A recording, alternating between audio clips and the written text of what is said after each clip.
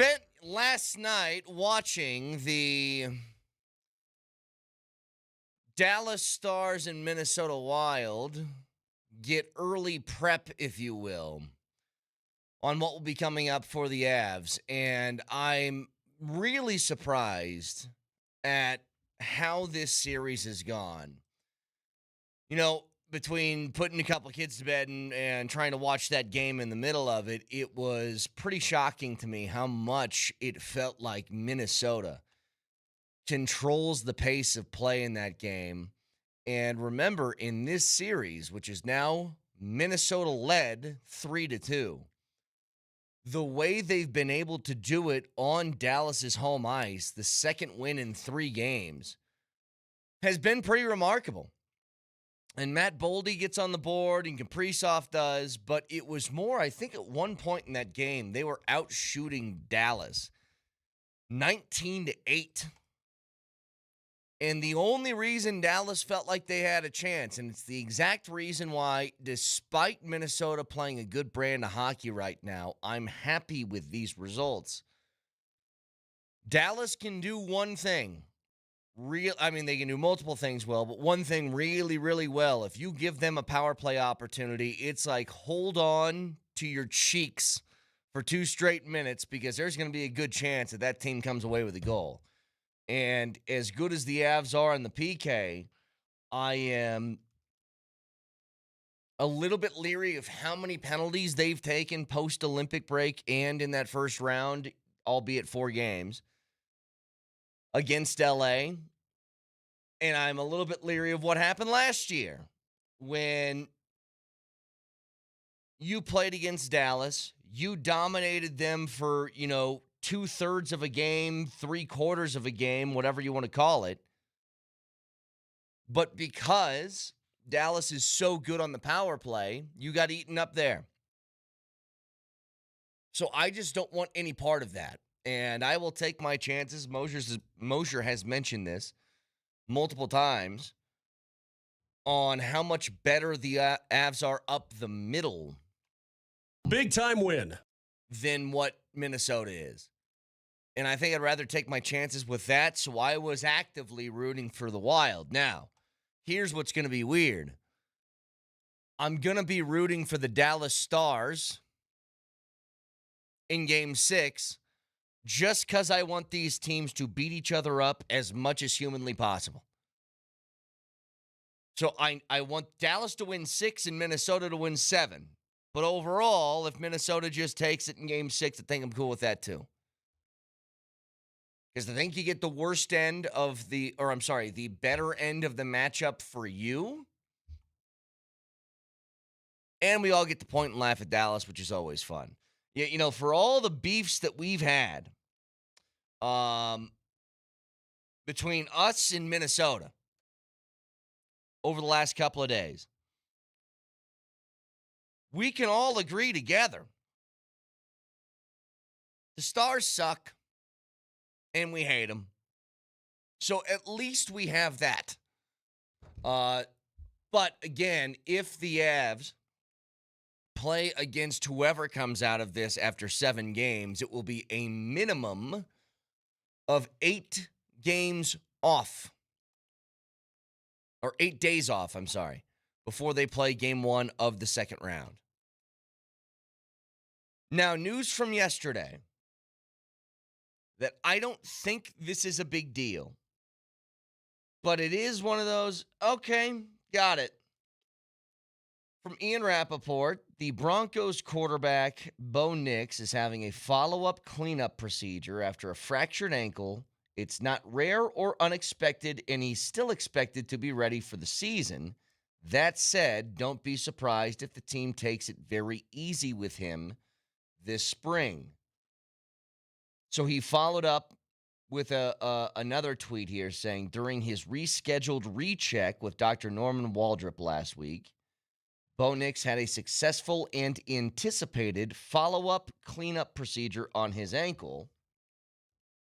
And again, while the team is expected to be conservative with his participation during the offseason program, Nix continues to make strong progress in his recovery and remains firmly on track to be ready to start for training camp. My question to you is this something that we should take concern in? I remember we talked about this not too long ago.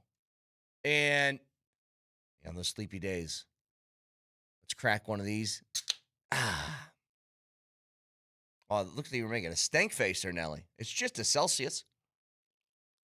You don't understand. The stank face is the 21 gun salute. That was a that was like DeAndre Jordan after dunking on somebody thing. Grip and rip it, bud. Let's go. Yeah, crack a cold one. The question that I have, though, is this cause for concern? It is, again, on the ankle. Now, what gives me a lot of ease in reading that is this. When he said this was anticipated follow-up cleanup procedure. Where you get a little bit nervous is Bo Nix makes a lot of his playmaking style is kind of centered around the idea that his athleticism can take over at any second. He's not like a guy who's going to run the ball for 1,000 yards a year. You know, he's not Michael Vick. He's not Lamar Jackson. He's not even, I think, Josh Allen with the consistency in which he runs. I think he could be, and I think it adds a lot more to his game if he does do that more frequently.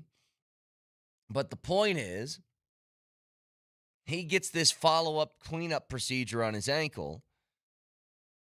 And now you're starting to have a little bit more evidence of, well, you've had issues with this in the past. You had that problem at the end of the year. You got it cleaned up.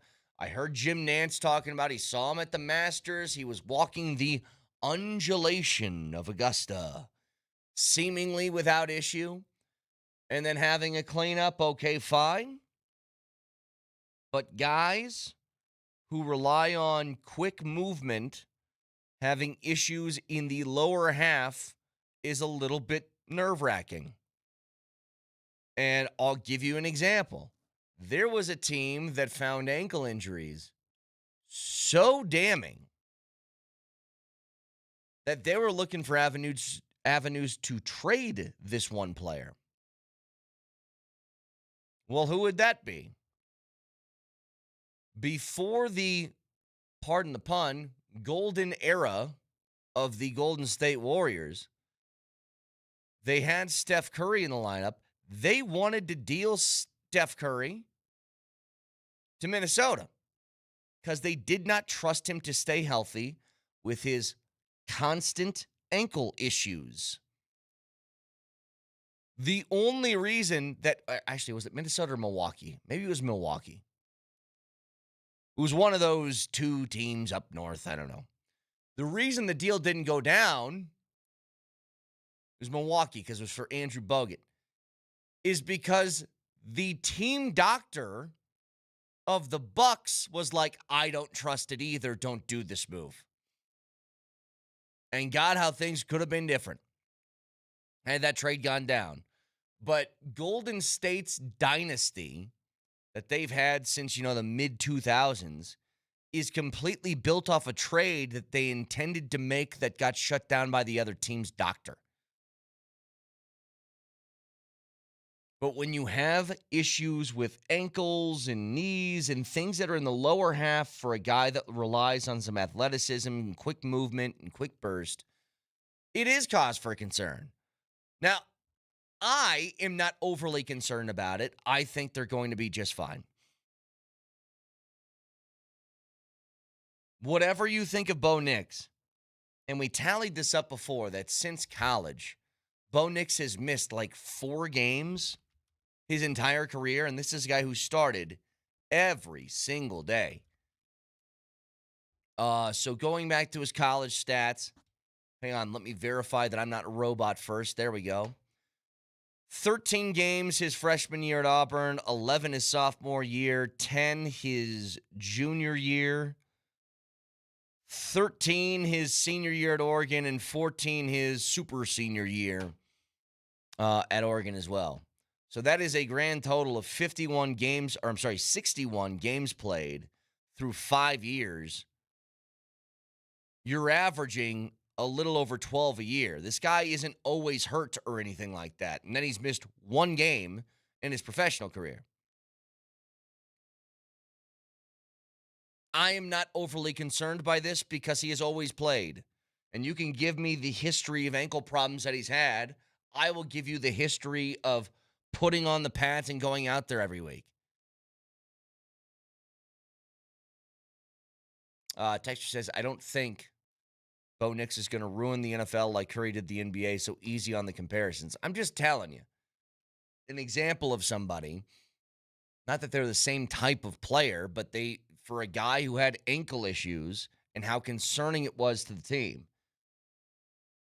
I don't think the team's concerned. I don't think Bo is concerned. But for people out there, I'm just telling you, I think that the Knicks ankle stuff is, I would say, something to monitor. But I do not believe that this is some long-term going to be constantly keeping him out of the lineup thing, because it never has. It did keep him out of the most crucial game, which is unfortunate. But I am not freaking at all about this. So 303-504-0925. So no game yesterday. There's going to be no game tonight as we get ready for Game 6 against Minnesota. And it truly feels like this is Minnesota's last chance. You know, whenever you have a Game 7 at home, you always tend to feel pretty good about your odds and your chances. I'm sure, trying to think back, that we felt that way a couple of years ago when it was Game 7 against Minnesota in Denver. But there's a giant Anthony Edwards-sized difference in that game. And I think that Minnesota is gritty and they can keep games tough and physical and keep them close. But reality is, when you don't have a star player in a game that matters most and things get really tight, it's going to be really hard for a team to overcome that. Especially against one that's they're seasoned in that sort of area. The Nuggets have played a whole bunch of Game 7s before. Not always successful in them, but experienced. And so I want to get to this in just a moment about how much Game 6 means to the Minnesota Timberwolves. It does kind of feel as if they don't win that, they're going to be just another notch on the belt of the Nuggets of teams that they've come back from 3-1 on. From down 3-1, I should say. So we'll get to that in just a couple of minutes. Broadcasting for the Backus and Shanker Studios, serious lawyers for the seriously injured. That on top of a bunch of other things that I want to talk about today. Nathan MacKinnon being left off the Ted Lindsay award list. Pretty crazy. Although I don't think he much cares, and there's a quote that I can point to from that, so we'll get to that in a bit. Along with some other craziness, I'm going to throw a name out there a little bit later and just say, what do you think of this guy? Because I think there's a whole bunch of sort of mixed messaging on a dude that we'll get to in a bit as well. But Game 6, how crucial is that for the Nuggets and the T-Wolves? Get to it next.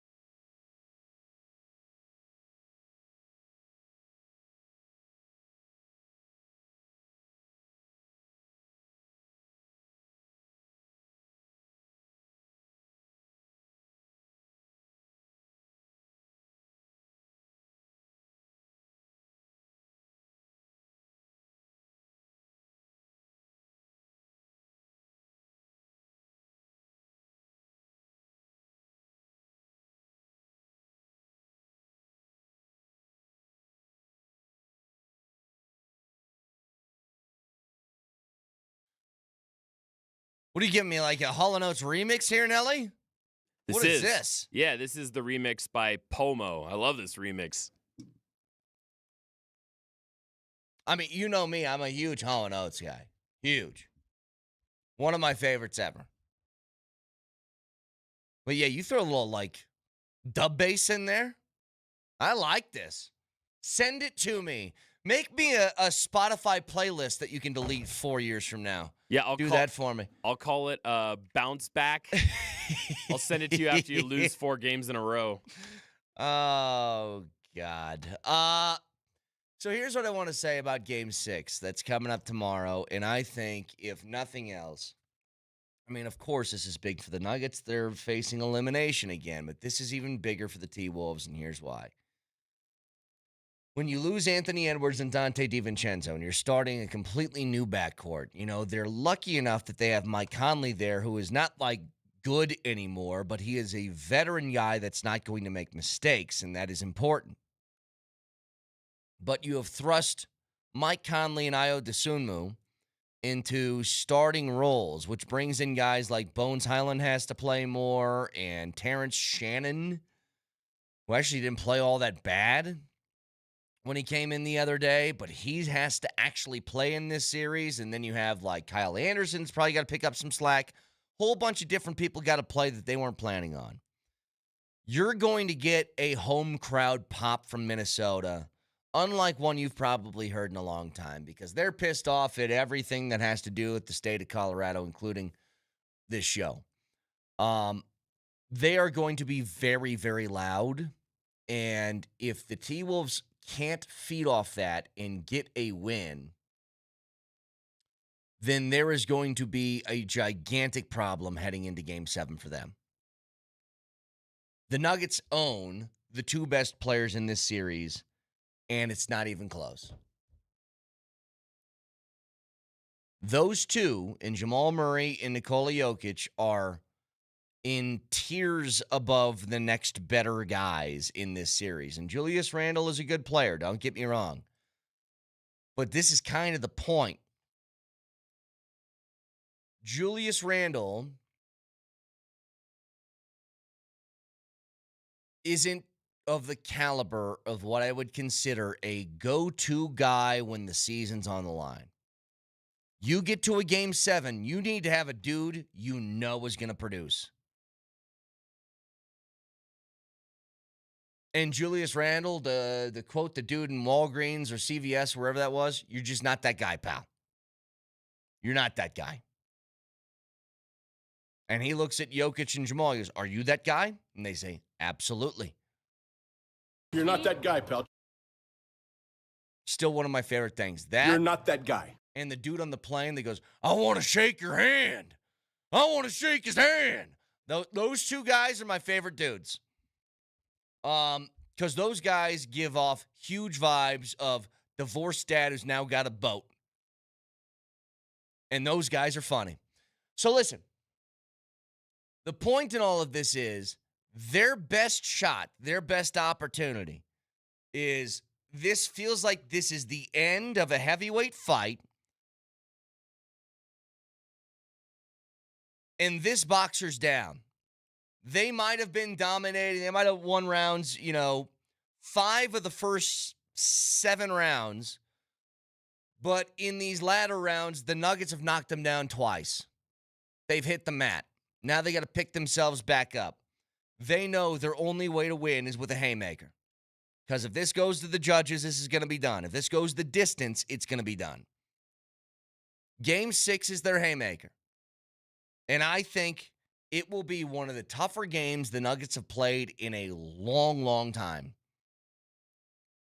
Because you're going to face a team that is desperate, that does not want to fall into a category of, man, we had them and injuries completely derailed us. I heard Chris Finch already say, now I don't know if this is true or if this is something that he is just saying to keep his team motivated. I have no idea. The injury that Anthony Edwards suffered is almost the exact same thing as what happened to Joker earlier in the year. hyperextension of the knee that leads to a bone bruise, and it is a 4 to 6 week injury. What Chris Finch said was, we are fortunate enough that is not as bad as it could have been, and if we get past this series, there's a chance that we get Anthony Edwards back sometime soon after that. I don't know if that is just him being a coach, trying to keep his team motivated or what. But this is going to be the game. And I'll tell you this right now. If the Nuggets do end up losing Game 6 or Game 7, it will be utterly disappointing. You want your team to produce at its best when everything's on the line. And when you combine everything being on the line with having a far better team that's on the floor now with the injury suffered to Minnesota, there's no sugarcoating it. It would be a complete disaster. You know, I don't know what the spread is. I forget. It was something like 6 going into yesterday. And to me, not enough. That's how much better you are than them at this current moment. But yeah, going into the game tomorrow, it opened at 6.5. It's now down to 5.5. But you are going to see a level of desperation in a crowd that is entirely sold and bought in on the idea of bleep this team that's coming to our arena, close out the series, I can't stand them. It's the great part about rivalries. And this has blossomed into a real, legitimate rivalry. But if Minnesota doesn't get this, then there's going to be some real trouble. Because I can't envision a scenario in which that team loses Game 6, goes on the road to Denver in Game 7, and that roster finds a way to win against Jokic and Murray and everybody else. Despite the fact that the Nuggets don't have 2 of their pretty important players in Aaron Gordon and Peyton Watson. Doesn't matter. You're still on a different level than what they're at. Now, in other NBA news, according to Shams, the NBA has disclosed to its 30 GMs a singular new anti-tanking reform that expands the draft lottery to 16 teams. It flattens the odds, and it will have a relegation zone where the bottom 3 teams are penalized with fewer lottery balls for the number 1 pick. So there's a whole bunch of details to this. I'll try and Cliff Notes version it for you. So it's called the 3-2-1 lottery proposal. So expands teams from 14 to 16 in the lottery.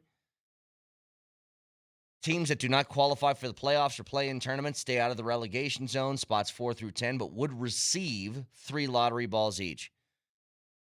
Here's the big problem. And I don't know how the NBA, a multi-billion-dollar corporation that is in negotiating and completing contracts, television contracts that are out of this world. They have a tanking problem. I think everybody can kind of understand it. I am still very much in the idea that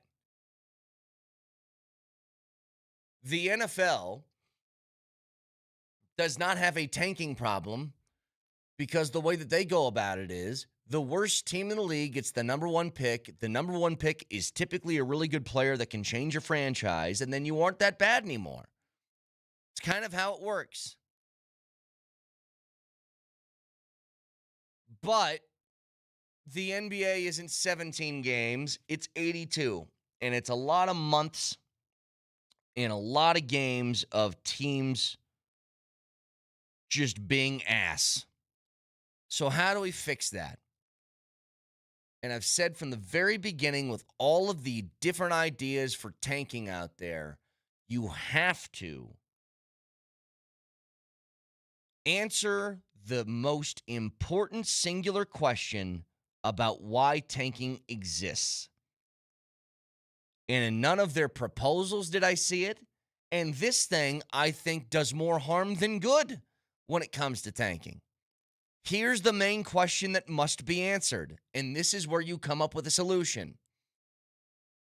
What is the incentive for teams to win when they know they aren't winning a championship?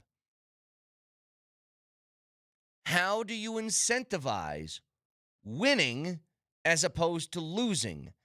What's the incentive for being competitive as opposed to being dog vomit? The incentive for being terrible is easy. I get a better draft pick or better lottery chance, which therefore leads me to getting a better player. But in this scenario, in which they expand the lottery from 14 to 16 teams, give me the incentive for teams to win now. This doesn't change a damn thing.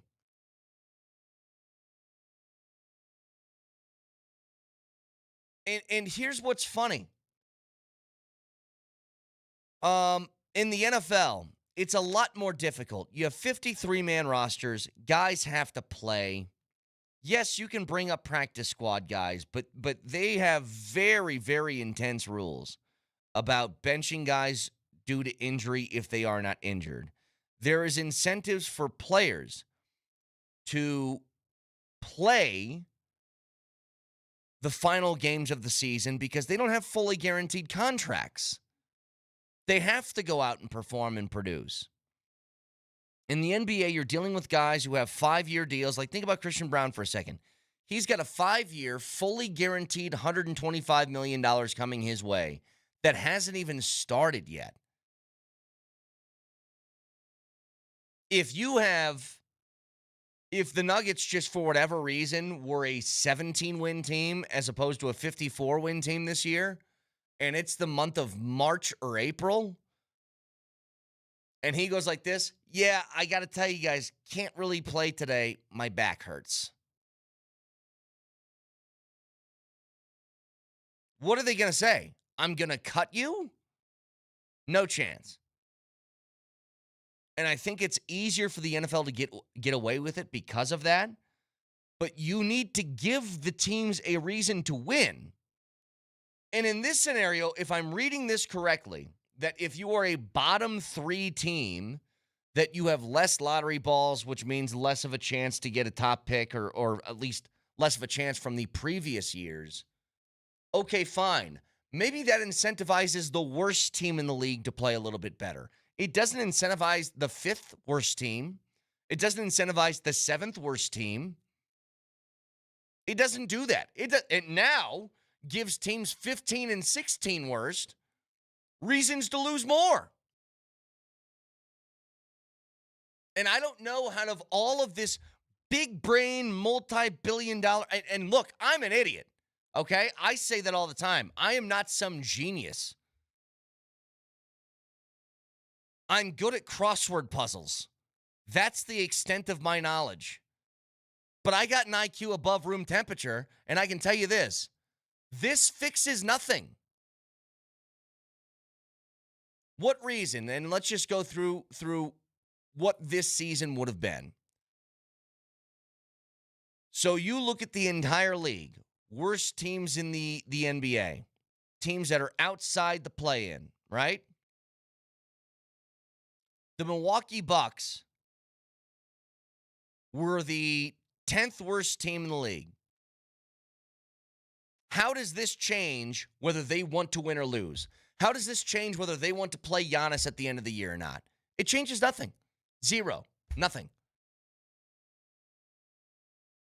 So it gives a couple of like play-in teams or whatever, teams that are surrounding the play-in spots, hey, even if we lose, we get something out of it. It doesn't change anything.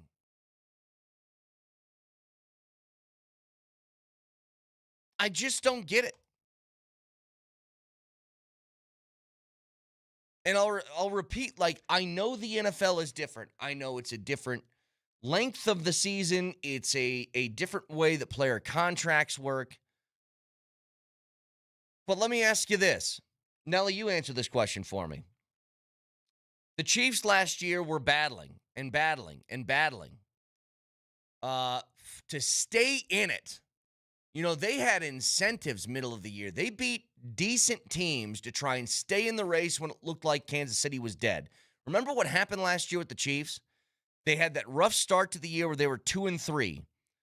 And we're like, man, maybe the Chiefs are done. But then they rattle off wins against Detroit, Las Vegas, and Washington, and they become a 5-3 team. And then the narrative surrounding the Chiefs was, hey, look out, they're back. Lose a couple of more games. Mahomes goes down with an injury. What did they do right after that, Nelly? They sat Travis Kelce. They sat Chris Jones. They sat their best players, which is, if you were to translate that, they did what? They tanked. And then the Chiefs got, I forget which pick it was because they traded up in the draft, but it was like the 8th pick, 7th pick, something. Did anybody have a problem with it? Nelly, did we talk at all about the Chiefs tanking at the end of the year? That's a great question. We did not. I didn't think so. Yeah, I mean, we talked about the Broncos getting a great opportunity to get a win against them, but I don't think we called it tanking. You know what we thought to ourselves when they put out Chris Oladokin, and he had 66 passing yards in that game, and they rushed for 38 yards in that game? We said, wow, thanks for the easy win. See ya. I feel like I'm better than Patrick Mahomes. You know what? Daryl Doucette might have been better than Oladokin. But you know what we thought to ourselves? Pretty smart. You know what? If my starting quarterback went down and I had no chance of making the playoffs, I'd want to lose as many games as possible too. But the NBA, the only way to curb tanking is to tell teams winning benefits you. And this does not fix that problem. So anyway, 303-504-0925. Shunt Mazda text line, one price, one person, 1 hour. I feel like I'm going nuts here because I don't work for a Fortune 500 company. I'm not intelligent enough to do so. But when I look at this decisions that the NBA makes, I'm like, maybe I am. Maybe those guys are just as stupid as I am, but they knew somebody. And that's how they got the job. Because if I'm in that big boardroom with all those suits and ties, and they go, we have this genius idea. Here you go. I'd be like, how does this change teams from wanting to lose to wanting to win? And I'm pretty sure all of them would stare blankly at me for 5 minutes. You know, there's just a good joke by Brian Regan. I know we're over on time. Just allow me, Nelly. This is what I think happens. These guys halfway think about these ideas, and then when it comes time for the big meeting between the suits, they just kind of blurt out the first idea that's on their mind. And Brian Regan had this joke about this show, Dora the Explorer. And there's a song in that kids' TV show that's very popular. It goes like this. I'm the map, I'm the map, I'm the map, I'm the map, I'm the map. And it had to be somebody in that big meeting room pitching ideas for songs in the show. Guy forgot the meeting was that day and went, I got one. It's on the map. That's what it feels like the NBA's doing. It's just, yeah, we didn't really give this thought, but I'll just throw this out there and see if you guys like it. It's called the 3-2-1 lottery. That's interesting. Does it fix our problem? No, but it's different. It's stupid. So anyway, get to more of this as we go along. 303-504-0925. Back after this.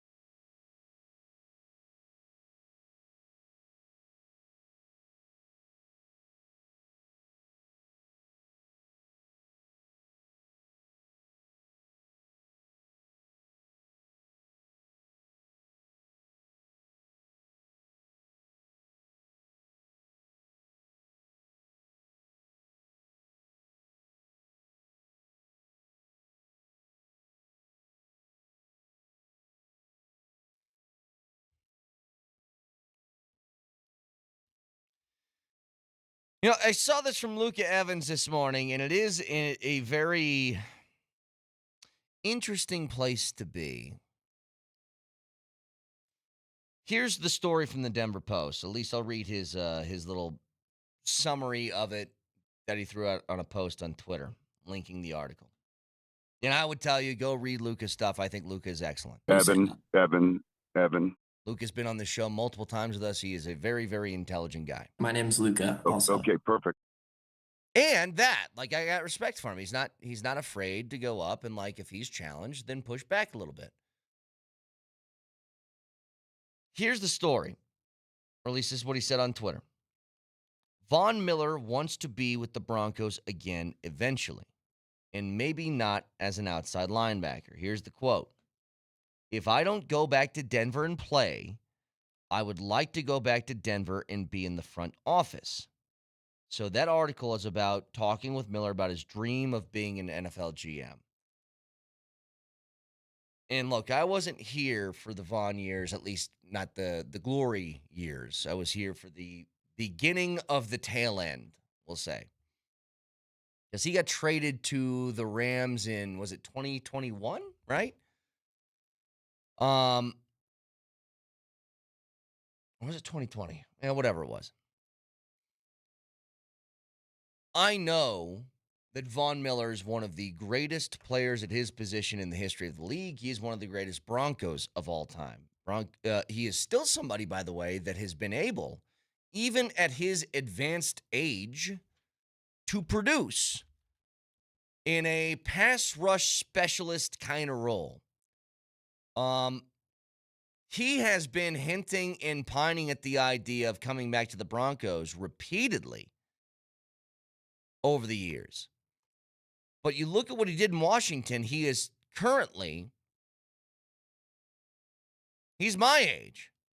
He's a 37-year-old man. And he tallied 9 sacks last year for the Washington Commanders.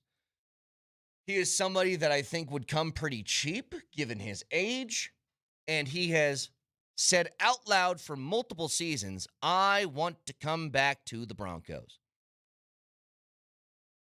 And the Broncos each year have been like, no thanks. I don't think the Broncos are wrong for thinking that way. I don't think they'd be wrong for taking a flyer and bringing him in. I do know that Sean Payton has a big aversion to bringing in guys that were part of the old guard, we'll say. Because Sean Payton wants everybody to know, I'm in charge here. And I think it's a big reason why guys, even ones that were the most amicable, and I've always called Justin Simmons, I think, the epitome of what you want your franchise star to be as far as a representation of your organization. I think you couldn't have asked, especially for one of the worst times in the history of this franchise, where the winning just wasn't coming and playoff appearances weren't coming and division championships weren't coming, and there was a whole bunch of negativity surrounding that team. I don't think you could have asked for a better steward than that of Justin Simmons. But he gets let go when Sean Payton walks in here because he's like, I'm the one in charge. I want to be the one that everybody's looking at for the direction we're going to go as a franchise. And part of me can't blame him, because what has all of that done? It has led to you making the playoffs for 2 consecutive years in his first 3, and on the brink of a Super Bowl appearance. You cannot argue with the results. But Von Miller is a very interesting case because he's Von Miller. And I think the Broncos see Von Miller as the guy with the Letterman's jacket that wants to relive the old times. And they're saying, dude, we're grown-ups now. We're past that. I really do. And on top of that, they're like, do we already have a rotation of edge rushers that have led the league in sacks the last 2 years? We're pretty good in that category too. But when he's talking about coming back as a GM, I would be, and I not like a GM right away, but he goes back in the front office. I think I would be shocked if Von Miller is part of this organization again. Because look,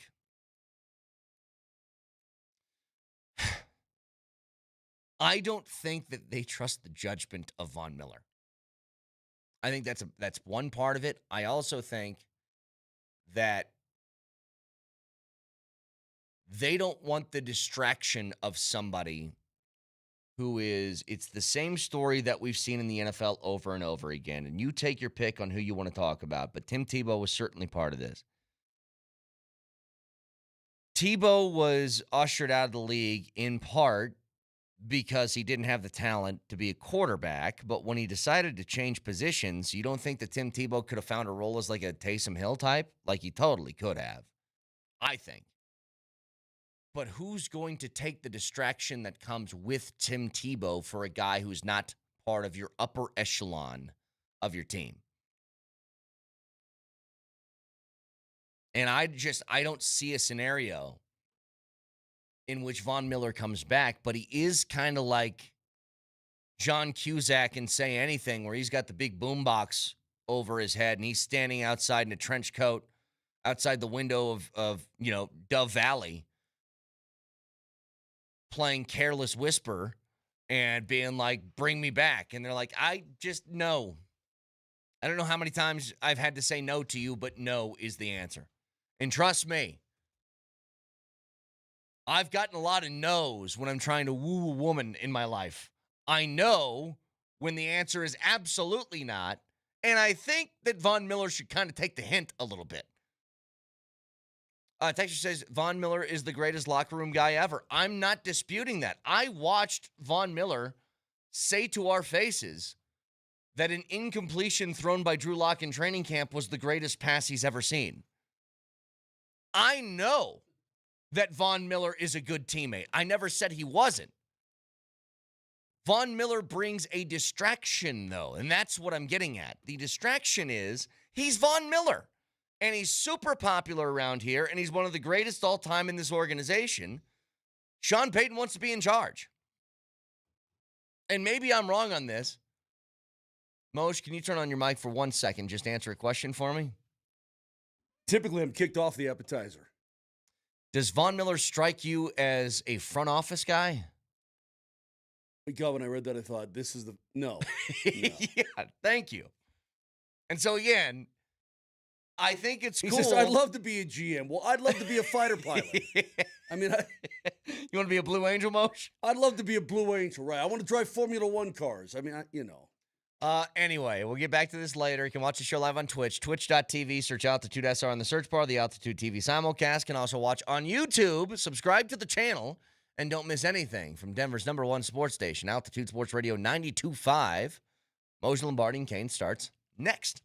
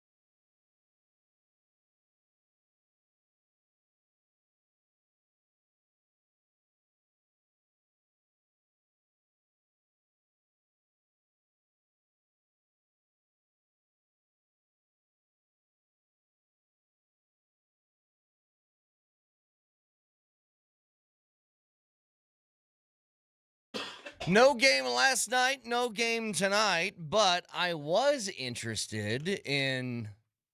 I was doing my own scouting, Moj, last night as I watched Dallas and Minnesota. By the way, scouting. I didn't expect this. I know. Vic, I didn't expect this. Sitting around with my teeth in my mouth, right? Cleaning the fish tank.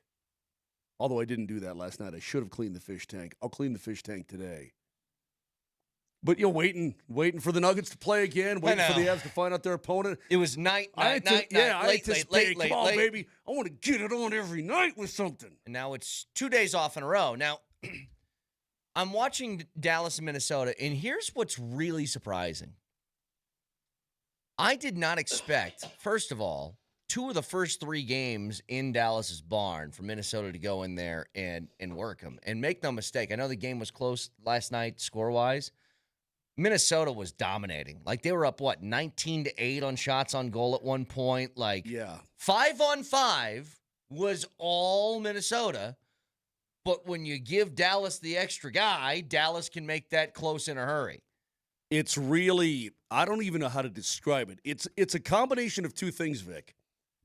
Brett, it's a combination of Minnesota's playing good hockey. Mm-hmm. But Dallas has an even strength malfunction. Yeah. Now, if you want to call them power play merchants, call the Stars power play merchants, but that's what they are. Totally. Are you ready to call it a series? Not yet, because Minnesota's got to stay out of the box. But all but 3 of Dallas's goals in this entire series have been on the power play. And is it wrong for me? Like, this is what's so bizarre to say out loud. So here's the translation. Minnesota has been the much better team in this series. But Dallas has survived on their power play. And that sounds a lot like what was said a year ago with the Avs. The Avs have been the much better team in the series, but when the Avs went to the box, Dallas made them pay, and then you lost in 7 games. And so with that information, despite the fact that Minnesota's playing better hockey, I'd rather face Minnesota than Dallas. Just because I don't want to do that again. I don't want to play that game. Is that wrong? The Dallas Stars this season scored 71 power play goals this season. Contrast that with the Avalanche, who scored, this is me looking it up, 45. Jeez. You see what I'm getting at? I mean, yeah. And listen, give them credit because they're really good at it. But they've got a malfunction 5-on-5, and they have all season long. They had a great year in terms of their record, where they finished number 2 inside the dang division, the hardest division in hockey right now. But if they ain't scoring on the power play, they ain't scoring. I don't want that. I just don't, because I've seen that happen already, and there's just something that is going to kill me. If you play better for 43 minutes, but then there's going to be a couple power plays mixed in that's how you get burned, I can't. Does any part of you, Moj, fear the momentum, the youth of Minnesota? I don't know that I fear it. They've got some really good players. I mean, Boldy, I think man. Yeah, Matt Boldy. I think we saw him in the Olympics. I think you guys finally. Yeah. Once he had those Olympics, the way he had those Olympics, yeah. I think a lot of people probably did. You know, he was a good player. And he's a former 12th overall pick. This guy's, scoring big-time goals, and he's a big-time player, and blah, blah, blah. But then when you saw him in the Olympic Games, you're like, oh, this kid's reaching a whole nother level. Yeah. They've always had Kaprizov. Now, they did the deal in December for Quinn Hughes. We'll see if he stays there. I don't know that they have enough up the middle. I just don't think that they do overall. You keep saying that, but they have enough up the middle to beat the Stars. Yeah. Well, you were saying the Stars have a 5-on-5 problem. What do you mean? Well, they're the problem is they've got an injured Rope Hintz. Yeah. And he's their best center, theoretically. What's going on with him again? He got injured late in the season against the Avalanche, actually. Yeah. And he hasn't played at all. And is that the one where they claim that there was a cheap shot by MacKinnon? Yeah. Correct. Which there wasn't. But Rope Hintz helps. He's kind of the straw that stirs that middle of the ice drink for them. So he's been out. And so they've been sort of, patching things in all year long. And certainly after that game against the Avs and then all the way into the postseason. And it's just not working. It just isn't. So how about this? What would you prefer? I could guarantee you that Minnesota wins Game 6 and they advance, or that Dallas wins Game 6 and you don't know who wins Game 7. I'll take Dallas wins Game 6 and you don't know who wins Game 7. Because you want them to beat each other up. All the way. I got you. Dude, push it real good. Push it. Tomorrow night. Push it. Push it real good. Come on. No, I love that song. Okay, I'm a big great. salt and pepper Yeah, me guy. too. I like so it. am I. Tomorrow night in the Twin Cities, it's going to be insane. There are 2 Game 6s. 2 Game 6s in which the home team, with games being played at the same time, one in Minneapolis, one in St. Paul, the home team has a chance to eliminate the visiting team. It is going to be insanity in the Twin Cities tomorrow night. Let me just say, by the way, I've had this thought for a long time. I've never said it out loud, but now that we're in a battle with Minnesota, I want to say this. Stop calling it Minneapolis, St. Paul. One place is Minneapolis, the other is St. Paul. Don't put them together. It's like a hyphenated last name. I don't do those. Dallas, Pick Fort one. Worth, Don't like it. No, it's Dallas. It's Dallas. Tampa, St. Pete. Like, you guys don't do that for your team names. It's not the Dallas-Fort Worth Cowboys. It's the Dallas Cowboys. Denver, Commerce City. Yeah. That's how it's known nationwide. You know. How about Yeah. How about the Los Angeles Angels of Anaheim, Orange Countyville, Also stupid. or whatever it is now? I don't even know what it is. I think it's just the LA Angels now. I don't even think there's any. They're not in LA. They're in the OC. They're in Anaheim. That's not Los Angeles. You don't get to combine the names of things, okay? It's one place or it's the other place. Yeah, why didn't one of those cities just take over the other and say, we got you? Let's just go ahead and make it a truce and Annex. you border each other. What's going on here? Hey, we got you. So wait a minute. They have a St. Paul Fire Department and a Minneapolis Fire Department? Well, the cities are not. They're not exactly. They don't sit right next to each. I mean, I guess they do border-wise. Then why do but they combine them? The actual cities themselves are far away. I don't know. They couldn't They're not decide far whether. away. What are you talking about? Well, it's like 30 minutes, 25 minutes. The whole metropolitan area is connected. I understand that. It's I'm not saying 30 minutes. what I'm saying. It's not from downtown Minneapolis. Is not so driver. it's Denver and Aurora. Who cares? Yeah, it's not driver 9 iron to St. Paul. It's further than that. Well, all I know is if I mean, you're I've a fan, only made the drive 800,000 times in my life. if you're a fan of both teams, Thursday night, and let's say you want to attend both games, Yeah. could you pull that off? No, you could not. Impossible to pull it off. Unless you have, I don't know, one of those Star Trek things where they beam you from joint to joint. It's a good point from Flax on the Twitch feed. Flax never has a good point. Don't say that. Hey, Kansas City, pick one. You know what? Fight each other. Missouri fights Kansas, and whoever wins, they get Kansas City. Well, they're thinking about putting their stadium they are. No, in they're Kansas. they're moving to Kansas. Yeah. Well, then Kansas wins. Now that's a situation The where ball's on Missouri, by the way, to call one of their cities Kansas City in Missouri. I is know, crazy. Jesus. The Coyones on whoever back in the day goes, you know what? I think we'll be having some of that, even though we're Missouri. You guys ever- Screw you. You guys ever visit Colorado City, Nebraska? I know. You guys ever visit that very it's often? It's crazy. Hey, man, I've obviously spent a lot of time there. Literally, they're literally next to. They're like next to. That you could take driver 9 iron. 100%. Yeah. 1,000%. Yes. 1,000%. We had our conference tournament in college was in Kansas City, Kansas, and I'm looking at it going, what are we doing here? Just move the border a little bit and let somebody take it. I'm not kidding you. Where you could walk across the street, you're in Missouri. Walk across the street. If you're in Prairie Village, you're essentially in 2 states at one time. Well, it's crazy. As long as you guys are getting into geographical craziness, have you ever been to the Four Corners where you can be in 4 states at the same time? You know, I never have, but I'd Have like not. to be. I've seen it. I'd like to be. Let's test Powder's geography. Name the states involved in the Four Corners. Oh my God! Colorado, He's gonna lose Yes. New Mexico. Yes. Four Come on. Corners. 2 more. Come on. Arizona. Yeah. Give me. Utah. Yeah, my buddy. Oh, I'm so proud of you right now, So dude. am I. See, we're learning. We're learning every day. Vic, that globe Yes. that I gave him for Christmas, it's really paying off. Yeah. Kids driving to school You know right what's now funny? with your parents. Hey, parents, you owe me. I'm playing this game. You guys would love it. Download it. It's called Map Tap.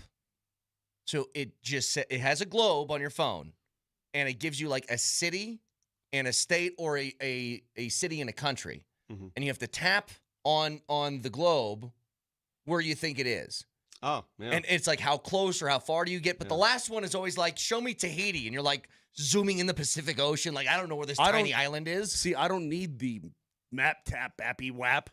I don't need that. I Well, would yeah, love. you do. There's stuff you don't know. You just Well, I don't mean, admit yeah, it. if you're going to say, okay, point out, I don't know, someplace in Siberia, yeah, I'm screwed. Me and my future son-in-law have this online game where it picks a random place in the world, and you have to identify what it is. And I got to be forthright and honest. He is kicking my ass. Working you in the geography. He is. So you He's got just you better. got a Lakers fan taking He's you better down. than I am. That's crazy. Well, here's a geography question for you. The base camp 5280, the fan zone outside Ball Arena, which direction is that on a compass relative to Ball Arena? That's south. Matt tells me the Minnesota Twins also play at home on Thursday. Do you think anybody could pull off the triple? Triple cheeseburger? I mean, you'd have to, Vic, you'd have to leave. You'd have to spend just a little bit of time at Someone's each place. going to do it. Someone's going to do it in Minneapolis. But you wouldn't For watch like those- any game if you tried to do that. I know, but you can watch it on your phone. For those of you listening from Minnesota, I know you still are, by the way. For those of you listening, do you know anyone that might attempt the triple?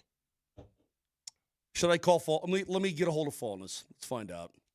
It would be fun.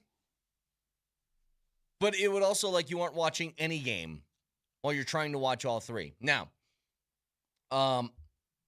speaking of, I want to talk a little bit about the game tomorrow and how important I think this is. And I think this could be one of the toughest games that the Nuggets have played in a long time. Just based upon there is going to be an insane atmosphere that's Bloodthirsty. inside that building. It's going to be a bloodthirsty atmosphere in Minneapolis. And we know that the actual players on the T-Wolves are going to give this everything they have. Because here's what it feels like to me. It feels like this is a heavyweight fight that maybe Minnesota took 5 of the first 7 rounds, but then the Nuggets got a couple of knockdowns.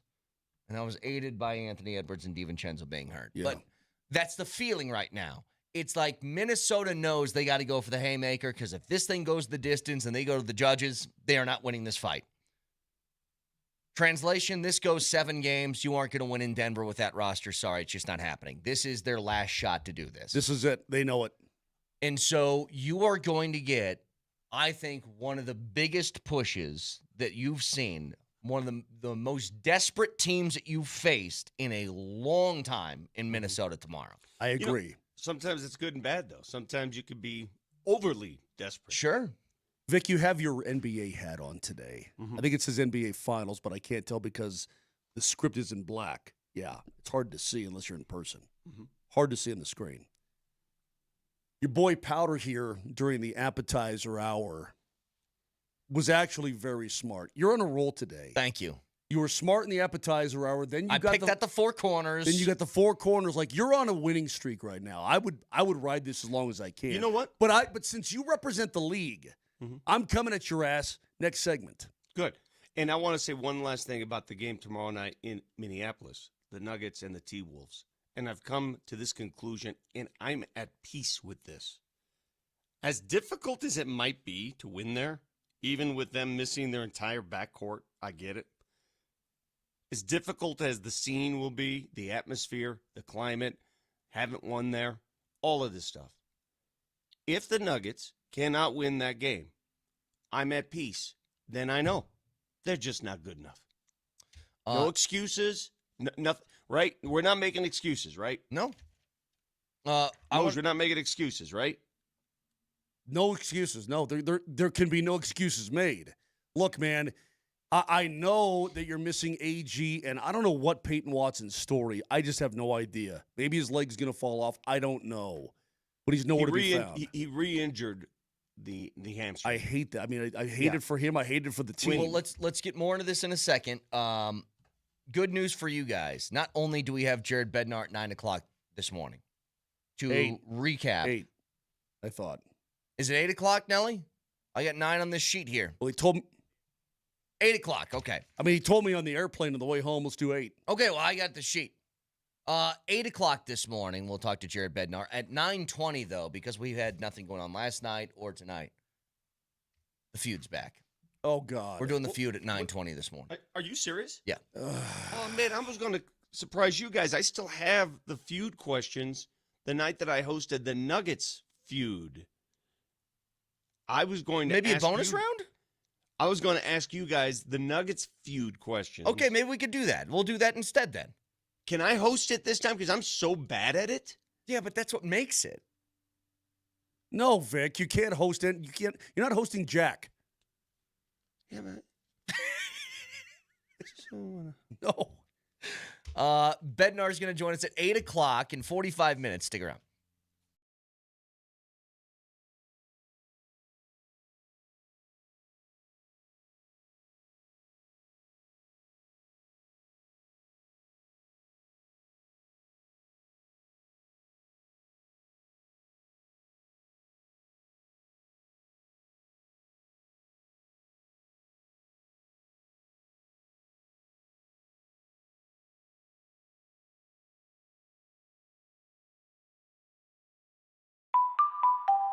That is the sound of luck and the sound of Tulatero. It's the favorite lottery app of many where you can play all your favorite games, whether it's Powerball, Mega Millions, or Lucky for Life.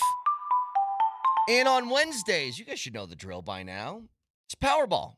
$143 million up for grabs, and you can play in your first lottery game for free if you download that Tulatero app and use my code MAGIC. It's a credit to play in your first lottery game and a chance to get your hands on $143 million in the Powerball. So download the Tulatero app, Tulotero. Use my code MAGIC and try your luck. It's Tulatero, your lottery app.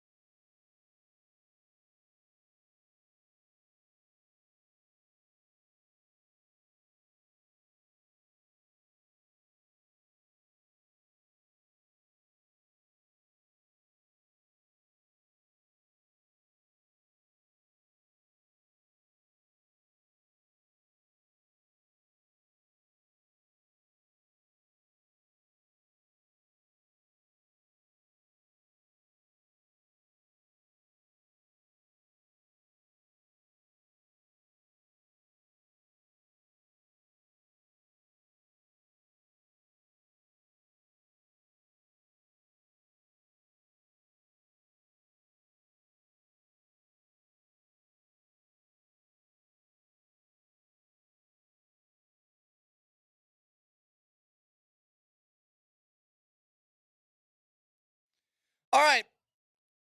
So Jared Bednar, 8 o'clock this morning. I just want to start a couple of minutes here. I believe that this is, and I heard Brian Windhorst say this on SportsCenter the other day, Vic. This is the Minnesota Timberwolves Super Bowl. Yeah. This is it. Like, tomorrow will be that. And the reason for it is it gets them to advance. I know that Chris Finch said that they got good news regarding Anthony Edwards' injury. Now, here's my question. That looked every bit, the diagnosis and the time frame for return, just like Nikola Jokic. Mm-hmm. Hyperextension of the knee, diagnosed at a bone bruise, out 4 to 6 weeks. We'll see from there. So it seems to have all of the indicators of Jokic, and Jokic missed a month. Now, that was the regular season. Maybe he could have returned faster. I don't know. Point is, you still aren't going to have him back for a while. Chris Finch saying that we got better news than we thought regarding the injury. Is that a little bit of coaching going out there saying, hey, guys, if you win this series, we can get Ant back, keeping them motivated sort of thing? Is that what's going on there? Always having that sort of hanging over their head. Yeah. It's strategy. I mean, giving them hope. Yeah. To have him come back earlier than they want, that's a danger to his career. He's too young for that. Yeah. Right? He's too young for that. Now, he's going to want to play. You know that. I can close my eyes and envision, let's say it goes game 7, and that's a week after his injury, and he tries to trot out there like Willis Reed. Google it. I just don't think they would allow that to happen. I mean, So that's a serious injury. And this is why I think that they are going to throw everything at tomorrow's game. And the reason why is, look, the Nuggets' records in Game 7s isn't like something that is some unbeatable force, but they've played in a ton of them, a ton. And there's one thing you need in Game 7. You need that guy. You need that dude. And without Anthony Edwards going on the road for a Game 7, Julius Randle's just not going to be enough. And they can feed off their crowd tomorrow. Mm-hmm. All the Nuggets need to do is, it feels like, win this basketball game, and they will have a 95% chance to win after that. Hey, from the television perspective, Anthony Edwards is not here for Game 5, correct? I imagine he wasn't. He's probably doing rehab. Did you guys see him on the bench? I don't think I did. I don't think I did either. Well, I have a feeling he'll be there tomorrow night. I'm sure he will in person. I mean, he'll be on the bench and supporting his teammates. Yeah, that is going to be a game. Again, I still, even though you describe it this way, and you're exactly right, the emotion is an advantage to Minnesota. They're going to have emotional advantages. The crowd noise, the moment, all of it is advantage Minnesota. Doesn't matter. Doesn't matter to me. You have to have enough to win this game. You put yourself in this situation. The Nuggets did. They put themselves in a situation where they have to win a very difficult game. And I could see it come down to the last 2 possessions. I can. And you're going to have to find a way to win a game there. Somebody's going to have to make a play. The little things matter. And when I say little things, I went back and rewatched parts of Game 5. And I'm looking at the little things. And here's what I mean by little things. Do you know that Christian Brown dunk that gave him a technical that everybody's talking about? If you go back and watch, look at what happened just seconds before the dunk. Nikola Jokic is bringing the ball up full court. Rudy decides to guard him full court. CB notices that. He hurries to set a pick on Rudy Gobert at the half-court line. Joker rides Rudy into that pick. And Rudy should have been called for a foul there. He turns around, sees CB, and pushes him with 2 hands. But CB at least went out there to set the pick. He's like, okay, I can't score. I'm going to start setting picks. That was right in front of the scorer's table? Yes. So what happens, Rudy pushes him with 2 hands. Should have been a foul, but that's fine. Playoff basketball. Rudy's now out of the play. He's disengaged. He's too worried about Christian Brown. He pushes CB basically into a fast break. Joker speeds up. McDaniels has to move up because Rudy's compromised, and it leads to that 2-on-1 in the dunk. But those little things matter. Cam Johnson, offensive rebounds, running toward the rim. Those matter. Jamal hustling. There's that one play where I think he had 3 rebounds by himself. He got some help from Joker. He He couldn't score until he got the and one. Val being Val, the little things matter. Yeah. And that's what they're going to need tomorrow because it is going to be a battle. It will be. And plenty more time to talk about that as we lead up to it. Now, one thing I do want to get to is the NBA announced yesterday, this according to Shams, this new proposal to fix the lottery that is supposedly going to curb tanking, and they're calling it the 3-2-1 lottery. So here's what's going to happen. They're going to expand the lottery from 14 to 16 teams. Teams that do not qualify for the playoffs or play-in tournament but stay out of the relegation zone, which is spots 4 through 10, would receive 3 lottery balls each. Teams with a bottom 3 record, the relegation zone, would have just 2 lottery balls but have a floor of the 12th pick while the rest have a floor of the 16th. There's a whole bunch of technical mumbo-jumbo that's in here. But I will repeat what I've said before. The NBA had one question to answer, a singular question when it comes to tanking. What is the incentive to win? And this proposal does not answer that question. Yeah, it does. Well, in fact, it gives 2 more teams, it incentivizes them to lose. But it incentivizes the bottom 3 teams. You don't want to be a bottom 3 team. A bottom 3 team has the same chance as winning the lottery as teams 7, 8, 9.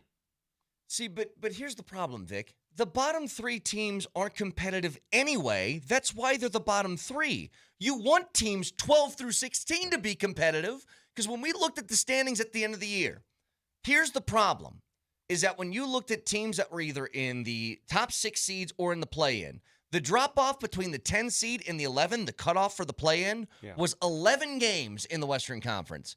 In the Eastern Conference, it was 11 games between the 10 and the 11. Those are the teams that need to be incentivized, not Washington, who wins 17 games. They aren't good anyway.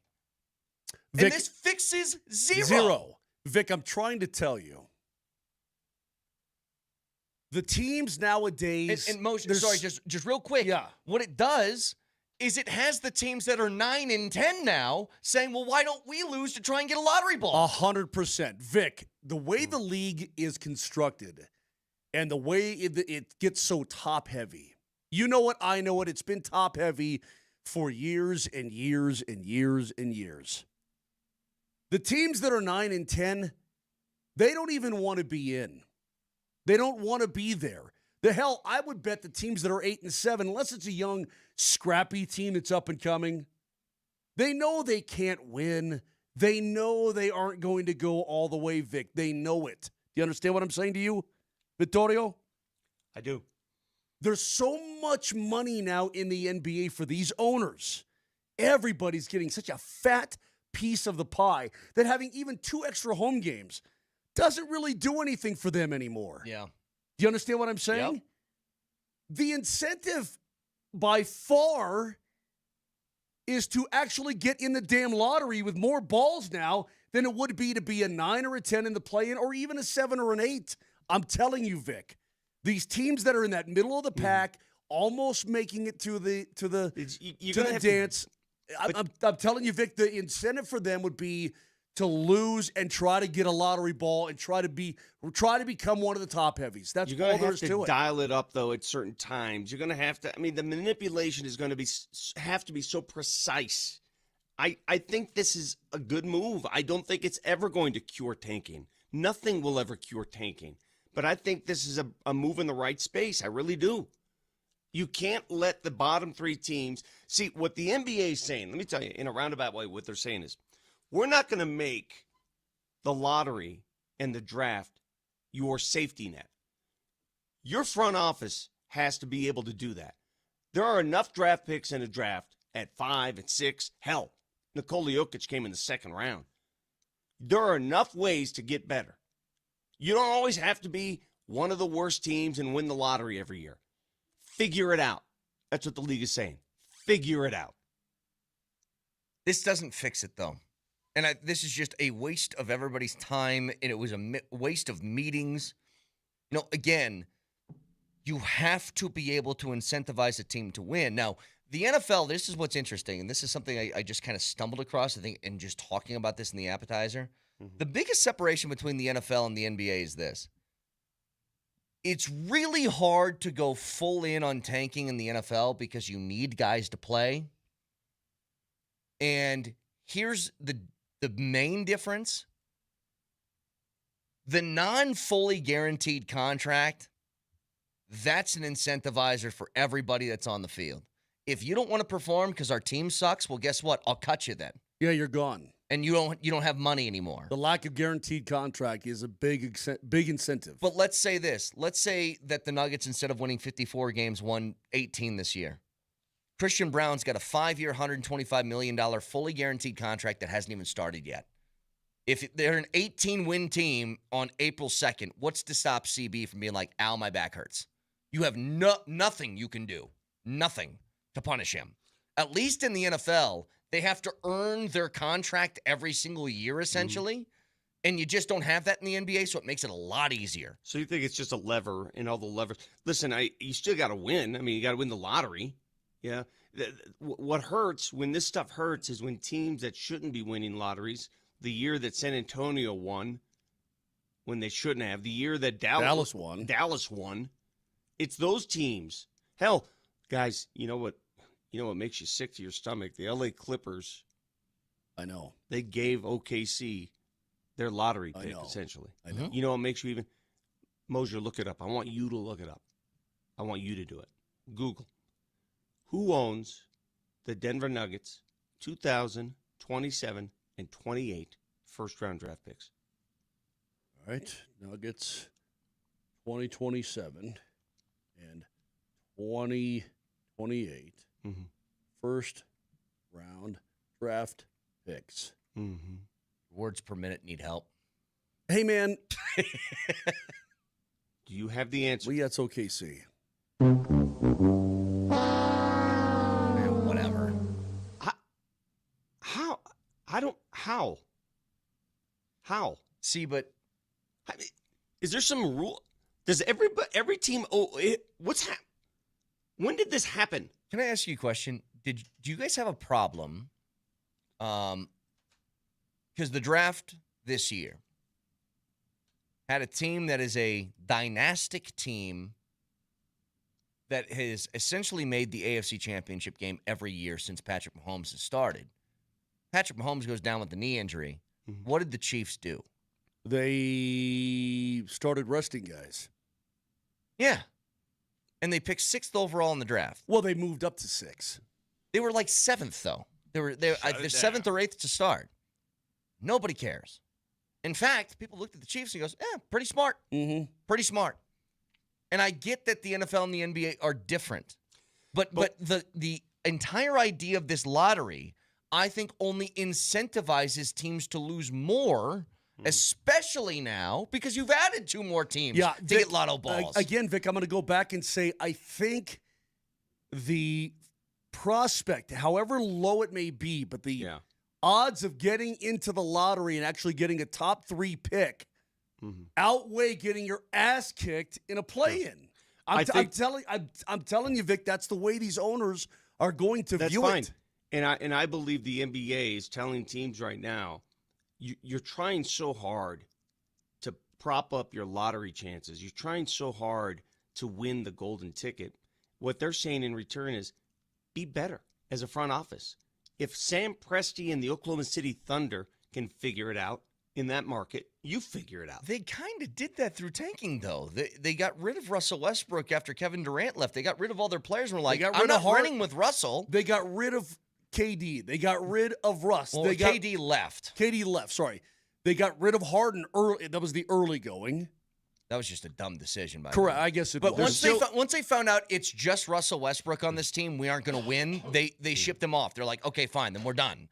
Then we're going to start over by tanking, and that's how they built the team back up. And then they used those picks to go and dish off Paul George for the MVP. Brett, a lot of teams tank. The Washington Wizards have tanked like 8 of 9 years, and they're not OKC. Well, just because you tank doesn't guarantee you success. Well, that's what I'm saying. But if you tank, you get a chance at success. Can I ask you this? Be a better front office. Can I ask you this? A couple years ago, the year before the Luka trade, or maybe it's 2 years before that, end of the regular season, Dallas Mavericks are hovering around that play-in spot. Because at that time, I think it was only 8, wasn't it? Or what? Nah, yeah. whatever.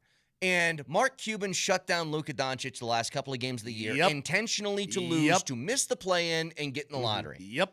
Does this change that? Yes. How? Well, look at they incentivize the teams that are in the play-in. They give them a better chance at winning lottery tickets. They give them a lottery ball.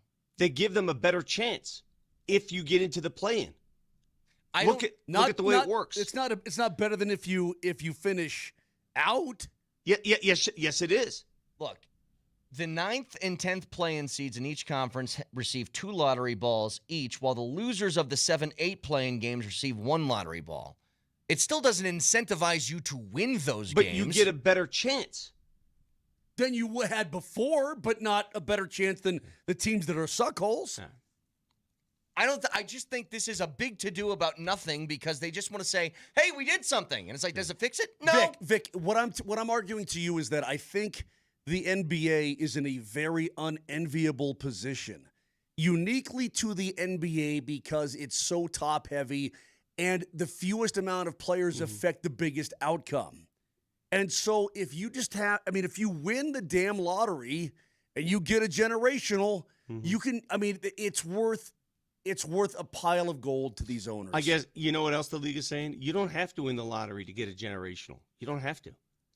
I give you the Denver Nuggets. Well, okay. Now you're talking about a once-in-a-lifetime. It's like, go draft Tom Brady then. That's a once-in-a-lifetime hit. You know it, and I know it. For the Patriots and for the Nuggets. You still have to have a supporting cast, I guess, to get there. Do you know how many times the Denver Nuggets... Yeah, Jamal Murray was a lottery, bro. Do you know how many times the Denver Nuggets have held the number 1 pick in the lottery? None. Your GPA, 0. I understand. You know how many times the Sacramento Kings... Think about the Sacramento Kings. How big a suckhole they are. Yeah. You know how many times they won the lottery in their existence? 0? 40 years? 45, 41 years?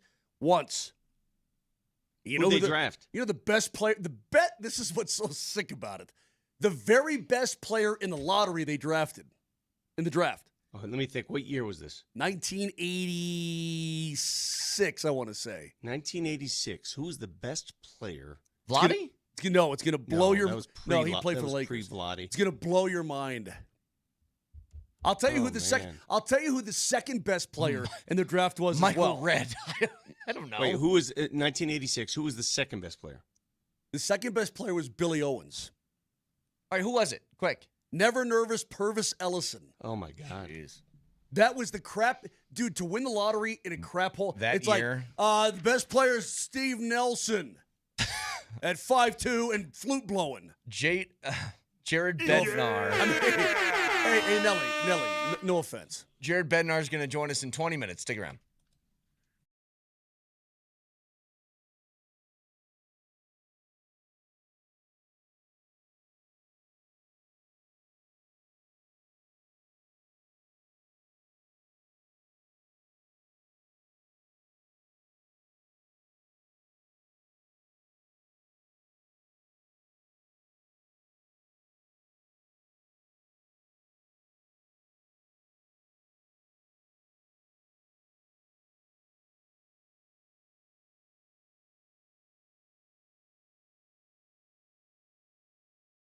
Hey, this is Brett Kane. Winning hits different with Fanatic Sportsbook. And now that the playoffs are here, the stakes are at their highest, so don't wait for that what-if moment. Switch to the only sportsbook that protects all pro basketball player props across straights, parlays, and same-game plays across any first-half injury. That's right. If betting props is in your playbook, whether it's points, assists, rebounds, steals, blocks, whatever, Fanatic Sportsbook's Fair Play Insurance gives you the edge when it comes to cooking up a parlay. Some books protect the bet for the first quarter, some do nothing. But Fanatics, they flip losing bets into winning bets every night on the court, and that means if your player gets injured in the first half, your bet will play on with all the remaining legs, meaning a loss can be turned into a win. Other copy trends, they set standards. It's the fair play, which keeps every first half protected. So bet with the book that always has your back. Fanatic Sportsbook, Winning hits different here. Must be 21 and older. Gambling problem? Call or text 1-800-GAMBLER. Offer not available in all states. Terms apply. See the Fanatic Sportsbook app.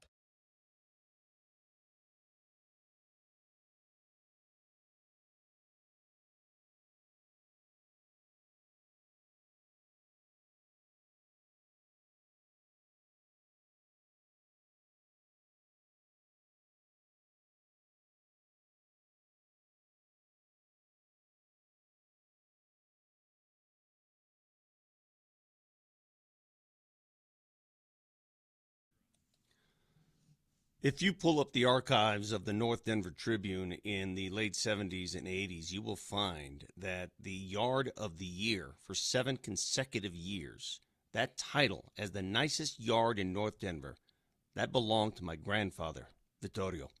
He took pride in his yard and his lawn. It was always green, perfectly manicured, and cut. Well, guess what? I've got the nicest yard in my cul-de-sac right now. Green. Why? Because of Mile High. Mile High Services. They came out. They did their thing. The aeration. I aerated on time. I aerated before the rains came in, and more rain is coming. If you want to aerate your lawn, if you want to contend for best lawn in your neighborhood, 303-778-1000, or go online, milehighservices.com.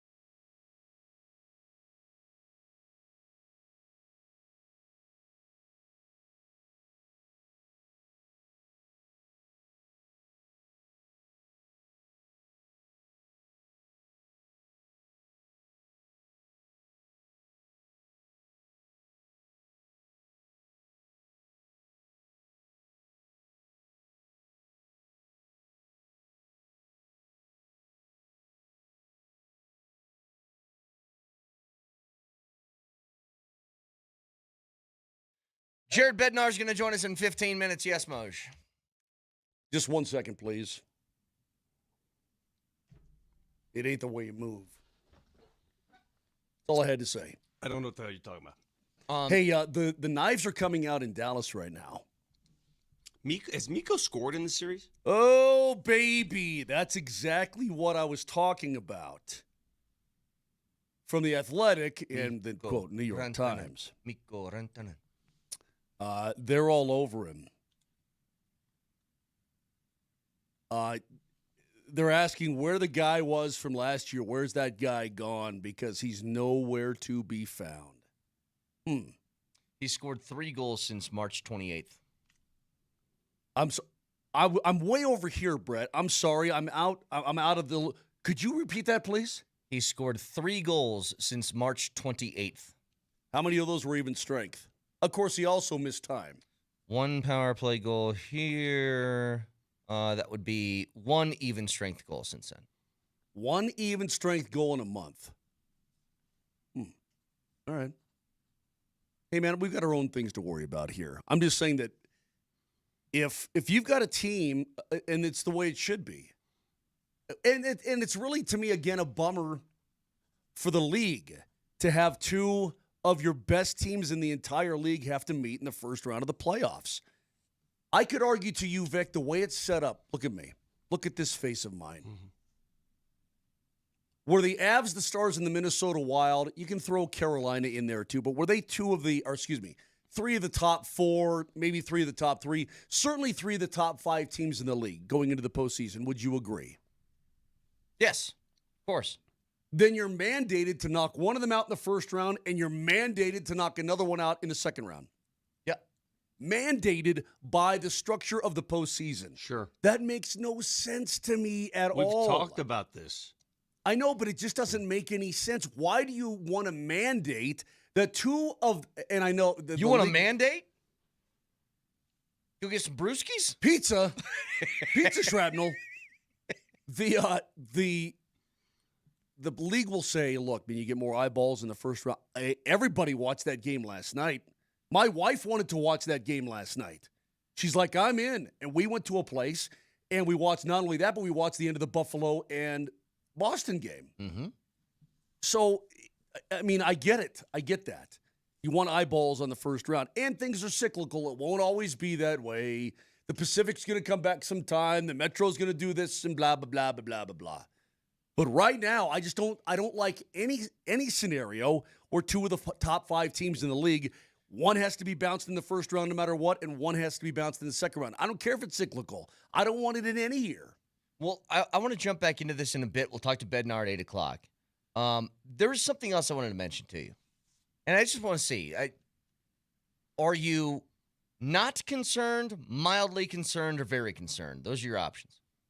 When you see that Bo Nix had another follow-up cleanup procedure on that ankle. Mildly. I think I'm a little bit more than mildly. I'm what's better than medium? When you get barbecue wings, medium? I'm at medium. So mild, medium, hot, you're medium? Yeah, I'm at medium. Well, and I'll explain myself. Here's why I asked the question, because this is how it is said by Ian Rappaport and Mike Garafolo. While the team is expected to be conservative with his participation during the offseason program, Nix continues to make strong progress for his recovery, remains firmly on track to be ready for the start of training camp. But he called this a successful and anticipated follow-up cleanup procedure. I've seen a couple of those, internet football doctor guys, the doctor, what's his name, Chow, and other people. They said anticipated's probably a little too nice of a word for what this was. It's not a guarantee that you're having a cleanup procedure afterwards, but it's not uncommon, I guess. But how about this? I would put myself in the mild territory. It would be a lot different if Bo Nix has missed games, but I think I've counted 5, maybe 6 starts that he's missed since his freshman year of college. Yeah. Despite all of these ankle issues that he's had before. That's why I'm like, he plays every week. So no concern for you whatsoever. Mild. Okay, I'm a mild as well, but here's why I'm a mild. Not even about whether he's going to be able to come back and, participate in the offseason or be ready for training camp or anything like that. I think he's going to be totally fine in that regard. But what I don't like, and now that you're at the highest level, number one, I don't like the fact that it was a non-contact pop. Number two, I as you get older and as you continue to wear and tear with the other best players on the planet, I always have a fear, Vic, of re-injuring that now it becomes chronic. Now, and I'm not saying every year or whatever, but I can see 2.5, 3 years down the road, another these kinds of things. That's what concerns me. That's where my mildness comes in. Your medium, why? It's already chronic. He's had multiple issues with the ankles. That's the definition of chronic. He's had surgeries with the ankles. It's not one time in his life. It's not 2 times in his life. It's multiple times. The word chronic, look it up. It's chronic. He's got ankle problems. And some bodies are inclined to have issues with certain parts of the body. Some people have bad knees. All my basketball buddies I play with, bad knees. They've had MCLs, some ACLs. Knock on wood, I've never had a knee problem. But I've broken both of my ankles multiple times. And I have the arthritis and scar tissue to prove it. Some people have bad parts in that just go bad. And what it does, in my humble opinion, you could fix it. He's fixing it right now, and he went back in and he cleaned it up. They probably had to remove the hardware. That's what the cleanup procedure is. Whatever they used to fix it, they had to remove the hardware. Fine. That's not the issue here. The issue is, will it happen again? Yeah. Why is it happening? Yeah, Is it the way his body's built? So you're saying why is it when they happening? went into the first time, when he got injured last year before the AFC title game, they put stuff in there. They put like Yeah, it was like surgically stuff. repaired. Yeah, Okay. they the hardware, and they went in and removed the hardware. Now, the question isn't whether or not that worked. Of course it worked. The question is, will it hold up again? He's had multiple, and you knock on wood, and you hope, and you cross your fingers. It's the same thing. Everyone has that Achilles heel. Excuse that, it's funny that it's a body part, but everybody has it. For Aaron Gordon, it's his muscles. Hey, man. It's his hamstrings. Again, a lot of people, knee injury after knee injury after knee injury. For me, it was my ankles. For Bo, it's his ankles. There was a very famous story about a superstar that had ankle problems to the point to where the team just didn't trust it anymore. And they tried to ship him to Milwaukee for Andrew Bogut. Yeah. And that team doctor said, I don't trust those ankles either. You can keep them. And then Steph Curry won 1 million titles. Exactly right. Am I Now the only one, though? Am I the only one? Am I the only G here? Yeah. When I think Chronic, I think 92. I think Dre. Yeah. Nelly, crank it. I hope you make a point here. Yeah. Well, you bring up Chronic, I think of Dre.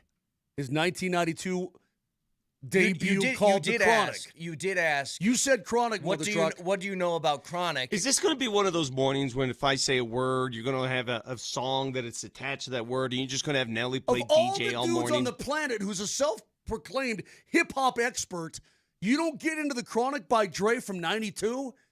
Of course I do. This is his debut album that just But I want you to blasted all over further the the world. conversation without just playing DJ. What you have to offer to that conversation besides asking him to play a song. Okay, Nelly, crank it up and let me add to the conversation. Yeah. Moser. I hope Bo Nix doesn't blow up. I hope the ankle likes to hold up. He's gonna throw the ball this year, even though Vic calls it chronic. That's okay. Yeah. I'm hoping that it holds up. Again, just I thought that was pretty good. knowing your teammates, when you said I'll further the conversation, then you decided to do a rap saying I hope his ankle's okay. That one's on Nelly again. We've talked about this, Nelly. Hang on. All I did was look at Vic's face. I know. He did crack a smile, though. He cracked a baby smile out of the corner. I did see that. A tiny baby smile. Because I had so much more to say about this, but I couldn't go Well, there. we got to go to the coach anyway. It doesn't really That is matter what true. you have to say. You can hold it for later, and I will shut up. I will not rap over your No, you can. thought I don't care if you process talk later. back. I mean, can you just talk sports? Head coach of the Avs coming off Thought I did in a very entertaining way. a sweep in the first round. Jared Bednar joins us next.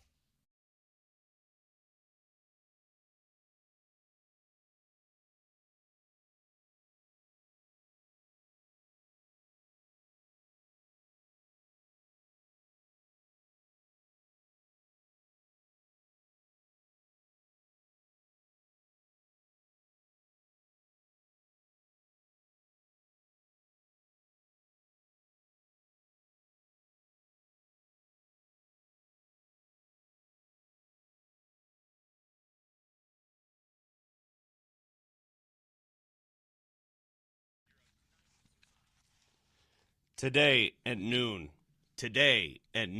Dr. Cudarelli from Cudarelli Vision will have an informative Zoom consultation available today at noon if you want to learn about the latest procedures for your eyes. ColoradoRLE.com, that's the website.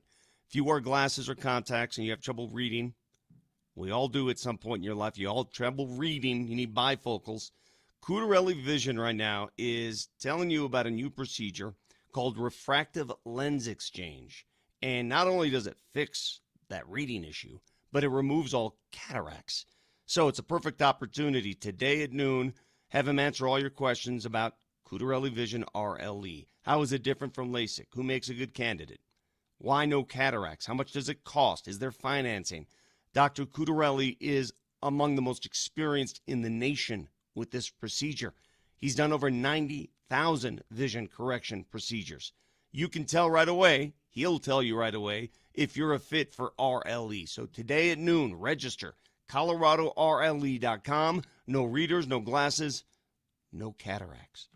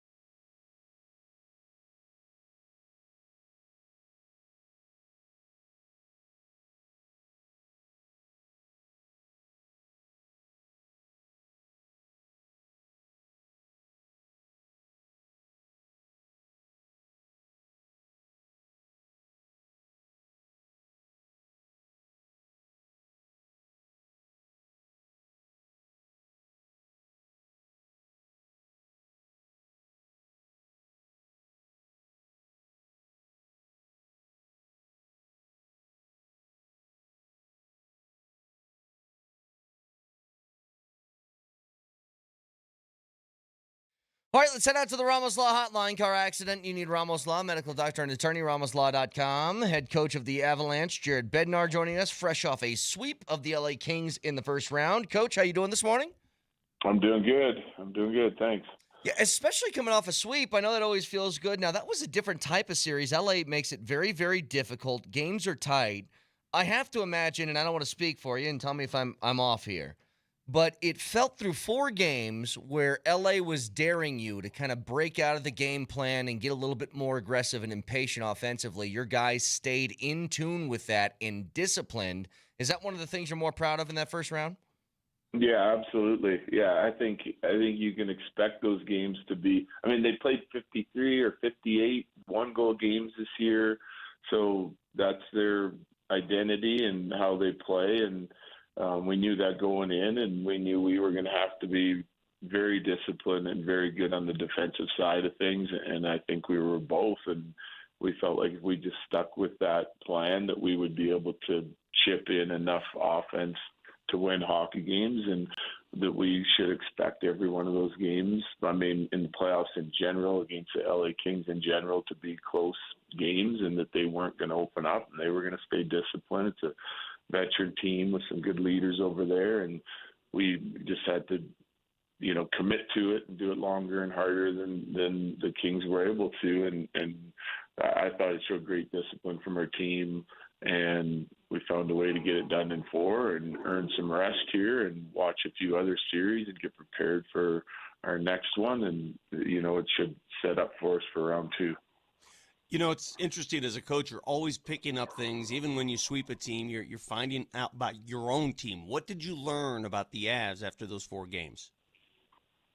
Well, it's what I was hoping for, and what we've trying to instill in these guys all year long is that defense is how you win come playoff time, and you need to commit to that. And even though we did a great job all year long, I can't say we didn't. We led the league in goals against, and I think we saw enough of it down the stretch where even the games that didn't mean a lot at the end of the year were only giving up 1 goal a night. And but the team did not get frustrated, and they just expected the games to go that way. It was a very mature approach to that series from our guys, so it was great to see. The thing is, for me, is I feel like we can win regardless of what type of game you're trying to play against us. I feel like we can give ourselves an opportunity to win it, and that showed me a lot in that series, that we were able to stick with it through 4 games, no frustration.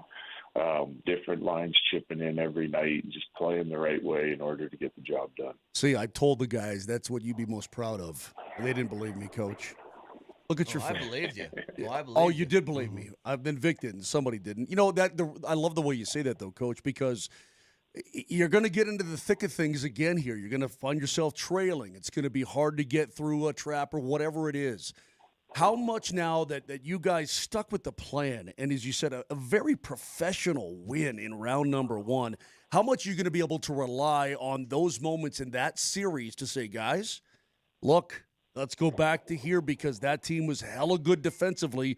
We can do this. I mean, just that little extra knowledge that's built into your squad. Yeah, I think it's great, and I think you can always do that. There's no question. Like you're in the first round and you're going back to why you won all the games that you did in regular season and why you had a great regular season. And that's what the regular season for me is about, developing those habits and that belief that you can you can get through whatever obstacles in your way. And we have that strong belief, and we have that discipline and commitment, and we showed it in round 1. And, that doesn't automatically or make it automatic for round 2 or 3 or 4 if you're fortunate enough to get there. It just means that, you're now drawing back on that first round. There's going to be different challenges. You compare the next team that we play to the Kings and what they do similar and what they do different and what we need to be aware of. It just, like you said, it's just added knowledge that you have and added experience that you have as a group, and something that's fresh in your head instead of going back to times during the year when you played the right way. 'Cause there's all games during the year too that your players remember, but to have this one knocked out convincingly, I think it says a lot about our team, and we'll be able to draw on that for sure. Head coach of the Avs, Jared Bednar, with us. All conversations with the coach are thanks to our friends at Mr. Rooter Plumbing, proudly rooting for Colorado's hockey team. No matter who you play in the next round, there's something that I noticed, and this is nice. When you have a sweep and you were successful, you can pick some nits at some things. Dallas and Minnesota were 2 and 3 in power play percentage this year. It felt like you guys took a lot of penalties in that first series. What do you think went into that? Yeah, I don't know. This next series, regardless, we have to be disciplined. I think part of it is the refereeing sort of setting the stage for the playoffs and what they're going to allow and not allow. I did, there was one game or two games in there where we nullified some power plays and took some penalties reaching in. For the most part, though, I didn't mind our discipline. But you were you look at Dallas's power play, for instance, is number one all year, and they're running at 50% in the playoffs and not scoring a lot of 5-on-5 goals. So if you're playing them, it's that's how they're advancing and how they're winning hockey games. It's the number one topic that you have to be aware of. So discipline is a major factor, and our penalty kill is number one. So I like our chances of being able to kill it, but you definitely don't want to give them multiple opportunities because they're also stingy defensively, right? And then you got Minnie, who has scored a bunch of 5-on-5 goals against Dallas, but in two big wins, win one and the win last night, they also were highly effective on the power play. So it's a power play with a group of five guys. It's zipping it around. It's unpredictable, and it's hard to stop with some of their shooters and the way they throw it to the net and bring it to the net. So regardless who you're playing, PK and special teams are going to be a big part of it, and your discipline is going to be a big part of it. How do you watch that game last night? Like, as a coach who's going to take on one of those two teams, do you have a bias watching it? And I know I'm not going to ask you to reveal which team you're going to play. That'd be a stupid question. But when you're watching it, are you pulling for one team? No. No, are you pulling for a 7-game series? Are you rooting for Dallas now in Game 6 just to go 7 games? It wouldn't hurt. Yeah, you want it to be a long, drawn-out series, no question. Whether it's 6 or 7, I don't know that that's a huge difference. I guess it could be. I'm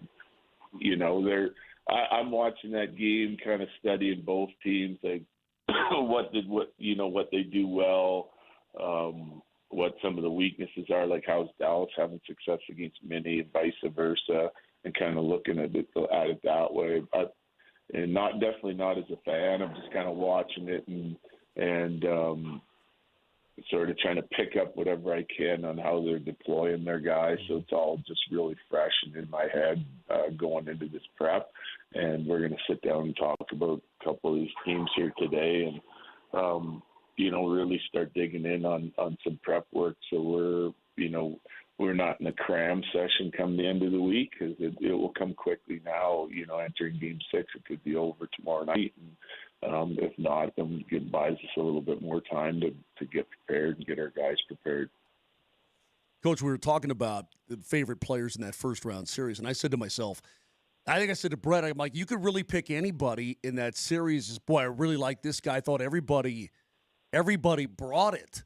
That being said, do you have any even more good news today on a certain defenseman who did miss Game 4? No, I don't have any news. We're kind of monitoring him day to day, and he's pushing to try to get back as quickly as he can.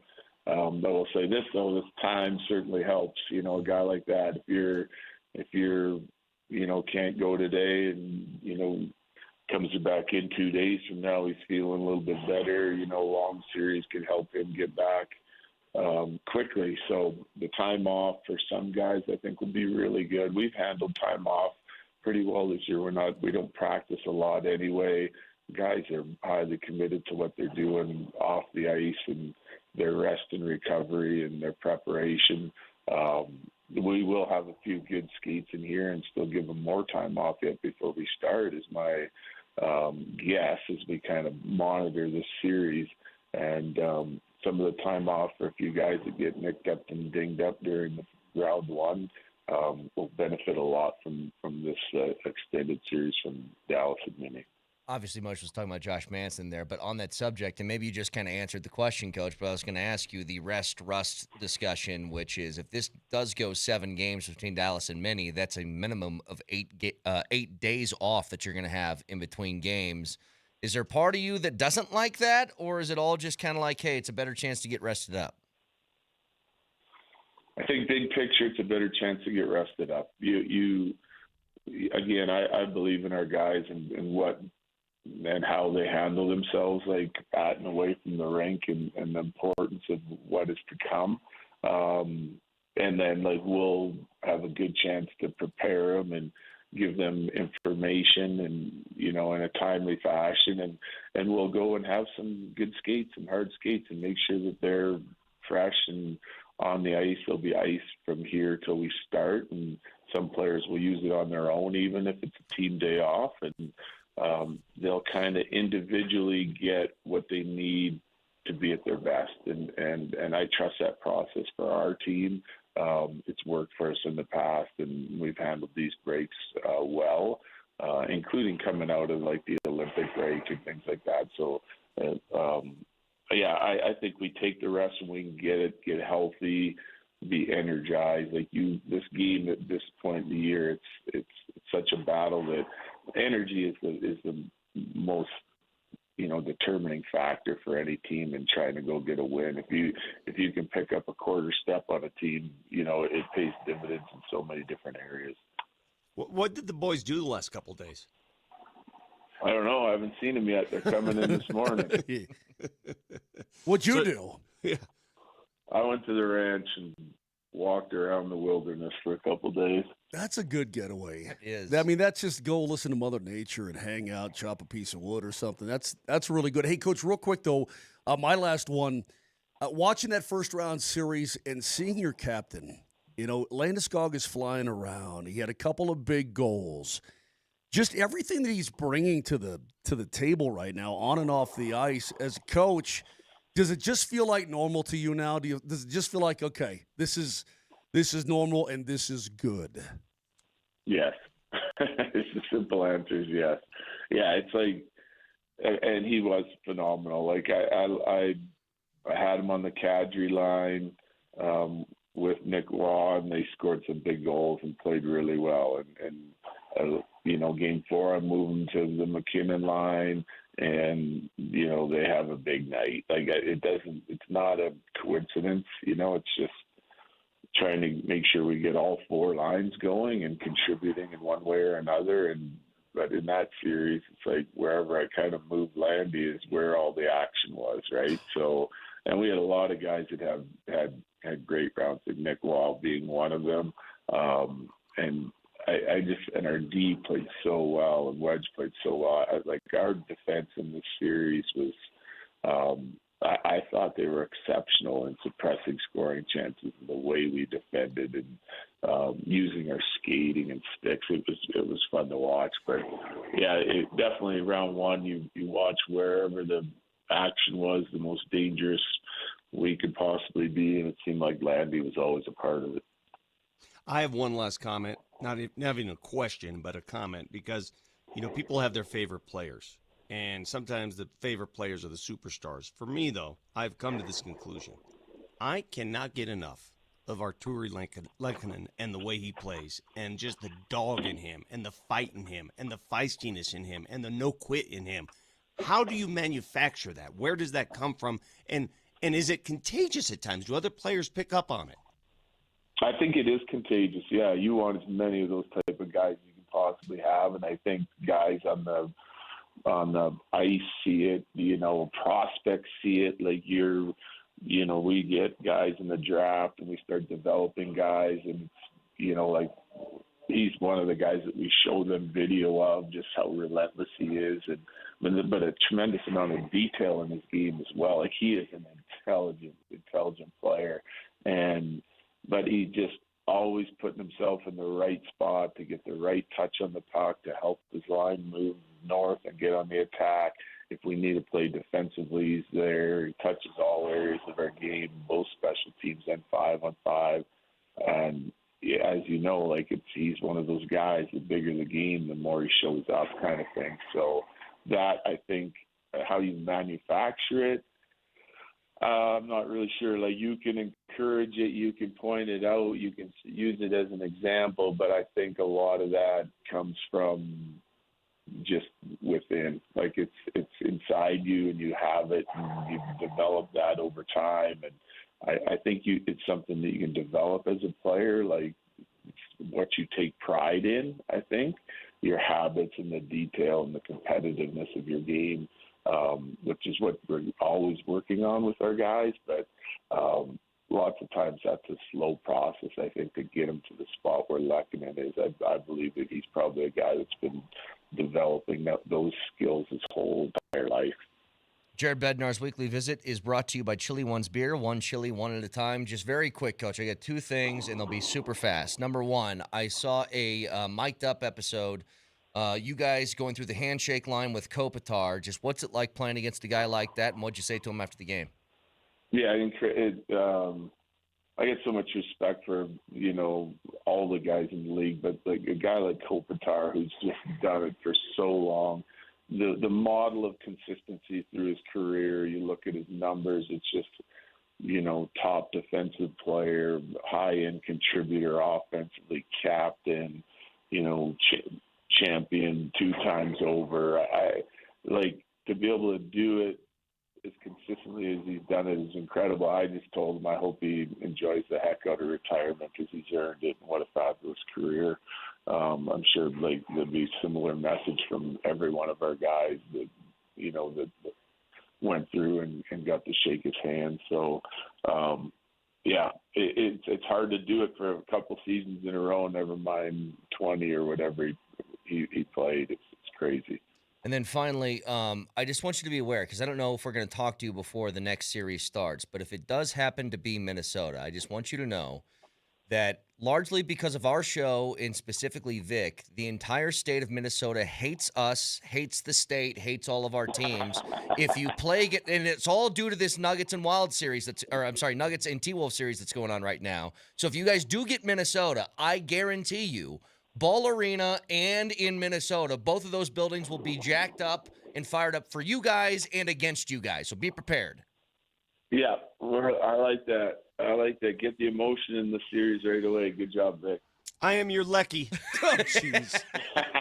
Oh, my goodness. Coach, always appreciate the time. Congrats on the first round series win. We'll talk to you next week. All right, take care, guys. Thanks. See, when you get an attaboy from the coach, Yeah, it feels good, doesn't it? Feels good. he knows. There is an announcement that just happened, by the way, with the Broncos recently on a player that is now retired. That's the one I was hinting at last Yeah, this week was a when I big. told you. This was the big secret, right? Yeah. I thought we'll talk about it when we come back. we were going to have a secret, but whatever. We'll get to it next.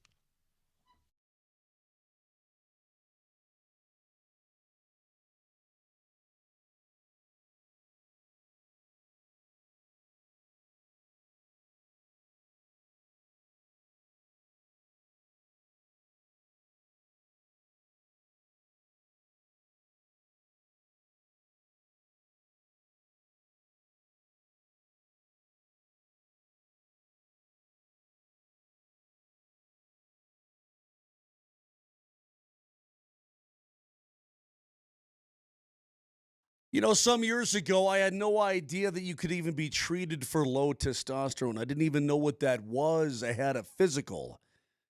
And my doc says, yeah, you're getting a little bit up there, low T. I'm like, what do I do? He's like, you're just kind of getting up there. I said, I got to do something about this. And I contacted the Rocky Mountain Men's Clinic. Maybe that's you. Maybe you're dealing with some low testosterone. You don't know it. But now you know what it's all about, right? Just because you're getting older doesn't mean you have to feel like it. If your energy is low, sleep off, weight won't bulge, mind feels foggy, and more, maybe that's what you're dealing with. And the Rocky Mountain Men's Clinic can certainly help you. And right now, their advanced medical strategies are awesome. They also feature TRT, GH peptides, NAD+, GLP-1, PDA, and more. So you treat the low T, the ED, whatever. And the other hormonal issues, what's going to help you shed pounds, have more energy, enhance your body composition, improve sleep, increase your sex drive, and so much more. Get back to feeling your best. Give them a call today. The telephone number, 5 locations from Fort Collins all the way down to Colorado Springs. You'll find the place closest to you. 720-440-7900. Most guys wait a year or longer. No need to wait. Again, that telephone number is 720-440-7900. Or find out everything that they do. Go online and look it all up at RockyMountainMen'sClinic.com.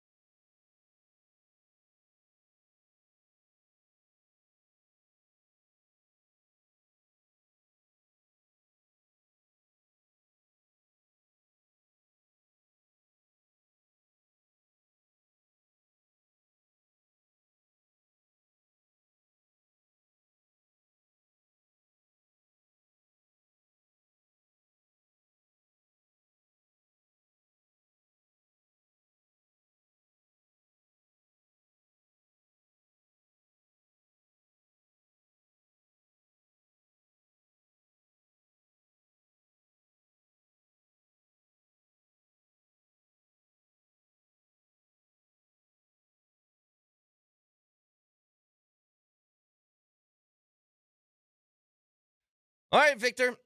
We got a announcement from the Broncos. One of the fan favorites there announcing retirement. Go ahead. Oh, you gotta sip down that coffee. Get done with that nanner first. Yeah. Choke it down, baby. Choke it down. I didn't want to step on the announcement because that's the Broncos doing, but I knew about it last week. Justin Simmons and I played golf last week, and he told me what he was doing. And it caught me a little bit off guard because we were discussing his future. And, you know, there's a reason he didn't play for a team last year, and he sat last season out. He looks like he's still very much in football shape. He looks like he still has some mileage on his body. He could play somewhere. but he's so committed to staying here with his family that he wasn't going to throw that away for a one-year deal on a team that can't contend. He's one of the few Broncos who endured an entire career here, thrived here, was a ball hawk here, did a lot of good here, and never played in a single playoff game here. It's crazy.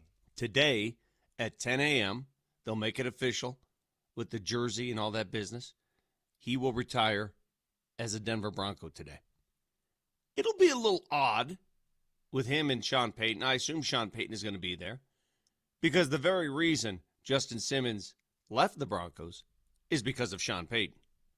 So good on him, Sean, and good on the Broncos to bring him back and make him a Bronco for a day to retire as a Bronco. It's well-deserved. Justin is a good man, an earnest man. He lives here. He loves it here, wants to raise his family here. He's part of this community. It needed to happen, so congratulations all around. I was just talking about him earlier, and this was more surrounding. There's a story from Luca Evans about Von Miller wanting to come back to the Broncos either as a player or eventually as somebody in the front office, and we can talk about that a little bit later. But I was talking about how it was the idea that Sean Payton felt like he wanted anybody of the, quote, old guard before he came here, leadership from the old guard, he didn't want around because he wanted to do his own thing. Mm-hmm. And Justin Simmons is a good player. And a good man. And a good man. And they booted him out, I think, just because of that. Because here's what I said about Simmons. It was one of the worst stretches of Broncos football history, especially in the more modern era of Broncos football. And I don't think you could have asked for a better steward in face of the franchise than Justin Simmons. I told him that to his face. I said, we're playing. By the way, guys, he hits a hell of a great draw. He picked up golf just a few years ago. I think he's played for 2 or 3 years. He's going to be really good. What's your problem, when he refines his game? He hits I'm just starting to kind of hit. You hit a draw only when it's an accident. Exactly. Right. He hits this natural draw where he starts it over the trees and comes back to the middle of the fairway. And when you watch it, you're like, wow, that is great hands. It's just he's got great hands on the golf course. Vic, I'd rather have somebody who's new at golf start with a draw than with a push by a mile. Well, 100% because he's already, you can tell he's got the hands to play. Yeah, anyway, he's already got the inside track. That's good. We'll get Justin on and we'll break down his golf swing at some point. But in regards to his career here, the multiple head coaches he went through, the multiple defensive coordinators he went through the sale of a team, the unrest with ownership. He went through so much as a player. Again, never once sniffed a playoff game. And every damn time somebody had to account for the play on the field, he was that somebody in the locker room. He was the guy who all the reporters went to. He was the guy who had to speak of his teammates, even at times critically. He was that guy. And I'm telling you right now, that is not an easy thing to do. You look at every team, like for the Nuggets right now, you know who that guy is? It's Christian Brown. And I know everybody's critical of Christian Brown because of the way he's playing. But who, if you watch every postgame in defeat, who's the guy? Nicola does it too. Who's the guy that is willing to address the way the team played? It's Nicola and CB. That's not an easy thing to do. It's never an easy thing to do. I've got a story about Big 50 and Tom Green. To this day, Big 50 feels bad for yelling at Tom Green. This is way back in the 80s. Long story. I'll tell it later, some other time. Okay. Hey, Vic, there was a time Thanks for telling us you have a You're story. welcome. You're welcome. But there was a time when guys would come off the field for practice, you could just interview them right then before they got to the locker room. Hey, can I get a couple minutes with you, whatever.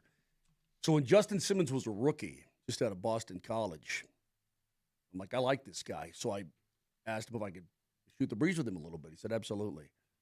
And from that moment on, I'm like, this guy is, I really, really like this guy. Just, I mean, as a human being, you can tell he's just a good person, right? Yes. Incredibly thoughtful, just a great dude, and I like this. I like the fact that he can draw the golf ball. Okay, and he can draw the golf ball. That changes everything for me. How's his short game? Like everyone's short game. At times choppy, at times really good. Mm-hmm. But he's got the fundamentals down. And if you can draw, here's the deal for me. If you can draw the golf ball naturally, you can be my friend. Okay, sounds good. Can we do the other story that I was just kind of talking about? By the way, Luke Evans had something in the Post earlier today where he talked to Vaughn. And here's his little blurb on Twitter that's setting up the story. It says this: Von Miller wants to be with the Broncos again eventually, and maybe not as an outside linebacker. Quote, if I don't go back to Denver and play, I would like to go back to Denver and be in the front office. So the story is, Lucas is talking with Miller about his dream to be an NFL GM. Now,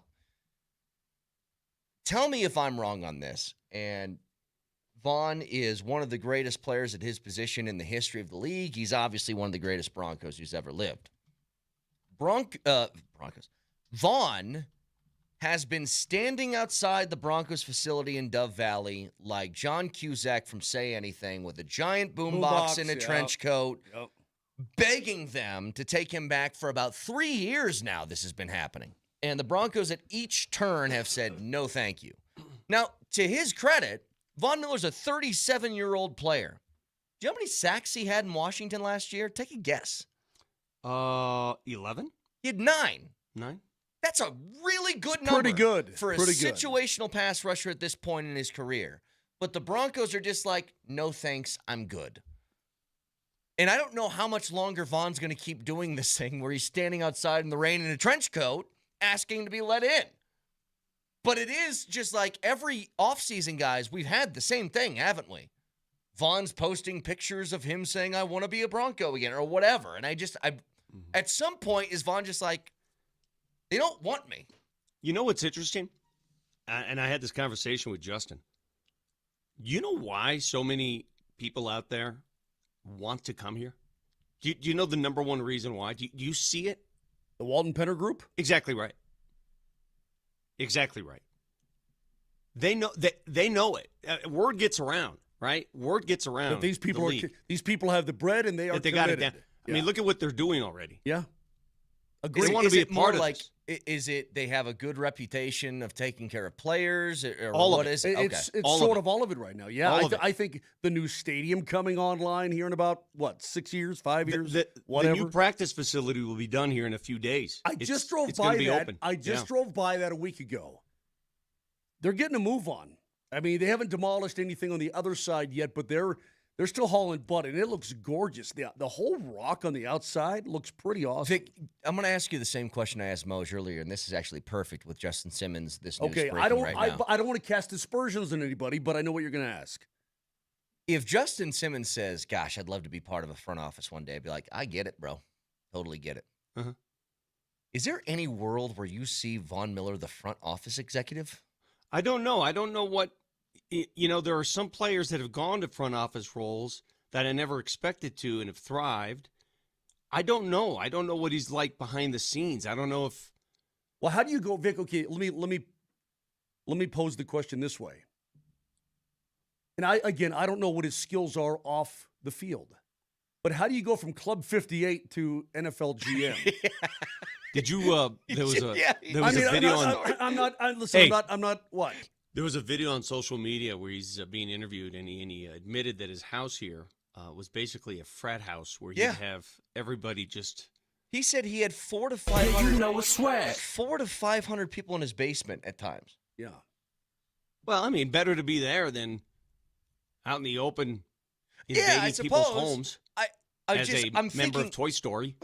I'm thinking of any NFL. So good. Is there any NFL GM? Is Howie Roseman? Has there been a time in his life where he had 400 to 500 people in his basement? With a DJ booth and a bar and games? And has Sakic ever done that? Has he had? I don't think so. See, and again, that's young Vaughn. Listen, if I'm in my late 20s and I am a Super Bowl MVP. Hey, Elway's thrown parties. Well, yeah, but this was, he named his own house Club 58, bro. All right? And it was a club. And so, wait. We're talking full-on dance club, dude. You mean to tell me, God, you guys are just. I've never been there, just obviously. Because a guy had a club in his own home that he doesn't have GM material now? No, I'm not saying that. I don't know. I asked you the question. Does he strike you as an NFL front office executive? Not now, but people mature differently. People develop at different. I agree with you. I'm a soon-to-be 57-year-old man. I'm still not mature. I agree. I couldn't be a front office member. Moj, how old is Connor? Connor McGee. 40-ish. Going on 40. 80? I mean, so Like- he's like- at least 40. He's the most mature 40-year-old I've ever met in my life. Like, he's just, professional. Yeah, he is. Yeah, he is. Well, let me tell you a little bit about the World War II documentary I watched yesterday. my man. He's a pro. He's a pro's you pro, know and what? I envy him. Let's get weird. How many holes do you have? How about you shut him right now on the World War II thing because now you're doing it. Yeah, I know. But I've admitted that I've I've been getting admitted older. that I'm getting older and I'm going to World War II it out. That's what's your dude card. That's what you get. Anyway, Martin the Van point Buren's another one I've been looking up recently. The point is, he just doesn't strike me. Look, I think of these GMs, like you talk about Howie, or I think about Ozzie Newsome for all those years, right? I mean, he didn't have Club Oz in Cleveland, right? I don't know. I'm just saying that, people can change paths. Did you know Taft was too fat to get out of the bathtub by Yeah, himself? you told me that. Yeah. How would you like to be the guy? Let me ask you this. Would you rather feed the elephant, or help get the elephant out of the bathtub? or help William Taft in all of his glory out of the bathtub every time? How much did he weigh? Could he Dude, play he like was, right he guard? Was, he was a Taft big was a dude. He was a big big boy. one. Well, give me his dimensions. I mean, we're in the combine right now. We're in the presidential combine. I got it. Okay. I want to know Taft, if you could put him at right guard. No. Hold on. All right, ready? he was. Here he we was go. anywhere from 330 to 354 at 5'11". Okay, Yeah. so But 350, you got to think back when he was in office, which was early 1900s. I mean, you're a behemoth. Little God, different time. just imagine how much history would change if Ozempic were around back then. He had weight fluctuations throughout his life, including losing 70 pounds at one point before regaining all of it. Yeah. 70. By the time he got to 1929, he got down to 250. Dude, I've told you guys this before. In terms of build and just, brick house ready to play ball, take a look at George Washington's dimension. It's underrated. His dimensions, he could ball. Dude, I could put him in at tailback. I could play him at safety. George Washington was a freak at his size back I then. know. Yeah, but I know. have you ever been to the Smithsonian and seen his suits? Like, he was kind of skin. I mean, he was thin, man. Those dudes. Oh, were no, tall look at and his thin. dimensions. Well, it's because he was like 6'4", which is like 7'2" now. I'm just saying he wore some snappy Dude, suits. seriously, I could see He him was the playing, Wemby of his time. I could see him playing middle linebacker and just waiting to fill the gap. I could just see that. Well, he filled that British gap, didn't he? Personal foul. There's a joke in there somewhere. I don't know Personal where. foul, beating the British's ass. Nuggets fans, we're still alive, and so is Altitude Sports Radio Playoff Viewing Party Tour. Tomorrow we're at Whiskey Row. Berto starts the Blitz at 6. Andy Lindahl's hanging out, and you can kick back with a Surfside. 100 calories, 0 bubbles, sunshine in a can, plus prizes all night, including an autographed Jamal Murray jersey. We'll see you at Whiskey Row tomorrow. I know we're a little late, but I'm telling you right now, I still don't mind the Freebird stuff from the Olympics. I'm still down with that. Isn't this America? So we'll get to, oh, by the way, next.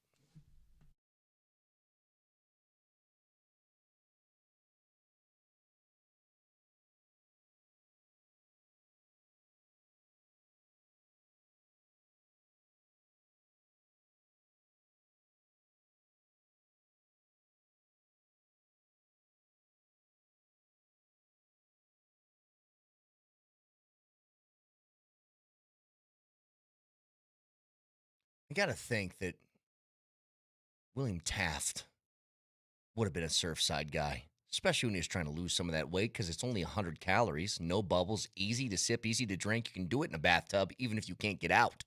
Ask Taft. I'm going to the golf course today. You can bet your bottom dollar I'm having one, too. I'm on the lemonade kicks right now, but they have the lemonades, the teas. It's amazing.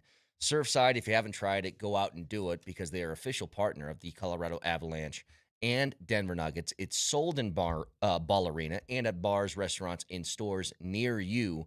They are absolutely delicious. Again, 100 calories, 2 grams of sugar, 0 bubbles, easy to sip and enjoy. Get yourself a Surfside. Must be 21 and older. Please drink responsibly.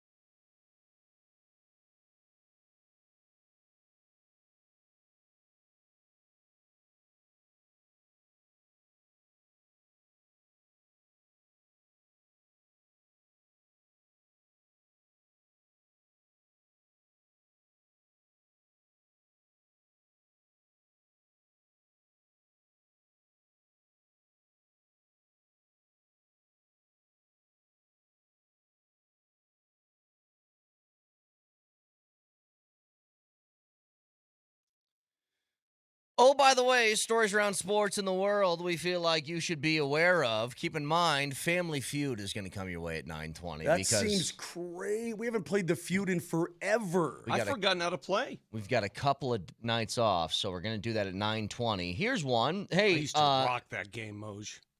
Nathan MacKinnon is not up for the Ted Lindsay. That's weird.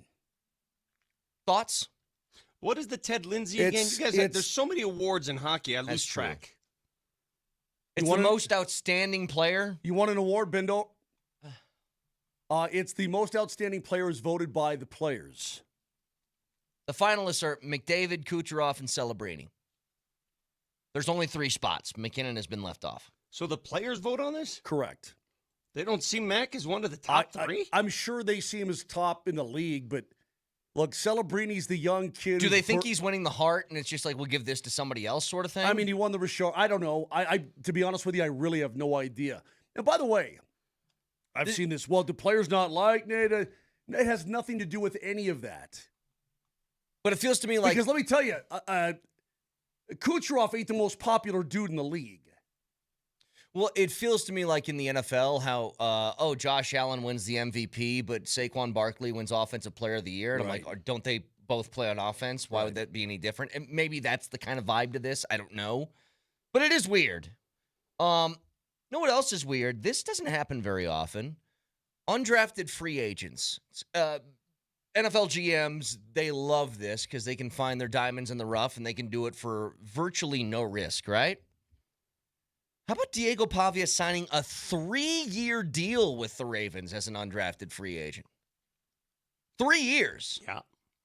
That's pretty crazy. Diego Pavia, by the way, they Vic, is smaller than you. They're going to develop him, obviously, try to. They you can know cut what? him at any time. I would not be surprised if they bring him in as a quarterback and then try him elsewhere. I'm not sure what other positions you could play. Maybe an Edelman type. Huh.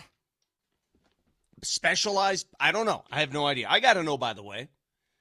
Congratulations to former Bronco Shelby Harris, who keeps on keeping on.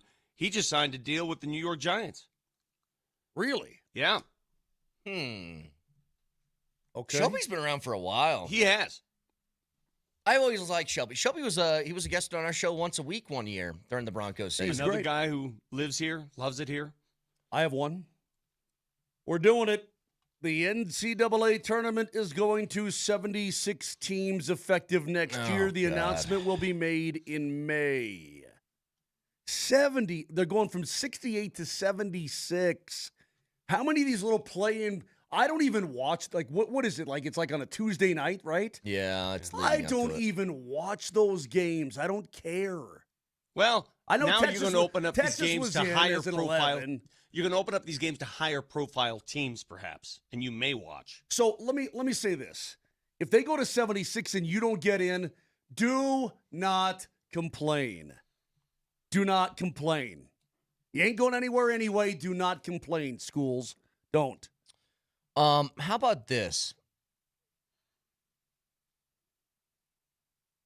You know, when you look at the Jets, because you just mentioned them, Vic, talking about Shelby Harris, they had a free agent visit yesterday, looking at a backup quarterback for Geno Smith. Who is it? You guys know? It's Russ. The same guy who was backing up Russell Wilson in Seattle might have the guy he was backing him up in New York. Same guy who suited up for the Savannah Bananas over the weekend. Who did, Russ? Yeah. What? Yeah, he's a former college baseball player, dude. No, he's a minor leaguer. Oh, that's right. Yeah. What did he do? He mashed. He played. What do you mean? He played baseball for the Savannah Bananas. Yes. Did he dance and all that crap? I don't know. I saw him take a swing. I saw He a had a guy. dribbler to first or something. I saw some dude at the plate start break. I mean, he got into like a gyration. I'm like, man, I'm not doing this crap. And that's what it is. Don't tell me it's not crap because you know it's crap.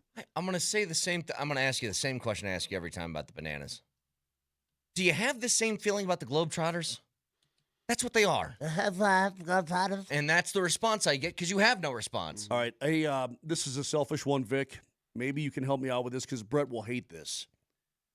So my call-up sent us a video. The Kentucky Derby's coming up, right? I knew it. I don't sports that have animals, you say this in the Olympics, that they're stupid.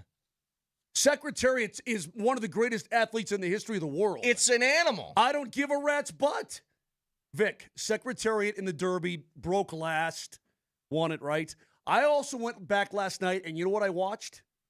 I watched Rich Strike win in 2022. Oh, jeez. And when you watch that horse make his way through the field, and he's looking at all the horses as he's running by like, hey, screw you. Hey, Jimmy, here I come, baby. I mean, it's awesome. I love that. Hang on, I'm going to do... where's EJ when you need him, for God's sake? I'm doing a segment within a segment. Straw poll. Oh, yeah. 303-504-0925. Is the Kentucky Derby dead? What? Nobody cares about the Kentucky Derby. Dude, go anymore. back and watch Rich Strike run the Derby in 22, and you will think totally differently. No. Pass. In the Belmont, he's moving like a tremendous machine. Yeah, look at all the help you're getting from Vic, by the way. I know, Vic's Vic, asleep. you're a jerk. I got one for you. Go ahead. The Rockies of Colorado lead the league in one particular category. Can you identify what that might be? Is it a bad one? I'm not going to tell you. They lead the league in one particular pitcher's category. war. Okay, it's pitcher's war. That is one of them. I think this is going to be bad because I watched the game last night, and it really, really proved face. Is it runners left in scoring position? No, that's not what I'm thinking of. This is a good category. Oh. The Colorado Rockies lead the league in ABS challenges 1. Oh, that's 45. true. Yeah. So when they challenge a call, they're normally a winner on that call. So that means those catchers, they can see the strike zone better than the umps can. Yeah. Hey, my daughter went to the game last night. She did go. She did. I sent you the text that she sent me. Yeah. Did you read it? I did. What'd she say? Tell the people. Let's see if I can get it correct. Nelly, could you read it? She said I'm at the game. The Rockies suck. Wow. Then she put a wow on the end. Yeah. And I'm going to tell you this. Hey, Brookie, you don't know ball. How's that sound? Hey, Brookie. Brookie. No, you got to say Brookie. YDKB. You don't know ball. Nelly, give us one on the way out. Oh, by the way, the London Marathon happened this past weekend, and everybody's been talking about those 2 people that ran it in under 2 hours. Yeah, cool story, bro. Try this out for size. A gentleman by the name of Ian Grigger set a new Guinness World Record at that same marathon. He set the record for fastest marathon time while dressed as a train. So here's a picture of this gentleman dressed as a full replica of Thomas the Tank Engine. He ran the marathon in 4 hours, 43 minutes, and 46 seconds while dressed as a train. So, Vic, since you're the only person on this show who actually does any cardio, I will ask you, what costume could you wear, run a marathon, and set a Guinness World Record? I couldn't run a marathon. I don't think I have the mental and physical fortitude to do so. And those of you who have run marathons, I know DMac has. Martio. More power to you. I don't have it in me. I've run the boulder many times, and I'll tell you, these shenanigans bother the hell out of me. I'm just trying to run. Get the hell out of get these costumes out of my way. I just want to finish. Get out. I'm breathing hard. I'm coughing. Can you see me? I'm not in the mood. I'm not in the mood to laugh at your costume right now. I just want to run. I want to finish. You know what? I totally agree. I'd be the fastest guy to run it. It's the world record for running as dressed as a Yeti. I mean, who gives I'm a rat's hurting rip? My muscles are hurting. Yeah. I'm breathing hard. You know, get the hell out of the way with If this guy stuff. wants to But play hang on. tickle fight with a train, get the hell out of here. I will say it'd be really funny because Lord knows I would not run in this. Vic, you'd be the only one who would have a shot in it. I would pay good money, to see you on mile like 21, really struggling, breathing hard, keeled over, and have Shrek pass you, like with pace. That would be good. I would laugh so hard. Some of these dudes, some of these people are runners and have fun with it. Like have somebody dressed like Belle from like Beauty and the Beast. Beauty and the Beast, like passing him like, hey, like no. Ariel, like the Little Mermaid, but just passing Vic it's how going, you look at it. Deuces, V, deuces. Running is not fun for me. Running is exercise. Running is work. You're running. It's labor. Hey, man. What's fun? A couple things. Where's the fun? We got a text from Arizona. I can't believe this. Moser's gone full Gran Torino, get off my yard, watching YouTube clips of old derbies. Okay, you know what? You did. All right. You want to watch Rich Strike go run again? Okay, we're already taking over Arizona. We're taking over Should Arizona have or seen LA. this horse run really fast. It was so cool. And then I get from the 5725. Wow, thanks, Moser. Just watch Rich Strike. Quite the ride. I think it's awesome. Wow, you two seem like you have really cool hobbies. Did Vic just get passed by Uncle Baby Billy on mile 22? I'm just asking for an 8-ball and $2 million. You know what's funny about this? The last time I ran the Boulder, we did a piece for Altitude, and our photographer is with us, and he's shooting the whole thing. So he's got to run with you. And this poor guy, not only running with me, at times running backwards. And I'm thinking to myself, who was it? Do you remember who it was? Was it Paul Ladd? No, what couldn't have been Ladd? I think it was Ladd. Was it Ladd? Was it Platty? I think he got hurt. Because he sweats like a pig, that guy. What if you got passed on mile 23 with pace by Uncle Baby Billy and he goes, "Get out of here, nerd. Go on. Go outside, nerd. Oh, that's awesome. I ain't got time to be distracted by your worthless chime-ins. Go on. Moj, okay. Moj, you should run the Boulder with me because half of the people aren't even running. They're just partying. Yeah, I know. They're drinking beer and they're wearing outfits. They're not even running. Yeah. Do the thing, Moj. With the thing with Do the the thing with the thing. Oh, by the way, brought to you by Rock Plumbing, Heating, Air, and Electrical, your local home comfort specialist. Visit rockheating.com. That's ROCK heating.com. Rock, bringing comfort home and simplifying your life.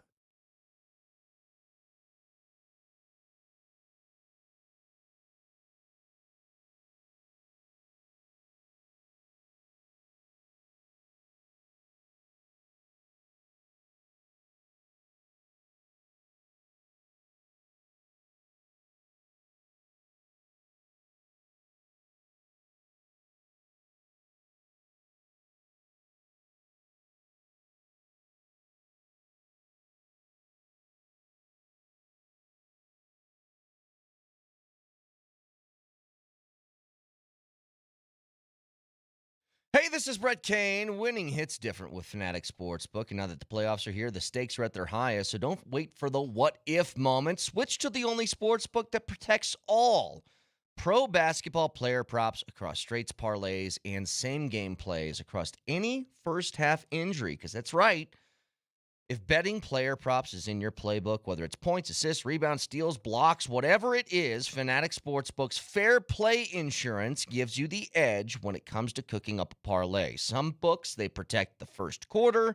Some do nada, but not at Fanatic Sportsbook. They flip losing bets into winning bets every night on the court, and that means if your player gets injured in the first half, your bet will play on with all the remaining legs, meaning a loss can be turned into a win that easily.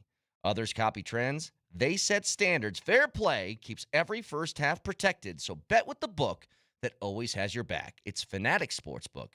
Winning hits different here. Must be 21 and older. Gambling problem, call or text 1-800-GAMBLER. Offer not available in all states. Terms apply. See the Fanatic Sportsbook app.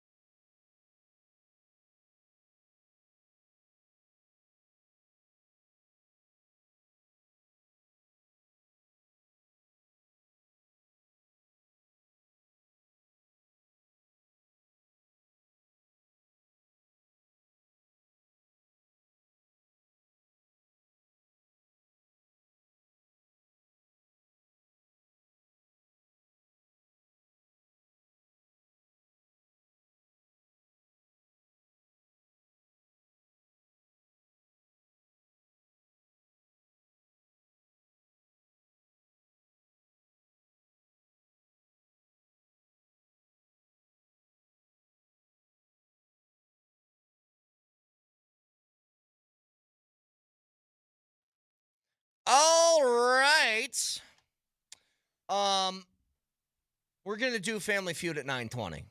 So stay tuned for that. I do have, I want to go back to something where we started today. We'll get to Dallas and Minnesota in a second because Minnesota takes a 3-2 lead over Dallas. They got the Stars on the brink with that series going back to Minnesota tomorrow for Game 6. Obviously, big news considering who the Avs are facing. But we talked to Jared Bednar earlier today. And I just want to ask a question. You can tell me this is stupid. Shut up, Brett. That's wrong. We were kind of asked, Vic, you asked the question. I know you don't have a rooting interest, but how do you watch these games between Minnesota and Dallas? And I just followed up with, are you rooting for a Game 7 just to really have them grind it out? Do you remember what he said? Well, he said it wouldn't hurt. He said it wouldn't hurt, but he said, I don't know if there's a big difference between going 6 games and going 7 games. And I thought to myself, maybe he does want it to end in 6. Thought to myself, maybe he does want it to end in 6, and that would mean one thing. Now, I'm not alleging anything. He did not say that. I'm just talking out loud. Right. Because I would think going a Game 7 would bring extra emotional drain, physical drain, and not to mention, Moj, if they played 7 games, they'd probably just get one night off before the next series starts. Well, no, because the Nuggets play at home on Saturday, theoretically. If the Nuggets win tomorrow night, then they're home Saturday. Okay. And I think... But Game 6 is tomorrow, which means Game 7 would be Saturday. It doesn't conflict. No, let's say Minnesota wins tomorrow night and they have to come to Denver. Yeah. The first game wouldn't be until Sunday because theoretically the Nuggets have the gym for Saturday. Gotcha. That's done already. That makes sense? By the way, when you keep talking about this and I'm going through, I go back to what I said at the end of the Nuggets season when everybody was talking about manipulating the schedule and be careful what you wish for. Sure. That's all I'm saying. And I'm back to my fatalistic ways on this. I really am. You play who you play. That's it. And you just take care of business. No hope in the world can make Dallas play better. Well, I'll say this, Dallas, until Robertson scored in the third period last night, I just had a number. Oh, please tell me I still got it somewhere. I think it was that Dallas went 183 minutes without scoring a 5-on-5 goal. Mm-hmm. Are they just disjointed there, Moj? Or They are. Yeah. Again, up the middle, it's tough for them right now. I mean, I'm telling you, I watched a lot of that game up until Baby Boval had to go to bed. Mm-hmm.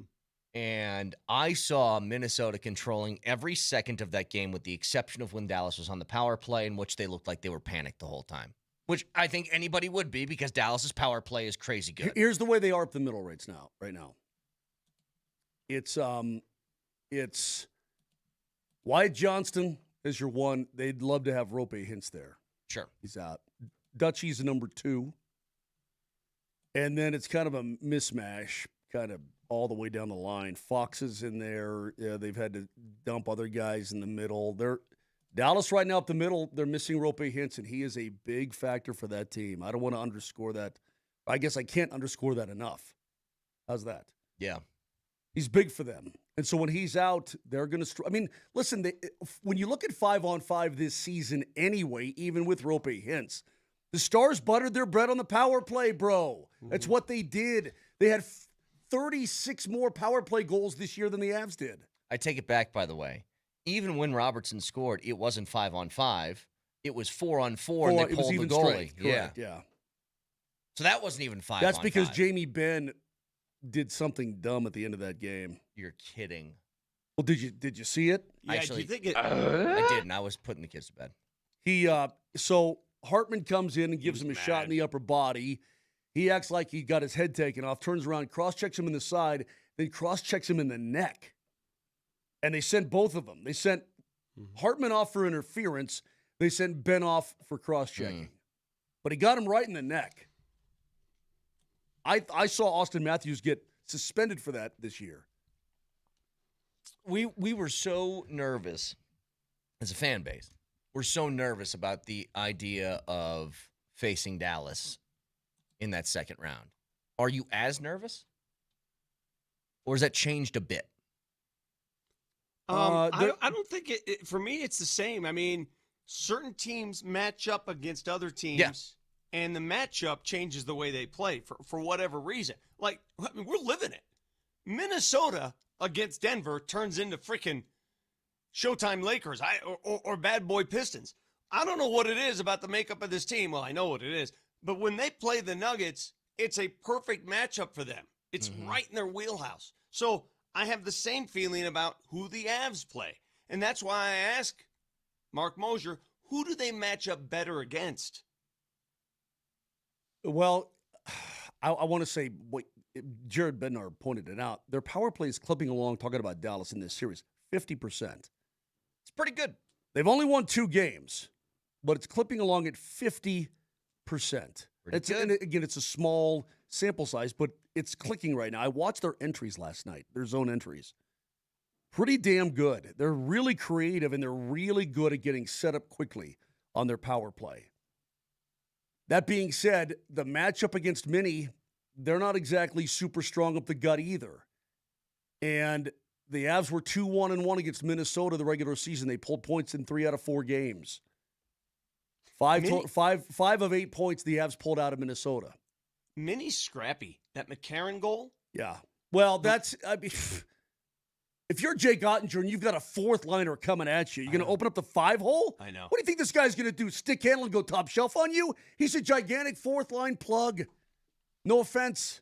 I mean, he's mean. They got him from Nashville at the deadline. He's big and mean. Always has been for the Preds. But he's a fourth line dude, and Ottinger opens up the 5-y? Come on, man. Can I ask you another question regarding an NBA series? Game 5 tonight, a chance for the Lakers to close out the Houston Rockets. And according to reports, there is a chance that Austin Reeves plays in this game. A chance. What are you thinking if you're a Houston fan regarding KD? What's your thoughts? I don't know. I mean, the whole thing surrounding the Rockets was, hey, we're going to be in good position. Now, they got screwed kind of at the beginning of the year. Van Vliet got hurt. He was out for the year. Steven Adams, whatever you think of him, he's a tough player, especially in the playoffs. He goes down with an injury. He's not there. But to have KD not kind of show in this, huh? Blow it up. Is that just – okay, so here's the recipe. If you want to blow up your team, bring in KD for a year or two, and it's going to be inevitable by the end of it. Is that what you're saying? Well, you tell me. Name the last 3 teams KD has played basketball for. It has been the Houston Rockets, the Phoenix. Okay, yeah, you're doing reverse order. Yeah. Houston Rockets, Phoenix Suns, and then Brooklyn before that, right? What did all 3 of those teams, well, not the third, what did the 2 previous teams do? Flame out. Blew them up. Mm-hmm. Yeah. Well, Grenade, he had boys. He Grenade. had a what? He had an ankle. No, he's got an ankle now, but he had a knee? So he had a knee, and then he got an ankle. How old is he now? 38? He's old. No, I don't know if he's 38, but how old is Kevin Durant? He's still a bucket. When he plays, he is. KD is 30. He's got to be 38. 37. 37. I got a stat for you. Jason Quick of The Athletic wrote a great piece, and I think it's outstanding on Spencer Jones.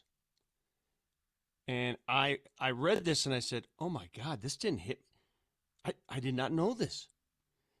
Do you know how much money Spencer Jones makes this year as a contracted NBA player? Now he's full-time roster. Well, contract. he wasn't full-time until, March or before, something like that, right? But do you know what his annual earnings are as an NBA player who just contributed 20 points? Whatever the minimum is. $623,967. Not chump change. That's good money. $623,967. He's on the same court with Nikola Jokic. Do you know how much Nikola Jokic makes per game? Per game. $673,469. Nikola Jokic makes more money per game than Spencer Jones makes per season. That is crazy. Is it okay? I understand the point you're making. I'm going to argue something that's going to sound insanely dumb. I think Jokic is underpaid. I'm not. Hey, listen, I'm not here to tell you that he's not worth every penny he makes, because I agree with you. If this is an I open agree. market, Jokic is making more than that. I agree with you. But the complete and utter crazy imbalance that exists in NBA payrolls is unreal to me. It's very much like baseball. Baseball's got that same problem. I was just going to say, remember when the Tigers entered that postseason? Was it last year, 2 years ago? And they were paying their entire roster like $5 million. And you're like, what? This is a playoff team? What is, if outside the bonus, what is Shohei making per year, including the bonus? I mean, like what's the average round? Is it 60 With per? or without deferred money? With the deferred money. I mean, like what? I know it's the like money, $750 million contract over 10 years or something. So, yeah. So 75 a year. Yeah, ish. That blew me away, dude. Who's per game? The last guy in the Dodgers, what's he making? They probably got some vet minimum guy on the roster somewhere, some minor leaguer who got called up, I'm assuming. Probably. Could you imagine? So per minute, what's he? I mean, if Joker's making that per game, per shot, per minute, I mean, you can break this down and get crazy. Well, we're going to do Family Feud in a second. Just because you brought this up, I did want to say one thing on the Rox last night. They lost 7-2. Their big problem was they had multiple times. I was watching the game. They had guys on second and third with one out, no out, stuff like that, and they couldn't find a way to manufacture a run. It was driving me nuts. That's why they lost last night. Despite Freeman, who was okay, had a bad first, but Freeland. See what Mad Dog gets in my head. Kevin Freeland? You're just blowing it, man. Anyway, so they lose last night 7-2 to the Cincinnati Reds, who are now 19-10. Reds are a pretty good team. That's crazy. But they got one of my favorite players, though, De La Cruz. He had a whale of a game, too, man. Two major league managers have been fired already. We're not even in May. Not even in May. Alex Cora felt like he was on borrowed time to start with this year. And Brett, Phillies let go of their guy. How would you like to be De La Cruz at 6'6", just over 2 bills, can run like the wind? Yeah, he's field like, and nobody's business. Hit for power, hit for average. He's almost hitting 300 with 10 bombs already. Yeah, he's got his 10th homer last night. I mean, the guy's a stud. Yes, he is. All right, let's get to one of our favorite things. We'll play the Feud next. No.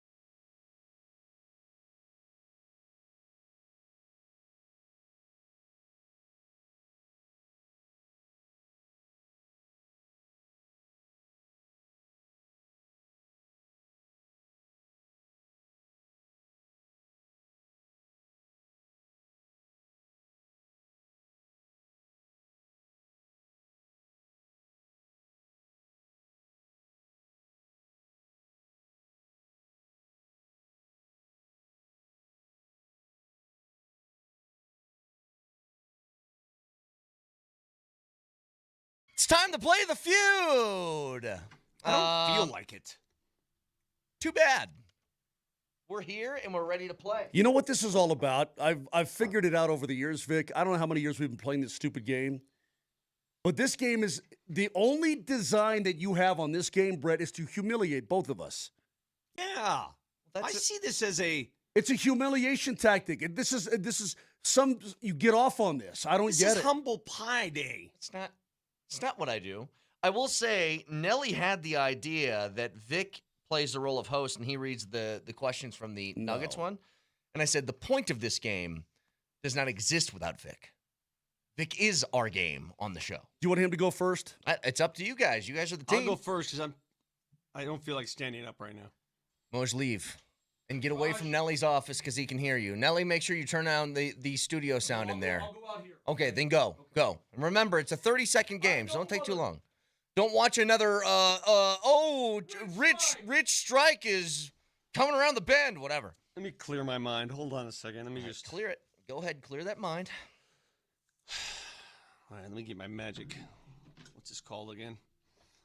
All right. You got your dagger. Okay, Let's go. You ready? 30 seconds on the clock, please, Nelly. And here we go. An eye for an eye is one expression that contains the word I. Name another. Eye of the tiger. Name an excuse teenagers give their parents for coming home late. Ran out of gas. Name something that siblings compete over. Clothes. Name something that Men's Magazine gives tips on. Rocky Mountain Men's Clinic. That kind of stuff. Name something a fireman doesn't want to be without.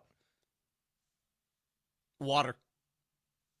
Vic, not terrible. Not terrible. Dude, I was in the flow zone. You know what? Basketball players often talk about the flow zone. Yeah. I was in one. Yeah, let's Had see one here. there. Yeah.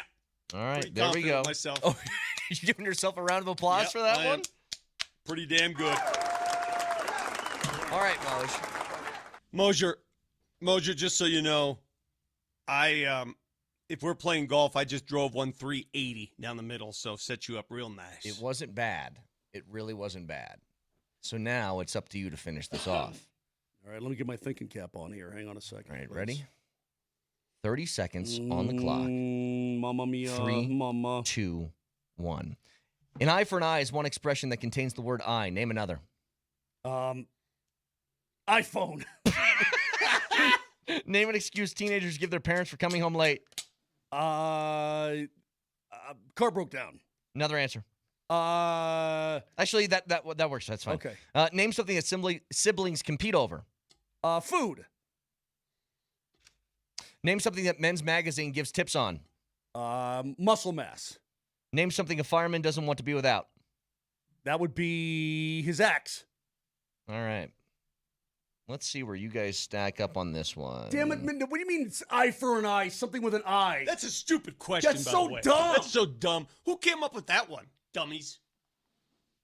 All right, here we go. An eye for an eye is one expression that contains the word I. Name another.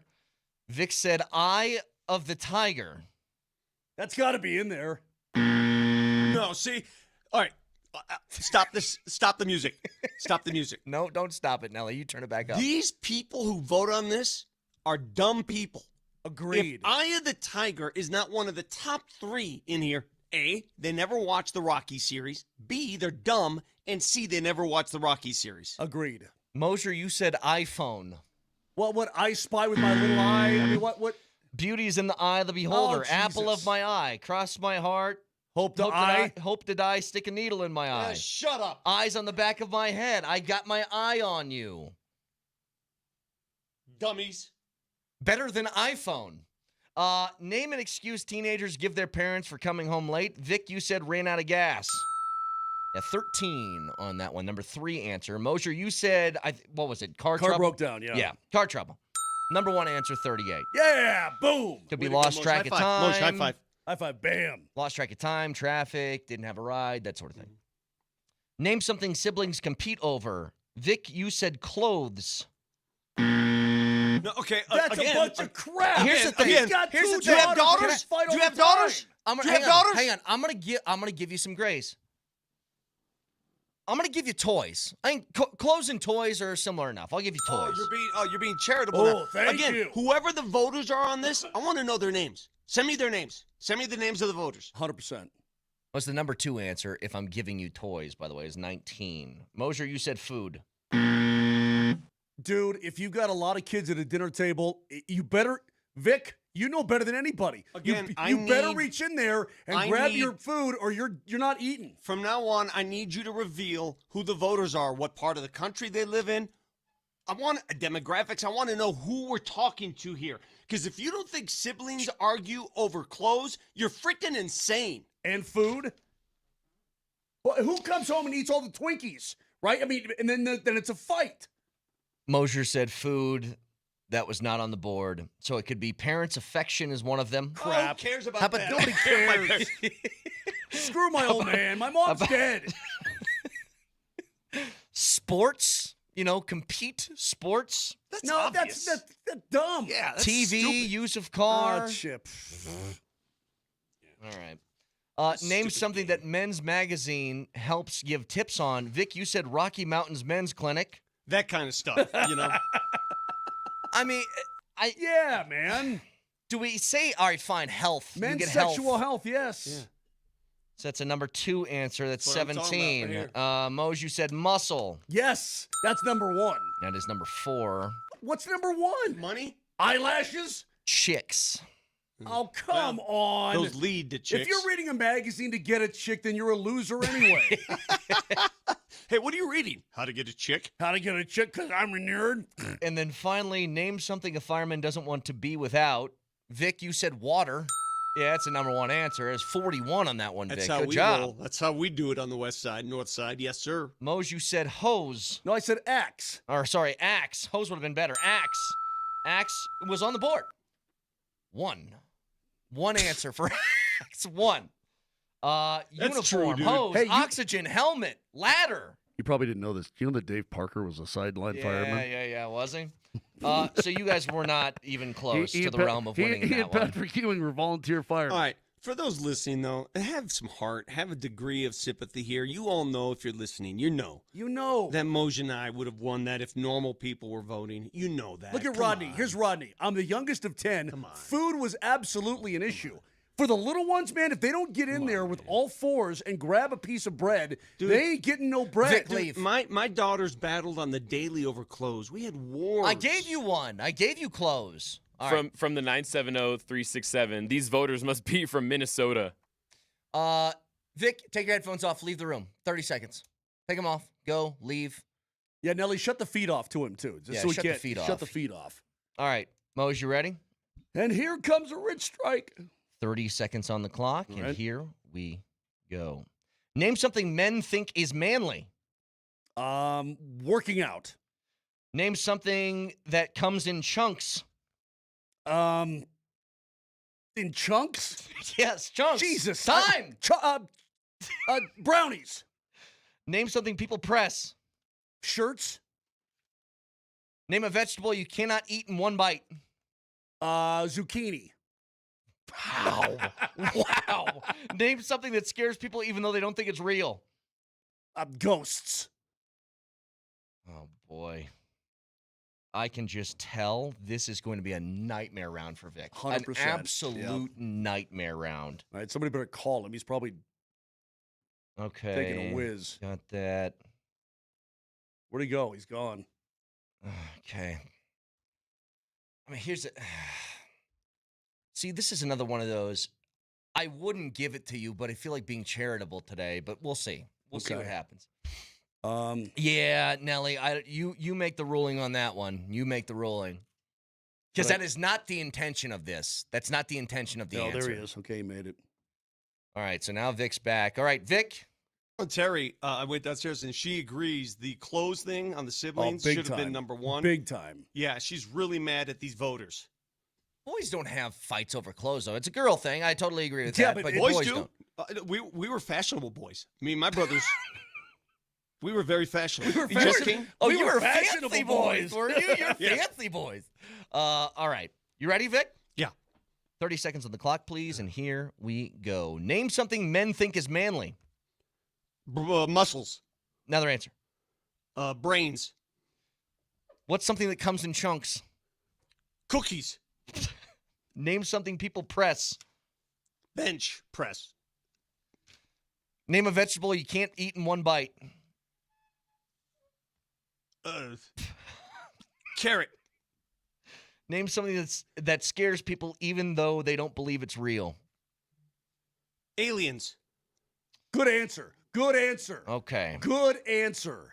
All right. We must have Here's the top thing. two answers on that You both stupid were like category. 13 seconds over what the time It should have doesn't matter. been. We're not Shut that up. smart. Hey, shut up. Maybe you're a better host and you ask these questions better. Yeah, Maybe we'll be speak faster, Richard Dawson. Maybe it's on I was you. as You ever fast thought about as that? humanly possible. Come on, You Steve ever thought Harvey. that maybe you're not very good at your job? Yeah, Steve Harvey blows you out of the water. Steve Harvey, I mean, he's really good. Men think is manly. You said brain. Okay. All right. Name something that men think is manly. Moser, you said lifting weights. Yeah, number one answer. You got 30 there. Boom. Vic, you said brains. That's Yeah, being smart does not matter. Oh, to being okay. man. So Does I not guess matter. it's not manly to be dumb. The voters are dumb. well, you can be a big dumb lumberjack and still get chicks. Fixing cars, playing football, hunting, drinking beer, watching sports. Those Fixing answers. cars. I mean, it's a pretty manly thing. It is. I mean, That's you want why- a man that's- if you don't know how to change a Oh, tire. That's I mean, why that's a I big do thing. it. You know? I cleaned out my garage yesterday. Does that make me a man? No, Vic, go ahead and play chess. That's a manly thing to do, you brains. Jesus. What are we doing? What are we, like, prehistoric? What's something that comes in chunks? Here's my problem. Moser said brownies. It's not the answer, but the number one answer is chocolate. Yeah, that's what I meant. That's exactly Yeah, you what gotta I give meant. it to him. You gotta give You it got to to him. give it to me. All right, fine. I said chalk. If you go back to the table, I Okay, said chalk you gave it chalk to you. brownies. Vic, you said cookies? Yeah, double chunk chocolate cookies. that's exactly what came to mind. That's exactly what came. Double chunk chocolate cookies. Yeah. And Nelly? Yeah. What do you mean yes? Where's That's it how we yes? do it. Well, That's how we do I think you guys both basically picked in the realm of chocolate, so I think we just give you the points Yes. once. Yes. You get See? one. Okay, fine. We'll combine. Could have said cheese, pineapple, chicken, dog food, stuff like that. Chicken. Nelly's the only sane person here. He's making up for all these dumb voters. You tell that to Redbird Farms. Oh, you think they're selling chunks of chicken at a restaurant? You can grill it, chunk it, put it in parm. Yeah, it's right there in the jingle. You do understand that Nelly essentially gave you a buzzer, but you just heard the ding, so you were happy with it. That's all it takes. I mean, you didn't get any extra We're like points one of for those, cookies. like one of those dogs. Exactly right. Dog food.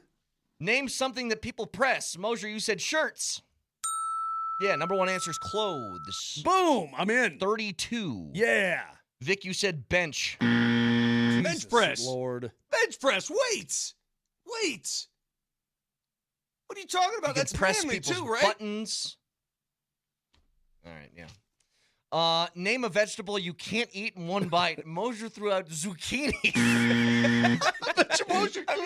I mean, look, you can't eat a zucchini in one bite, but the fact that that's the first veggie that came to mind is crazy. Well, I was thinking of something big. I'm out of here. No, I'm out. No, I'm not playing this game. I'm not doing this. It always comes back to haunt me. I hate you both. Hey, name a vegetable you can't eat in one bite. Moser, eggplant. Oh, yes. Moser, Vic, you said carrot. Number one answer, 31. Yes. You know, the one that caught me off guard, though, is I buy those mini carrots because I like to. Baby carrots. Yeah, baby carrots, good. I like Yeah. them. Corn on the cob, a potato, celery, tomato.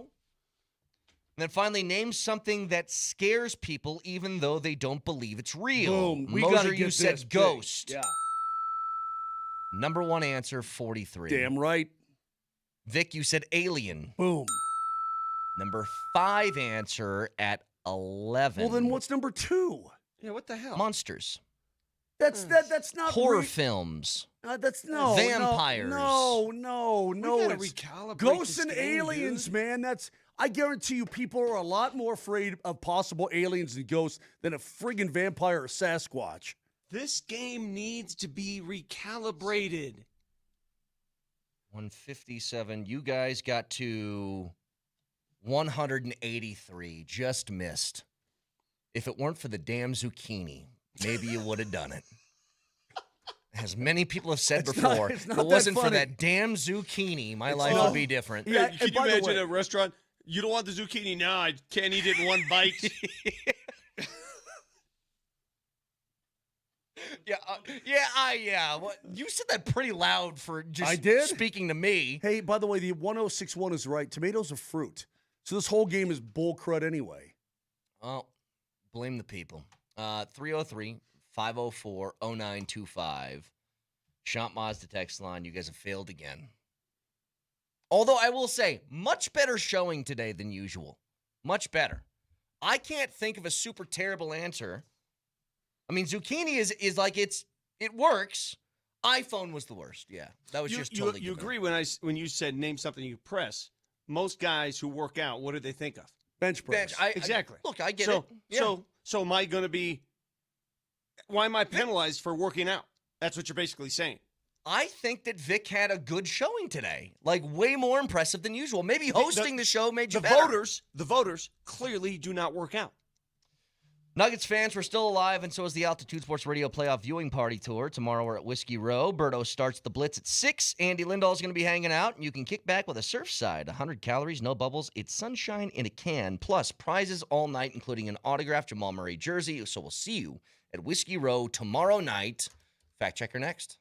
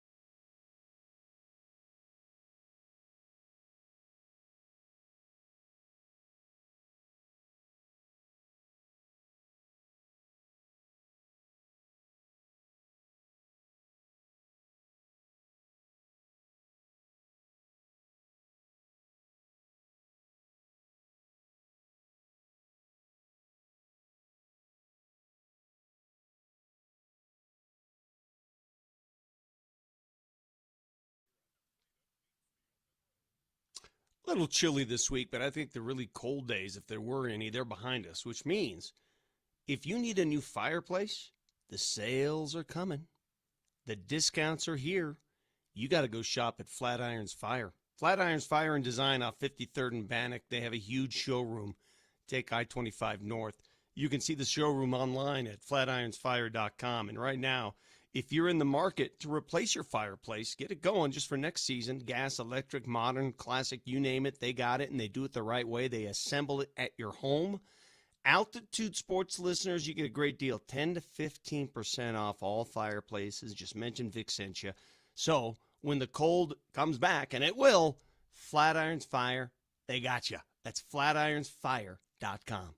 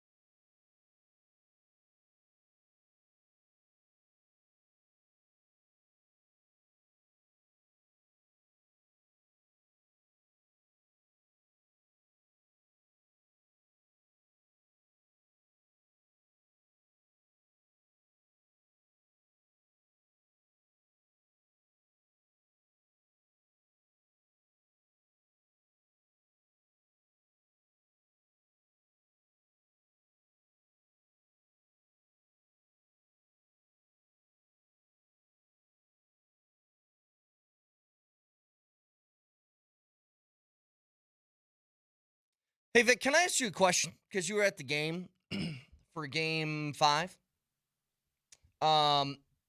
What's the question? This happened after the game? Yeah, speaking of that tone, this happened after the game? Coach, that's your best offensive showing of the series so far. Offense doesn't matter. Go ahead. Yeah, I've never said that. Did you get the level of physicality you were looking for on offense tonight? It was better in the first 4 games. I heard that Adelman was booed when being introduced before Game 5. I did not hear that because I was up in the club section hosting the pregame show, so I cannot validate what was said or done out there. I don't know. Why? Well, I mean, because the team was down 3-1, and you had expectations of a championship this year. I mean, I don't think that part is not hard to understand.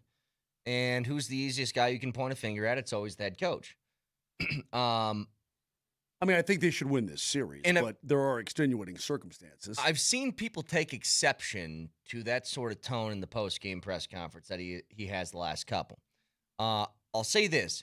I think part of it is we haven't seen Adelman like that. Can you think of a time, Vic? Was Adelman ever like that short, terse in a press conference before? Not really. No, So- I haven't heard that. If Malone did it, it would just be like, all right, Malone's in one of those moods. Yeah. Okay, fine. Well, I mean, that's what makes the two personalities different. Michael Malone would blow up many times, and he would blow up at his team. He would blow up at reporters, and it was off and on. I mean, he was amiable most of the time, but, you could expect it. You knew when it was coming. David has more of a laid back, very stoic, very informative, but not that personality. So when he does snap like that, it resonates. I wonder if coming back and winning the series can change that. Because Change it what? feels, it just feels like there's a lot of Nuggets fans out there. Like I just on social media, that exchange that we just played, there's a lot of people that did not like that exchange. You're after talking the to game. my guy all wrong. It's wrong tone. And I think it's that people have I think that they would rather see, instead of defiance in a moment like this, they would rather see more of like, I get why people are upset. Ownership? I would be too. That sort of thing, yeah. That'd be my guess anyway. I don't know. But I've seen a lot of it.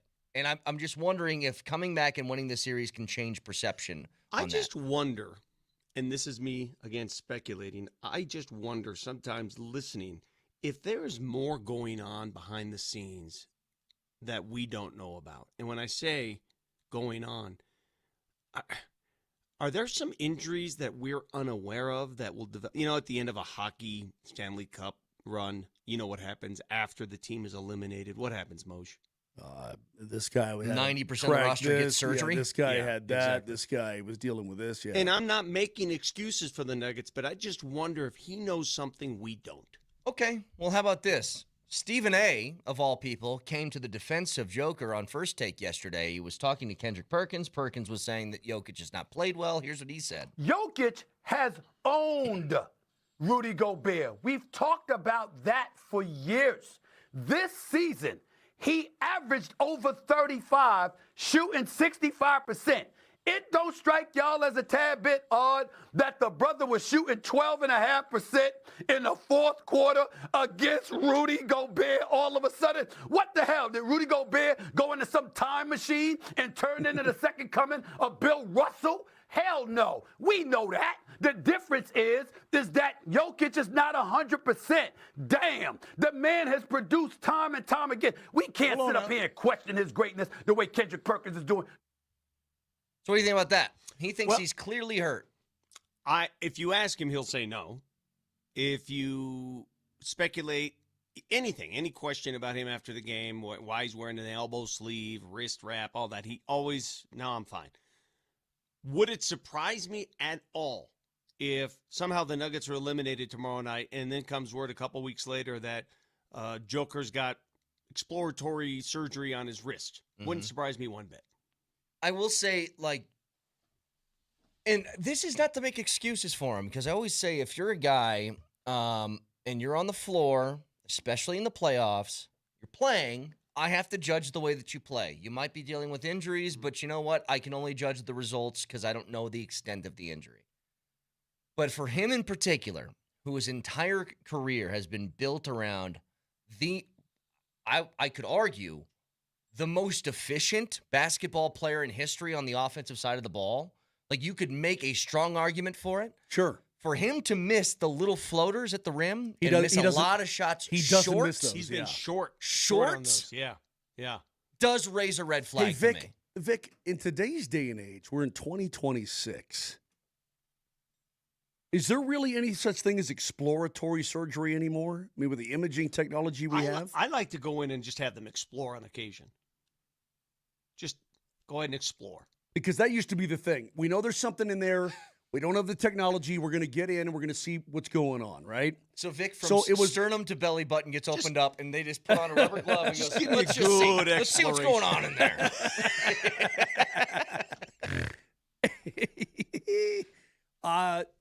Today's imaging, I mean, you can see down to the pinpoint of, the contrast and everything they have going on. I don't know. I mean, but I wouldn't mind a good exploration if he's got a wrist problem and he's had that thing wrapped virtually the entire season, right? Yeah, this goes back to my basic premise that I hold true and I hold near and dear, and I've always said this. I don't understand why in sports players and teams and organizations hide and mask injuries. Because at the end of the day, it's just the player who suffers. It's the player's reputation that suffers. Well, you know why in the NHL they do it. I know. I keep hearing in the NHL it's because they target the injury. Okay, they do. Okay. Vic, they do. I get it. But at the end of the day, if an injured player cannot play at the level they're used to playing at, they're going to be doubted. They're going to be, oh my God, your legacy. Oh my God. But if you're injured and you can't get there because of injury, why can't you tell people that? Why? Well, Kevin Durant's just been ruled out tonight with a left ankle sprain, so he's not playing in the But you know what I'm saying? I mean, we know, for example, we know Aaron Gordon is not 100%. That one's obvious. We know. But it's obvious only because he's out of game. But he never said anything. Nobody ever says anything. Well, and to your point, Vic, I still remember my first thought when this happened, and I think this was the last year of LeBron in Cleveland. They get beat up by Golden State in the finals. And there was no mention of any injury to LeBron. And after that post-game press conference, he walks up to the mic on the farewell to the offseason, right? And in that, he's got a cast wrapped around his wrist. And I go, all right, Come bro. on. It does feel like, even if it's true, fair or unfair, it feels like an excuse to do that after the fact. Depends on the player, though. It depends on the player. Again, everybody's banged up. Like in this series, Naz Reid's playing with a bad shoulder. He's banged up. Plus, he got stepped on. He did, yeah. Everyone has something going on. Some are to a greater degree than others. Some can really inhibit the way you play. We've wondered, before CB had that dunk where he pointed at Jaden McDaniels, his explosion isn't where it used to be. This is the same player who went at Rudy Gobert and dunked on his head. Yeah. Do you see that explosion? I mean, is the ankle still a problem? It looks to be. Well, here's the thing, Vic. I remember in that Game 5, he went up for a dunk and he barely got over the rim. And I was like, what's that? He flies like above the backboard when that guy dunks. And maybe just to play this season, whatever he went through early, just to get through the season, you come back and play with it, but it's not fully healed. I mean, that's what I'm saying. These aren't excuses. These are realities. So before you guys start, oh, well, here we go. That's not what I'm saying. I'm saying players play through things all the time. They do. It's just hard to judge that in the moment because all I can take is the results of what your game is. And, it's one of the things that I mentioned earlier, the idea that, damn, man, Stephen A. kind of said it, but we were talking about it earlier in the series. I guess you give Rudy Gobert for playing good defense against Joker. Mm-hmm. It's never mattered before.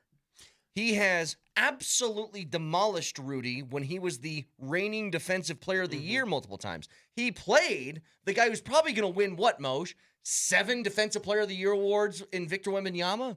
He averages like 39 a night against him. How good of a defender you are does not matter for how efficient and amazing of an offensive player Correct. Jokic is.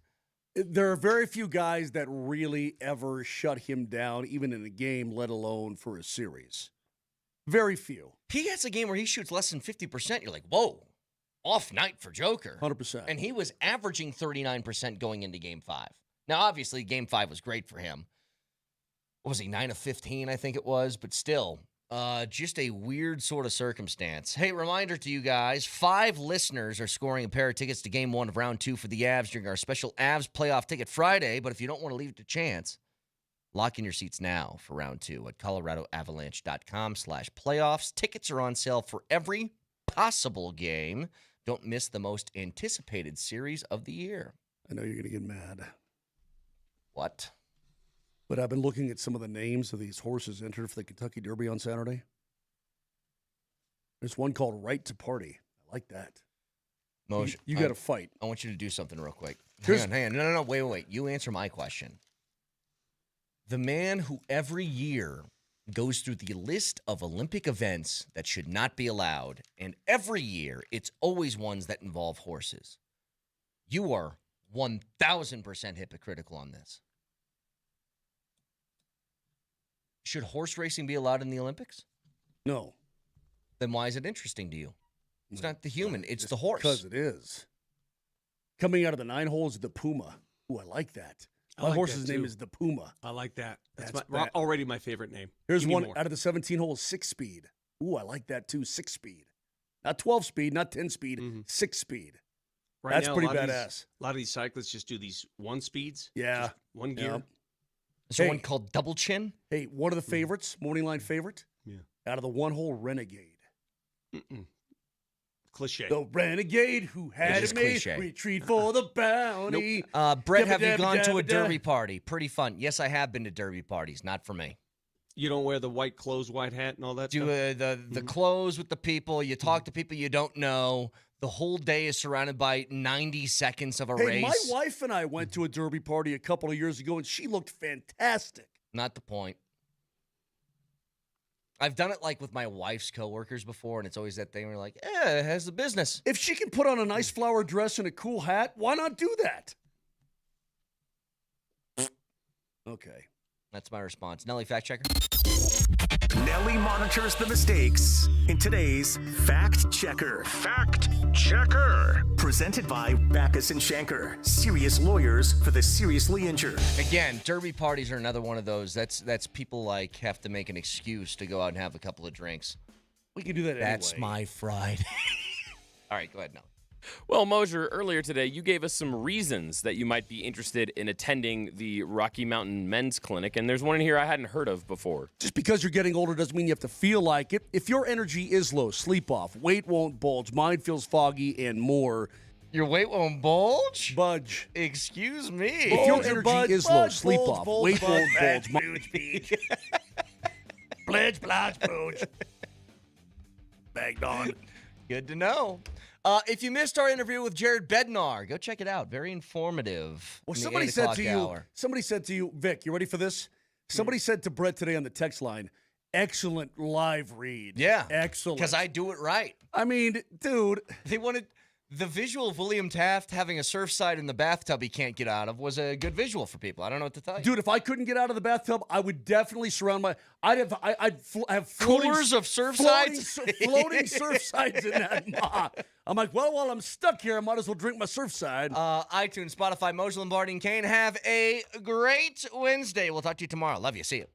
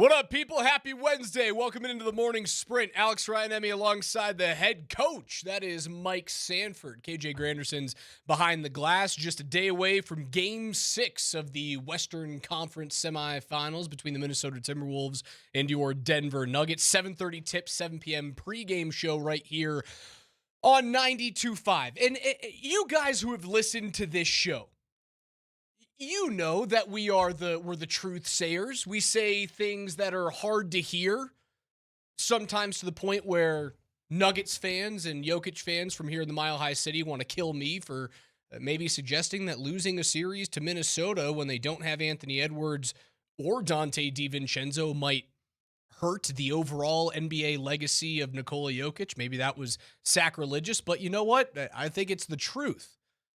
We are that type of show. The show before us and the show after us have the entire state of Minnesota either wanting to kill them or clowning them. So what I want to do on this show is find some common ground. I'm here to extend an olive branch out to the entire state of Minnesota. Wow. We can hate each other for a little bit. That's okay. There can be some vitriol for Game 6 between the Nuggets and T-Wolves. There should be. Can't we all just get along in the simple fact that we love to hate the Dallas Stars? What a delightful watch that was. It was great. Seeing Jamie Benn melt down and take away a power play from his team at home in Game 5. His team hasn't scored a 5-on-5 goal in 200 minutes of hockey. That's crazy. Technically, they did because they scored an even strength goal last night, but the goaltender was pulled. But basically, it was a 5-on-4 power play. Not really. Not really. So, to the state of Minnesota, to all you guys freezing your bums up there, and then when it's not frozen, Minnesota's actually really nice in the springtime and the summertime. Who am I kidding? Can't we all just get along in the simple fact that the Dallas Stars are just the worst? The absolute abject worst. We can love each other that way, right? They're the absolute worst, Raj, but even worse than the Dallas Stars players, Dallas Stars fan base, minus the Jared Bednar impersonator, who's actually, I think, pretty awesome, right behind the glass of the visiting bench. The angle of which that game is shot is unwatchable. It feels like it's the angle, we've all talked about it on the show. And it makes me not even remotely want to see a series between the Colorado Avalanche and the Dallas Stars. You can't watch hockey. Even maybe for me, just because I'm a film nerd. I need good watching. It's one of the things that I actually love. Believe it or not, the thing that got better about high school football than college football is that I don't have to deal with really low press boxes or like the one at University of Washington. It's like you feel like it's being shot from Pluto. I can't see anybody. It's the very top of the press box. You know what high school football lets you have? Drones. We got drones with all 22 in the end zone. It is glorious. And it's shot in like 8K. And everybody's got it. It's not just the rich kids over there at the private school have drone footage. No, the whole freaking state does, and it's awesome. I can't take Dallas Stars' angle of hockey watching because it feels like youth hockey, Raj. It feels like you got some terrible peewee hockey footage from a local ice rink because you don't have a high enough angle to see every single inch of ice. And frankly, you get to see about 2/3 of the ice available. The near boards to the camera. You can't watch the unwatchable. game. It's unbelievable. You have no idea where the puck is. You have no idea. I hate it. Again, it's because Brunkle Cletus and his buddy next to him where you can see his butt crack. That's all you can watch. Everyone's standing. Where's the puck? It's brutal. And also, can I... brutal. Raj, okay. Preferable. Stars, Wild goes to Game 7, period. Goes back to Dallas, and you know for a fact that's going to be an absolute bloodbath for the next 120 minutes of ice time. Sure. Or just Minnesota closes out at home in Game 6. I mean, I've said this for a while. And again, the three teams in the Central Division, by my ranking, are the three best teams in the National Hockey League and have been for quite some time. Minnesota fell off just a little bit during the regular season, but it never concerned me. They were playing the right way. Brock Faber had like the sneakiest 40-goal season ever. Or not Brock Faber, Matt Boldy. Speaking of Brock Faber, that guy's a freak on the opposite side of Quinn Hughes. I'm not begging for Minnesota because I think it's an easy matchup. I'm begging for Minnesota because I think it is an easier matchup for Colorado. They don't have the same center depth that the Avalanche went out and acquired at the trade deadline. And the lack of power play success for the Avalanche will hurt them less against Minnesota than it will against Dallas. Because you put Dallas in the power play and they simply score. Minnesota they're not as elite from a power play standpoint. They're not as locked in from a power play standpoint that I think you can kind of deal with a little bit of a discrepancy in special teams. That's not to say I think it's an easy matchup. Jesper Wallstedt is phenomenal. They have one of, if not the second or third best defenseman on the planet in Quinn Hughes. That might be the best defensive pairing in the world. It's either Devon Taves and Cale Makar, or it's Quinn Hughes and Brock Faber. They've got a good head coach. They've got a great GM. It's a good hockey team. Do you find it strange that in a time period that essentially every other show, frankly, every show before us and after us, I mean, the Kreckman and Lindahl show, don't forget, they're the ones who ultimately kind of started this nearly unhealthy rivalry with the state of Minnesota and the city of Minneapolis, the Twin Cities up there. And then it obviously Vic did his thing. And now I don't really know. I think Tyler Polumbus did some of his own things. Like he had a chat GPT reading of why you should hate the state of Minnesota and their people. That went over well. Yeah, it didn't go over too great. You and I are just, you know what we do? We talk sports, man. However, we do hate the Minnesota Timberwolves. We do. Do you like the Minnesota Timberwolves?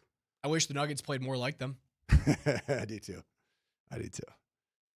And that, to boil down everything that Moser, Lombardi, and Kane said 2 days ago, to one point, that's what Vic was trying to say. He wasn't trying to put a hit. He wasn't trying to Nancy Kerrigan his way into Jaden McDaniels.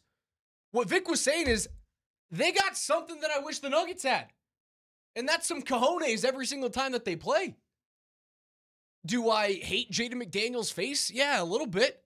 Do I wish that there were more players in the Nuggets that played like him? Sure do.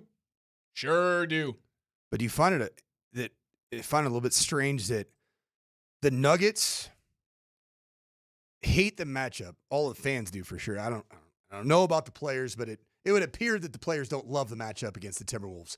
I mean, it looked like pulling teeth games 2, 3, and 4. It's a bad matchup for them. It's a bad matchup, and it's been a bad matchup because you lost your executive that went to that franchise and said, I am going to construct a roster to beat the Denver Nuggets and Nikola Jokic.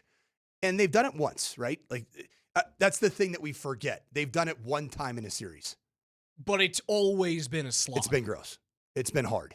If that was the goal for Tim Connolly, is build a unit that can beat Nikola Jokic, he's got an A. And while the Dallas Stars weren't intentionally constructed to beat the Colorado Avalanche, it feels almost identical from that perspective, that you fear bad playing matchup. them because it's a bad matchup. Yeah.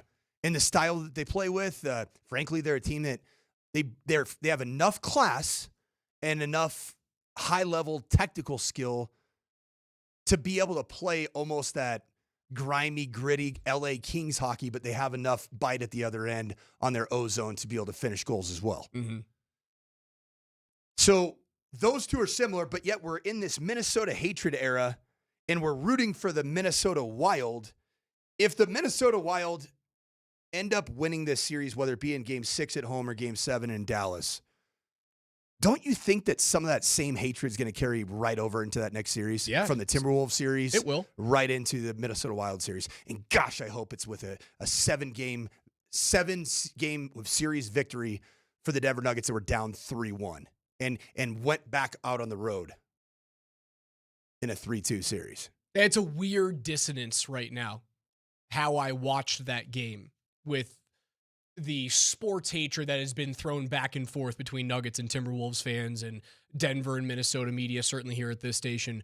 Did Jaden McDaniels break our station? I think he single-handedly, we have people yelling at us on our own station. What are we doing? It's an odd dissonance going from that to how I watched the Stars and Wild game last night. Overtly rooting for Minnesota. Like, the goaltender's pulled, and I am begging for a 200-foot shot that goes in. Begging for it. Oh, I love this too. We just got a text from And everyone keeps saying, hey, watch what you wish for. Yeah, you have to beat whoever's in front of you. Watch what you wish for. I firmly believe that the better matchup for the Avalanche is the Wild because of the lack of recent postseason failure against Minnesota. Now, if you go back in history between the Avs and the Wild, the postseason success is not there.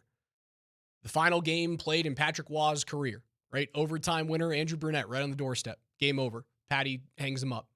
The first year that Nathan MacKinnon gets into the playoffs, right? The Avs are a number 1 seed. Patrick Waugh's behind the bench there. Game 7. They find a way to lose in overtime. So the history is there with Minnesota. It's just not recent. It's not this core versus that core. I would rather see a Minnesota team that has not been there and done that than go up against a Dallas team that knows that they have your number and knows that they're not out of a game even if you dominate them 5-on-5, right? Which is what Minnesota has done so far in that series in the first round. If you dominate the Dallas Stars 5-on-5, they're still in it. All they need is one power play. The Wild don't have that type of advantage. They don't. So I sit here trying to be the harbinger of peace between the states of Colorado and Minnesota. We can hate each other tomorrow, but we have to come together on some ground. And what I offer you is the olive branch and the twigs of hating that unwatchable product at the American Airlines Center and those stupid victory green Dallas Stars. We can love each other on that end. Coming up on the other side, Chris Dempsey of Altitude Television joins us for his weekly NBA baseline report. We will go through that pregame of Game 6 of Timberwolves and Nuggets. We'll go around the NBA. Joel Embiid, a banger of a game to keep the 76ers alive against the Boston Celtics. Conor McGee, he will join us at 11 as well. News on Bo Nix. News from a former Broncos safety who's called it quits. All of that and more coming up next.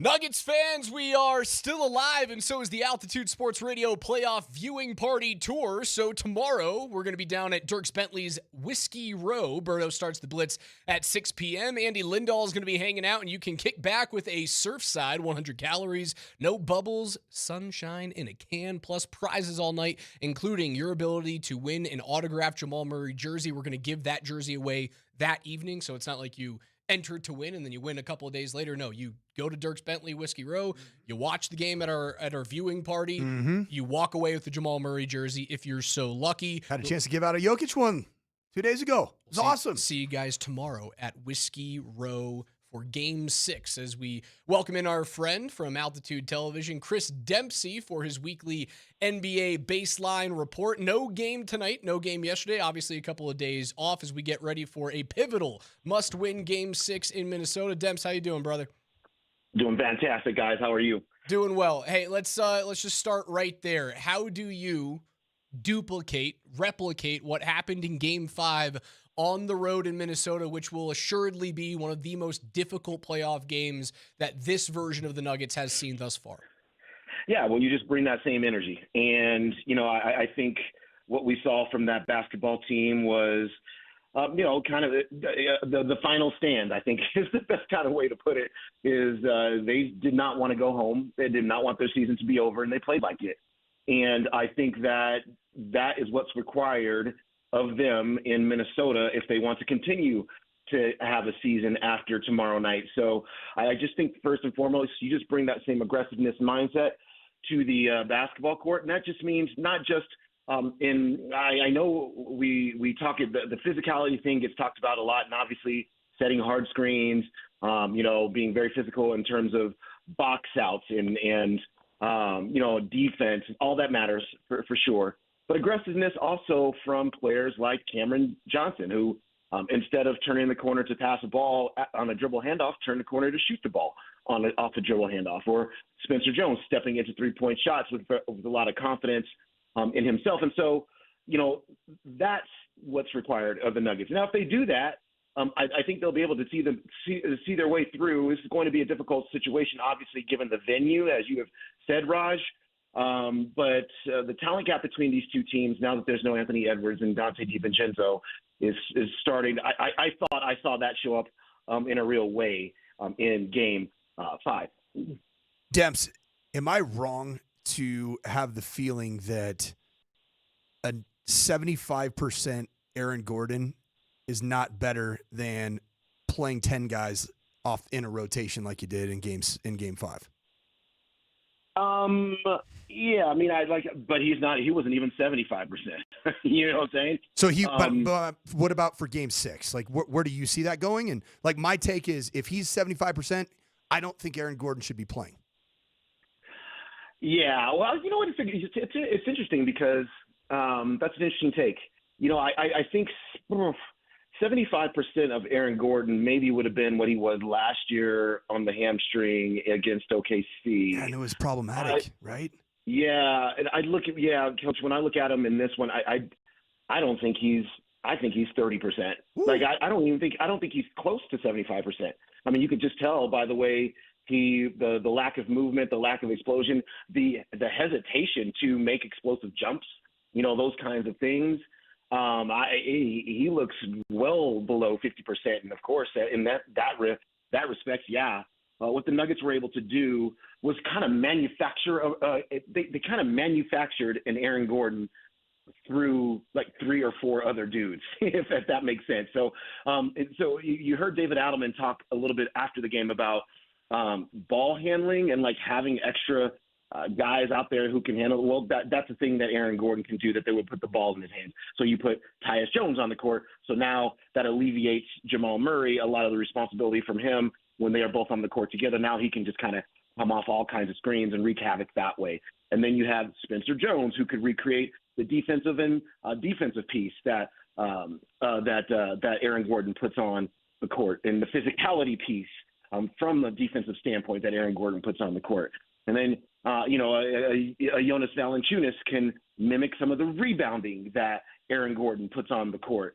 And so what they were able to do was kind of cobble together a facsimile of Aaron Gordon through the use of other players, and it worked. And so to that end, I think, that's kind of the route that you want to go, because each of those players, obviously, there's no injury issue there, and their elite skill that they bring to the table is being brought to the table from a healthy player versus having one Aaron Gordon out there that is very hobbled.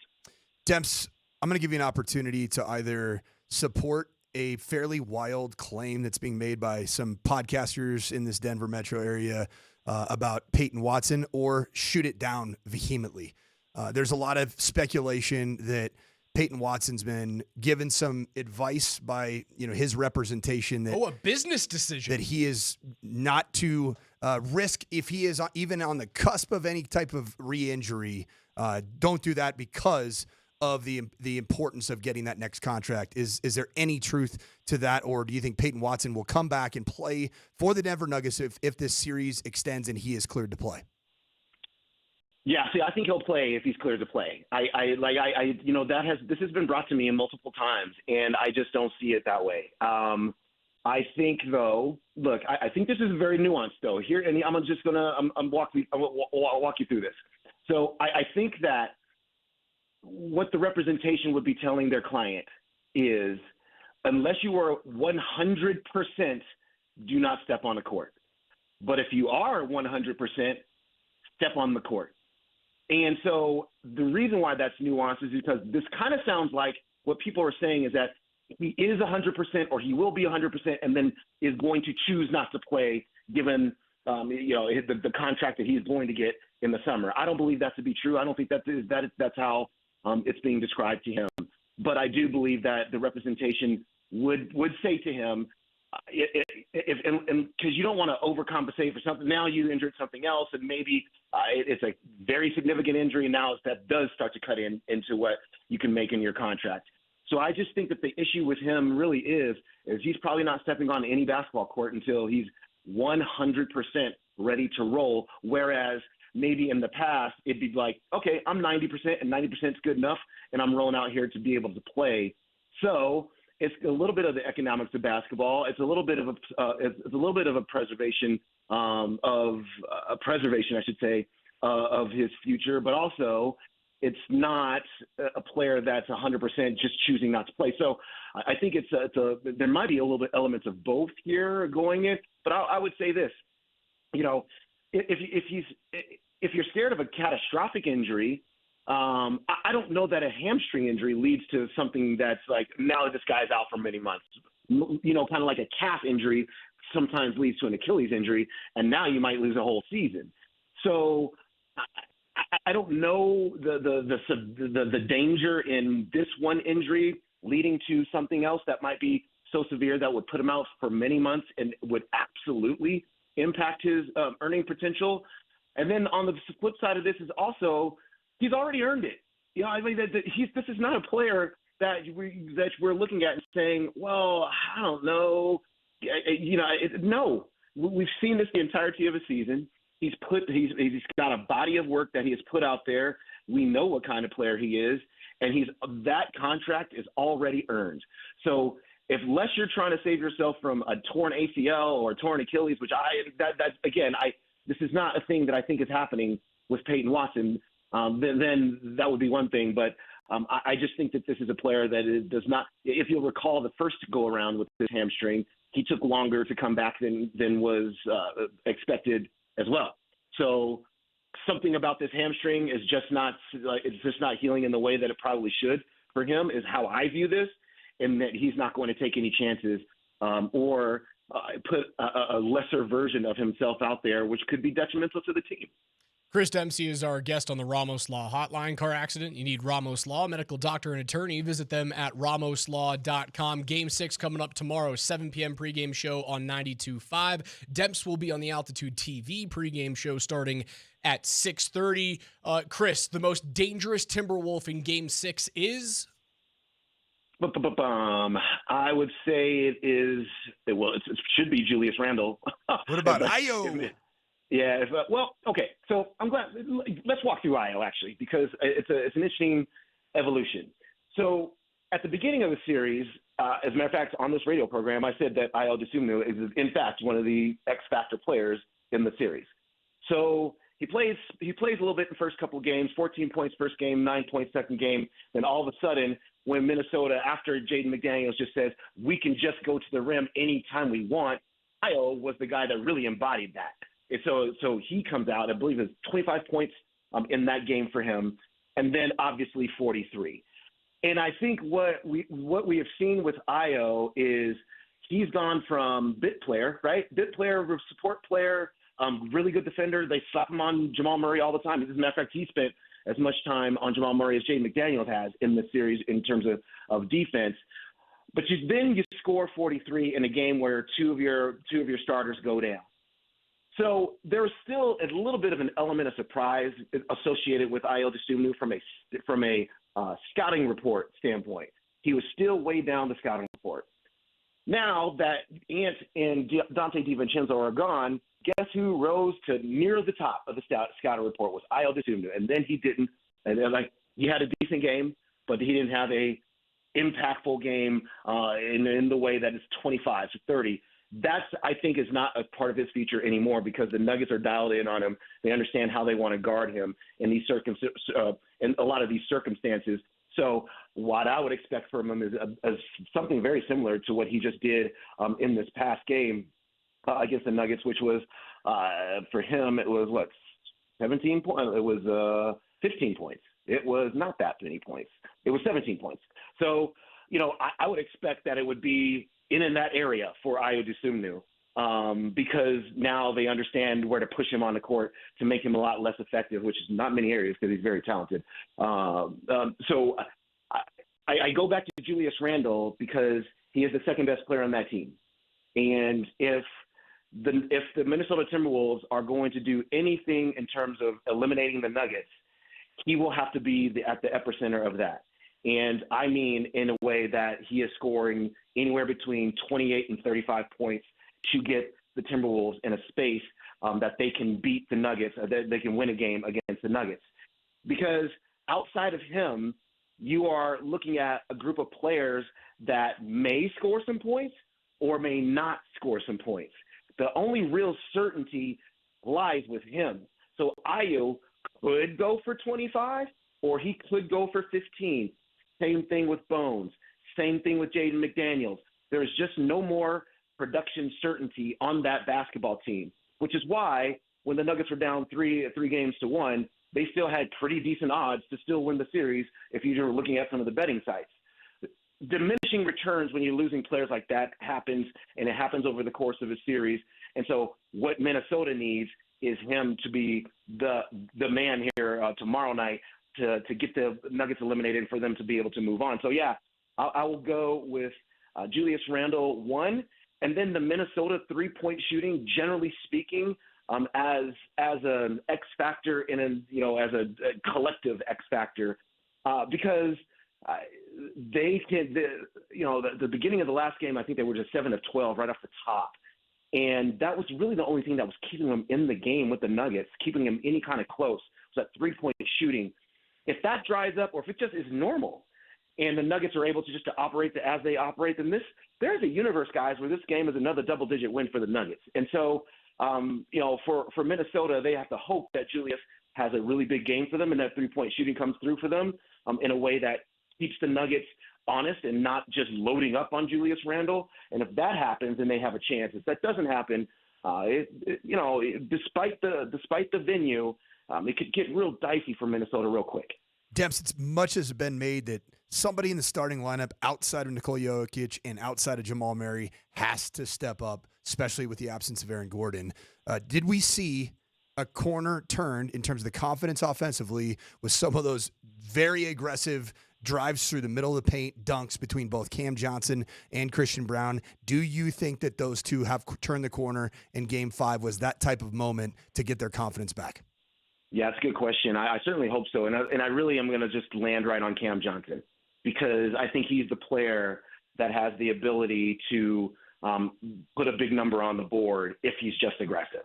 And we saw what that, kind of the building blocks, what that looked like in the last game. When he gets the ball, he can't be. His first thought should be, can I get to the rim? Do I have an open shot? Period. The full stop. And if those things aren't available to you, now make the read and move the ball on. Because, like Jamal and Joker are going to need, to your point, somebody else to step up. It was great that Spencer Jones was able to do that in the last game. And maybe he'll be able to knock down a few more three-pointers tomorrow night. But I think the player that has the track record that says, okay, if Coach Adelman went to him and said, yo, we need 20 from you tonight, that has to be Cam Johnson, in my opinion, just because he's got the skill set, the track record to be able to put significant points on the board if he is putting his mindset into a scoring space. What Minnesota has done with Tim Hardaway Jr. is just taking him out of the series, basically, is what they've done. They did not want him to be able to knock down three-point shots. They understand that when he gets to 4 and 5 and 6 three-pointers made in a game that the Nuggets offense goes, it's the difference between the Nuggets scoring 112 and like 128. It makes them so much harder to handle, and so they cannot have that. And so they have one of the things that they've done really well is they've just not let him be a significant impact in any one of these games really in this series.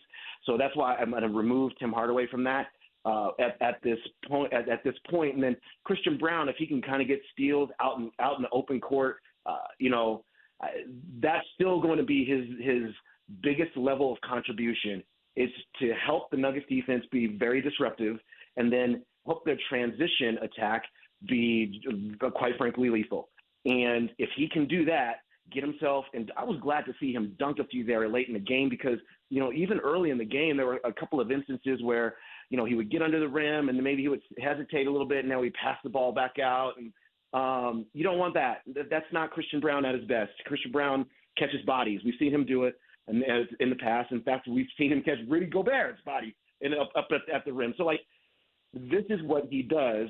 He needs to get back to that. And if he is able to knock in, like, say, 2 threes on top of that, now you're talking about a 12-point night with a lot of good defense, with a lot of transition offense, which keeps you from having to work against Minnesota's set defense. That is Altitude TV's Chris Dempsey with his weekly NBA Baseline Report. Your Altitude TV pregame show starts tomorrow at 6:30. You can start listening to the game right here on 92.5 at 7 p.m. Kaz and Scotty will have the call for tip just shortly after 7:30. Demps, we appreciate you, and hopefully we talk to you after a Game 6 win that the Nuggets have come back here to the Mile High City.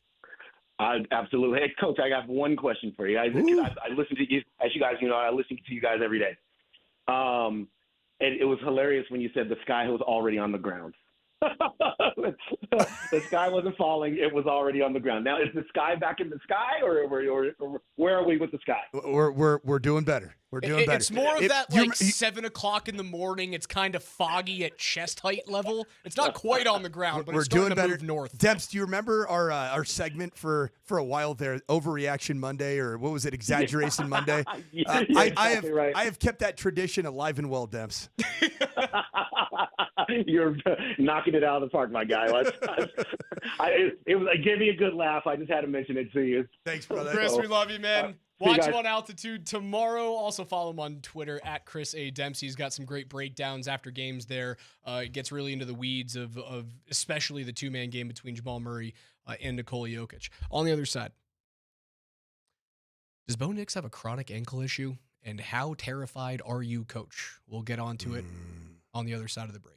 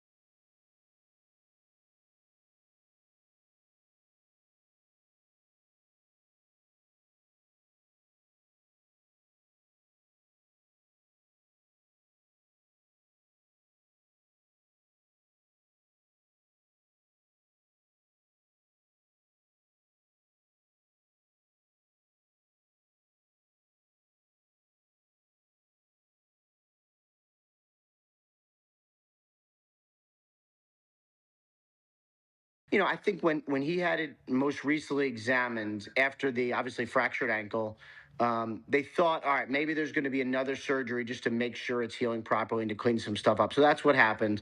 You're not going to see him very much at OTAs or minicamp, which, like, honestly, who cares? But I would expect him to be ready for training camp or very close to training camp. So, like, it's, second surgery sounds bad. I don't really think this is that bad. It's kind of more like Dak had the same thing when he was coming back from his ankle and went on to play great. Like, I don't think this is it's a thing, but I don't think it's anything that's going to derail his season or anywhere close.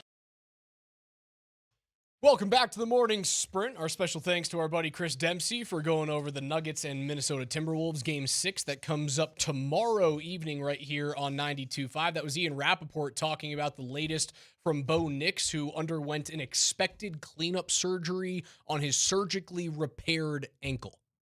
Raj, I think you need to be careful when you say expected. Well, from the Bo Nix camp, it was an expected cleanup procedure. I would say that's false. I think it's inherently false because there was a bunch of information that was coming out of Broncos pressers that he was ahead of schedule. 4 to 6 week recovery was what it was. How long ago was that, Raj? That was back in January. Okay, so this is new. This is new information, right? Now, again, I'm just saying, what I'm saying is that Rappaport said successful and anticipated. Anticipated means they expected this. And it could have been anticipated a week ago or 2 weeks ago, right? I mean, like, this is clearly the information, the data that we have from the Broncos was that he was ahead of schedule. And this was coming from Penner. This was coming from George Payton. I'm pretty sure it came from Sean Payton at some point in time between all the media around, Senior Bowl combine and, of course, the draft itself. Sean Payton over the weekend said they were excited about his progress. Yes, cool. And that doesn't mean that he's not progressing. I'm not of the opinion here, just so you listen. So I know everybody's very sensitive right now about everything that's said on the airwaves. I'm not saying that this is a massive step in the wrong direction. However, what I am going to say is that I do not believe that it was part of the original plans in January, February, maybe even early March, based off the information that we were given here as the public, the people, the media, that he was going to be missing the OTA minicamp space. And that appears to be the case. Now, I even heard Ian Rappaport, who it sounds like he was choosing his words carefully because he's on the phone with agents. He's probably on the phone with Bo Nix's agent, right? Trying to make sure that he doesn't misrepresent anything because we're talking about tens, maybe even hundreds of millions of dollars. Right. This might be a little bit of damage control from the Knicks camp. So, but I never heard Ian Rappaport say that he is without question going to be fully cleared before training camp. He said around training camp. Okay, so here's the schedule for the Broncos. OTAs, June 2nd through the 4th. Obviously, I think that's off. That is off the table now. Off-season workouts, June 9 through 11. Probably also off the table. Mandatory minicamp is June 16 to 18. I think all those are off the table.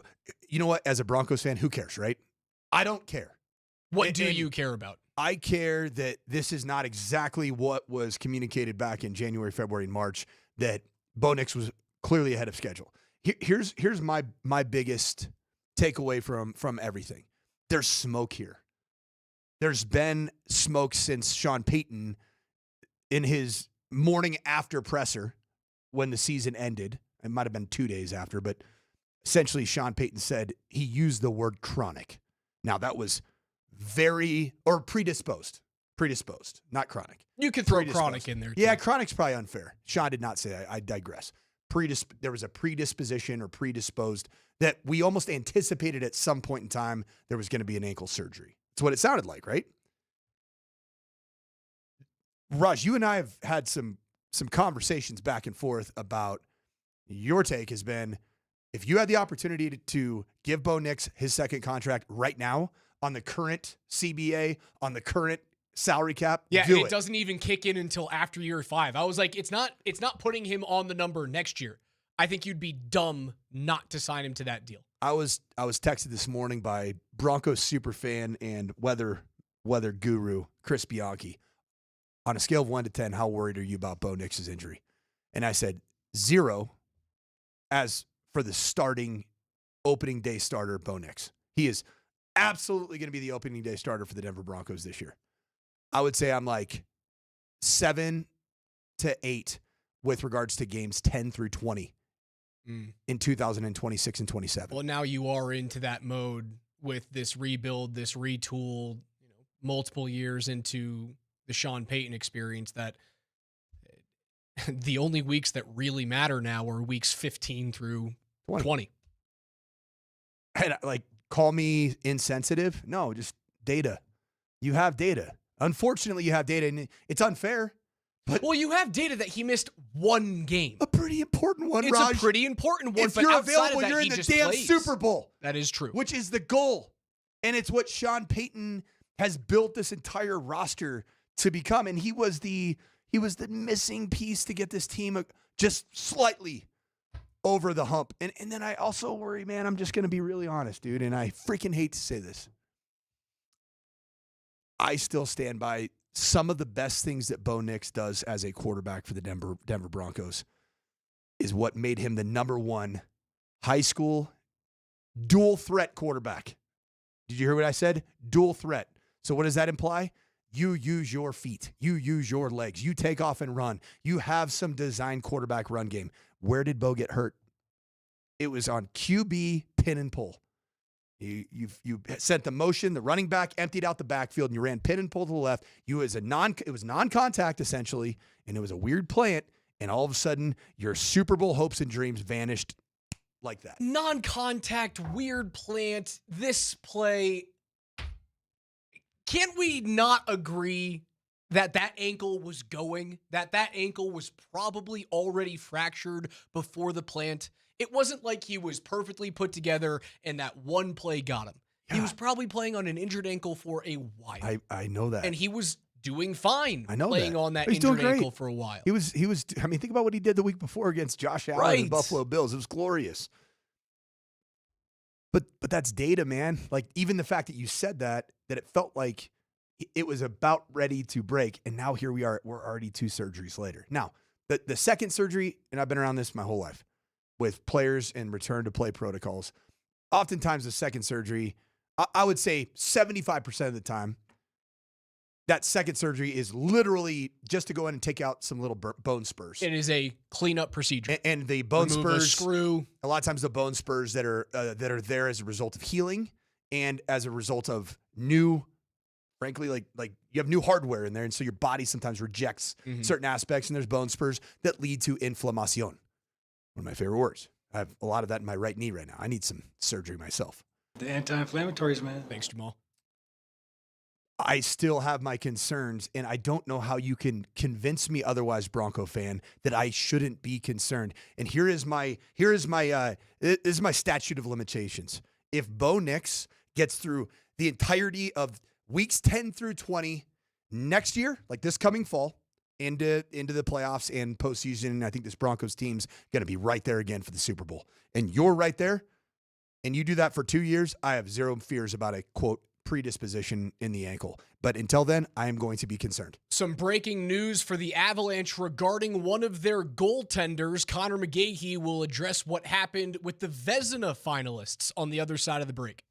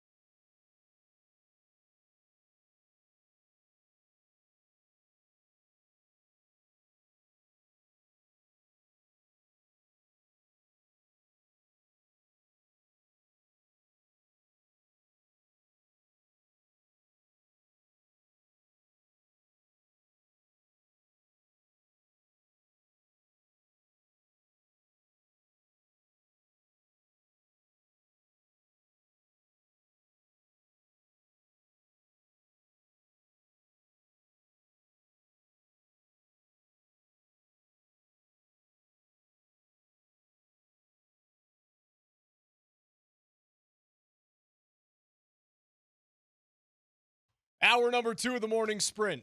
Raj alongside the coach, Mike Sanford. KJ Granderson is behind the glass today. 5 listeners are going to score a pair of tickets to game 1 of round 2 for the Avs during our special Avs playoff ticket Friday. But if you don't want to leave it to chance, you can lock in your seats right now for round 2, either against Minnesota or Dallas at coloradoavalanche.com/playoffs. Tickets are on sale for every possible game. Don't miss the most anticipated series of the years. We head on out to the Ramos Law Hotline, where we are joined by the voice of your Colorado Avalanche. He is Conor McGee. Connor, I teased before the break some breaking news. Scott Wedgwood is not a Vezina finalist. How does that make you feel on this fine Wednesday morning? Sad and angry, frustrated. I don't know. No one has been able to give me a reason why Scott Wedgwood has not been nominated as a finalist for the Vezina Trophy. And I just, do either of you know? Can you provide me a reason, possibly, why that would be the case? Yeah, Did he play enough, maybe? I have no idea. Because he wasn't on the preseason watch list. That's why, Connor. You've got to be on the preseason watch list to be a guy. We all know that, right? Who makes this preseason watch list? Probably people that live in the state of Minnesota is my guess. The Bold North, man. They claim hockey is their own sport. Apparently, so you're telling me that 45 games played is not enough to prove that you're the best goaltender in the NHL. 43 of those are starts. When you go 31, 6-6 with a 202 goals against average, a 921 save percentage, and 4 shutouts. You're telling me that body of work is not good enough to be one of the 3 finalists for the best goaltender in the National Hockey League. That's what you're telling me. I'm not telling you that. They gave it to The Linus proverbial, Ullmark, right? the royal you. They gave it to Linus Ullmark back in 22-23 when he played in 47 games. So, yeah. 47, right. It's insane to me that he doesn't even get a nod as a finalist. He leads the league in goals against, save percentage. He's top 5 in expected goals saved above average. So, it's not even like he's down in the 12s, the 13s, the 14s. His underlying metrics are also elite. For me to see that guy not get the love that he deserves, I know he's going to walk away with some hardware with the William Jennings trophy that he splits with Mackenzie Blackwood, but to back it up in that 4-game series against LA, it's so abundantly clear he was one of the top 3 goaltenders in the world this year, and he's going to be able to prove it hopefully in round 2 against either the Wild or the Stars. Yeah, this series, 1-2-1 goals against, 950 save percentage, and look, it's so frustrating because, and I can't put this one on the writers like I normally can. Is it because Vasilevsky and Sorokin made more spectacular variety saves? I mean, are we judging this by highlight reels now? I just don't know how the goaltender for the best team in the National Hockey League during the regular season, with the underlying metrics that you talked about, with the common man stats that I'm talking about, because that's what I can relate to. With all of those things, I just don't know how he's not at least a finalist. And no one has been able to give me a good reason, and I would not expect that one is forthcoming anytime in the future. All right, bigger snub. Scott Wedgwood not being on the Vezina just finalist, or Nathan MacKinnon not being on the Hart Trophy finalist. On the Lindsay. Excuse me. Ted Lindsay.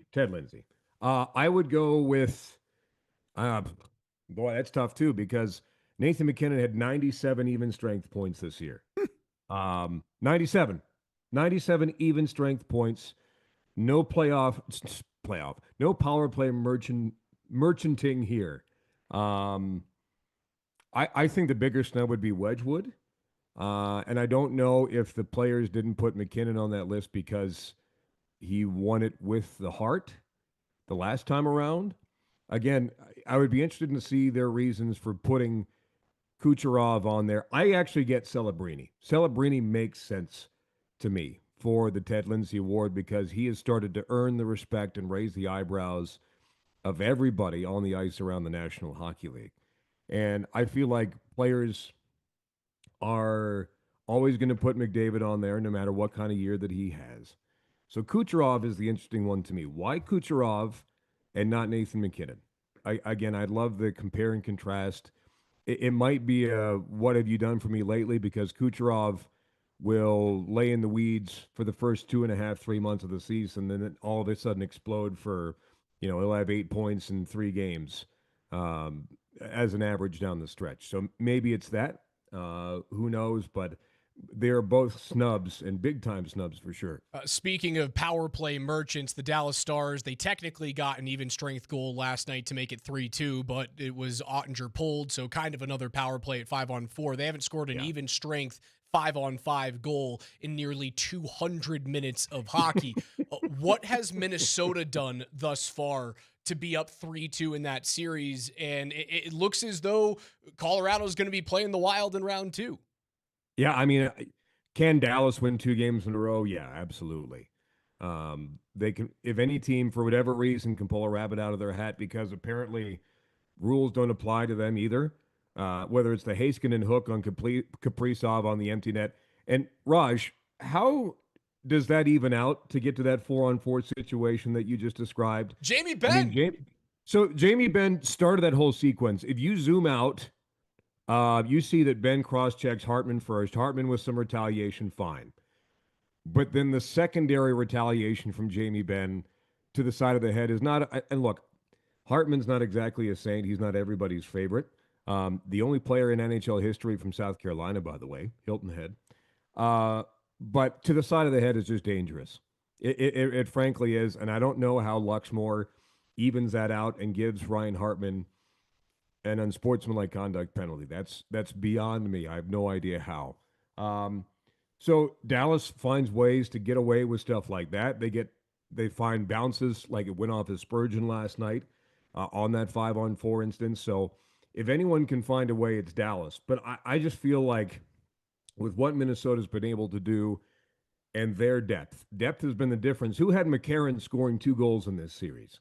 Not me. I forgot he existed for a minute. From Montreal to Nashville to here, I did not have McCarron scoring 2 goals, including the game winner last night in Game 5 on the road in Dallas. So the depth has showed up. The morning show was talking about the fact today that Mikko Rantanen has only scored 3 goals since March 28th, 1 at even strength. That's another thing, too. So if Minnesota, with their deep pairing of Faber and Hughes, been able to shut down their stars, Middleton, he got called for a penalty last night. I'm not sure what he's supposed to do there. I thought he made a nice play and got the fuzzy end of the lollipop. And then Wallstead at the back end. Wallstead's been the better netminder than Ottinger. I don't think Minnesota changes a thing. And they can walk away with a series win in 6 tomorrow night at no longer the XL Energy Center. It's Grand Casino Arena in St. Paul, Minnesota, which is weird. Yeah, Grand Casino, very nice casino actually. Driven by it a few times. Never went. Oh wow. Never went to. How do you know it's a nice You casino? did not frequent the looked, Grand it's Casino? like brand new. Driven past it, haven't been inside, but it's a brand nice new. casino. Like there's bad casinos. I've been to bad casinos. Oh, yeah. I've driven by bad casinos. It's a nice one. They did a great job. Hey Connor, there were a couple different storylines that came about in, I'd say, the first series, the sweep against the LA Kings. Like one of them for me, just looking at it, like the fourth line continues to be awesome. Obviously Scott Wedgwood solidifies his place as, without question, the netminder of choice for the remainder of this Stanley Cup run. But another one that I think, and tell me if you agree with this, is watching Brent Burns at 41 years old. Brent Burns. He's a Brenda Burns. Brenda Burns. Brenda He's Burns. a very good one. He's a good You're guy. like the Swedish chef all of a sudden. Too much Swedish pronunciation and Finnish pronunciation for my taste. But Brent Burns being a guy that at the age that he's at, having never had a chance to hoist Lord Stanley, how good has he been? How physical has he been in this postseason so far? He's saved the best for last so far. Most games played by any NHL player without a Stanley Cup. And the next most is Claude Giroux of the Ottawa Senators, RIP, as they get swept by the Carolina Hurricanes. But Burns has been a huge difference maker. And you look at whether he's with Manson, whether he's not, his defending prowess, like as big as he is, he's never been exactly known for just being an absolute wrecking ball demolisher out there. but he's been the right amount of physical in the playoffs so far, and is so smart, can read plays, can read passes, knows when to pinch, knows when to go up and out, and you should, obviously, when you are gunning for the Iron Man streak in the National Hockey League. But look, I just think that him and a lot of other guys were saving some gas in the tank for this run. And you could tell in that series that this is what it's all about. This is why he chose to come to Colorado, because he could have gone anywhere. Remember? It's we've said this numerous times this year. It feels a little bit like Ray Bork Part 2. Chose to come to Colorado because that's your best chance to win something that you've never won before, and that's the Stanley Cup. And his play has just been marvelous. It was borderline mistake-free. Nobody plays mistake-free hockey, but it was as close as it got to me in that King series. I thought he was magnificent, and he knows that he's going to have to be, whether it's Dallas, whether it's Minnesota. The threats will be more dangerous coming your way. So he has to continue to play his best hockey the way that he has over the past 10 days. Do you worry that there's too much time coming off No. between these games? Nope. Is it just Nope. the Joe Sakic rest as a weapon? Correct. Yep, because I think that, Manson is the specific example. I was almost about to said ask Pacific. about him. Like, when is he going to be ready? Is he ready for game one? I would think so. I don't, there's no official word. I mean, they're on the ice right now over at Family Sports. I've chosen to be here with you guys, just so you know. So thank you. Make me feel special. Yeah, you are special. Because you wanted to talk about Brenta Burns. Brenda Burns. Burness. That was Brenda a little Burness. Italian. It wasn't even Swedish. Pardon me, it's Brenda Burns. It's a Macklin celebrating and Brenta Burns. Celebrini and Brenda Burns. Vic Lombardi and the Italians are taking over the NHL. We're just turning into Peter Griffin trying to do an Italian How's this, accent. Connor? You like the rest. We can then move past that. Can you Yeah. beat Minnesota with one power play goal? I know you can't beat Dallas with one power play goal. Can you beat Minnesota with just one in the series? You're gonna need more than that, and I think they know that too. We've seen it improve, and look, with MacKinnon's power play goal, you saw the patience to free up that passing lane from Kadri to MacKinnon, right? You wait for, as Jack Sparrow would say, the opportune moment, and they didn't do that earlier on in the series. What we've learned about this team after the great power play summit of Milan in 2026, Raj, is that they can observe and they can adapt to their surroundings. They were a little stubborn at first in the LA series, but I would not expect that stubbornness to continue. The tape was out on how to defend them with high pressure, right? And the Kings did that a lot. The Kings had the 30th ranked penalty kill in the regular season. 30th. That didn't look like the 30th ranked penalty kill. Matter of fact, it was the best in the entire Stanley Cup playoffs throughout that series. So the tape is out there on what to fix and how to fix it. And I just think that the power play will get some more love as it has against Minnesota throughout the regular season. I mean, the Avalanche actually did have some success there against the Wild, but it can't be just one. It has to be multiple goals. Although these two teams play much better 5-on-5, so we'll see. Hey, I know that you were upset with me, and I'm glad that we've been able to make up publicly here. I've already forgiven you. Yeah, and I appreciate that. More than that, obviously, I gave Mark Moser's call a slight nod in the overtime game 2 game on Tuesday, April 21st. I just want to commend you. Did you write it down? Yeah. Did you write down the time, too? Time is 10:42 a.m. I want to commend you, Connor, that you responded to my challenge, and your last two calls have been magnificent. So just keep being coachable, man. I love that you respond to my coaching, and I'll continue to challenge you along the way towards hopefully 16 victories here in this postseason. Yeah, we all need that. That's the one thing. Being married to a coach is, hey, always be coachable. If you're no longer coachable, then you're no longer competing. That is Conor McGee, the voice of your Colorado Avalanche. You can hear him on the Altitude Sports Radio Network. Next game will be on 92.5, either on Sunday or Monday is what we expect. It also depends on what the Nuggets and Timberwolves do coming up tomorrow night. So we will see you at some point this weekend, Connor. Thanks for your time, brother. Raj, I will see you in 1 hour. Yes. Conor McGee, right here on Altitude Sports Radio 92.5. KJ's NFL Notes coming up next.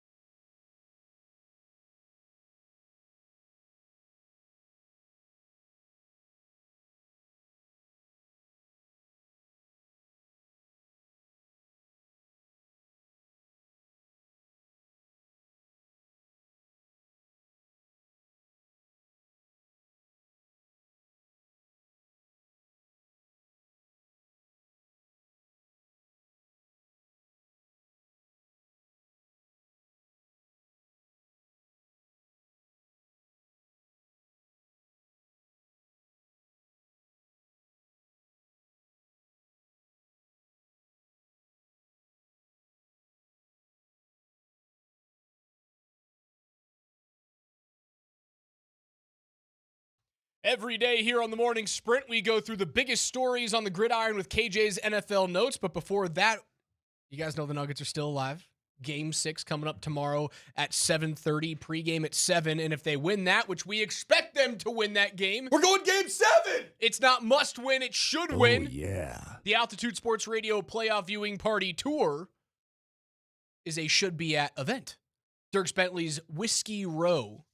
Berto starts the Blitz at 6 tomorrow. Andy Lindahl is going to be hanging out. You guys can kick back with a can of Surfside. 100 calories, no bubbles. It's all sunshine in a can. Plus, there's going to be prizes all night, including an autographed Jamal Murray jersey. We'll see you at Dierks Bentley's Whiskey Row tomorrow night to cheer on the Nuggets as they look for a victory to extend the series to Saturday night's Game 7 at Ball Arena. To the gridiron, Mr. Granderson. Broncos quarterback Bo Nix underwent a cleanup procedure on his right ankle last week in Alabama. This comes after the initial surgery he had back on the 19th of January.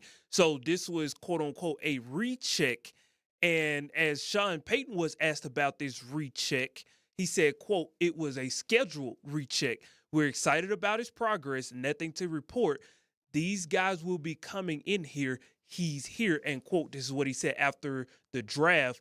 Here is Ian Rappaport from earlier this morning with Pat McAfee in regards to what's going on with Bo Nix and his recent ankle procedure. You know, I think when he had it most recently examined after the obviously fractured ankle, they thought, all right, maybe there's going to be another surgery just to make sure it's healing properly and to clean some stuff up. So that's what happened.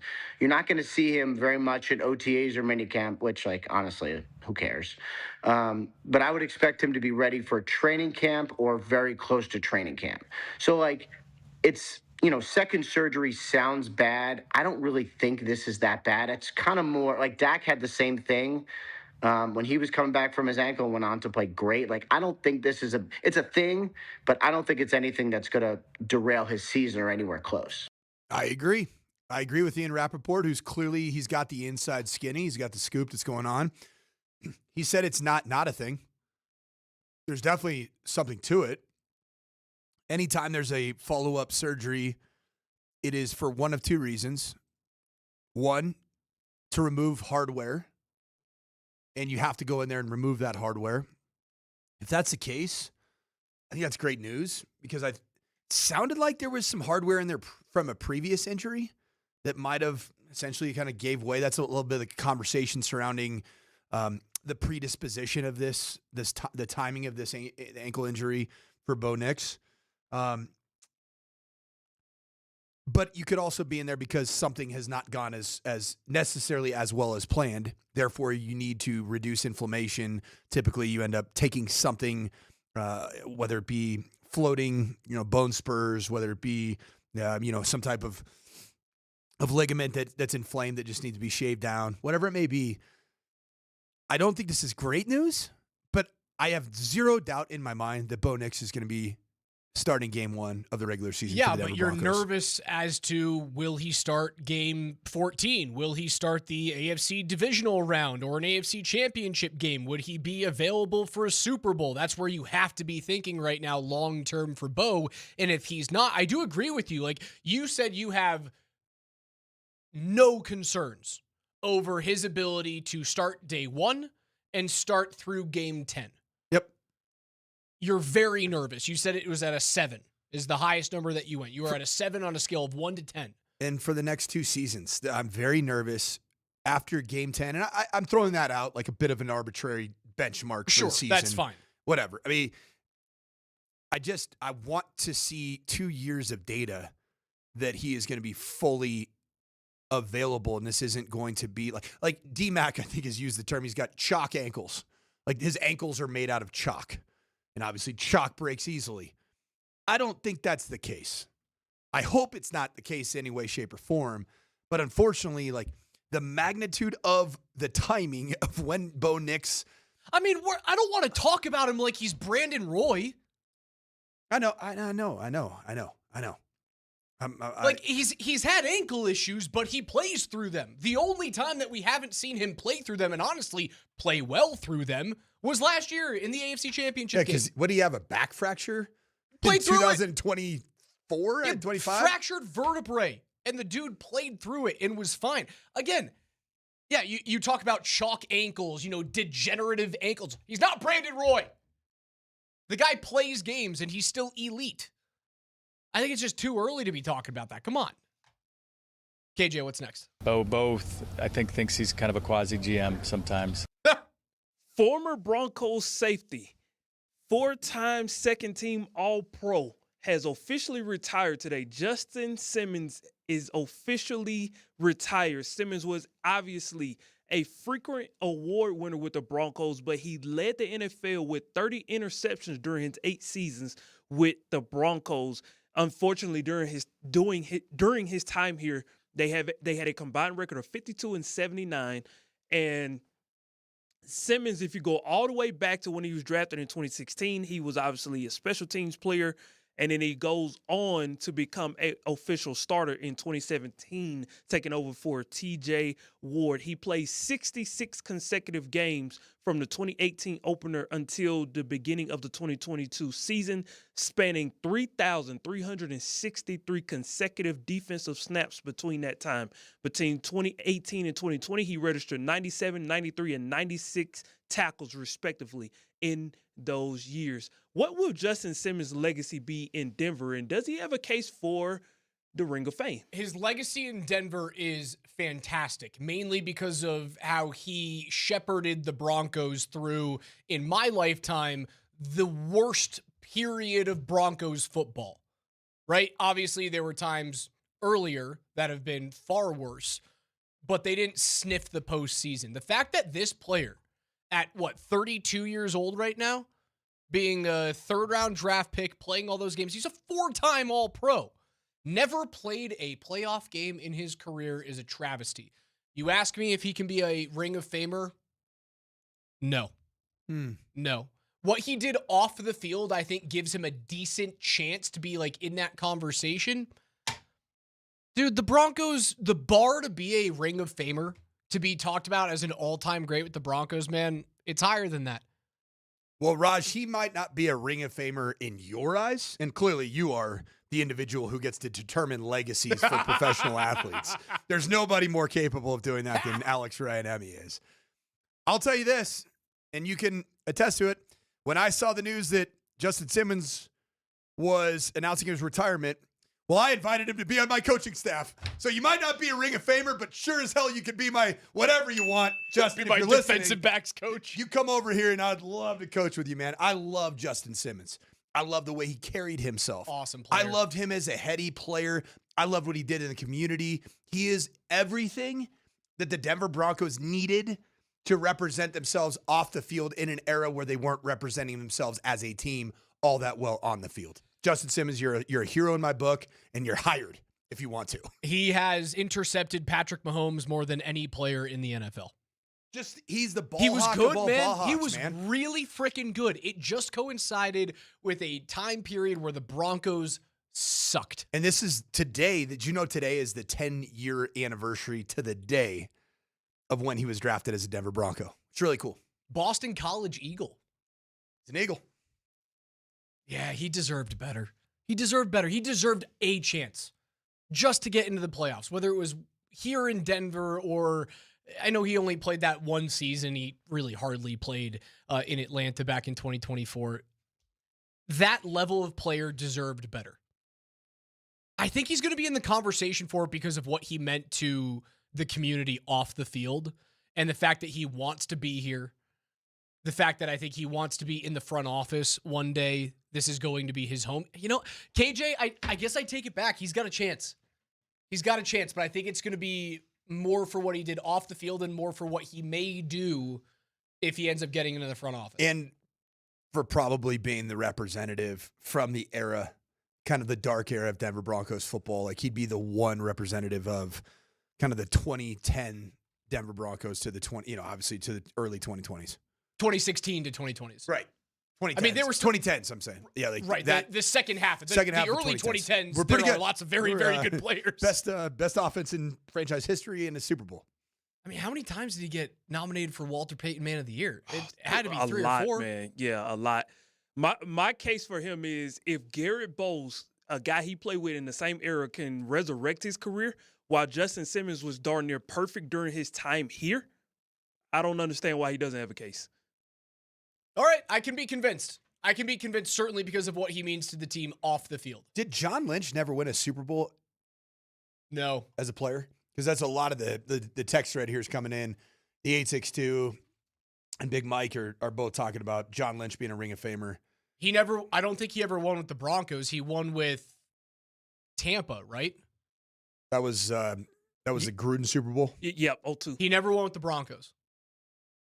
He had 4 seasons with the Broncos between 2004 and 2007. He made the Broncos made the playoffs in 04 and 05 that year. He reached the AFC Championship game.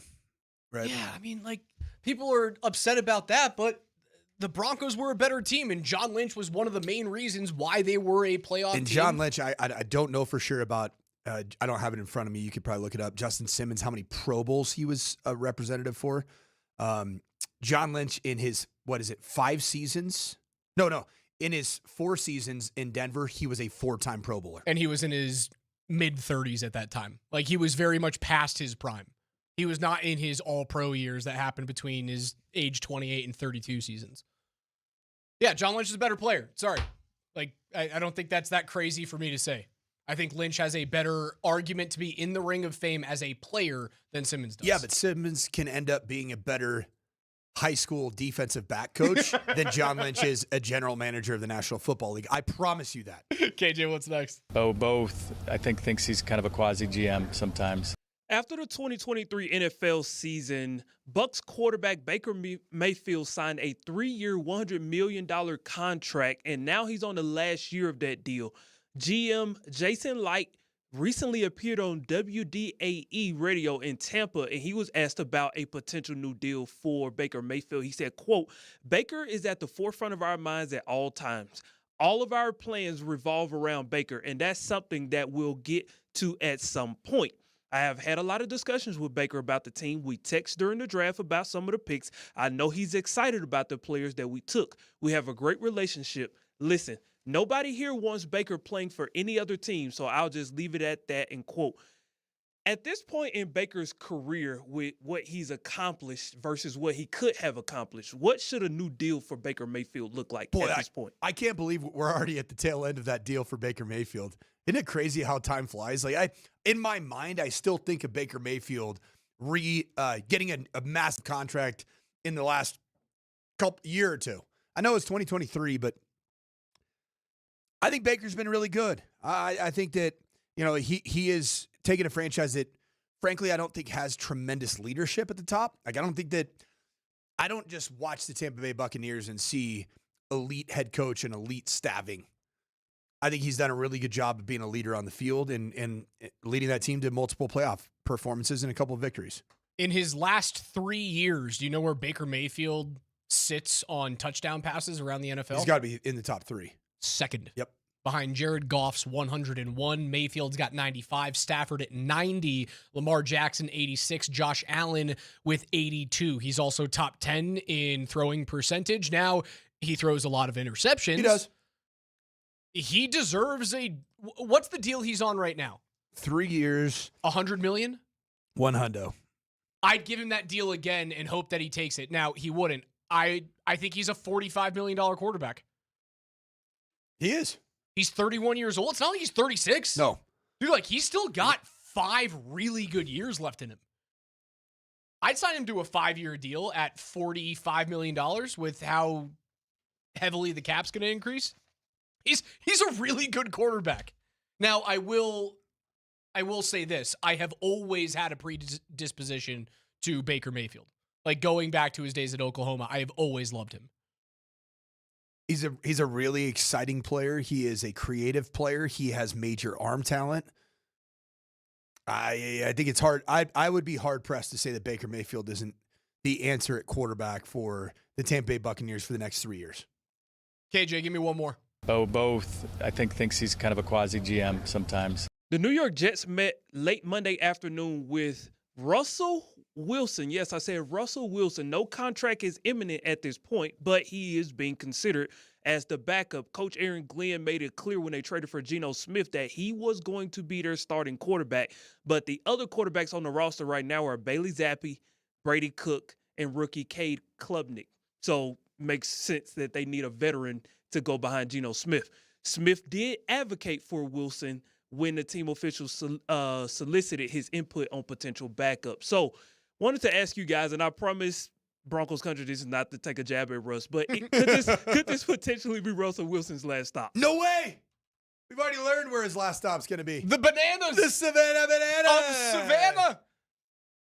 Little ground ball to the second baseman. I know, man. A little getting leg out an infield single. I wonder if he lets go of the football weight needed, right? Because he's got some weight there in the midsection, the natural quarterback jacket. Yeah, the bag of milk vibe that you've talked about a couple times. Yeah, sure. I'm not trying to he's got a little bit more weight there at 38 years old or whatever he is.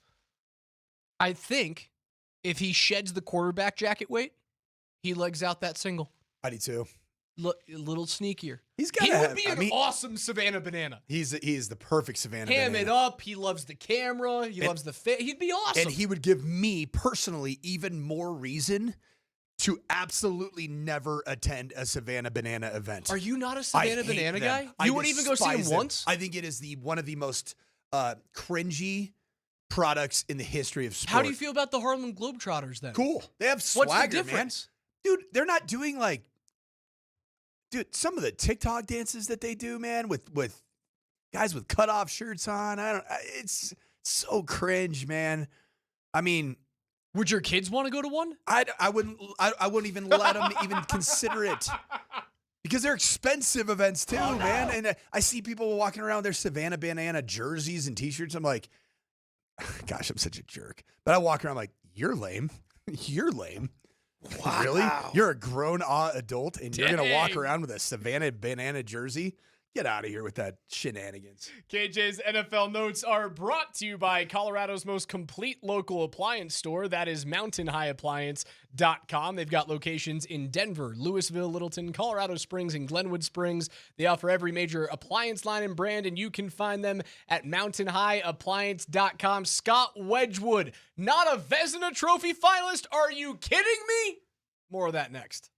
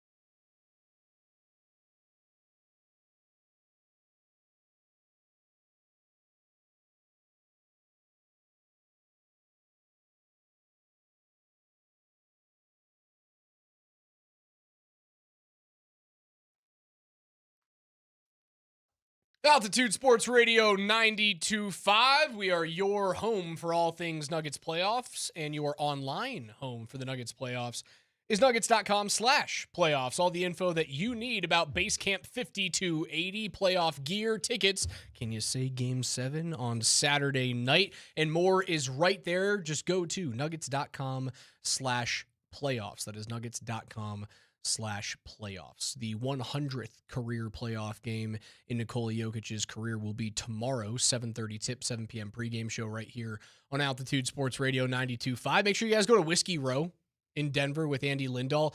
That will be the most fun place you can watch a game, is next to the frenetic energy of Andy Lindahl at Dierks Bentley's Whiskey Row. I just found out that Dierks Bentley himself, huge Tyus Jones fan. Big fan. Just made that up. Yeah, I had a feeling. Yeah. I had a feeling you did. But I was hoping I'll that tell you you had this. something to back it up. I became a Tyus Jones fan watching Game 5.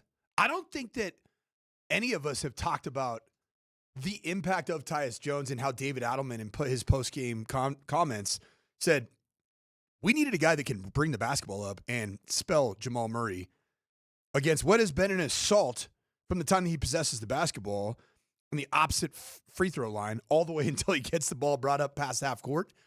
Jamal Murray looked fresher in the fourth quarter. Tyus Jones has something that Jamal Murray, frankly, just doesn't have at the stage of his career.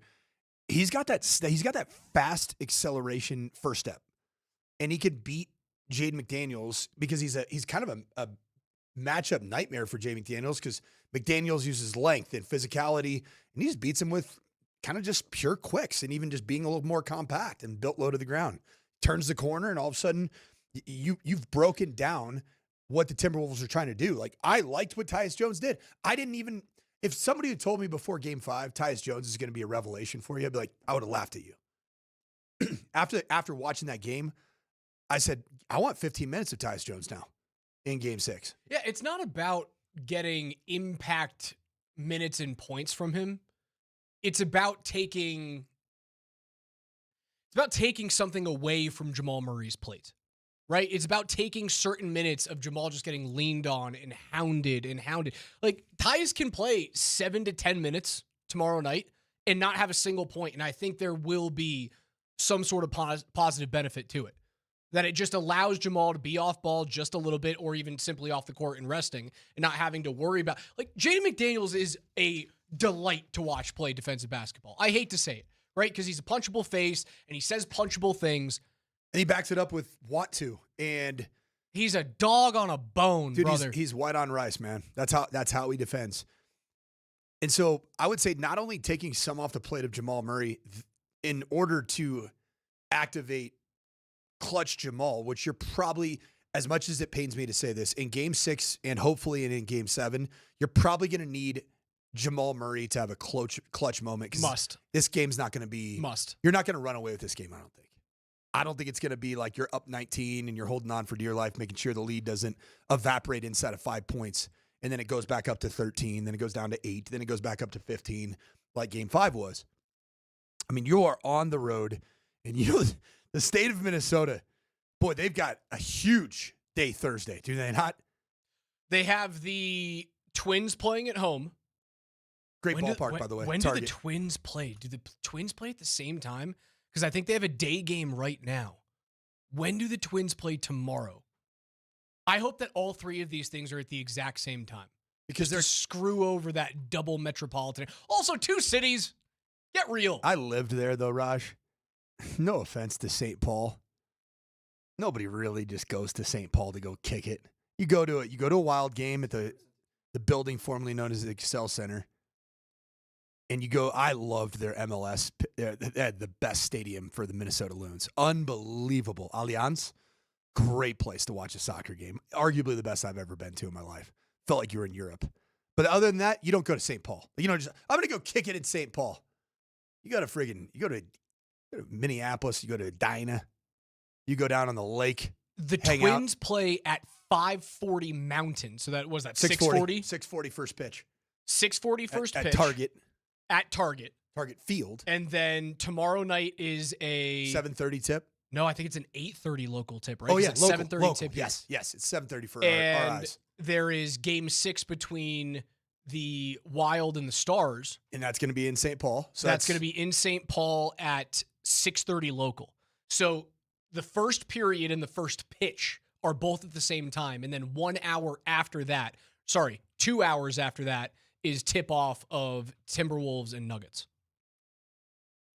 That sounds like the most Minnesota night of all time. They have to split their allegiance. This is a good thing for the Nuggets. It's not terrible. Ideal. And you know where all of these fans are going to go? It's the state of hockey. They need it. What are you known for? You're not known for baseball. Hell, You're not known for basketball. No, heck no. Also, Kevin Garnett was fun for a while. Also, state of hockey, if you combine every single one of the million Division I collegiate hockey schools in Minnesota, they still are 4 national championships shy of passing Denver. So, state of hockey. Just take that on the way out, shall you? My tushy.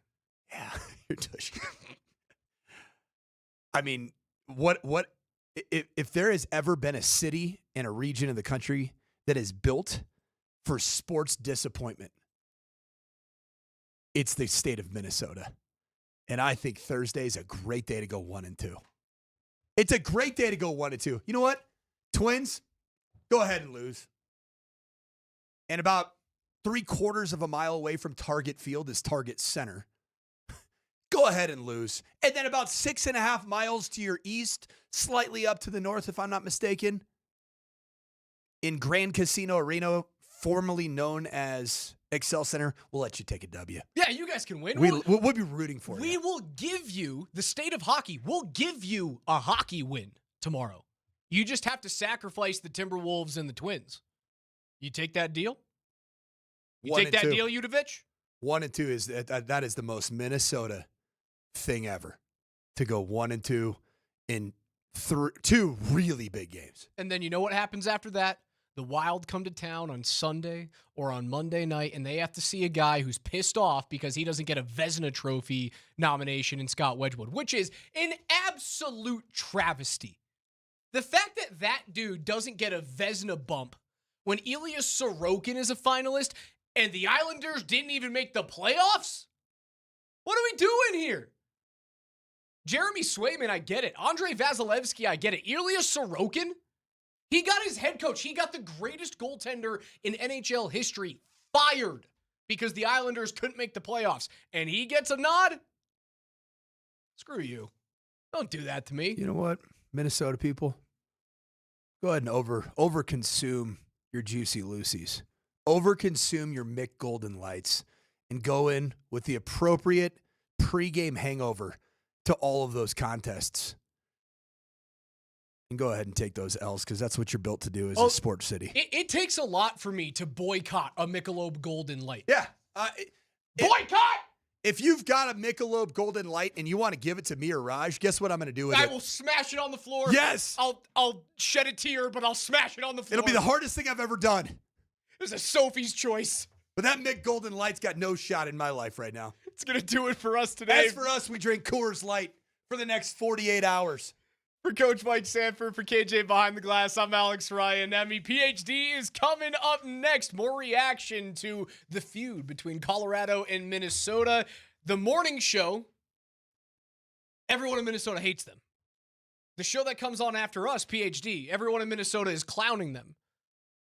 Let's see how they respond. That is next on Altitude 92.5. See you tomorrow morning at 10.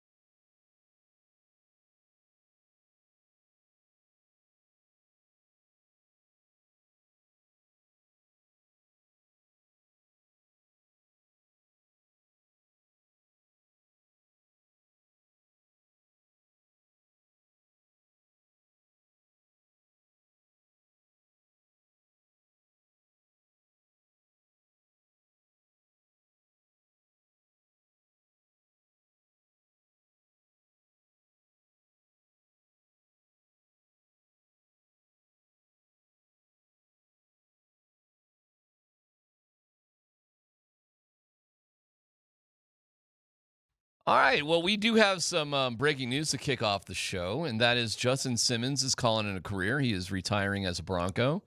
They're about to have a press conference over at the facility. So we will take at least a little bit of it as it gets going and see what Justin has to say. Tyler, a little reflection on Justin Simmons, and we'll get to the Bo Nix news and Scott's in Minneapolis, the whole thing today, but let's start with Justin Simmons. You know, it's really hard to be remembered as an all-time great when your team does not have success, but Justin Simmons is an all-time great. That's what he is. And I don't know where he's going to go down in the annals or in the history books. I don't know how people will remember him in 10 years. They probably won't. You know, like the next generation of Broncos fans might not even know who Justin Simmons is, but he is an all-time great. It's just unfortunate the team didn't have success. He was the best player in the extended amount of time the Broncos had arguably their least amount of success as a franchise. Pretty wild. Yeah. So he's drafted in 2016. So you were never teammates with him. Nope. He came in right after you were there, and the Broncos barely missed the playoffs that year in 2016. And then it was a disaster, basically, until Sean and Bo turned things around in Sean's second year and Bo's first year. Well, Justin Simmons was not part of that team. He was gone off to the Falcons. So it is amazing. His career with the Broncos sandwiches 2 playoff runs. The 5 years of Tebow and then Manning and the current trend that we're in now. Just brutal. And he was the meat in the playoff sandwich. Yeah. So, and by far, I don't know if anybody else, I think he's it. I don't think there's anybody else that lasted as long that came in when he did. Certainly they didn't. I don't think they did. God, 2016 draft class. Garrett Bowles. To look at it. What year was Bowles? Bowles was good question. He was around then. I'm not saying it was the exact same class. I think he was maybe a little research there, Dan. Bowles was drafted 2017. The next year. Okay. So he's close, but put him in that category. But he got it. He's been in the playoffs now the past couple years. So right? Bowles is the longest tenured of that era. Yeah. Justin's the most unfortunate. Yeah. and even when he went to the Falcons, didn't make the playoffs there either. So didn't make the playoffs. You know, just Brandon like Marshall. Yep. Who I think Brandon had like 15 years though. Justin's going to go 10 playing years. 10 years playing, 2016 and 2015. And from what I understand, and we'll see if Justin talks about it a little bit, he could have played if he wanted to, but the money wasn't right, and the opportunity for the money that wasn't right wasn't worth it for him to leave his family, which you could definitely identify with, and you made your decision for similar reasons. Yeah, he was in a position that I'm sure he could have been on multiple teams last season, and he publicly was saying he was waiting it out for the right opportunity. The right opportunity never arrived. I did think he was going to try to wait it out one more year. Yeah. Maybe not like the full calendar year, but I thought he'd try to make it to training camp, see if he'd be a late addition anywhere. But he decides to call it quits. And, you know, he's an all-time player on and off the field, and it's fun when you get the combination of the two. Ring of Famer? Probably not. Probably not. Yeah. Wow. And I just said he's an all-time great. Yeah. Why not? And I believe that. But, look, man, I mean, Ring of Fame, there's a lot that goes into that. I do think the success of the team matters. Mm-hmm. And then you start looking at other guys. Like when you look at the 2015 defense, you could make a case for about 5 or 6 guys on that defense and they're Ring of Famers. They're not all going to make it. Right. Nor should they all make it. Right. But, you know, TJ Ward, Darian Stewart, Aqib Talib, Chris Harris, Derek Wolfe, Malik Jackson. I mean, just keep going down the list. DeMarcus Ware. Danny Trevathan. Von Miller, right? Yeah. So those guys aren't going to all make the cut. And when you've got guys on Super Bowl teams that don't make the cut that are equally as deserving, well, it's tough to put Justin in above names like that. Oh, man. Boy, I was going to say yes for the Ring of Fame because of the length of time that he was a highly contributing player. But the team success is, it just didn't happen while he was here. Mm-hmm. Interesting. Okay. Well, listen, and Ed McCaffrey's not in the Ring of Fame. And that's the one that I struggle with more than any. Like, if Ed's not in there, then what does it take to be in there? You can't put them all in. You just can't do it. Yeah. I mean, like, it's unfortunate. I mean, listen, Justin on a Super Bowl team, he's in the Ring of Fame. All right. Oh, okay. Well, 303-504-0925. Hey, Dan, a little Twitter poll on that one, maybe. Throw that out there. I'm kind of curious where people stand on that. But I'm really lenient on that sort of stuff. I'm kind of like, who cares? Like, it's cool. We're honoring everybody. Why not? You know, I'm a little bit light on that. So I've been told, though, that they want to be a little stingier on that in the future, though. Like, you know, it should mean more to get into the Broncos Ring of Fame. So don't expect it to get easier for anybody. All right, well, at some point you run out of real estate in the stadium, you know? We'll build a new stadium. Okay. Yeah, I don't know. The way they do it, you're right. Eventually, you would run out of names in the current stadium the way you do it. You can't be lenient on the Ring of Fame. You got to have some real high standards. There's weird guys that have stuck through the cracks. Don't get me wrong. We could go through that list if we really wanted to. Yeah. But well, the one that snuck through the cracks real quick, I guess, it's got to be John Lynch. Yeah, of course. It's got to be. Of course. I mean, you did go to an AFC Championship game with John, but he was only here 4 years. It's complicated because he's a Hall of Famer, but he's a Hall of Famer in regards to the Bucks, which he won a Super Bowl with. Yeah, he was a Pro Bowler multiple times here with the Denver Broncos. But that is true, but so was Justin. Yeah. Multiple times. Justin's not going to be a Hall of Famer, though. Oh, God, no. No. No. So no. You understand how John Lynch sneaks in as a Hall of Famer. Because he's a Hall of Famer. Right. That's a good argument, isn't it? That's what it's all about, man, having conversations like that. That's where it gets tricky. They're tough, man. I mean, I wish you could honor them all, and maybe there should be a Hall of really, really good. What would that? So it would be a Broncos Ring of Fame? Yeah. That would be the... And then the Hall of really, really good players that just weren't quite Ring of Famers. The Thunder Atrium. Yeah. That's a little bit more open, you know. There's not permanent plaques. It's just a digital thing. It's just a crawl. Here's some really good Broncos players. It's like significantly I tell you what, though. I wish that Sean Payton and Justin Simmons never got cross-eyed because he could still be on this team. And he could still be contributing. Maybe he wouldn't be a starter. Maybe he would. But Justin Simmons should still be on this team, and he would still be playing had he never got cross-eyed with Sean Payton. Think Sean Payton's at this event? I don't know. Think he should be? Yeah. Probably. I don't know how these retirement things go. I forget. I'm trying to remember. Like, there aren't a lot of them. The Broncos do not do this very often. Does not happen often. I'm trying to think, like, before this today, who was the last Broncos guy that was honored like this? Payton. It's the last one I can think of. Well,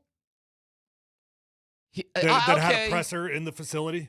Yeah, but his presser was like, yeah, that's true.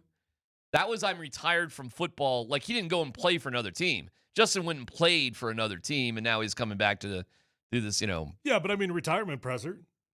God, was Payne's the last one? I honestly can't think of any other you retirement pressers at all. Damn.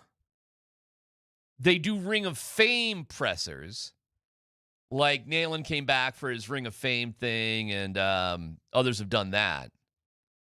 Retirement pressers. Man, you might be right. So the last retirement presser we had was Peyton in 2016? That I can think of. Damn, you might be. I can't think of anything else. Dan, does that ring any bells to you? Who else would it be? Yeah, I don't know. Well, that's how rare this actually is. This is how, I mean, that's an honor, right? Like, that's kind of cool. Vaughn will definitely get one when he retires. What are you saying for? I guess so. What? But Vaughn's played on he's played on like 4 different teams. Who gives a rat's you know what? Yeah, all right. Oh, yeah, I'm not against it. It's just, I guess so. Oh, okay. Like Von Miller's debatable? No, I mean, Vaughn's an all-timer. Justin Simmons gets one. Von Miller definitely gets one. Vaughn's an all-timer. Did DeMarcus Ware get one? Oh, man, did he? He probably chose not to, quite frankly, because he probably didn't want to choose between Dallas and Denver. I kind of because when you do this, you're making a statement. I'm a Denver Bronco. DeMarcus wasn't going to do that. There's part of me that thought he did both. Like, he did one in Denver and he did one in Dallas. that he kind of well, you know what? Now my memory's escaping me. Vaughn still wants to get back with the team, period. I don't think that's going to happen. But, well, he said he'd like to come back to Denver to play. And if that doesn't work out, he'd like to come back to Denver to be in the front office. He's dying to be back here one way or the other. DeMarcus did not have a retirement press conference with the Broncos. He did not. Okay. He did have one. He officially Dallas. retired as a Cowboy. I didn't realize this was so rare, and apparently late. But we'll catch up when we do. Bo Nix and his ankles. Yeah. What's your take on that one? Not good. Not good. Not good. Yeah, definitely not good. Talk to me. I mean, what are we talking about here? It was just in March that we were told by the Denver Broncos that Bo Nix was ahead of schedule and was going to be ready for the start of OTAs for the entirety of the offseason. He's ahead of schedule, and he'll participate in everything in the offseason. And now all of a sudden, we've got a new surgery and a delayed timeline, and we're going to miss the entirety of the offseason. So when I see little snippets in these insiders that they put out, it's a routine procedure. It's not rare to have this follow-up. Okay, maybe it's not rare. I mean, I've had 9 surgeries. I've also had multiple follow-ups, and my follow-ups have never been a part of the plan. The follow-ups happen when you need something else after the original surgery, when the original surgery didn't solve the problem. Yeah. So this is, to me, I'm not saying it's rare. That's not what I'm saying, but it's far from ideal. Yeah. It's definitely a hiccup. It's definitely was never a part of the plan. So anybody that's selling this, it's part of the plan BS, you're wrong. It was just in March that the Broncos told us he's ahead of schedule and participate in the entire offseason. This isn't part of the plan. Sean said it. George Payton said it. Greg Penner said it. Yeah. Bo had a couple of different things scheduled just in his non-football life, but in his life that he canceled. This was not expected. No. Doesn't mean it's the end of the world. But it's not good. It's not nothing. Yeah, it's definitely, listen, I've no doubt he'll be ready for the start of the season. It's not like that. I think there's probably a little bit of doubt if he'll be ready for day one of training camp, but he probably will be. Well, let me give you the big question, and we'll answer it on the other side, and hopefully hear from Justin Simmons. But what is your concern level that this is something chronic to the degree where it's just going to keep happening over and over and over again? And how confident do you feel with this that the Broncos should step up to the plate to offer him that mega deal? We'll answer that question coming up next.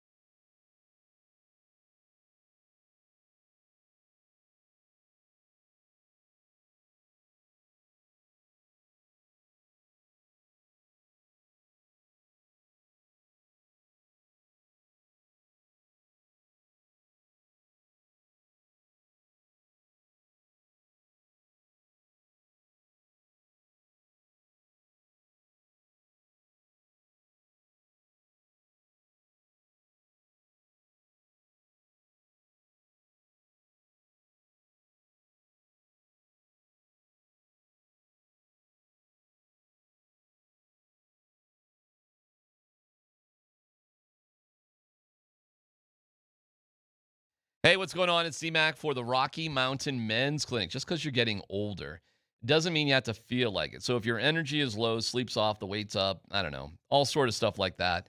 Sex drive maybe ain't what it used to be. Could be low T. Men in their mid to late 30s, you start losing 3-4% of your testosterone, and it kind of drags you down slowly.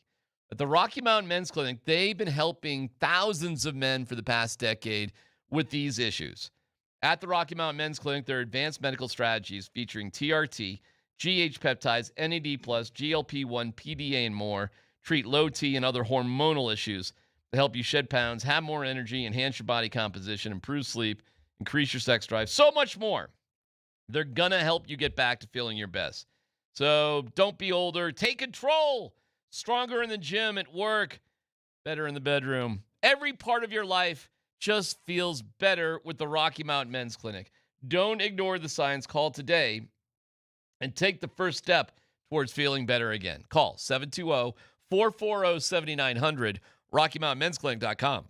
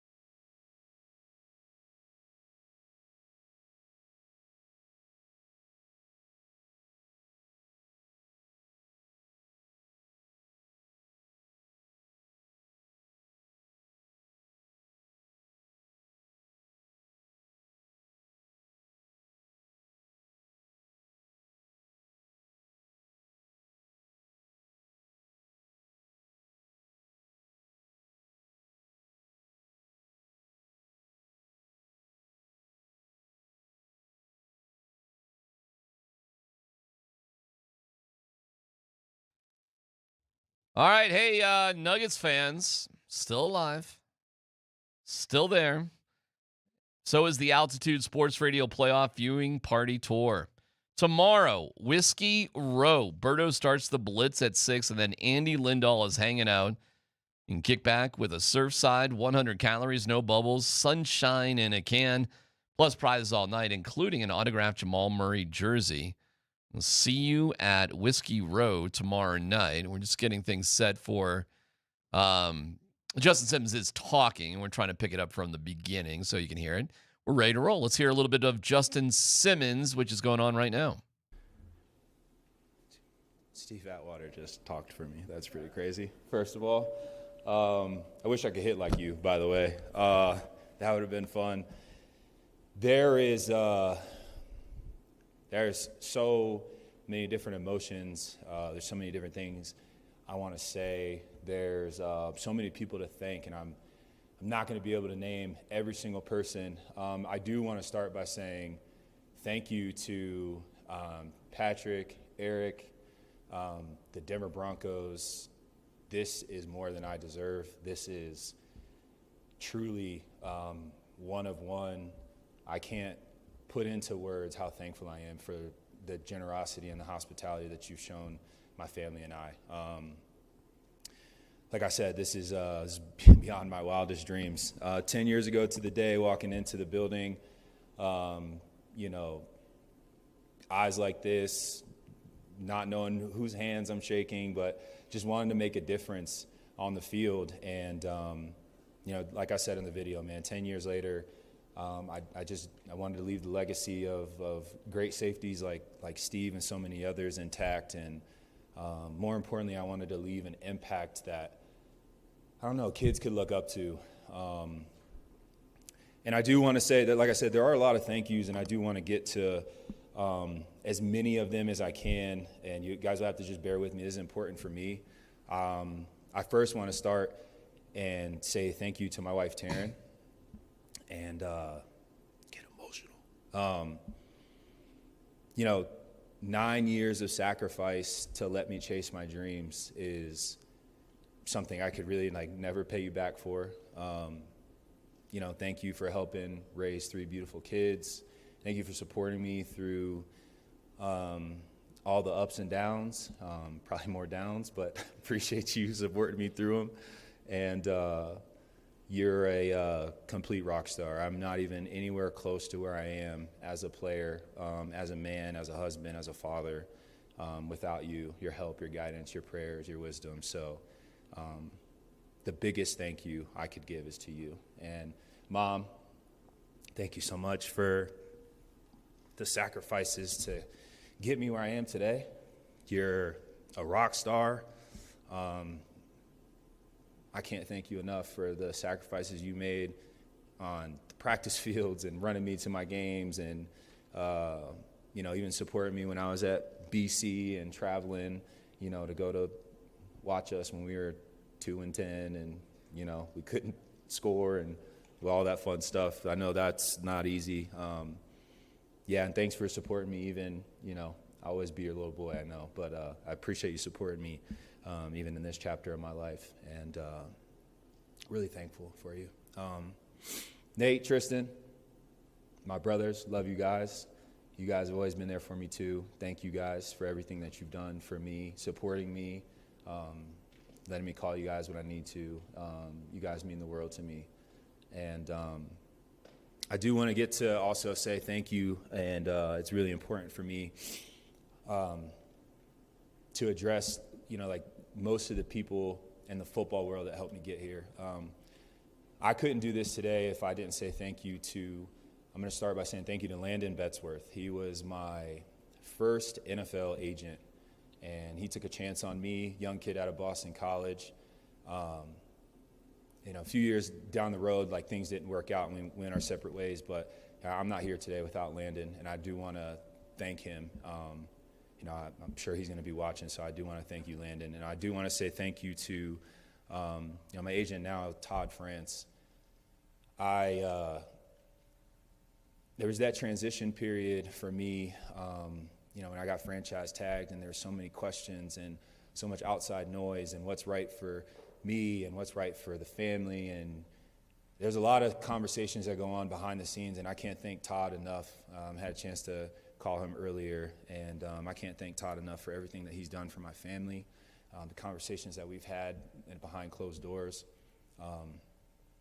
Todd, I can't, with no amount of words, man, will be able to cover my gratitude for what you've done for us, and generationally, I'm really beyond thankful. I do want to say thank you to John Elway for drafting me.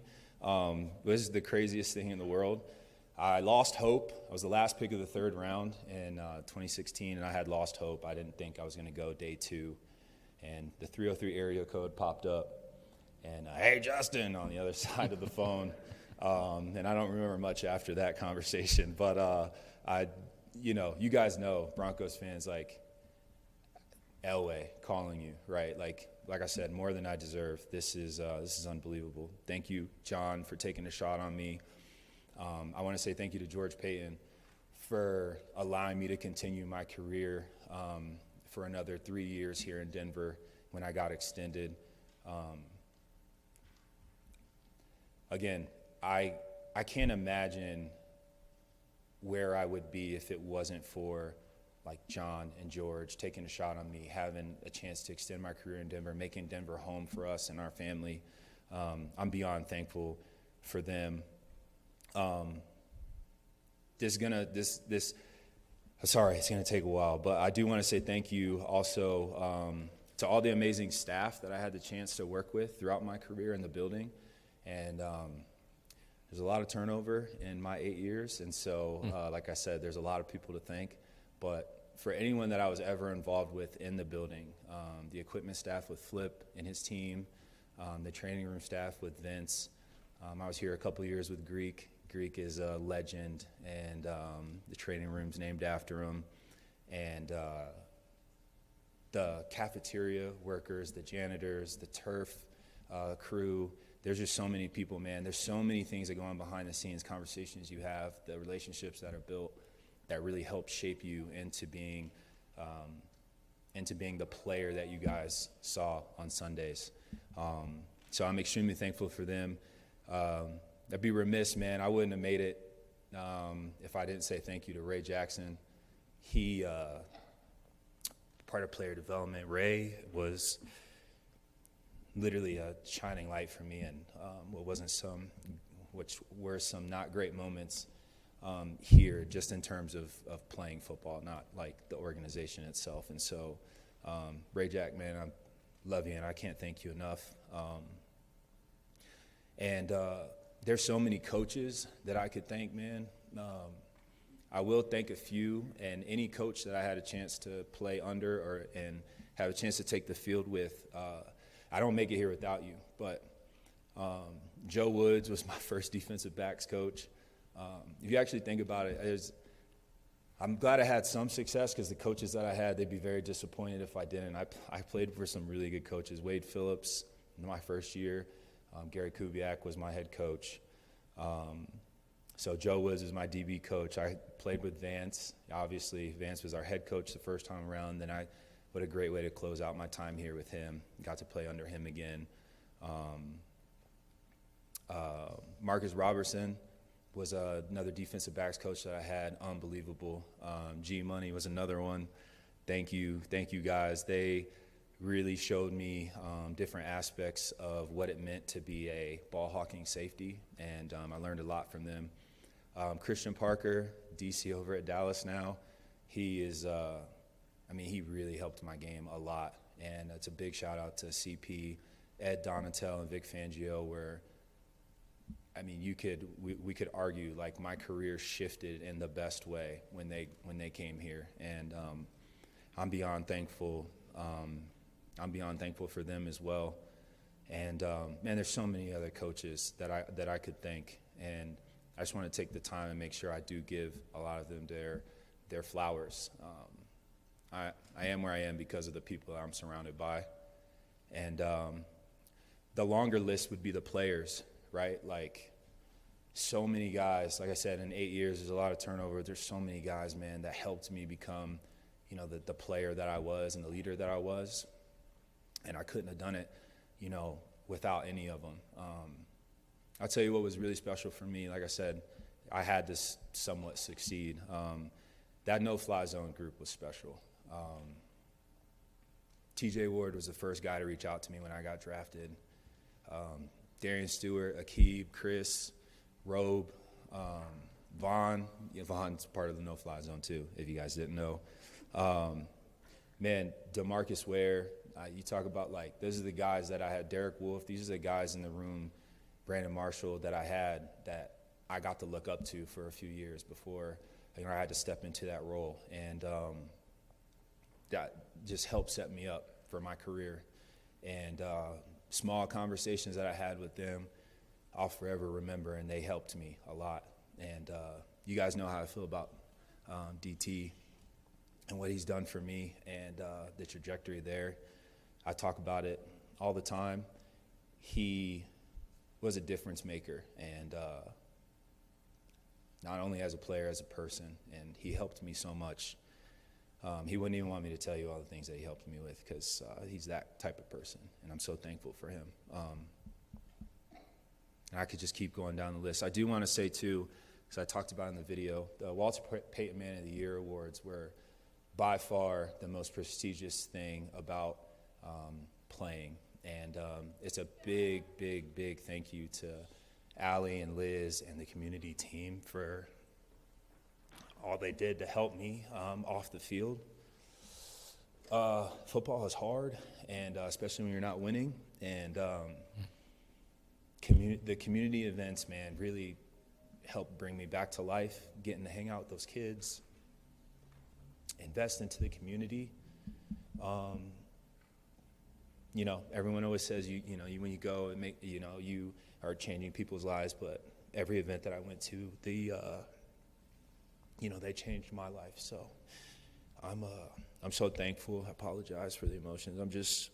There's so much to be thankful for in my career, and there's so many people that helped play a part, and I could never give enough thank yous to them. And so there's so many more, and maybe before I close, I'll mention a few more, but I will take questions, and if there are any questions, and also thank you guys for being here. A lot of familiar faces in the room that I've always been appreciative of you throughout my career as well. All right. And we will follow the rest of the press conference, Tyler, just to see what else he has to say, and we'll bring that to you if we can. But nice opening statement by Justin Simmons. Man, it's like going through a little bit of a Broncos history right there. You know, sometimes you forget Justin, like you just attach him with all this negativity of the franchise and the franchise failures.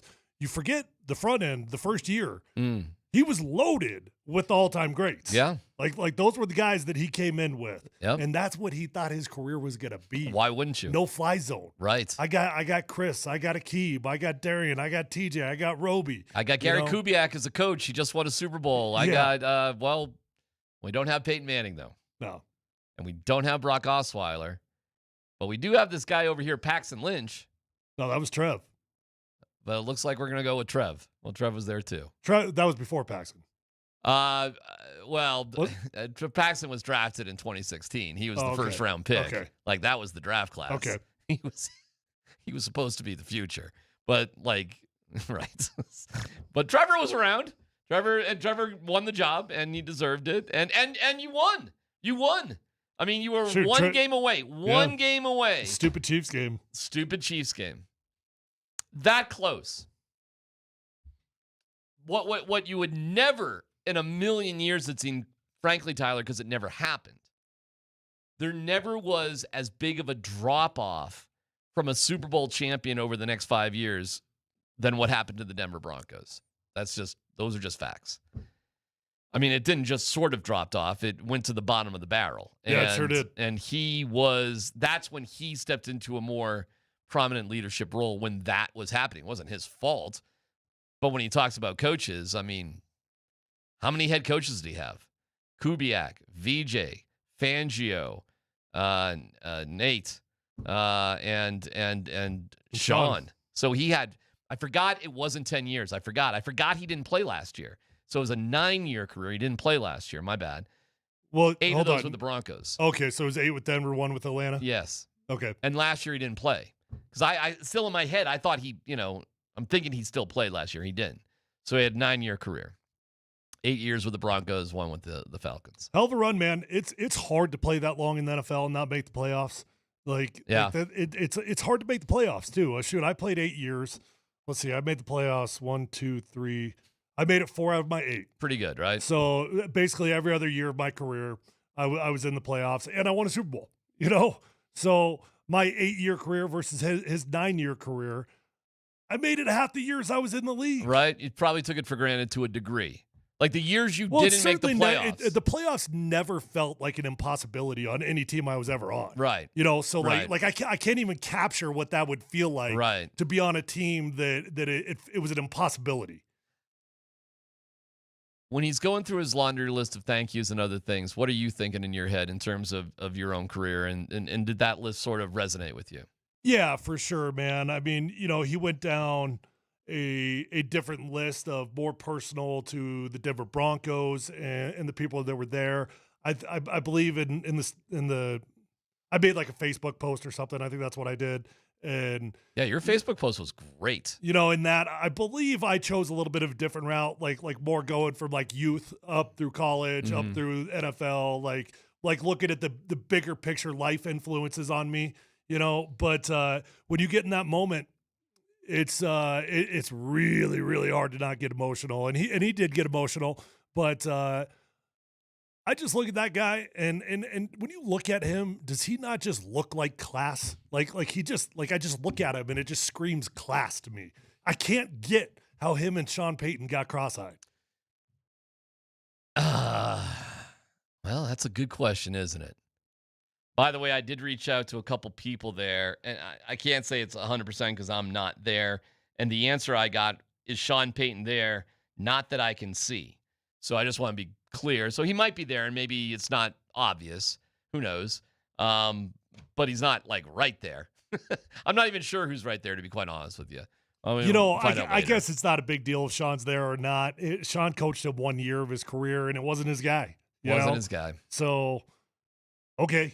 But Russ wasn't his guy either. I'll tell you this. There was a culture. I think when Sean got here, it's not my hump, right? His famous quote about stuff, not my hump. And I think he was trying to establish his way of doing things. And there were just some guys on the team that just, I don't know, man. They're just more about the past than where Sean wanted to go. It certainly wasn't everybody. I mean, Garrett Bowles was there, and he's still here. Cortland Sutton was there. He's still here. You know what I mean? But I don't think anybody defined that time probably as much as Justin Simmons. And maybe it's as simple as that. It's nothing personal. We just need to move everywhere in a different direction. And perhaps you're too strong of a leader. And we just gotta do something different here. Maybe it's as simple as that. But I don't know, because I couldn't tell you what else it would be. I have no idea what else it would be. I don't know. It was a weird one. All I know is if I'm Sean Payton, I'm looking at Justin Simmons, I'm thinking, that's the dude I want on my team. I like that leadership. I like that accountability. I like what that dude does on and off the field. Guess not. Yeah. I would have bonded with him out the gates. I would have latched on to Justin Simmons. All right, Justin is talking, and my guess he'll talk for quite a while. By the way, I was thinking of other. Emmanuel Sanders had one. Derek Wolfe did have one, but it was during training camp. It wasn't kind of like this. It was more a little bit informal. So they're having a couple of other guys. That Emmanuel's too. Like I was like, oh yeah, he had one. Peyton had one. Justin is having one. But it's been a minute. It's been a little bit, and I think we spent some time thinking and honoring Justin Simmons. Man, I think he is an all-time Bronco. Like you said, he is an all-time Bronco. No question about it. Yeah, maybe you need an all-time Bronco list. You know? Yeah. You got your Ring of Famers, you got your Hall of Famers, and then just your all-time Broncos list. It's a different thing. Yeah. You're an all-time Bronco. Sorry, you couldn't quite make the cut for Ring of Fame. But you're an all-timer. Yeah. We'd really like you to come back anytime. You're Please. An all-timer. Yeah. You're in the all-timer club. You could make it even more simple. You could just have an area to honor guys who have been with the team X amount of years. Like maybe that's it. Like maybe there's a certain amount of time that's pretty extraordinary. What would you say would be like an above average amount of time to be with one team? Or you just set it at over 5 years. Over 5? Second contract, like drafted. Yeah, that's the same thing. 5 years around. would be second contract. Yeah. Maybe that's it. You get drafted by the team and you get a second contract. Yeah. That's hard to do. It is hard to do. That's not easy to do. Especially to play out the second contract. All right, we'll get back into the Bo Nix stuff in a little bit. It's PhD on 92.5.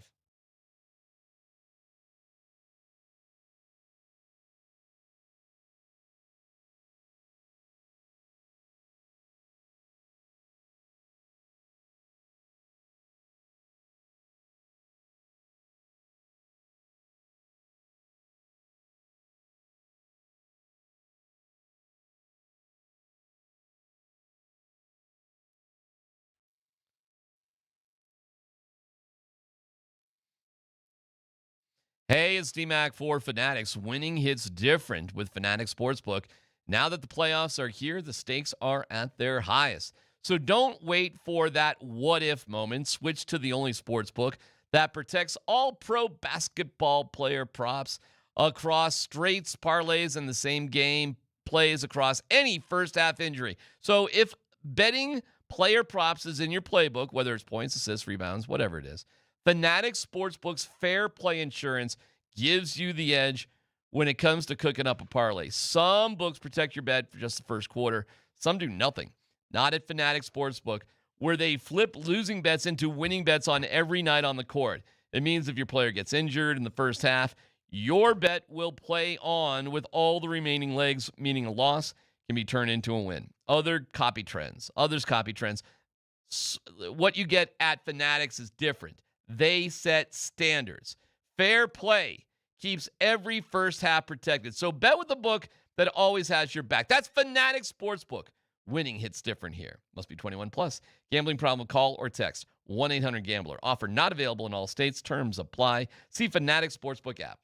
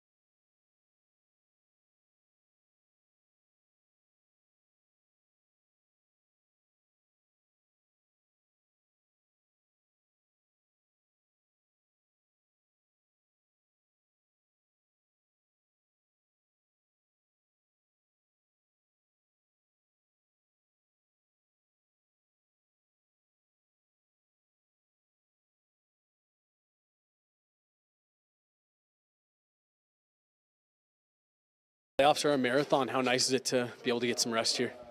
Yeah, it's nice. Obviously, we didn't get much rest during the season, so even after regular season, it was a quick turnaround. So it's quite unusual, and it's definitely nice. How do you balance the rest versus rust stuff, making sure that you're staying ready? No, I think we're staying ready. We're ready here in this locker room, and we had a good skate today. We have a good skate tomorrow. We'll be ready. We'll use the rest for hopefully to our advantage, and once the puck drops, we'll be ready to go. That is Marty Natchez with our guy Jesse Montano from Gorilla Sports, who was covering the As as they're back in practice. Jared Bednar said on the morning show with Moser, Lombardi, and Kane, he spent the past 2 days walking around in the woods. Okay, he's got a ranch, so perhaps that's what he does, just gets out in nature. Jesse, did you get a vibe for how the players spent their past couple of days? It sounds like everyone, did everything they could to get as unplugged and away from things as possible. Jared Bednar was even telling us today that they could tell that guys were, enjoying these couple days off here, getting away from the craziness. And as Marty said there, they didn't even get a ton of time during the regular season. So I think it's been a pretty hard reset, hard unplug here as a nice little reward for getting out of that first round series as quick as they possibly could. You like the time off? I mean, I assume the answer is an easy yes, but do we like the time off for this team? I do. There's obviously, you have to have the rest versus rust conversation, right? But these playoffs are such a marathon. It's truly Stanley Cup playoffs are really such a war of attrition. And I mean, DMac and I, sat next to each other on the whole run in 2022. Yeah. And, they had 2 sweeps, and I think that only helped that team. As you get later here, you need to be feeling good. And you get a guy like Josh Manson, who's day to day, he is very much going to benefit from the fact that, they got a week off here. So I like it, but, as Marty was saying there, you have to know when you need to dial it back up at practice so that you can be ready for that first game. But I do it's so many games you got to play over 2 months. Anytime you can get some rest is, I think, only a good thing. Yeah, Jess, we had a great time hanging out. I loved that run. It was so fun hanging out with you and other people. So fun. What was kind of unique about it is how much downtime. It's like when things are intense, it's ridiculous. It's so intense. But there is a crazy amount of time in the playoffs that there's nothing going on, which is so different than the regular season.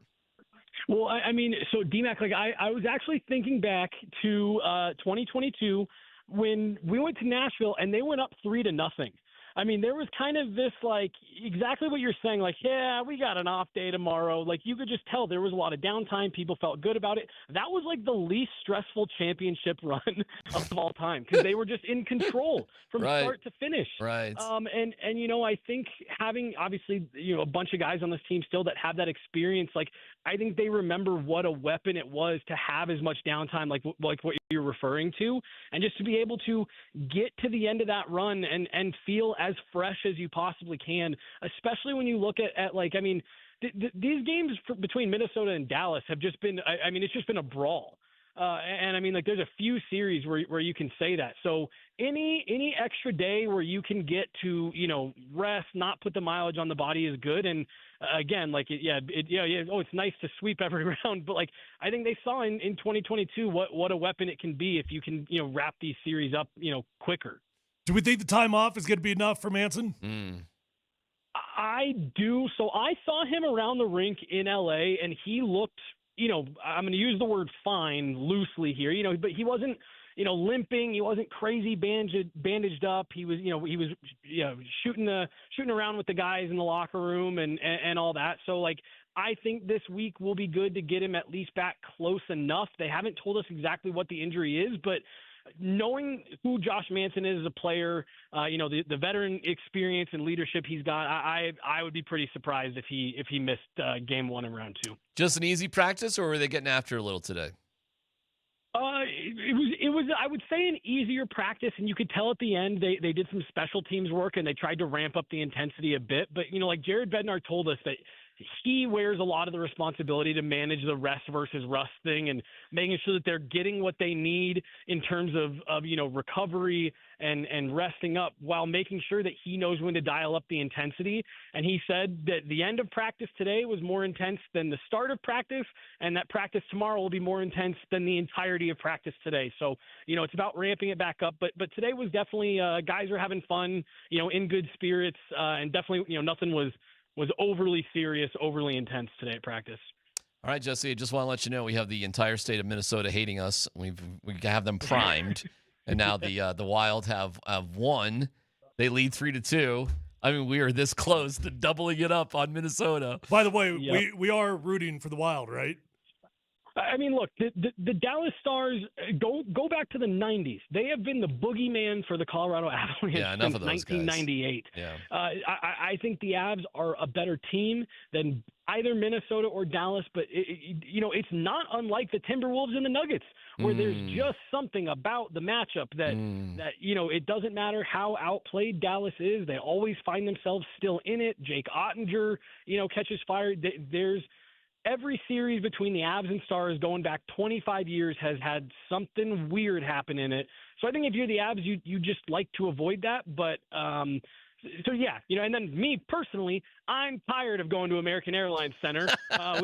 We've been there enough the last couple of years, so a nice change would be welcome. You know what's crazy on Thursday night? Are you going to be in Minnesota, Jesse? Yes, sir. Okay. Check this out.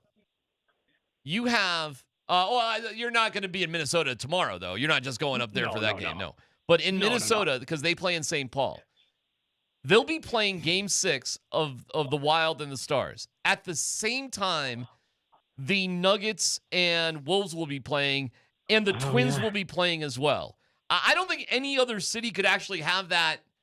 God, I mean, Arizona maybe, I guess. Or, well, no, you can't. They don't have hockey in Arizona anymore. Yeah, not anymore. Like 3 teams all playing at the exact same time.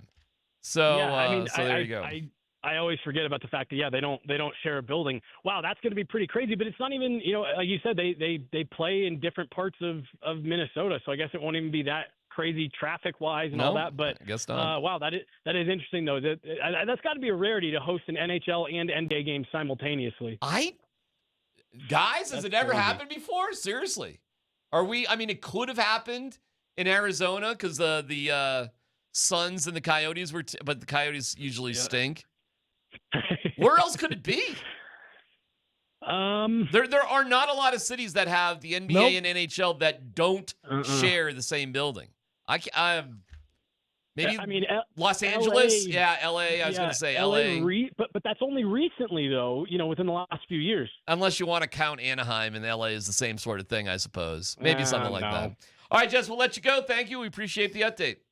Always, guys. Yeah, we'll talk soon. All right, Jesse Montano from Guerrilla Sports. 5 listeners are scoring a pair of tickets to Game 1 of Round 2 for the Avs during our special Avs Playoff Ticket Friday. But if you don't want to leave it to chance, lock in your seats right now for Round 2 at coloradoavalanche.com/playoffs. Tickets are on sale for every possible game, so don't miss the most anticipated series of the year. Yeah, I'm pulling for the Wild, aren't you? Of course I'm pulling for the Wild. I don't want to see Dallas. No, I don't either. And so it's not a shot at the Wild in their ability. It's just they're not Dallas. I guess I would love if I really had my druthers. Dallas does win Game 6, and then Minnesota breaks their heart. Did you see in Jamie Game Benn 7. being Jamie Benn though? Jamie Benn, he's something. Oh my gosh, that guy. The only thing, there are things that would excite me about playing Dallas for sure. Don't get it twisted. I can find my reasons to be excited about that. Yeah, I feel you on that too. All right, well, either way, the Avs are back to work. It's very stress-free. We hope the best for Manson. We're in a good spot. You're in a great spot as an Avalanche fan. Meanwhile, Spencer Jones has updated his LinkedIn profile and the curious case of Bo Nix's ankles. What's really going on? Details coming up.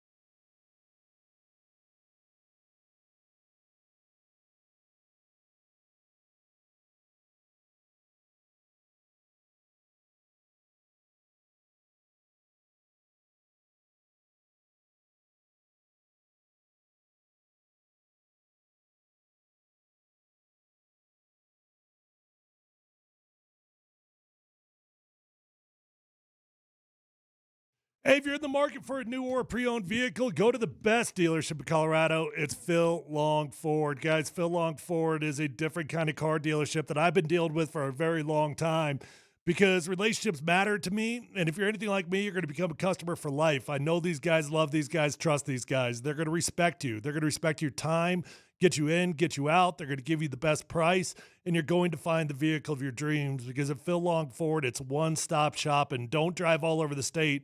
Just go to Phil Long Ford. There's over 1,000 cars, trucks, vans, SUVs, electric vehicles, even commercial fleet vehicles on their lot right this minute. So whether you're looking for a new vehicle or pre-owned vehicle, the vehicle of your dreams is already on the lot at Phil Long Ford, and they've already got the best prices at Phil Long Ford. They also have an award-winning service department, so once you buy that new vehicle, keep it serviced to Phil Long, and you're going to have a beautiful ride for a very long time. Let them know that your friend Tyler sent you out over. Check them out online at phillongford.com.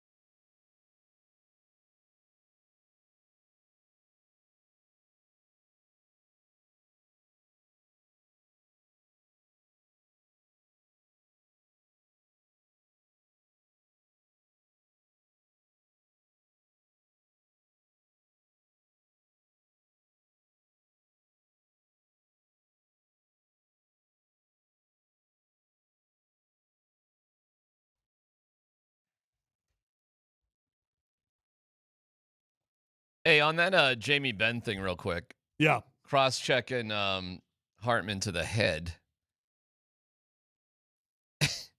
What? It's such a dirty play, man. Like, it's just, I would struggle if one of the Avs did that to anybody they were playing. You know, it's like an impossible thing to defend. Of course. You know, like, what do you say? There hasn't been an official announcement for a punishment or something for him yet, I don't think. Nothing yet. I don't know, but that dude has long been easy to hate. It's got to be multiple games for that, right? Doesn't it? I don't know. How many times has he been suspended? A couple of times. That factors it's not into the it. first time, sure. Right? First time offense usually goes a little bit light. Yeah, hold on. I have that here. It's been a couple times. He's been fined $2,604.17. For that? Or yeah. So he's not getting suspended. So, there was just a fine? There was no 2,000? Did you say 2,000? $2,604.17. That's the maximum allowable under the CBA. Ah, God. It's got to be more than that. Man, this is according to TSN. I am jealous of the NHL CBA. Are you kidding me? $2,000? All right, maybe there's just some formal fine for that type of penalty. But there's got to be something more than just that. I mean, maybe it takes more time to come out with it, but that cannot be it for that. Can it? He was suspended for 2 games in May of 2023 for cross-checking Mark Stone in the Western Conference Final. So it goes back a couple years, but it ain't the first time, and he was suspended during a playoff run before. Yeah, he's one of those guys, man. You just like... How is that the maximum allowable? That's nuts. I don't even know. Do you get fined for certain penalties in the NHL? Like you get fined for certain penalties in the NFL? Like they're just fines that come with like a 15-yarder? No, there's not. There's definitely not. I mean, it's all case dependent. Got me. Who knows? That seems ridiculous. All right, anyways, whatever with him. And yeah, go Wild. I'm done with the Stars. I don't want anything to do with the Stars. You know what? Like, yes, I want the Wild because, yes, that feels like a safer bet. Yes, it does. I would get so fired right. up for a Dallas series, though. Are you kidding me? That would be fun. I don't want it. I'm not rooting for it, but it would be fun. Do you think we could get equally hated in Dallas as I don't know. I want our station rivalry with Minnesota to continue. I did my best to get it going online today. You know, we got that tweet from Mark Lazarus from Connor. Yeah. Mark, who is he again? Some writer out there in Minnesota. Guess I've never heard. A wizard in Harry Potter. Okay. I've never heard of the dude before. But well, this guy Mark Lazarus retweeted our segment, and he said, "This is embarrassing to even listen to. Good sports talk radio /TV can be really entertaining and enlightening. Bad sports talk radio might be the lowest form of human communication." Yeah, well. So I retweeted him, and I simply wrote, "Stay warm in your mosquito-infested icebox known as Minnesota." All right. I'm seeing what I can do here. The funniest one is I'm taking my fair shots, which is like, I should have known that was coming. I'm easy to pick on. But they hit us with, these guys never played sports. We got for our show, these guys never played sports. We're the only show on the station you can't say that to. Literally. Now I truly feel like the little guy who picks a fight and has to have the big guys behind him to finish things off. Just 2 world championships on the show. Yeah, that's it. No big deal. A selective amount of Hall of Fames. But that's it. Anyways, you know what's funny about the whole thing from yesterday? Because we were like, because it was all so tongue-in-cheek, right? Like it was all kind of a sarcasm of what was going on, especially with Vic in the morning show. We're making fun of it, kind of, and seeing if we can manufacture it. You know, it's kind of phony. And then it was meta. It was so meta because there was somebody just watching it online from Minnesota, and they clipped a clip. Dan didn't have anything to do with it. Like it was the most meta thing of all time. And then it kind of caught fire from that. Like, hey, let's manufacture something. And then it just happens. Sometimes you create your own destiny, DMac. DMac, you are elite. And at pissing off opposing fan bases. The funny part to me is like we were like trying to do it. I don't know. The whole thing was kind of funny. But then people do take things too far, Tyler. Like who? I don't know. Like what? I don't know. People are just mean. I'm just as God made me, the way I look. I mean, I could improve a few things, I suppose.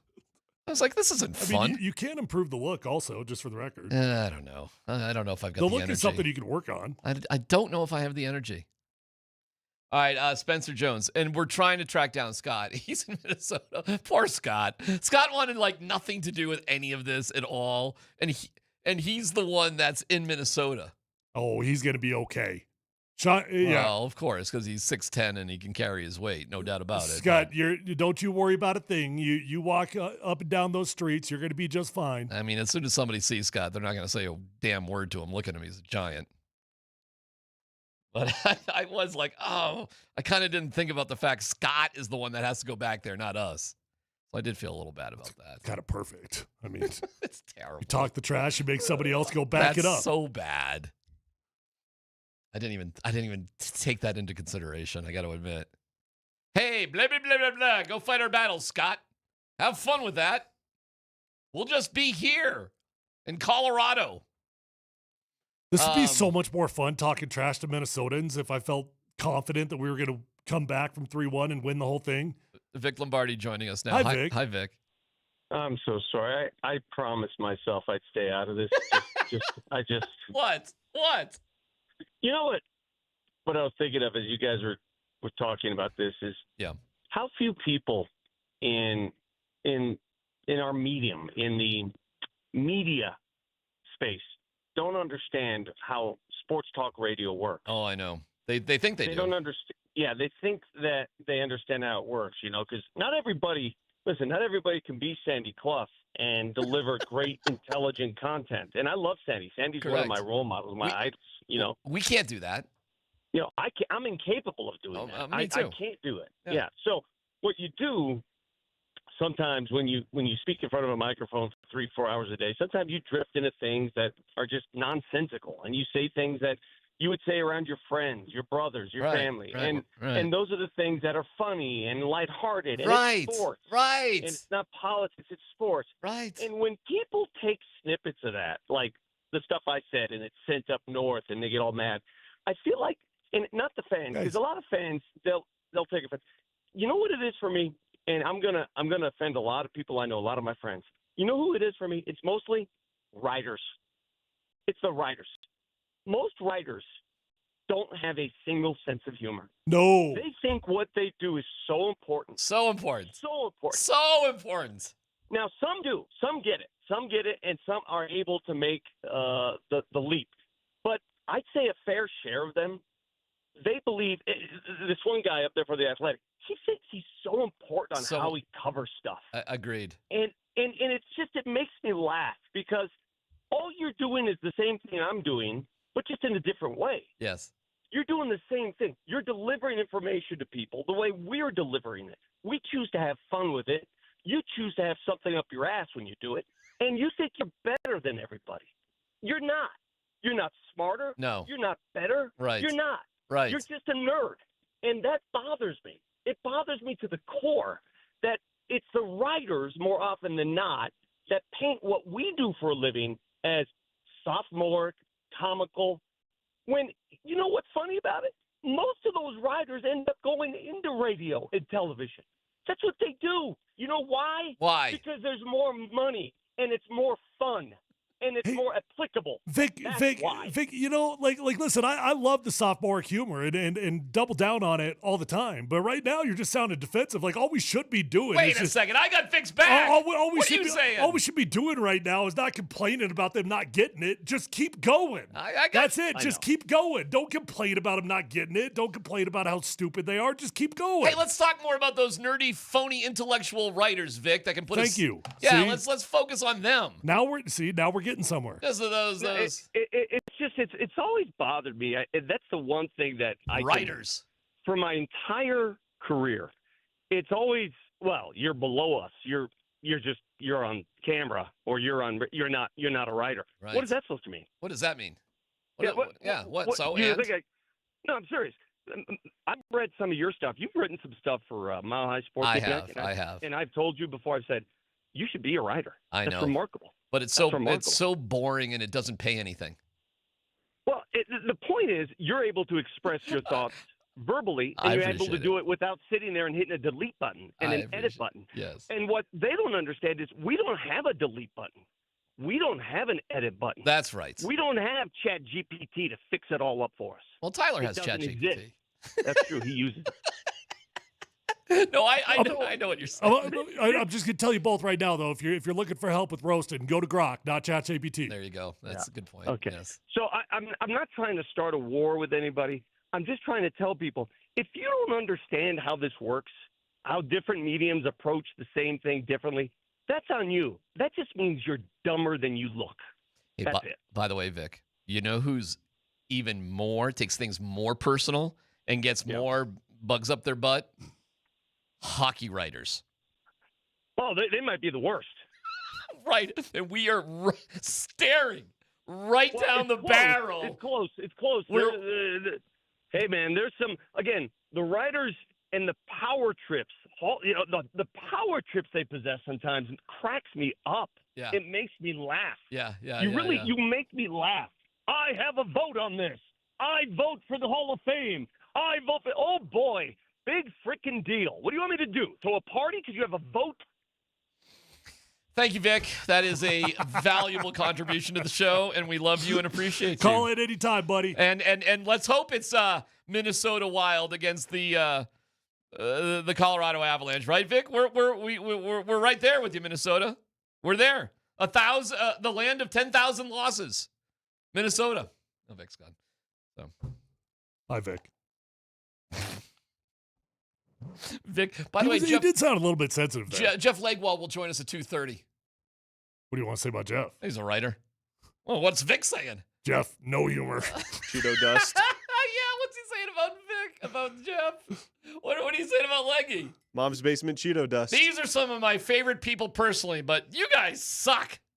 Self-righteous Jeff. What do you think you are? Oh, my God, that was funny. Well, thank you, Vic. Wait, why am I going after Jeff right now? I have no idea. Vic was going after... I just felt like we were supposed to go after all writers. Yeah, well, Vic was. Just their writers or our writers? Are we supposed to go after all writers? I think it's all writers.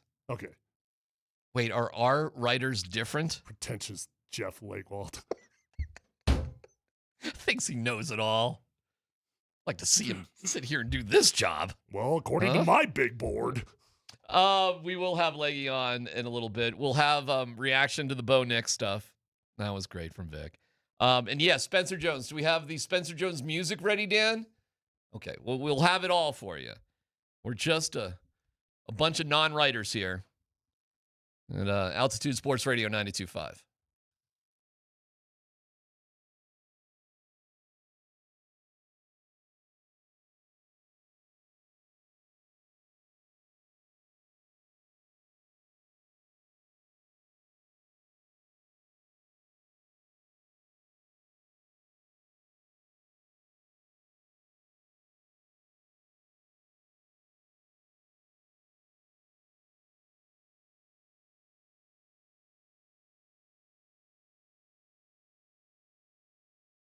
Hey, it's DMac for the Rocky Mountains Men's Clinic. It is an incredible service they've done for guys who are suffering from erectile dysfunction. ED can just ruin things. And you maybe laugh it off and, okay. And second time, third time. And if it's just part of your life, it doesn't have to be.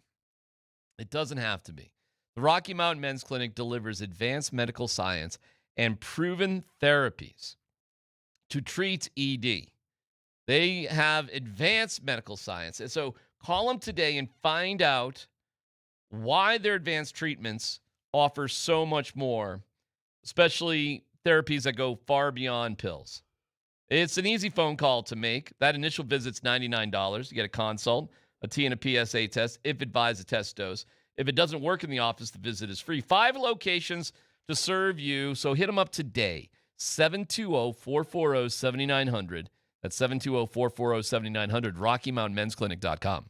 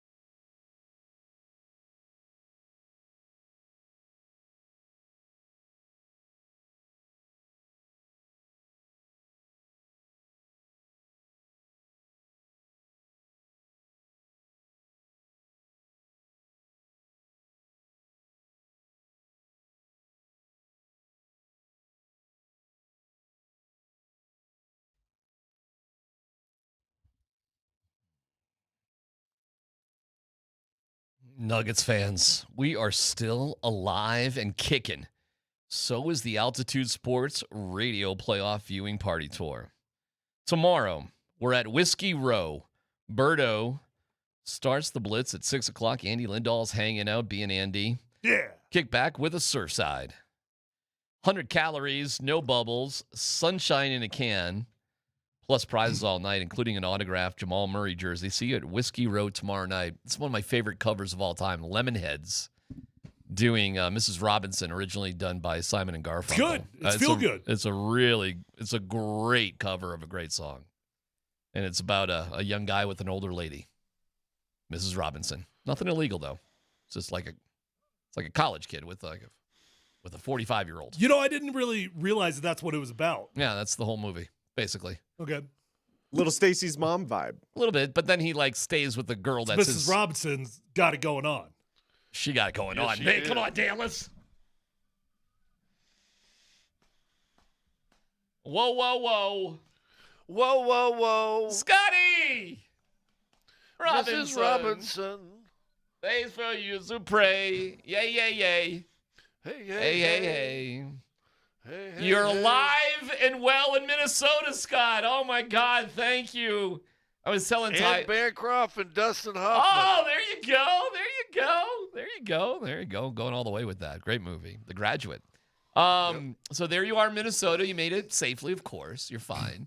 And are you at the same hotel with the interesting neighborhood? I'm three, which is good. I'm not in the other room. My room is different direction than it was the last time I was here. Oh, I was on the couch on that side of the room, so that's good. And so no red light district. Sorry, no. I'm 3 flights higher. I'm further from the fray, but I can look down upon. I can really look down upon it now. Oh, that's fantastic. Good. What's the weather? How's the vibe? Why? Little overcast. What was behind the decision to leave early in the day than the traditional time that the Nuggets usually leave? To practice. It was that. That was it, huh? Yeah. Yeah. I mean, if you go back and look at games 3 and 4, they shot like crap. So I think they decided, and they had practice in Denver. So I think why are we doing that? We don't get a lot of exposure to that gym and the lighting. So they went in there. Now, like per usual, flight took off about 50 minutes later than it was. Jeez. On the itinerary. Unbelievable.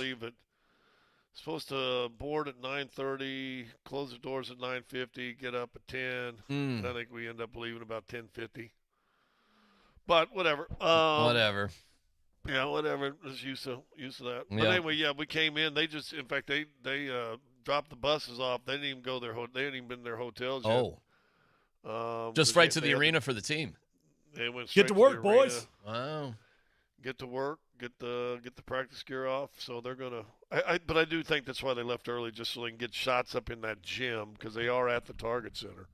So how beneficial can that be, Scott? Well, let me ask you this. You shot 30% from 2 and 20% from 3. I would assume it ain't going to hurt. Can't hurt. A few practice shots are not going to make you worse. Yeah, I think getting used to the lighting in the gym, it won't hurt. Right. So right. Yeah, so and why it's not? something different. I mean, listen, there was times I know with Shanahan, if we went on with the Broncos on the road and we got beat 1 year at some place, Never we stayed there again. That same place. Is that right? Absolutely. Really? And Scott, that got Get outta tricky. here. That got tricky with in division opponents because Right. Oh yeah, he was superstitious about the hotels. So that's funny. If you won, we'd be at that hotel forever. If you lost that game, hey, find me a new one, buddy. There's more hotels in that city. Wow. Yeah, but that's tricky when you're got a ton of people like you do with a football team for the logistics people. That's pretty funny. I did not know that. That's a riot. All right, well, what was the mood of the guys, if you could assess it the best you can on the travel? Like, where's everybody at, Scott, today? I think they're right where they were when you went in the locker room after the game. I think this is a business trip, and they're gonna take it at it. I didn't see a lot of complaining or cahuffing or any of that stuff, but no, I think this is a business trip for them. They're going to go in there. I'm assuming they understand. They shot the game 4. They shot 38% and 27% or something like that. Come on now. Okay. We do have a Spencer Jones LinkedIn update. Would you guys like to hear the Spencer Jones LinkedIn update? Please. All right, Dan, hit the music, please. Opportunity is usually disguised as adversity. I remember after Game 4 listening to this piece of the post-game press conference. Quote, "Do you still think this group really cares?" Just 2 games ago, we were up at half thinking we had a hold on this series, and only a week later staring down the end of our season. Down 3-1, without a couple of key players, and with so many narratives we never expected to hear about a championship-level team. And like so many other times this season, I'm thrusted into the chaos. Starting in a win-or-go-home game with one of the toughest defensive assignments of the night. That's how quickly things change. Momentum in the playoffs isn't something you hold, but it's something you navigate. I can feel solid 1 minute, then slip just as fast the next. Couple of possessions go the wrong way, energy dips, focus wavers for a second. Suddenly everything feels like it's tilted against you. We felt that. But like narratives, momentum is fragile, and it's reversible. That's the playoffs. Every possession carries weight. Every moment can shift the story. But the same way momentum can leave, it can come back. And that's what Game 5 was. Not some perfect performance, nor some clean scripted turnaround. Just a group that stayed with it long enough for things to tilt back. And with our backs against the wall, I will forever remember being part of that push. Game 6 is Thursday. The story isn't written yet. I feel like I want to do better at my job. I feel like I want to do better at my job right now. I just, wow. Feel like, when those writers from Minnesota come at us and we back down, you're just like, yeah, this story is not written. The story's not written yet. It's not over. By the way, was that written for the Players Tribune or for LinkedIn? No, he's going to make one hell of an accountant or whatever job you get from LinkedIn. This dude's either going to be a motivational speaker or a romantic, what are those? Romance writer? A romance writer, like he's going to write something like The Notebook. I mean, he's going to write something like The Notebook. Yeah. Sparks. Wasn't that guy's name Sparks? And he's going to be a major, major author and seller. Wait, bring that music back. I have a LinkedIn update. I have a LinkedIn update from J.R. Reed. J.R. Reed? Yeah. Or J.R. Smith. J.R. Smith, sorry. This is a LinkedIn update from J.R. Smith. F you, Wolves. All right, that's... Sorry, I blew the setup there. Yeah, well, that's quite a bit of pros from Spencer Jones, guys. What do you think about that? I'm telling you, he's gonna write a national bestseller, a world bestseller, like The Notebook. And they're going to sell the movie rights, and he's going to make He's going to make a lot more money doing that than he did playing basketball. It was a hell of a chapter. They better win this game so he can finish the book. I mean, that's pretty cool, man. I love it, dude. I tell you what, that was really cool. I tell you what, they win this game tomorrow night. We ain't Friday on the show. We ain't checking in on the Spencer Jones LinkedIn. Of course. Come on now. We ain't checking in. Hey, no dumb question. Is that what LinkedIn is? No. I thought you just kind of listed your job skills and you're like, I'm a people person or whatever you list. Yeah, I don't really know because my goal is to go my entire life without writing a resume. So far, I'm 41 and I've never done it. So you use LinkedIn for inspirational stories about yourself? I think for us athletes that don't know how to use LinkedIn, sure, you do it whatever you want on there. That's a great line. And I don't think it's turned as trashy as all the other social media sites. So maybe that's it. And if you're a publisher somewhere going, hey, who's this guy? Yeah, if he wants to be one of those pretentious writers, this is great for his resume. Yeah, Scott, before you came on, Vic came on and said that he really hates all writers. That's who he's really angriest the most, that they're the most pretentious and they need to all just shut up. Leggy will be on soon. Yeah, he'll be on with us in an hour. Hey, Dan, you got to clip what Vic said about writers and use that as our Jeff Legwald intro, if you can. Please. What a line here. And like so many other times this season, I'm thrusted into the chaos. That's a pretty good line. That music, I don't know if that music almost sounded Band of Brothers introductory, right. Field of Dreams kind of. This is Field of Dreams. Vibey, yeah. Yeah. Try to find the Band of Brothers one, the beginning of it too, because it sounds very similar. Could be What if the same guy did the music? We were there on the beaches of Minneapolis, about to storm. And then I lose it. I lose out the pros. I'm not Spencer Jones. I don't have it. There are a lot of beaches in the 10,000 lakes. In Minneapolis? Yeah, 10,000 lakes. They're made, artificial beaches. About to storm the beaches and mountains of Normandy. Well, right. But we're talking about Minnesota. Storming a beach with a basketball. Yeah. Storming a lake. We're storming a lake. We're storming a lake storming Target Center, the Normandy of Minneapolis. Yes, a place that's been taken over, but nobody really wants to go there. But here we are. I don't know. Who knows? With enough people in Minneapolis. By the way, they hate us. We did it, for whatever that's worth. Hope you're proud of yourself. I'm not. I actually am filled with regret because I have guilt. What? You should. Stupid. You have guilt? I have guilt because what is the guilt? We sent Scott in to fight our battles for us. Oh, no. Yeah, exactly. Yeah, that's fine. Yeah. Scott gets to walk up the aisles of the sweaty matches, and Scott gets to stand in the corridors of the upper area to wait in line for a restroom with everybody else, and then the guy that called me Colonel Sanders, which I do appreciate that he got that because I have been trying to get an NIL from KFC for an entire year. I know. I felt bad. I'm like, I didn't even think of that. I'm like, oh my God, Scott has to go there. Yeah. Like, okay. Oh, we have the Band of Brothers music. Dan, go ahead. Band of Brothers. Down so 3. You could have read that to this too. Boy, would this be better? This might be better. Down 3-1 without a couple of key players. And with so many narratives we never expected to hear about a championship level team. Like so many other times this season, I'm thrusted into the chaos, starting in a win or go home game with one of the toughest defensive assignments of the night.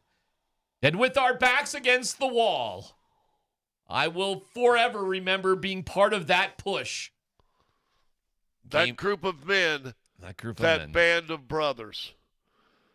Yeah, if he would have ended it somehow by saying, one more into the fray we go on Thursday. And that's this group of men. That's who I stand. This band of brothers. That's who I stand with. Not so easy company. Into Minnesota. Oh, that might be that. Hey, the Nuggets could be the not so easy company. Not so easy company. Can we fit Jaden McDaniels into this anyway? Anyhow. Sure. The Battle of the Bulge. There were 2 opponents. Did you say the Bulge? Battle of the Bulge. Easy company. Know your Band of Wait, Brothers. you need to explain to him what that was. I've actually seen the whole thing, but I forget. Well, that was when they're in the woods in the winter, and they, were like they're locked down and they couldn't move, and they were surrounded. Battles and moments in American military Battle of the Bulge. They were surrounded on all sides. They bulged forward. Bulge. There were 2 opponents we had to face. The Nazis. And Jaden McDaniels. That was pretty good. That was well done. And if we could overcome those 2 opponents, we would find ourselves at the Eagles' Nest in glory in Minnesota. I'm trying to combine both. It's a little tricky to... At the gay 90s. All right, I already made that joke.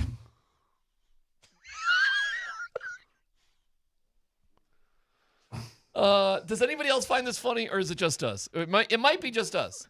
The Nazis got me. Yeah. Kind of like yesterday. You keep throwing this us around very liberally. All right. I feel bad enough. I'll let it go. But there you go, Spencer Jones. Speaking of Spencer Jones, any chance AG goes, or are we getting a new update to the LinkedIn Katie's profile? Down there. I don't know if you want to.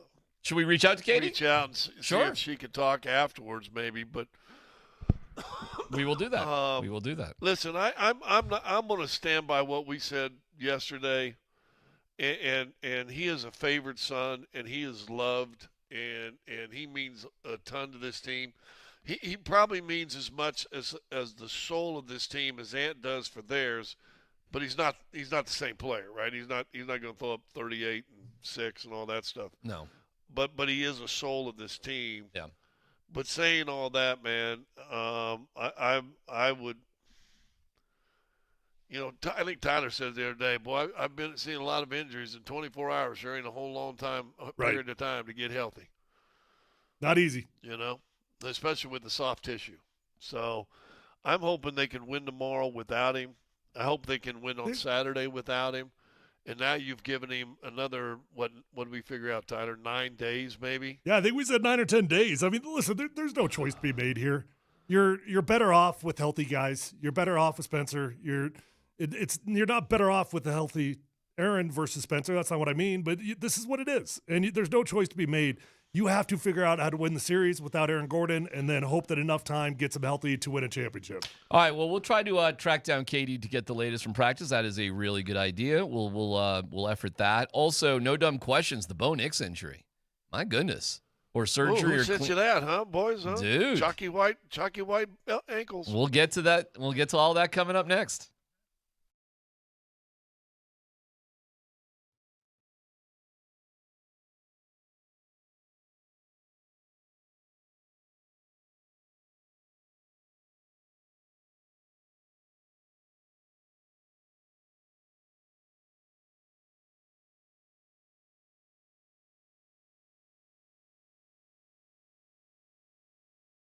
Are you interested in wealth management plans that are designed to protect and maintain and expand your financial portfolio? If so, call my friends over at Trajan Wealth, because Trajan Wealth understands the importance of tactical investments and tailored insights that are going to grow in line with your risk tolerance. So call Trajan Wealth today at 303-900-1189 and learn more about these strategies. The fiduciary advisors at Trajan Wealth understand that no two retirement plans are the same. They offer guidance on a variety of financial objectives, including ways to earn higher potential returns and tax concerns. Let Trajan Wealth help you develop a plan that's going to help you meet your financial goals today. Trajan Wealth understands the importance of tactical investments and tailored insights for growth that's in line with your risk tolerance. And as an independent firm, Trajan Wealth is not bound to just one line of products or portfolios. They have the ability to customize a portfolio to meet your own unique goals. 303-900-1189 or visit them online at TrajanWealth.com. Advisory services through Trajan Wealth LLC, SEC registered investment advisor, client paid advertisement, additional disclosures at TrajanWealth.com. Woo.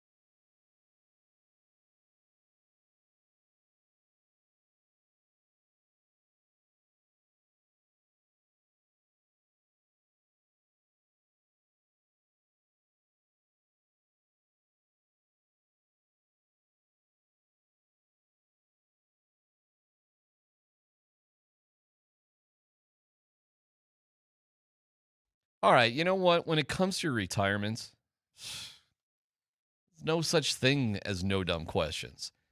Call Trajan Wealth today at 303-900-1189. I was trying to help. I'm pulling a Scott twice today. Not turning your microphone twice on? today. I haven't turned my microphone Start on. talking. I'm better than that.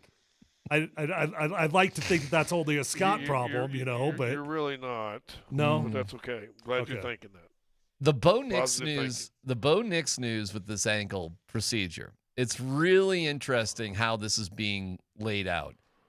It's being laid out like, oh, this was always expected. It's no big deal. He'll be ready for training camp. Why? Wait a second. Weren't you telling everybody that he was going to be ready for the OTAs? And didn't Bo have a couple of things in his personal life that he had to change and cancel because of this? Hold on, everybody. My no dumb question is, should we buy that this is no big deal? Or is there something else going on here? Of course you shouldn't buy that. Only a dummy's going to buy it. And it's not about trying to create drama. It's not implying that Bo Nix is not going to be ready for the start of the season. But something changed. They told us he was going to be ready for the entirety of the offseason. They now have a second surgery that has happened, and now he's going to miss the entirety of the offseason. And now they're trying to paint it as this was routine. No, it's not routine. If it was routine, if it was a part of the plan, we would have known all along that he was going to miss the entirety of the offseason. So it's not unusual. I do buy the part where they say it's not rare to have a follow-up surgery. Scott's had them, I'm sure. I've had them. I've had 9 total surgeries, multiple follow-ups to go with those. But the follow-ups are never are very unusually a part of the original plan. A follow-up happens because the original one didn't work. So what's your concern level? Go ahead, Scott. Well, I was going to say this, but I do agree with you, Tyler, when you say if this were the plan, we probably would have known. When a second operation is pre-planned ahead of time, it's usually because you put hardware in on the joint or the ankle, whatever the ankle foot in this case. You put in hardware, aka plates, screws, some type of thing like that stays in there for the stability of the ankle and the foot to get healed, and then knowing later on you're going to go in after all the healing has taken place and pull out the screws. Those are planned, though, and I don't see how, if it was planned, that wouldn't be told also. Now, saying that, a lot of second surgeries go, everything's good, I'm starting to rehab. They talked about his work ethic was doing good and the rehab was going good. All of a sudden you're starting to run on, you go, man, I'm still getting this clicking or I'm getting this pain in this joint. And they go back in there. Well, you've got a couple bone spurs that have developed over the healing part. Well, let's go in and clean them up. So it's one of those two things. It was planned, or there's probably don't you think, Tyler, a bone spur, or maybe even they didn't clean everything out of the joint that they wanted to clean out of it. I know when I had a second shoulder was killing me, and they went in there and said, well, we didn't get all the bone fragments, and they actually start growing, to be honest with you. So yeah, I had to do that both with the shoulder and the knee. I see a lot of people saying, oh, they're just going in to remove the screws or remove the plates. No, I don't believe that, because if they were going in to remove the screws or the plates, that would have been a part of the plan. And the plan would have always been that he was going to miss the offseason because he was going to have a required second surgery. Bo wouldn't be canceling things in his personal life if this was always part of the plan. This is definitely not part of the plan, but it doesn't mean it's a big deal either, I don't think. But let me ask you that question. What's your concern level? Concerned. I mean, I was concerned previously about multiple ankle injuries. I didn't love the fact that his coach called him predisposed. I didn't love the fact that they had a little battle over that in press conferences. Mm-hmm. And I don't love the fact that it's now requiring a second surgery. So none of it's good. And it's all just going to be wait and see. And unfortunately for Bo Nix, here's the biggest question. It's not even so much like, is it going to happen again? It will. Something to those ankles will happen again. That's going to happen, okay? It's like Aaron Gordon. Like he's hurt. Something is going to happen to a hurt body part again. So the question is, can Bo Nix still be the same player if he's not as dynamic? Scott, what do you think? What's your concern level? That's a good question. I'm concerned because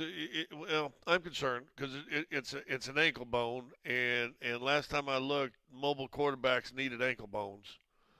Those are pretty important joints to a mobile quarterback. I'm also concerned because if we go back to Sean Payton's presser, he had multiple of these in college as well. So now, 2 years into pro, we can chalk up 2 more ankle surgeries. His first one actually goes back to high school. I mean, high school, college, now pros. Yeah, he's had. So did he have just one in college, one in high school, or were there multiple in college too? Were there cleanups involved, which means that, and listen, Tyler's had 9 surgeries, so he probably knows as well as any of us. I'm way down here at 6. Some people are have a better chance of growing bone spurs back quicker than other people. And it sounds like to me there might have been some of that activity going on. Yeah, and bone spurs do grow back, by the way. Like, for anybody that doesn't understand, they do grow back. All right, here's what I got. So he started at Auburn in 2019. So he had a surgery September 8th, 2017. So that's high school. Left ankle fracture, no details. He missed 4 games. Then in 2021, so he'd be in college for that. Right ankle fracture, missed 3 games, required surgery. November 15th, 2021, ankle. Right foot, ankle surgery, no details on that. So that's all in the same year. Then we go to that's the same ankle too. Then we go to 2025. 2025, not 26, but 2025. Arthroscopic surgery on pre-existing ankle injury that bothered him during his rookie year. He missed the Pro Bowl, but didn't miss any games. So he's had stuff on his left ankle and his right ankle a couple of different times from high school all the way till today. Mm-hmm. So I'm this is his a little concerned. His sixth surgery on ankles, and I think only one of them was on the left, right? I got 1, 2, 3, 4, 5, 6. Yeah, I guess so. Yeah. But this one's going to be the magic fix that he never gets injured from again, ever, right? $70 million. That's the big question. With all, yeah. I mean, Scott, you're nailing it. Like, that is the decision the Broncos have to make after next season with Bo Nix. Listen, man, Jake Butt, who's a great guy, his body just would not let him play football anymore. Even though he had the physical talent, his body just would not allow it. We are all very concerned about Aaron Gordon right now, Scott. You know, like, I don't know, bro. Like, maybe your body just wears out during certain activities because the way you are, the physiology of your body. I think you're right to be concerned and have thoughts about that with Bo Nix right now. I don't think it's crazy. Of course, I mean, right. You're about to sink, or after this season, geez, what's it going to be? 50 a year, 60 a year? Well, I mean, listen, the good news is you don't have to make that decision right now. No, you have a year. Yes, that's right. You got plenty of time to figure this out.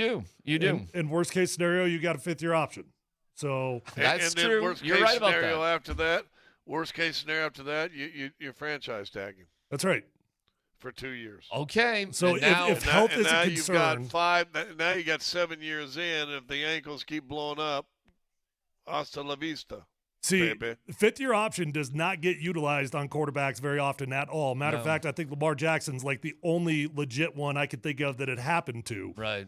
But you do have that. You do have it. You're right about that.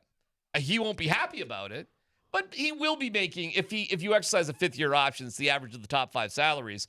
You are making more than $45 million a year. I mean, if you're Bo Nix in that particular situation. Is a 5th year option that? 5th year. I think it's an average. That's a franchise tag. I think the 5th year option is an average of the top 10. No. I'm wrong, Scott. You're right. I am so sorry. You're right. I'm thinking of the franchise tag. The 5th year option, I'm not exactly sure what the money is on the 5th year option. I think it's average of top 10 highest paid position, I believe. All right. I thought You're right, it was Scott. already written into the contract. Scott, good pickup. Good pickup by you. You're right about that. The 5th year option is by far cheaper than a franchise tag. Yeah. And what Kirk Cousins did, he got tagged twice. You have a tag after the franchise tag. You get tagged again. And then it's the average of the top 3 players at that position. So there's a lot of money for Bo out there, but not, the haymaker deal is that second contract for a quarterback like Bo Nix. That's where it's ridiculous. That's where your guaranteed money would be something like $240 million.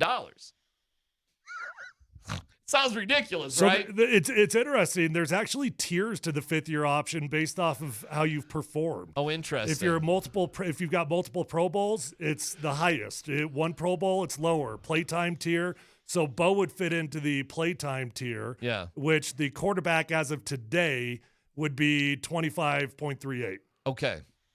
Far cheaper though than a tag or a new contract. Far cheaper. If he makes a Pro Bowl, it goes up to 35. Oh, wow.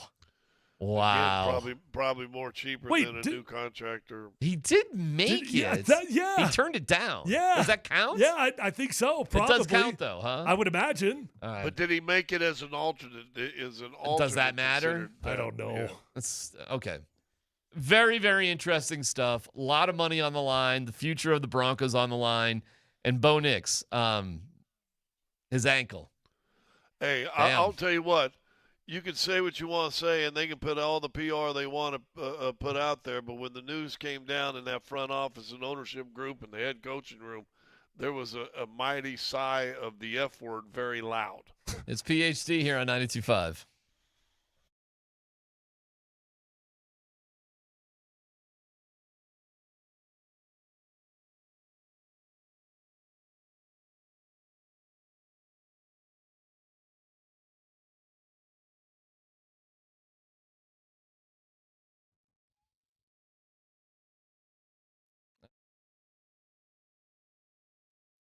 Hey, it's DMac for my great friends at Fanatic Sportsbook. Winning hits different with Fanatic Sportsbook. And now that the playoffs are here, the stakes are at their highest. So don't wait for that what-if moment. Switch to the only sportsbook that protects all pro basketball player props across straights, parlays, and same-game plays across any first-half injury. That's right. If betting player props, that's in your playbook. Points, assists, rebounds, blocks, steals, whatever. Fanatic Sportsbook's Fair Play Insurance gives you the edge when it comes to cooking up a parlay. Some books protect you in terms of your bet just for the first quarter. Some do nothing. But at Fanatic Sportsbook, where they flip losing bets into winning bets on every night on the court. It means if your player gets injured in the first half, your bet will play on with all the remaining legs, meaning a loss can be turned into a win. Others copy trends. Fanatic Sportsbook sets standards. Fair play keeps every first half protected. So bet with a book that always has your back. Fanatic Sportsbook. Winning hits different here. Must be 21 plus. Gambling problem? Call or text 1-800-GAMBLER. Offer not available in all states. Terms apply. See Fanatic Sportsbook app.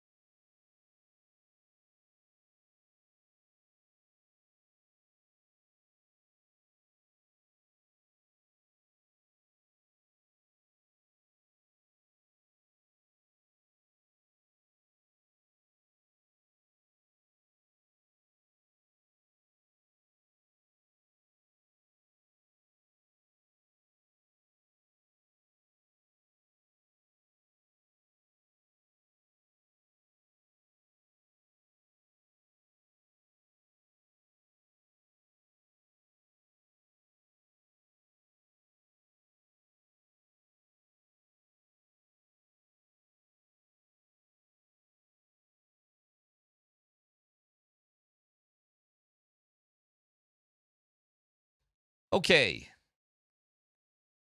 A couple things here. Bo Nix's ankle. Yep. The concern level there. That's one question. Spencer Jones' poem.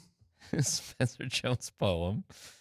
And where the Nuggets are at. How about the Nuggets going a little bit early? I got to say. No Atletico leading at halftime 1-0. That's right. The soccer is very important. First leg of the semifinals for the by the way, Champions League Cup. Did you guys see the premiere or the advertisement, whatever, the trailer for the new Ted Lasso season? No. When does that come out? It comes out in August. Okay. And the premise is he goes back to England to coach their women's team. So every men's team in Europe basically has a women's equivalent. So this is going to be a new series, it feels like. It's a whole new cast of characters, some of your favorite people, but the premise is he goes back to coach a women's team back to England. So there you go. I did finish your bowling show last night, by the way. Yeah, it kind of petered out, I thought, a little bit. It started strong. You know what sucked is that none of the characters that they featured won anything throughout the entire show. It didn't have the same juice, did it? Well, it started good, the one guy was winning early, right? I know, but Tyler's not wrong. And you got to pick guys. You don't have a choice. And Tyler's right, though. None of them really kind of did what they needed to do. Not really. It was still good, though. It was still good. It just didn't have it. It didn't kind of. So do either of you know what happened to the TV deal, by the way? I don't know. Because the final episode was they lost their TV deal. Did they get it new? No? Are they going to ever be back? Are they done? No idea. Maybe they're hanging out with the Live Tour. I don't know. All right. I'm kind of dying to hear this one question we asked about Justin Simmons. And congratulations to Justin for a great career with the Broncos and retired a Bronco today. Is what was it with Justin Simmons and Sean Payton? So here we go. He was asked about him and Sean, and it was being reported that he didn't like there was a problem between the two of them. Anyways, here's what he said. I loved every second of last season, and I feel like there's so many questions between me and Coach, and how I feel about the team. I know there was that. I might as well address it. We're being candid here. I don't think he's here, but there's the one guy that posted that clip of like me in the huddle with the Falcons, before the game, and him. How I feel about Broncos, no. the Broncos and Broncos country is exactly what you're seeing here today. And I was like I hate saying it like this. It's not how it's supposed to be, I guess, received. But I was like almost like a proud, a proud brother, big brother, like watching the team play. What's he talking about? Yeah, okay, can we back up? So he was talking about a guy that posted a photo when he was in the huddle with Atlanta. Is that what he said? I don't think it was a photo. It felt like it was some sort of audio, and he was looking around the room as if it was a Denver person. What? I don't know who he's talking about. Okay, any listeners out there that could help fill us in on the context of this? I feel totally lost. Obviously, it was something that incredibly irritated Justin. I guess. What the heck could that be? I don't know. They never played Atlanta when Justin was there, right? The Broncos? My guess is, and I'm guessing, there was some sort of thing that was taken as disparaging towards Sean Payton that somebody like pointed the finger, and here's proof that Justin Simmons didn't like Sean Payton. Didn't like him. Yeah. And here you go.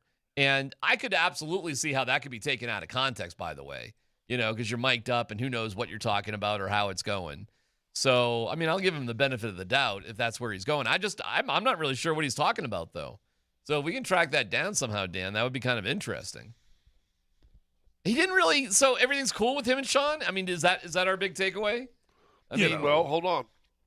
Everything's cool. You just said Sean wasn't there. I was told by the one person. I mean, it's definitely not cool, guys. Like it's not cool, but there's no reason for Justin Simmons to have beef with anybody in the Broncos organization because he's Mr. Bronco and he's retiring as Mr. Bronco and he's Mr. Nice Guy. So Justin's never going to come across with beef, but it's definitely not cool between the two of them. I don't know why. It doesn't make sense. If I was Sean Payton, I would have wrapped my arms around Justin Simmons the day I got there and been like, hey, tell me everything I need to know. That's how I would have treated that relationship. All right. He was, we're getting a lot of texts in here because, again, our listeners are much smarter than us. He was hyping up the Falcons when they played here. He said something like, F them Broncos. It was Bo's rookie year here in Denver. Another one, it was him hyping the team up before the game in Denver. He said, like, F these fans or something like that. He might be talking about, like, a photographer. Like one of our guys, one of our local TV guys who's on the field. That might be who he's talking about. I'm guessing. But that's a guess on my part. It'd be whoever could get the audio.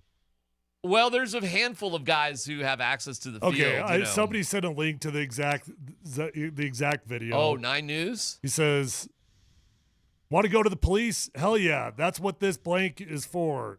F them. Hey, ride or die, it's on us. Team on 3. He didn't say F them fans. He didn't say. He's just saying F that like it's us against the world. Like, yeah. Like any player. It had absolutely nothing to do with the Denver Broncos, quite frankly. It's just a speech you would give at any pregame speech. Gotcha. Us against the world. Here we go. Let's go. Rah. Well, I buy that. But so the guy posted it up to try to cause beef, though. Correct. Probably. Well, there's DMacs in other avenues. Media too. I understand. Yeah, the headline. I get it. The headline of the video, Scott, says in front of their home crowd, F him. Former Bronco Justin Simmons letting him rip in his old home. That's a very misleading headline. That's a little baity, isn't it? Extremely baity. That's kind of like saying, "Hey, Roach, to kill these guys or whatever." All right, is this? It's 9 News. So he's looking for, I guess, a 9 News photographer. That's my guess. Or I don't know. Well, wait, no, 9 News. Is he looking for? Oh my God, is he looking for like Scotty Gange? Hold on, you got to look at the story. If it was online, there's got to be a name underneath the title of the line, doesn't it? It's just a video. I don't know. I'm not sure who he's upset with. It doesn't matter. It doesn't matter. But it really doesn't matter. I would agree with Tyler, and I'll go with his words. If Sean and Simmons may have no problem with Sean, although he was the head coach that cut you or traded you. No, he was cut. And if there's no problem with Sean back to Simmons, Sean would have been there because you honor great players that retire, and especially when you're willing to give them a one-day contract to retire, then you try to make the time to be there. I just want to be clear. I sent a note to somebody who is there, and that person says, I don't see him with Sean. I want to be clear that that does not mean Sean wasn't there. I don't have it that Sean just wasn't there at all. Who really cares if Sean was there or not? I mean, Sean coached him for 1 year. But listen what you're saying. We just asked the question, is there beef? And if Sean had no beef, why wouldn't he be there? I don't know. I agree, I'm with but you. I already decided a long time ago that there was beef, so who cares? Well, so you're well, I mean, you're the Wendy's lady right now. Listen, here's what I think was going on. You needed to reset the culture of the Broncos. You just had to do it. And everybody there, Greg Penner, George Payton, Sean Payton, they needed to make a decision who is attached to the old and who they can roll with into the new. Justin Simmons, for whatever reason, was too symbolic and emblematic of the old. There's no doubt about it. I think Vaughn is the same thing. I think that's one of the big reasons Vaughn's not coming back here either. They obviously decided that guys like Garrett Bowles and Cortland Sutton are fine, even though they're kind of associated with the old Broncos too, but we're good with those guys moving forward. That's not a problem. Okay. And we just don't know everything that goes on behind the scenes. Who was But by the way, Bill Tebow was like this too. You couldn't just have Tebow as a backup quarterback, okay? You just couldn't do it.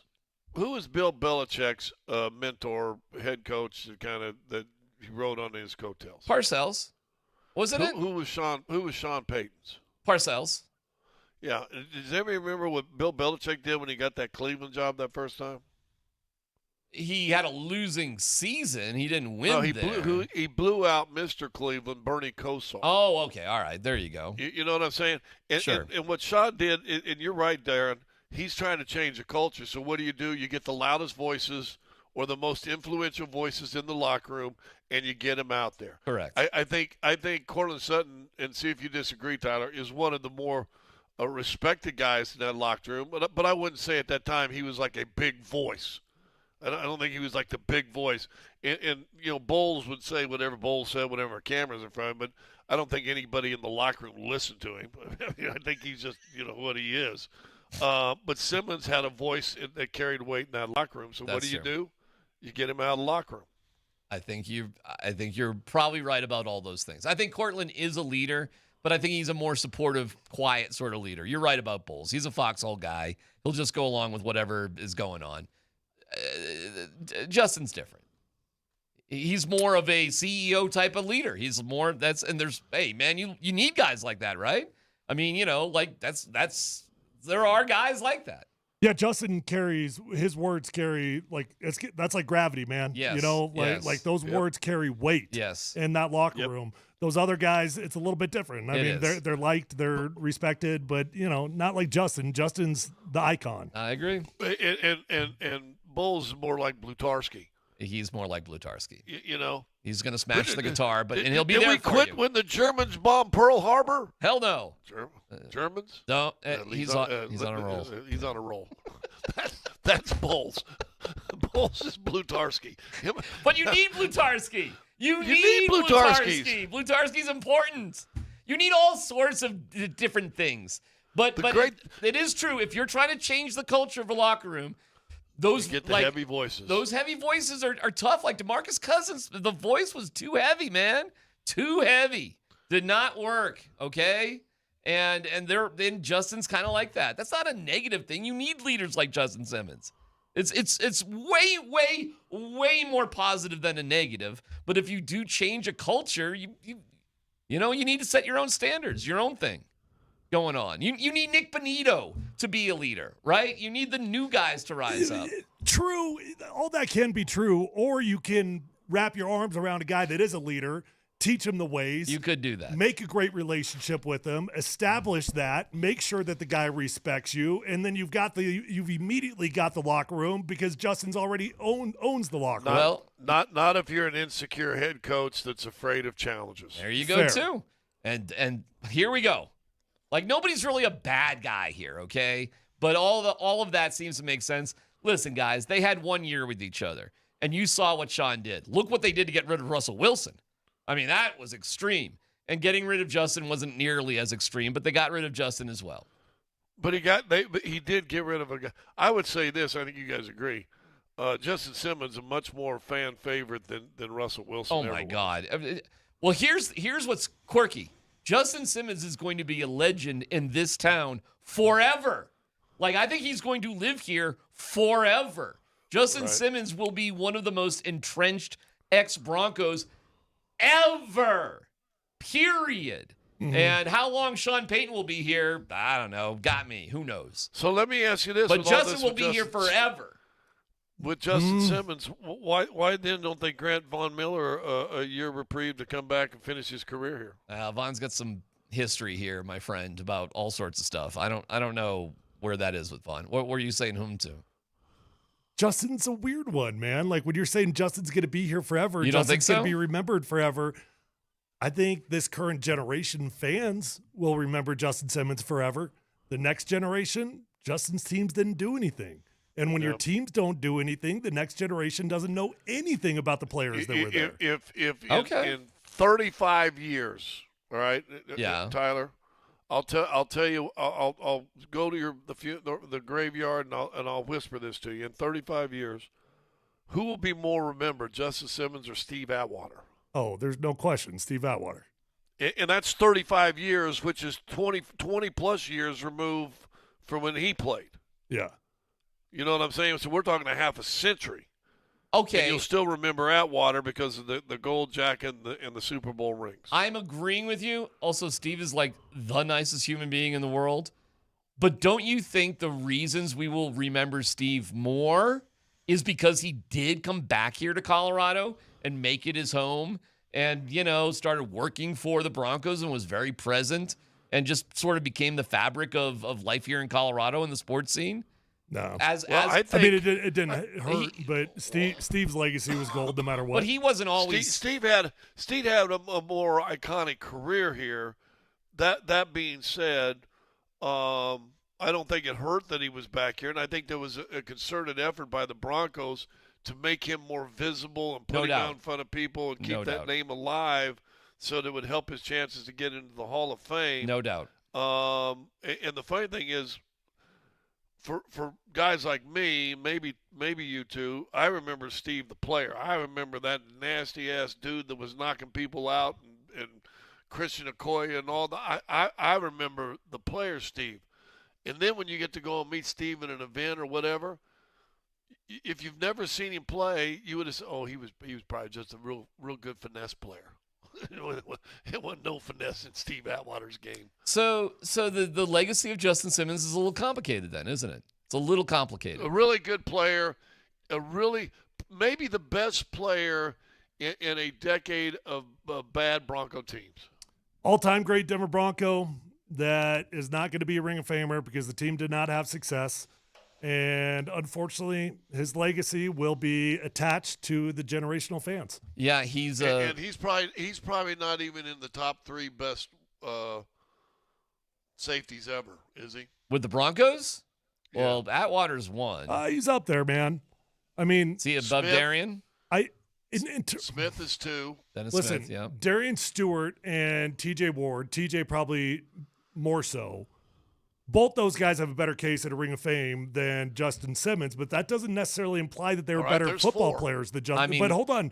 Like, if we're just talking about the actual ability of the football player, Justin Simmons has got a very fair argument to be above either one of those guys. Was John Lynch a better safety? But not better than Dennis Smith. When John Lynch was here, was he a better safety than Justin Simmons? No. He wasn't. Not when he was here. When he was here. He was making Pro Bowls. But he did make Pro Bowls, but that was based off legacy. He was mid-30s and on the way down. The paper doesn't yellow. The paper, and there's no asterisk on it that says legacy. It says Pro Bowl. There's been some good safeties here for the Broncos, man. We've had some good ones here, man. It's an interesting conversation. The rules were different, too, with Lynch. He would have been getting fined every Well, so would Atwater. So would Dennis Smith. And Kareem Smith. Yeah. Remember when we had Chris Harris on and we were asking about Kareem Jackson and Chris goes, well, does he like money? But Kareem couldn't stop himself from playing like that. But Kareem was a pretty damn good safety. There have been a lot of good safeties here, man. A corner turn safety. Yeah. All right, anyways, it's congratulations to Justin and Bo Nix. We wish you the best with your ankle. We're not really believing all those stories here today, too. But in terms of everything else in the draft, Jeff Legwald, who Vic is, upset with because he's a writer, will join us to talk about it all about 8 minutes. It's PhD on 92.5.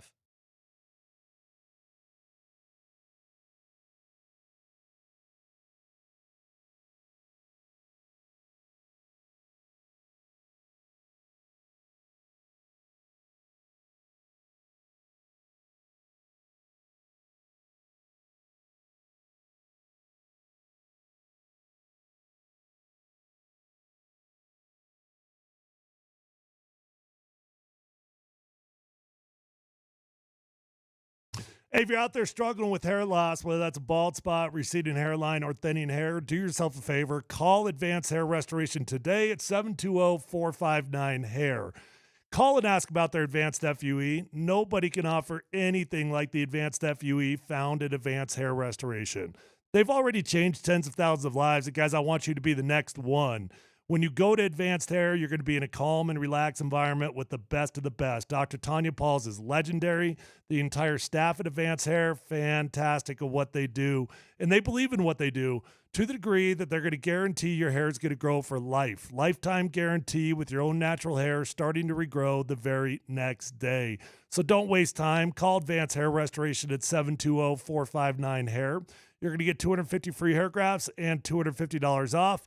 But that is a limited time offer, or check out those before and after photos at advancedhair.com.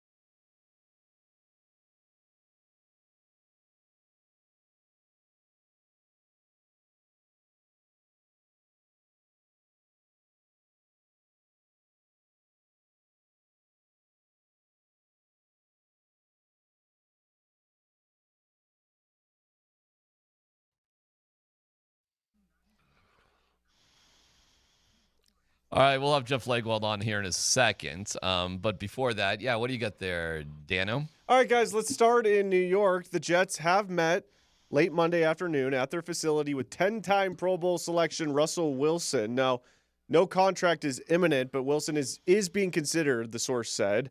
Coach Aaron Glenn has made it clear that Geno Smith is the starting quarterback. The Jets don't have an experienced backup, however. The other quarterbacks on the roster are Bailey Zappi, Brady Cook, and rookie Cade Klubnik, drafted in the 4th round out of Clemson. Now, Geno Smith has advocated for Russell Wilson when team officials solicited his input on potential backups. What do you guys think about possibly Russell Wilson going to the Jets?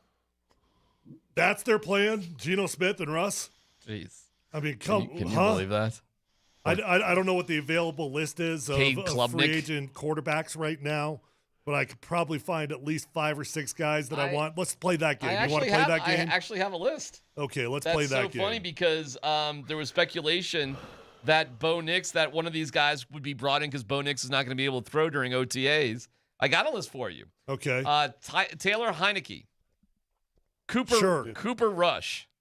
Sure. Josh Dobbs. Yes. Jeff Driscoll. Brett Rippon. John Wolford. Easton Stick. Skylar Thompson. Ian Book. And my favorite, Ben DiNucci. Ben DiNucci. He's out there. Is the DiNucci coming back here, huh? Ben DiNucci lives here in Colorado. He works for CBS Sports, so I think amongst doing podcasts or other things. And I don't know. I don't know with the Nooch.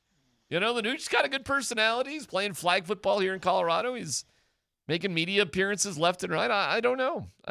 It's hard to say. But the guy who does know everything is Jeff Legwold. Jeff, I want to play you this from Vic Lombardi. You know what it is for me? And I'm gonna offend a lot of people I know, a lot of my friends. You know who it is for me? It's mostly writers. It's the writers. Most writers don't have a single sense of humor. No. They think what they do is so important. So important. So important. So important. Now, some do. Some get it. Some get it, and some are able to make the leap. But I'd say a fair share of them, they believe this one guy up there for The Athletic, he thinks he's so important on how he covers stuff. Agreed. And it makes me laugh because all you're doing is the same thing I'm doing, but just in a different way. Yes. You're doing the same thing. You're delivering information to people the way we're delivering it. We choose to have fun with it. You choose to have something up your ass when you do it, and you think you're better than everybody. You're not. The writer for ESPN, Jeff Legwold, is brought to you by the International Brotherhood of Electrical Workers, IBEW Local 68. Start with a job, end with a career. Jeff, would you like to respond to angry Vic Lombardi about his verbal assault on writers? I've heard Vic say that many times, so not a shock. No, it's we all who do this for a living probably need to remember sometimes we're just a pebble in the pond. We make ripples and we go on. I don't want to get too deep in the weeds, but man, my dad worked for the railroad. My mom didn't even graduate high school, so I know what I do, where it fits, and how much I enjoy it, and how lucky I am to do it. And I do try to have a sense of humor about the whole thing. There you go. You got a sense of humor. Hey, so was he just hammering Nick Kosminer? No. He's Vic is upset at this writer from Chicago who's given us a bunch of crap about the basketball stuff. Who's a very holier than He's thou. never in Minnesota, but he lives in Chicago. Correct. It's one of these things. All right, he's the guy's profile pic has him with his dog on his on the couch above his head. It might be. It could be that dude, and that's because that's the only way he can have a friend, a dog. Yeah. Jeff, what level of concern should we have about the Bo Nix news with the ankle and the surgeries and all that? What do you think? I always say about injuries, which are inevitable in the NFL, I always say until I'm the player with my own eyes going full speed, doing full allotment of work, that a topic worthy of discussion. So it is something to me that he's had 2 surgeries with this fracture and that he had a surgery following his rookie season. They tried to keep quiet in a lot of ways. So he is, basically 2 for 2 in his NFL years on ankle surgeries. So, is this going to mean something moving forward? Well, we can only see that moving forward. We do have the data now that, he had fractures in high school, college, in the NFL, and he's had multiple ankle surgeries. So it's already somewhat of an issue, and it's just a matter of what, physically how he feels, what he can play like, if it means any difference at all, or if he just does what he does, but we don't have those answers yet. My understanding is he will do very little, if anything, in the June work, the OTAs and minicamp, and that training camp is where he will make his first real appearance.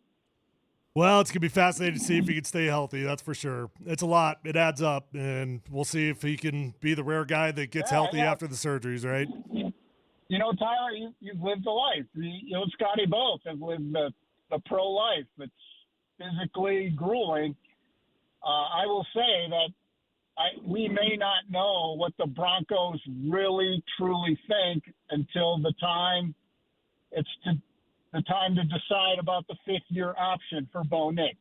And I think then we will see what they really think of the long-term prospects of that, the 5th-year option and the impending 9-figure deal it would take to re-sign a quarterback who you believe is your guy. Well, that is going to be interesting. We kind of talked about that a while ago. We counted, DMac, 6 surgeries going back to high school now, 1 on the left and 5 on this right. That sure don't sound like $70 million a year. I just think they'll say and do a lot of things, and all of the weeks and months in between now and then, but the Broncos will have to show their hand at some point, and it likely will come in the form of negotiation. On the draft, Jeff, you had Mike Washington in the mid-70s in your top 100 football players, and you did not have Jonah Coleman on the list, nor did you have him players that just missed out on the list. However, I do understand, hey, man, it's not just about the player, it's about the fit for the team that you get selected by. So I'm curious how you felt about the Jonah Coleman selection, and was there a conversation with the Broncos about Mike Washington as he was the next player selected by the Raiders? Yeah, I think, look, I like the Coleman fit, and I have the just missed grade on him. I think he was like 3 players down from where, our editing process at ESPN. Gotcha. Cut off my close, but I like him as a player. I think as an NFL player, he physically has the build and the body and the lower body strength Sean Payton wants in a running back. And I think, when I looked through it and went through the data, 71.2% of his rushing yards last season were after contact. That's a phenomenally high number. And I think that's what appealed to the Broncos. He is a physical runner. A little ironic. It looks to me like they're looking for a little Javonte Williams, post Javonte Williams. So, and that's what he will bring. Red zone capabilities, and he was one of my 3 best pass protectors as running backs on the board. So he does what a lot of pro coaches like in a running back, and I think that's a good fit. Washington is just a phenomenally gifted athlete. 4.3 speed at 220 is difficult to find, but I don't have a problem with the Coleman pick at all. I think he has a pretty good NFL career. good in pass protection, can run some routes, catches the ball. Sounds like a third down back to me. Does he get slotted in as the Broncos' third down guy? That's where the opening is, Tyler. I think that's their weakness. And I think they'd like, the old, okay, if something happens to Dobbins and he's only played, the most games he's played in a season came as a rookie, so that's an issue. They'd like to maintain that physicality, yards after contact, finishing runs, and that's what he gives them. So I think it's a great fit, and I think he gets the early look on third down because of those things. The tight ends, what do you think about where they selected the tight end, and what do you think and know of them? I like Jolie. I had Jolie in my top 100. I just wondered if Sean Payton would be willing to say, okay, here's a tight end who's pretty advanced in the receiving side and has some work to do on the blocking side, and that, if you weren't going to play a tight end until he can master the position, as it were, I wasn't sure a premium draft pick was on the docket, but if they're willing to play him as a receiver right out of the gate, he can have immediate impact. He's great catching the ball in traffic, and one of the important things for guys coming to the NFL is you got to deal with a lot more contact, getting off the line of scrimmage and in your routes in the NFL than you ever did in college. And it really doesn't bother this guy. He plays through contact. He makes plays in a crowd.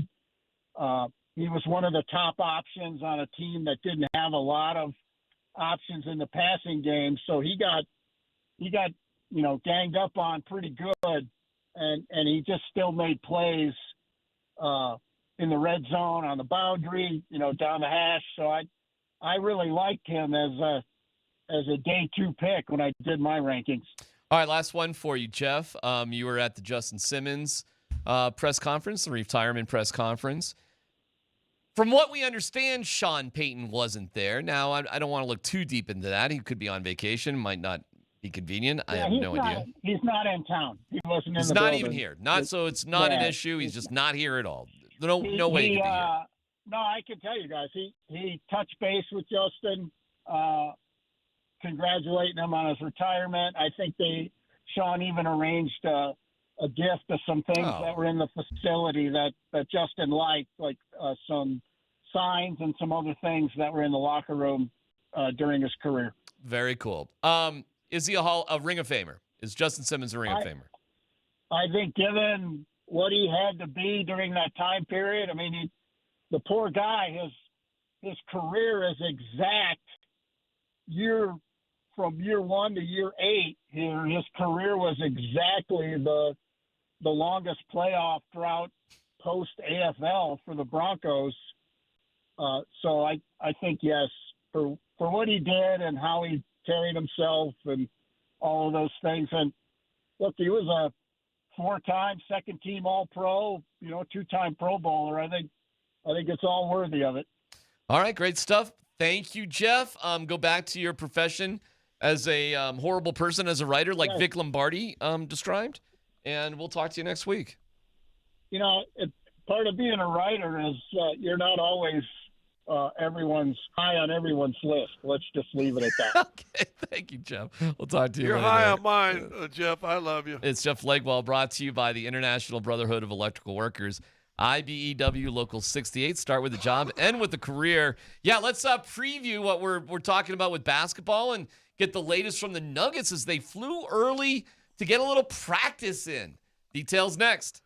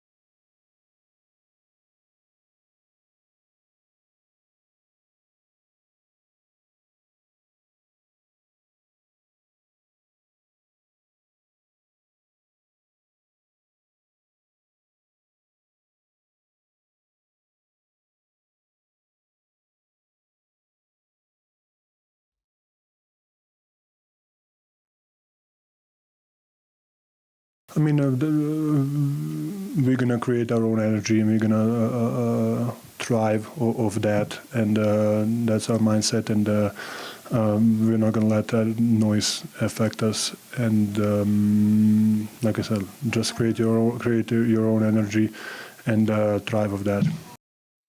Katie Wingy of Altitude Sports, her of the pregame and postgame shows on the road. The road show with her and Scott Hastings joins us right now as Scott came up to do the radio show. Katie, you went over to practice.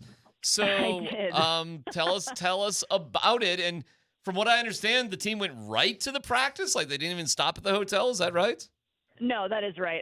I mean, that's not anything surprising, I would say, given we fly in, you go, you want to get on the court right away, get your bodies moving a little bit. And it was practice seems like too dramatic of a word, to be honest with you. It was much more of just a walkthrough, making sure everybody's kind of on the same page, offense, defense, what they did well, what they want to clean up, that sort of thing. Nothing too intense over at the Target Center. Hopefully they got shots up, right? The way they shot the basketball in games 3 and 4, man, you hope you got some shots up today. Yeah, there was definitely some time for that at the end, Scotty. They wanted to work on those rims a little bit, get comfortable in that gym, especially knowing what that atmosphere is going to be like. Just getting a little bit more confident, getting your legs under you. Again, anytime you fly, it's always nice to get into a gym, get some movement, and get some shots up. Katie, with Aaron Gordon feeling the way he is, what's your expectation for the remainder of the series? Yeah, I don't know. He still looks like he's hurting while he's moving a little bit. David Adelman said after practice today that both him and Peyton Watson are kind of in the same spot that they were yesterday. I don't know what that looks like ahead of tomorrow, but it does seem like I would guess he's questionable. I haven't seen an official injury report or anything yet, but I would guess he's questionable going into tomorrow's game.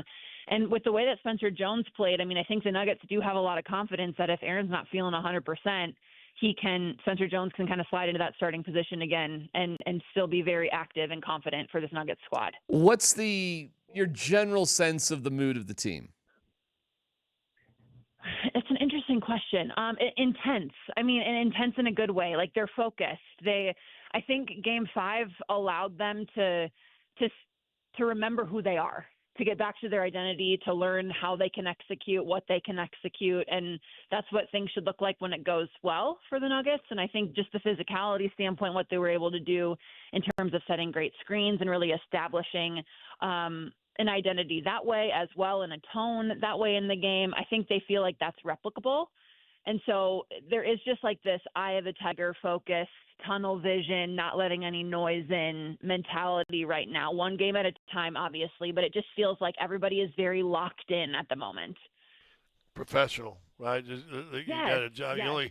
There's only one job left, right? Because if it doesn't work out tomorrow, then you have no jobs on Friday. So you got one job left to do, and that's to try to figure a way to win Friday or Thursday. Yeah, that's exactly right. I think professional is you took the words right out of my mouth, Scotty. And I just feel like they sort of know what the game plan needs to look like in order for them to be successful, right? Like they know they need to take care of the basketball and they can't give them easy opportunities, give away possessions. And the other thing that David Adelman brought up too was the second chance points really hurt Denver and Minnesota. So being able to handle the boards, rebound, find a body, be physical in terms of blocking out. Denver knows the bits and pieces to the recipe in order for them to keep their season going. So with that in mind, I think it's like, okay, if we go out and execute the game plan to the best of our abilities, they feel confident in what they're going to be capable of doing. Katie, I would say Coach Adelman was a little spicy after the game. How was he today? What's the mood of Coach? And was he asked about that sort of thing? So spicy is a good word. I like that. And I think honestly, it's warranted in a lot of ways, right? Like he has a right to be spicy in these situations and he's going to protect his guys and his team. And there wasn't anything that was super spicy in terms of our interactions with him, but I will say he did say, I know people want me to be ripping my guys and they don't play well, but I have the pulse of my team. I know what the temperament is in that locker room and what's happening behind closed doors that no one else gets to see.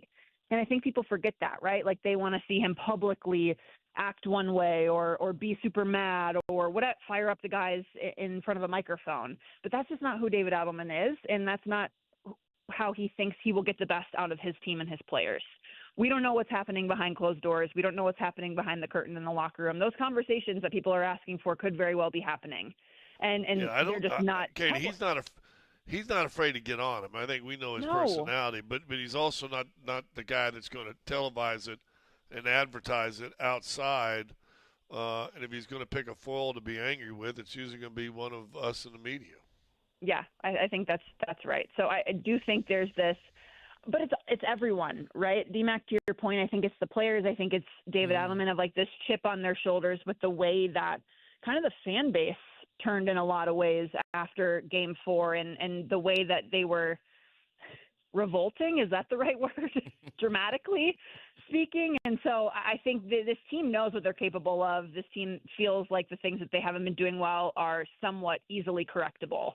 And we saw that in Game 5. And so now it's just a matter of, hey, can we go into a hostile environment? Can we quiet the noise? Can we stay together and execute in the way that we know we can? Yeah, how hostile is that environment going to be? I mean, it's crazy. Yeah. It is crazy here. And I give so much credit to Minnesota fans, truly. And it's not just because I'm from there, but like that building is so loud. They are so into it. They understand the gravity of the moments.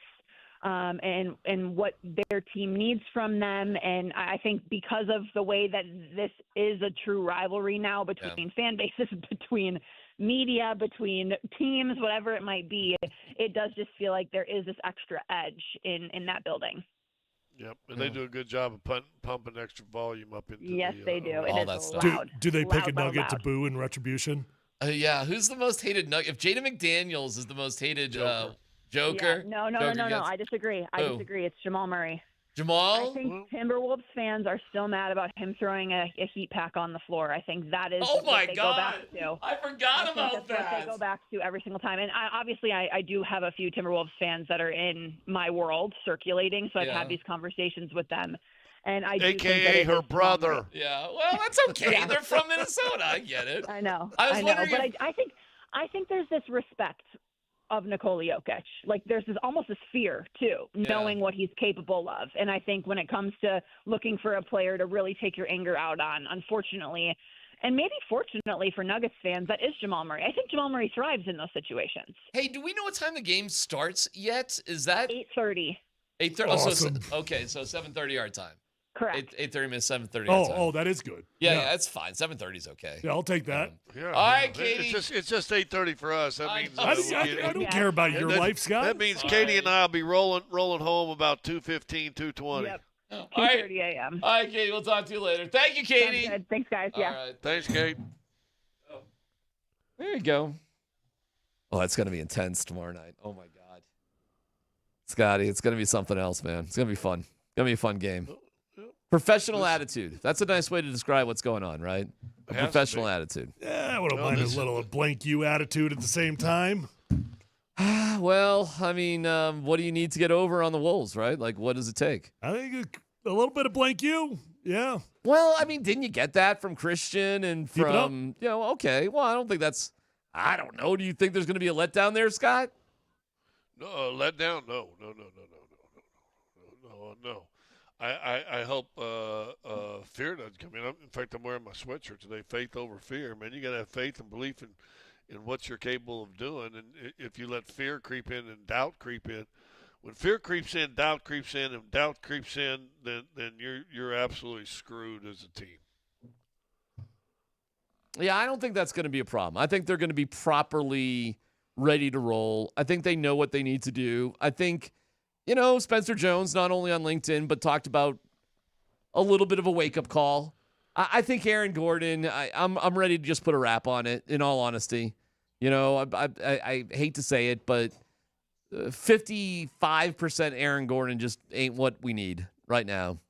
So I think it's better for the team if they know exactly, like going into, it's the day before the game. Okay, this is what we are. Yeah. Like when Nikola Jokic is throwing airball lobs to Aaron Gordon, that's a bad sign.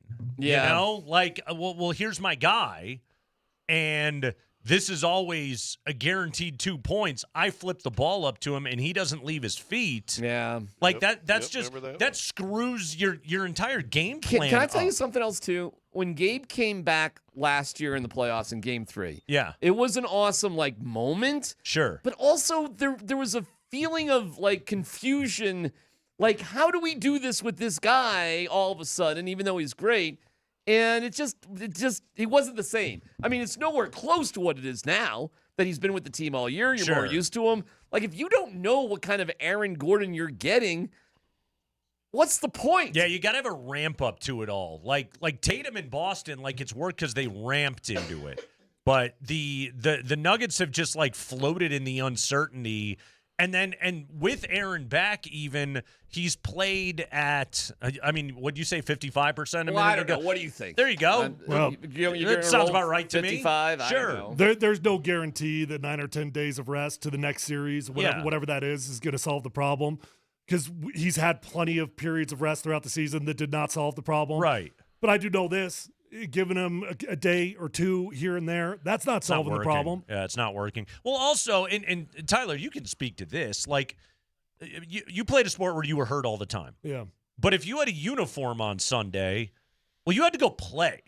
There wasn't like, oh, we can't call these plays because somebody's not healthy.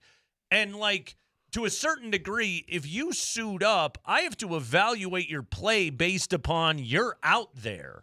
And so you've got to be able to do the job, which again goes back to Nikola Jokic throwing passes to Aaron Gordon in a spot where it's like, I'm counting on you to make the play, and you're not able to. Like, you can't go into a game and be like, well, our game plan is to be able to operate with a compromised player. Well, especially in a sport as fluid as basketball. Right. You know, at football, you might have a fighting chance to design a play around an injured player. Okay. Basketball's too fluid. Like you can't do that. And you're right. It's his teammates that are like, hey, I've got a career's worth of memories of what I do with Aaron Gordon. Yeah. How do I know what his body's feeling? Here's my help defense coming. Here's where I expect him to be. Because Nikola Jokic's entire game is geometry. This is where I expect everybody to be on this set.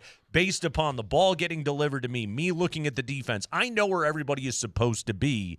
And then when you can't do it, it just makes the job harder to do.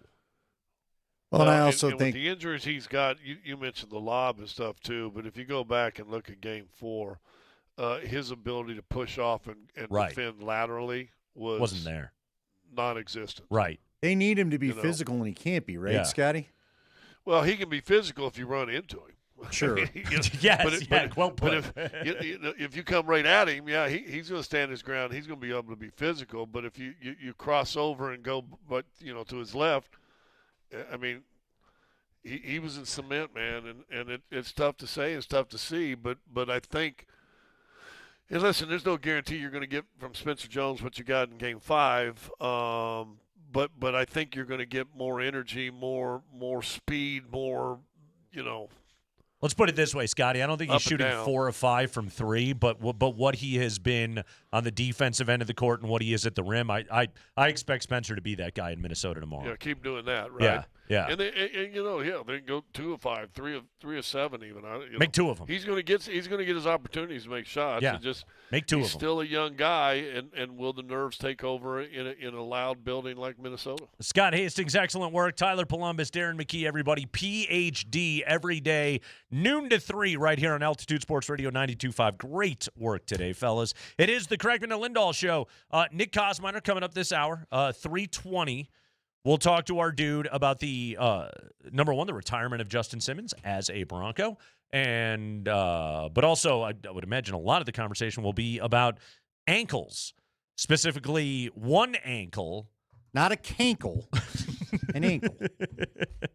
No, he's a slim dude. I was going to say, has there ever been a successful NFL quarterback with cankles before?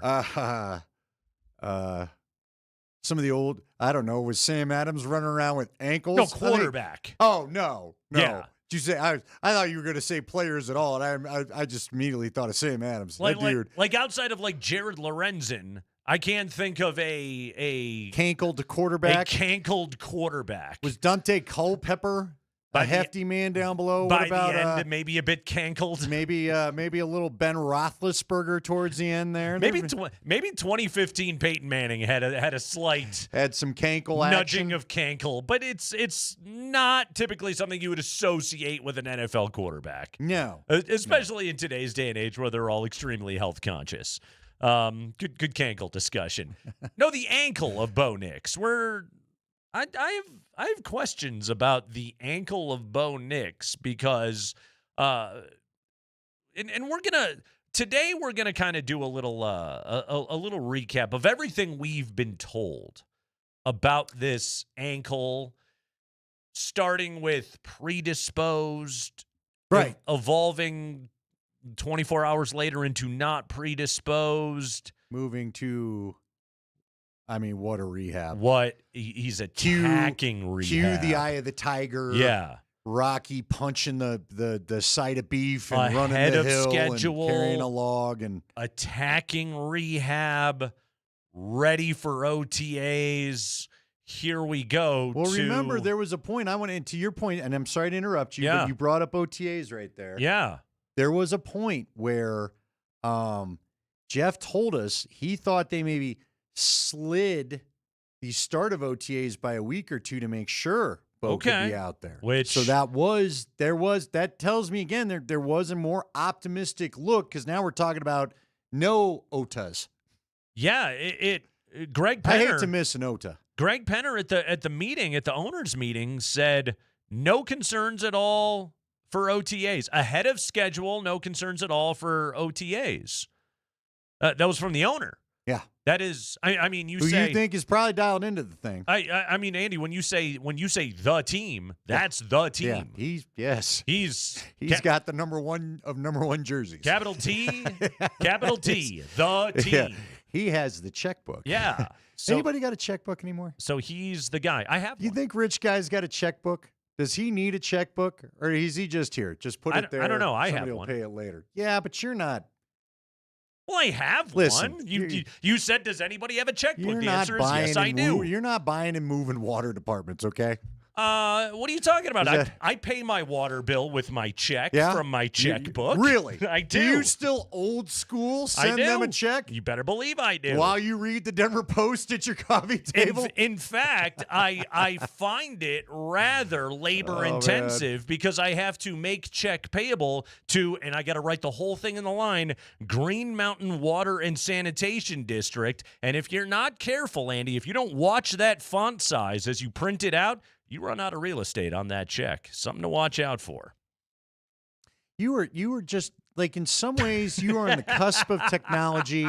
You know all the new stats before they're popular. I do. You know the sites where to find them. I do. And yet here you are. And yet here I am. Right now, at a ridiculous check that could be handled online. I hate You're their wasting a stamp. I got to be honest. I hate their website. Are you going to make them wait for their money? I did it on the Is there a little of that too? I did it on the website once, and I was like, I hate this website.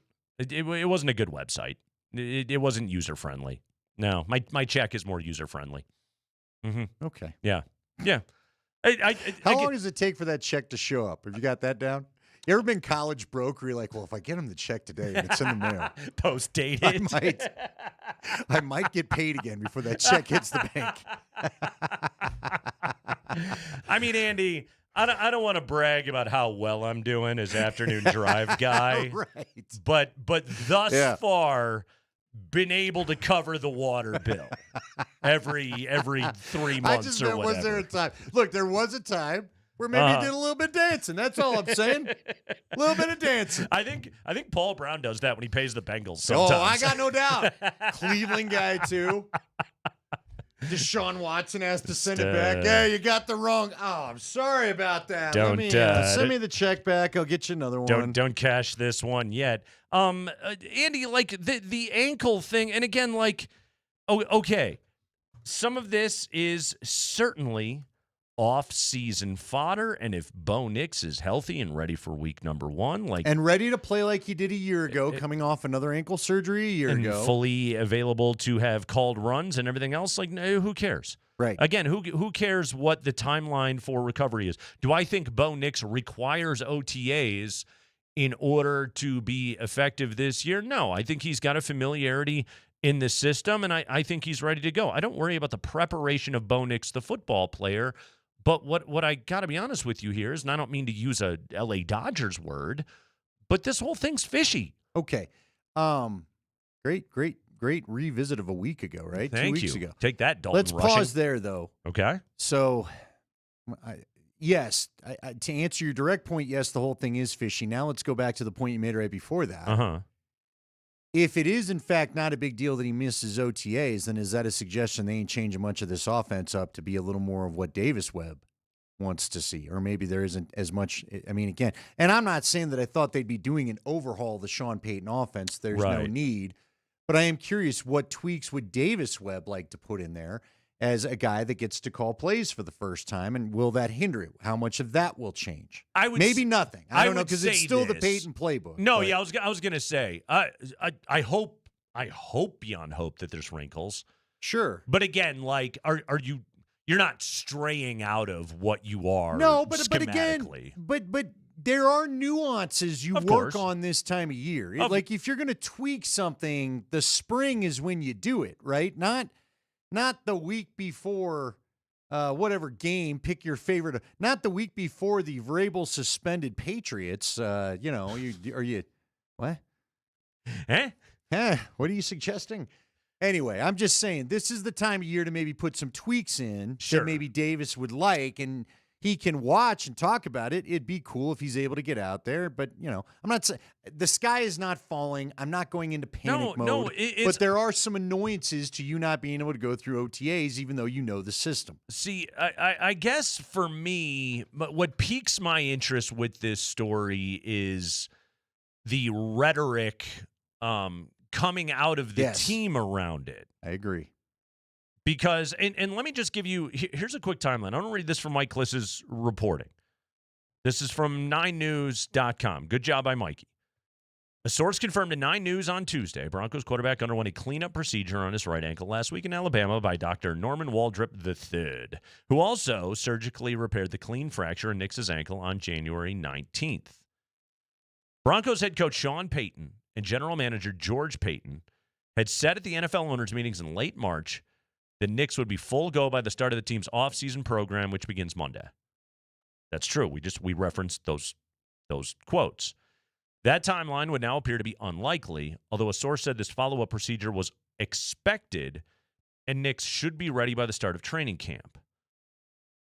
All right, well, here's where I step back for a second and I go, okay, how long was it expected for? When did this become the expectation? Because if this was the expectation after the initial procedure, and it's, hey, in a couple of months you're gonna have to come back for another cleanup.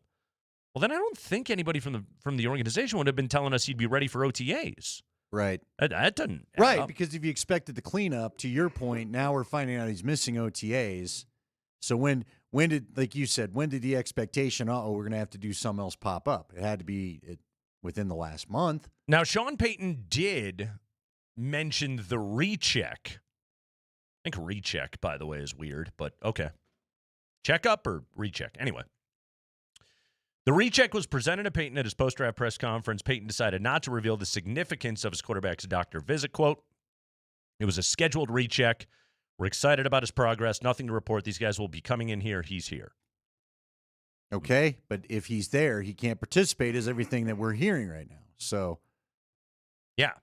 And as Kliss writes, and this is important, a scheduled recheck is one thing. A follow-up procedure would appear to contradict the initial recovery timeline the Broncos had planned on for Nix, which, again, I wouldn't think much of. I wouldn't think much of being told, now we love his progress, he's going to be ready for OTAs, and then, actually, we took another look at it, and there needs to be another procedure. Like, I would have concerns for his ankle if that was the case of, is this bad? Is recovery going poorly? Whatever it may be.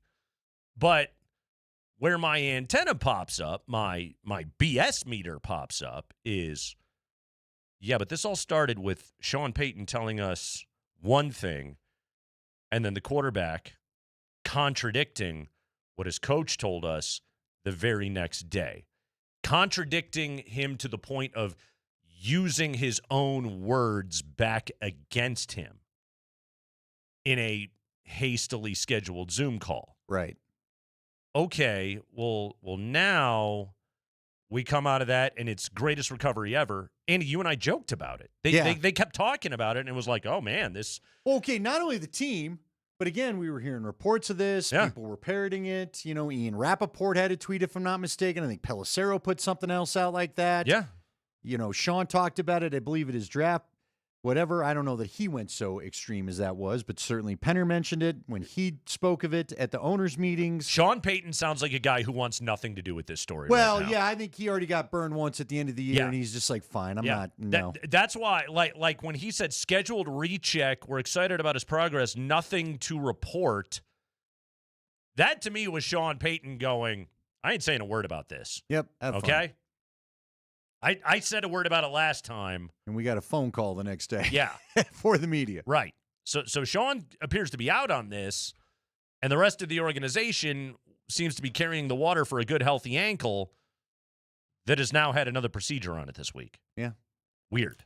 Well, I know people that know stuff about this, and one of those people's names is Nick Kosmider. And he's going to join us coming up here in just a few minutes. Plus, Justin Simmons retires as a Bronco today. Nice story. Great guy.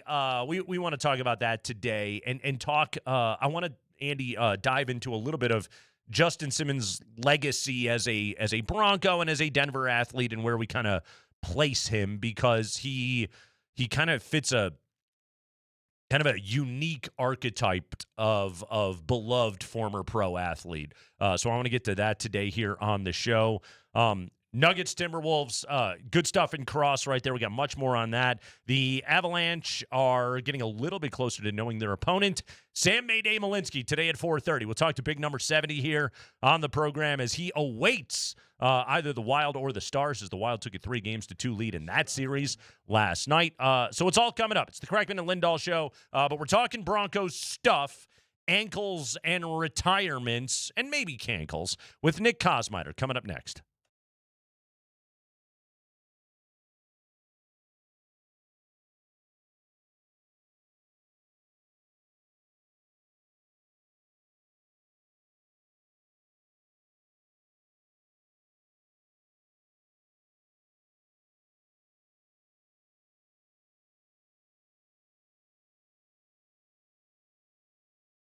Guys, Andy Lindahl. Can't wait to talk to Sam Malinsky. Andy Lindahl here for the Rocky Mountain Men's Clinic.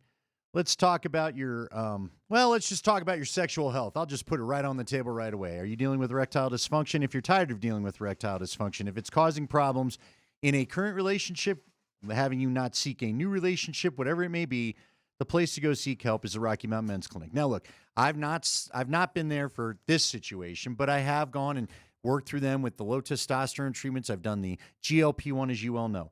What I can tell you about the Rocky Mountain Men's Clinic, they've got good folks over there that can help you out. The medical providers that you get to talk to are going to talk to you through your situation. They're going to help you come up they'll tell you the options, obviously, that they have, but they'll also try to hopefully help you come up with solutions and then help you manage the solutions. I know they did that for me in my GLP-1 journey. So if you want to go in there and have a talk with them about the treatments they can offer you for ED, it's time to schedule that appointment. You schedule that first appointment. It goes like this. First visit, $99, includes medical consult with a Colorado licensed medical provider, a T and a PSA test, and if you're medically advised, a test dose. And if the test dose doesn't work in the office, then that visit's free. They have an expert staff, and if you're like a lot of men, you can be ready for action the day after your appointment. And again, they give you great guidance on what to expect and what to do as things go along. For me, it's been important on the weight loss journey. They have 5 locations to serve you in Colorado, Fort Collins and the Springs included. You can also visit a great revamped location in Castle Rock if you're down that way. Call them, 720-440-7900 or RockyMountainMen'sClinic.com.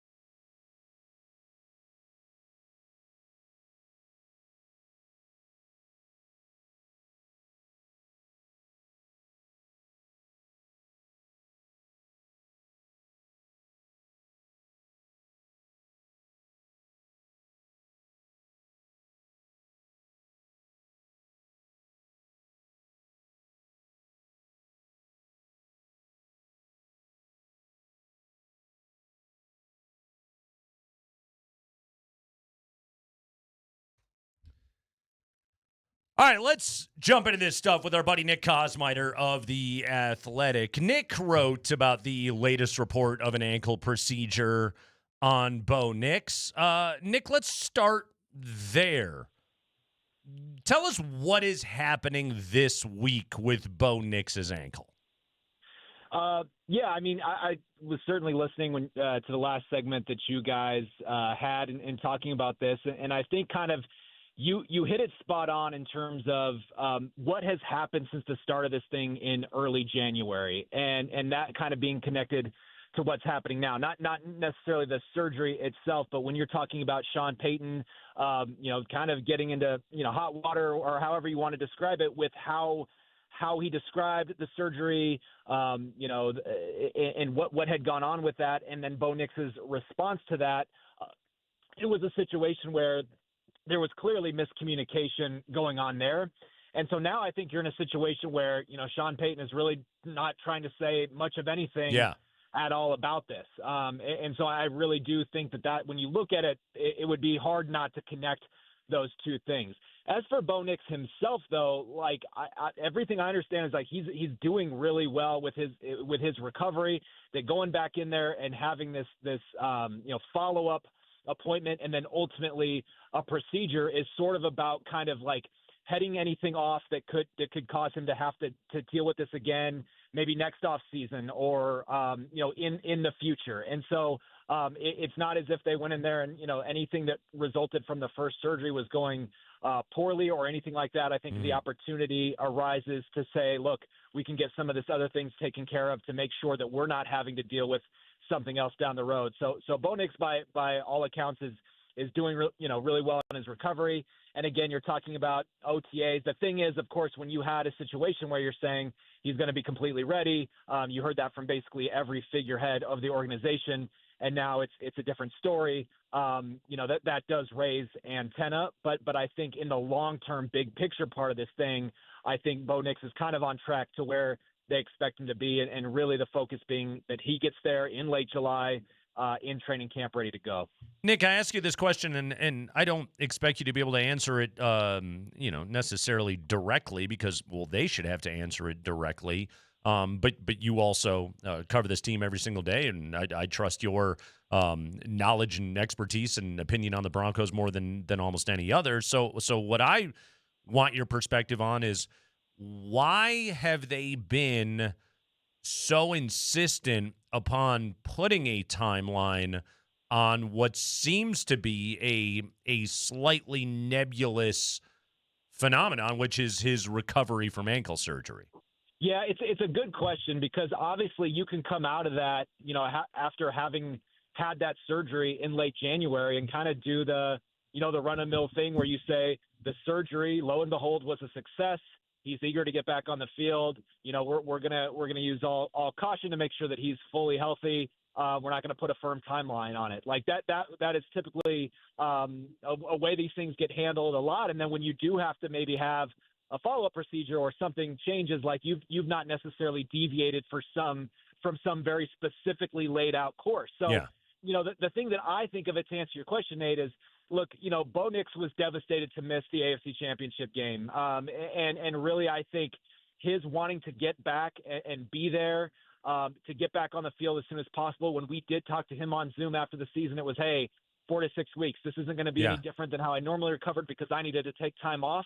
And so to me, like, and again, I don't have this, like, I don't have anybody telling me this, but my sense is that, like, they were trying to sort of support that thing of like, yeah, Bo Nix absolutely going to be ready to go. This is but a blip. Nothing is going to change in the off season, when the reality with some of these things is like, you can't have like an exact crystal ball of every step of that process and what it's going to look like. Again, big picture, as I understand it, there's nothing that's deviated from him being healthy for training camp, being ready to go at the start of his third season. But that's kind of my best read on why it kind of went down that way. Nick, and I know you've probably done some diving into what they want to do with the offense, although I know that building, and I'm sure not a lot of answers are forthcoming. Is it a little bit of a disappointment he doesn't get to go through some mild work in the spring with some tweaks maybe Davis Webb wants to make to the O? Yeah, and certainly with no one more than him. I mean, it's just like the competitive part of him, I'm sure he was driving everybody around him crazy during the time that he was, in a walking boot and not being able to practice or throw or do anything like that. Like that's how he's wired. And Sean Payton has said a lot, like that's kind of probably the most endearing side of him from a competitive standpoint, is just wanting to be out there at all times. And when you're talking about having a brand new wide receiver come into this, you have a new play caller. But I don't necessarily see it as a significant thing in terms of like anything that he's missing. If this was a new coordinator coming from somewhere else that was instituting a new offense, I think you would look at the OTA part and say, man, it's really rough that he is not going to be out there for that, if in fact he isn't. But I think the fact that you have so much familiarity between Bo Nix and Davis Webb, in the same building, kind of reading each other's minds there for the last 2 years, I don't see that as a detriment. And again, he has typically brought the receivers during the time between minicamp and the start of training camp somewhere. That will continue to happen again this year. So he's going to have that opportunity. You would love to be on the field as much as possible, but I think if you're talking about disappointment, it would start with Bo Nix. But I certainly expect that he'll be there in some fashion. Whether it's even if he's not on the field, out there being a part of it and kind of taking it all in. Talking to Nick Kosmider of The Athletic. He joins us on the Ramos Law Hotline. Car accident, you need Ramos Law, medical doctor and attorney. Visit ramoslaw.com. Nick, I know some of your colleagues have gotten into trouble referencing this next question, but I'm going to ask it of you anyway because you are learned. Do we know, definitively how many ankle procedures Bo Nix has had, high school, college, pro? Has there been a procedure at every level? Like what is the timeline of how many times this thing has been they've had to go under the hood, so to speak, on the ankle? Yeah, from best I can tell, there was one in high school. Mm-hmm. There was one at Auburn that he had before going over to Oregon, and obviously he didn't have any of that at Oregon. Played every game for those 2 seasons there, and then after his rookie year with the Broncos, there was a procedure done there. So about a little more than a year ago now, I guess. When you're looking at the time frame. And then, of course, the surgery in January and, this follow-up cleanup as well. So that, obviously, the 4 or 5, I think is kind of the number that we just laid out there. So, yeah, I mean, the bottom line is, certainly this has been something that he has had to deal with at various points in his career. Now, the solid thing that you say for him is that, he was there every game for Oregon, and until that game against Buffalo, there at the very end, he had not missed a start, had not missed a game in his NFL career either. So he's had a track record of dealing with this thing, not having it really keep him off the field. But what you really hope, obviously, is that they can find, an answer to where it's it's not something that has to be a continued problem or even a continued issue that he has to deal with, each and every off season. All right, we're going to get to Justin Simmons before we wrap up, but I do have to ask you your thoughts on the draft class. It's hard to believe. It feels like the Broncos in here were so, not active in it that I got to remind myself it was just last weekend. I think an intriguing couple of tight end prospects, Jolie in particular. The running back could be intriguing, the defensive tackle. What do you think of this class they put together with minimal picks? Yeah, no, I think that it was certainly interesting, just sort of schedule of the draft, and when you're the very last team in the league to make a pick in the draft, and then you have a day 3 in which you still end up drafting 6 players, and you have the last 2 picks, it made for a really interesting Saturday. This is my favorite time, is after the draft, when you get to kind of dig in and get to know these guys a little bit. I did a story the other day on Jonah Coleman and some of his background, and I think what intrigues me about him is just sort of the pro readiness that they've built in that Washington program. They really pride themselves on 15 players drafted in the last 2 drafts. They really kind of focus in on playing in a way where you are basically auditioning these guys in roles that they would play in the league. And for Coleman, that meant that Washington, they played a lot of tempo where you could not bring the running back off the field. He's got to stay in there. He has to pass protect. He's got to catch the football. And he really did do a lot of that at Washington. And so I think when you look at him and in a potential role this year, I really do see him as a future every down back, but right now, like, can come in and be an upgrade in the third down role, and then obviously get some other carries along the way as they continue to kind of get him integrated and evaluated. But I think he has the tools to be there in the third round. And then, yeah, you mentioned the tight ends. When you look at the consensus board, that's where the Broncos really found value. Consensus board, Dane Brugler and the Beast all had Justin Joly kind of in that third, fourth round area. The Broncos are able to get him in the fifth, and then Bentley was a guy that people saw fifth, sixth round. They get him in the second to last pick of the draft, and they're different players, but I think kind of bring some uniqueness. Justin Joly is a guy that I think is going to have a chance to impact the team right away. Like he is a legitimate receiver, a legitimate target in terms of his ability to be moved around the formation. Go back and look at some of the stuff that he did last year. They were bringing them out of the backfield in the red zone, and he has the ability to not just necessarily have to run the route that you give him, but has some wiggle in the route, early in the route, in the flat, that he can kind of evade and improvise in a way that could make him a target for Bo Nix as he's moving around and getting to the second act. So I would say Joly and Coleman in particular, I'm really intrigued by what they could potentially bring to this offense in 2026. All right, Nick, last thing. Justin Simmons' retirement press conference today as he retires as a member of the Broncos. It's interesting because Justin Simmons played for a franchise in the Broncos that has a long and storied career, legacy of winning. Just so much winning, playoff victories, Super Bowl trophies. And Justin Simmons is a beloved former Bronco, despite not ever being a part of any of that. How did he do it? Yeah, bad luck. Yeah. Because you're absolutely right. Since the NFL-AFL merger, the Broncos have only had one stretch like that, where they went 8 seasons without making the playoffs. And Justin Simmons, I believe, is the only player that was a part of that entire stretch, right? Because Garrett Bowles got there a year later. There's been other players who were there when Justin got here. Yeah, Cortland Sutton got there a couple years later. Some were there when Simmons got there, but have since left and didn't make it to the end of that losing streak. Of course, it really is wild to have a career that was encased by that entire losing stretch. Coming in, the confetti was still falling from the sky when he got drafted in the third round, and then months after he gets cut, they make the playoffs for the first time since Super Bowl 50. And I think that just speaks to kind of who he is, that he still became a guy who was, just sort of like well known for the way that he was going to show up, not only in games. I mean, nobody had more interceptions at the safety position from 2016 to 2023 than Justin Simmons did. But then also to be the guy in the locker room after every one of those excruciating losses, standing there, when it really, wasn't up to necessarily him to have to explain what went wrong, when so much of that obviously was on the offensive side of the football, and to do what he did in the community. I think to have been that guy, says a lot about who he is. And then the last thing I'd add is just the fact that the way that he was talking about this team and the love that he has for it and the happiness that he had to genuinely to watch them get back where they were going the last 2 years. Again, I think just speaks to who he was and how much he's made this city kind of part of who he is.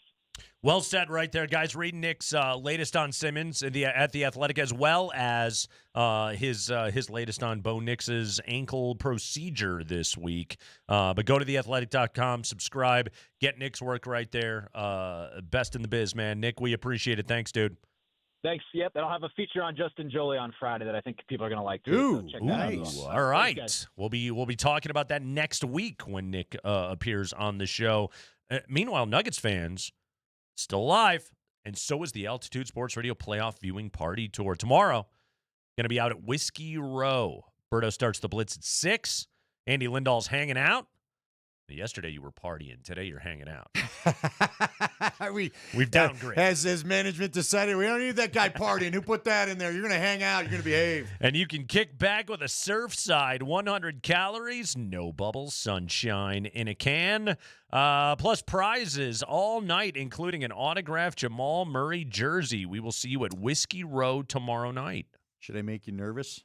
Should I make everybody nervous? You can. I bought a Jokic jersey today. Whoa. Hold on. Tell the truth. What size? 2X. I stayed with the 2X. Still going 2X. I can't. Well, I don't. I'm not Raj. I don't want you to see my nipples in every shirt that I wear. Hold on. Okay. Hold on. Raj is a medium. Okay. No, I get that, but he likes tight. He likes tight clothes. I'm not wearing tight clothes. I don't. I like room. I believe there is a middle ground. But your idea room and my idea room are different. Between tight and billowy. By the way, is it fair to the three of us in here? The tightest wearing shirt dude in the station is Raj, right? Should I go after Vic instead? Raj wears much tighter shirts than Vic, doesn't he? It's between those two, though, isn't it? You work with Raj. Yeah, Raj is a medium. Yeah. Yeah. He wants you to know he still hits the gym at his age. Yeah. Yeah. Sure. Yeah. Despite being married and having a kid, he's still trying. Right. But sure. But again, my counterpoint would be there is a middle ground between the two extremes. Listen, if I were to try to go play basketball in said jersey, yeah, I'd probably have just gone the XL. Okay. But this is, I need to keep a shirt on it. We'll be at a place that serves food. You don't need my pit hair hanging out. There's going to be another garment on underneath it. I'm just asking, are you worried about me putting the old hex on Joker? When you say I'm going to be wearing this at a place that serves food. Yeah. Is this like you want to make sure that if you need to use the bottom half of the jersey as a napkin to wipe wing sauce off your face, that it can work? I did go blue instead of white. Now I did the Mile High City one. You know what I mean? I didn't go traditional navy. I did more of that lighter blue with the maroon on the bottom. Okay. I almost went white, but I was like, yeah, this will be mainly worn out to these watch parties. Yeah. And I don't need stuff getting spilled on it. Yeah, I would say hot skinny Andy is still alabaster white, needs an undergarment underneath. So, you know what I mean? Yeah. Okay. Yeah. All right. Just, I guess I need to let people know everything will still be covered. I'm just more dialed in on, are you worried that I'm going to put the whammy on the big fella in the most important game of the year? That's not a real thing to me. I would rather talk about you and your body dysmorphia, okay? I've been doing my push-ups again. Good. Yeah. Good. Don't listen. send yourself back to physical therapy. Listen, Surfside, sun's out, guns out here. The further we go. He is sunshine in a can, mostly when he's in the bathroom. That is Andy Lindahl, everybody. It is the Kreckman and Lindahl show. We'll take a quick break, and when we come back, we got some Nugget stuff we got to get to. Oh, plenty. Yeah, plenty, including an injury update on the Timberwolves that we want to update you on when we return.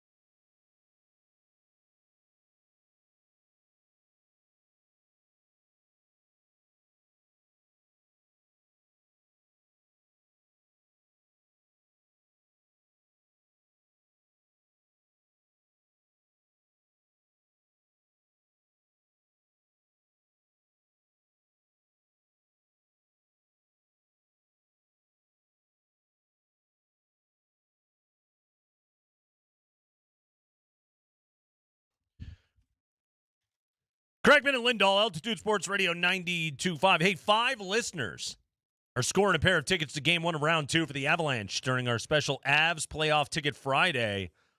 But you don't want to leave it to chance. Lock in your seats right now. Don't look in your seats. This isn't Oprah. You're not getting. They're going to find a pair of tickets taped underneath your car seat. You don't want to know who sat there before you anyway. Lock in your seats right now for round 2 at coloradoavalanche.com/playoffs. Tickets are on sale for every possible game. Don't miss the most anticipated series of the year. Wild up 3 games to 2. I don't know how I feel about that. 4-2 victory last night. We'll have to talk that out here. In Dallas. Talk that out at some point. Okay. But I think we got more important Nuggets news to get to first. Right? I do want to point out you have spent most of the year fretting over the Dallas Stars. Yeah. Now you fret over the Minnesota Wild. I flow with the wind, baby. Hey. Like a double X jersey rippling in the wind. I run like a river. Whichever way it may be going. Fair enough. We'll ask Sam Mayday Malinsky today at 4:30 who... See, I love the Mayday nickname. Now, again, you and I are both partial to Cheers. Yes. I'm a little disappointed, again, in Connor. I've had to tell him this a couple of times. I mean, he I'm really hates it when I tell him that. Disappointed in Connor. I know. But I know. Well, he did. He was making fun of me for something, and I can't remember what, because let's be honest, there's a lot of material to cover there. But he said something about the movie I'd had, and he needed to add Electric Boogaloo. Angry Andy 2, but I told him if you do 2 in anything, Mr. 80s guy, it's got to be Electric Boogaloo at the end. That's fair. Right? Yeah. It just rolls off the tongue. Yes. Stupid Andy 2, Electric Boogaloo, right? Yes. Yeah. And he didn't. And now this time, how he's not adopted Sam Mayday Malinsky simply because I can only assume he heard you say it first is absolutely criminal. You're allowed to copy. We don't care. No one's going to charge you for it. It's all out there. It's a fantastic nickname that brings the past and the present together. It's available to be taken. Yes. Yes. For those that don't know, there was a character on Cheers named Sam Mayday Malone. He was a relief pitcher. Played by Ted Danson. He then owned a bar. It's a wonderful show. You should watch it. Ted Danson, by the way. I mean, Andy, one of the all-time great careers out of a sitcom actor. Yeah, he just keeps going. I mean, he did, his career is, he made it. He was Sam Malone. Then he was Becker. Oh, my grandparents loved Becker. Then he was on The Good Place, Mr. Mayor. He's been on Curb all these years as one of Larry David's favorite foils. Yeah, just a phenomenal career. He's got a Ted Danson's a Hall of Famer. Oh, he is. Yeah, there's no doubt about it. Legend, absolute legend. All right. Let's go. Let's hear from Chris Finch. Okay, why not? Okay, so let's start there. Chris Finch is the head coach of the Minnesota Timberwolves. They host the Denver Nuggets tomorrow night for Game 6, an all-important Game 6. The most important. Where one more. The most someone important loses. They most don't important get Game anymore. 6 of our lifetimes this week. Okay, the most important Game 6 of 2026. Yes, and here it comes tomorrow night. Now, we know how this works. Okay, nobody is new to the playbook. When you lose, you now have to try, as a coach, to find some edge for your team, what little bit you can find, and do so through the press. And Chris Finch, media. Yes, Chris Finch has not through pressing him on the court. No, not a full court press. But see, again, you went old man the second time today. Through the press. The press. Call the press. Does some guy sit there in a derby with his little press thing popping up? Andy, I legitimately hate me right now? No. Well, yes, obviously, but that's a constant. Right now is inaccurate. No, I had I had a thought that I screwed you up on. I had a text convo with a friend of the program earlier today, in which I think I had to confess to two old man things. Oh, okay. Today, All right. yeah. One was we were trading recommendations to each other about historical literature, about nautical adventures. Okay. Tales of the sea. Yes. Yes. Was your pinky out drinking some tea as you had this text exchange? But anyway, go ahead. I was having coffee. Okay. Yeah. Pinky out, though. As That's I was fine. having a little it. upper crust discussion. Go ahead. I mean, is reading about old shipwrecks, is that something that only the elite do? When you call it literature, yes. You were writing your checks to purchase your next plot of land and a boat. Anyway, please, go ahead. So I feel like that's a very old man thing of me, is I can't stop reading books about but that's good. Like old again, like historical disasters on the high seas. Old wooden ships. Exactly. Astonishing tales of the sea. So that, and then my other old man thing today is baseball players. I love you guys, okay? You're great. I like the bat flips. I like the purple fur coat. I like there's good energy. You like the culture. We got to stop with the TikTok dances when you get on base. Yeah, I know. Now look, when the Rockies did the reeling, sure, the after reeling, the fishy yes, thing, yeah, because very it was good. fishy. You used it for trolling. That's a troll. Excellent work. But every team having a little choreographed shimmy that they have to do when the motorcycle grip get on. or whatever. I don't know. It's two old men hating it right I here. hate it. It's all right. I hate it. Please stop doing it. I'm with you. Okay. I felt this way a long time. Okay. Because none of us know what the hell it means, but I guess if we're not supposed to, it's fine. Anyway. Chris Finch trying to get himself. He's trying to gain favor through for the tomorrow press. night through the media. Yes, through social press. Okay. Yes. Because that's where I saw it.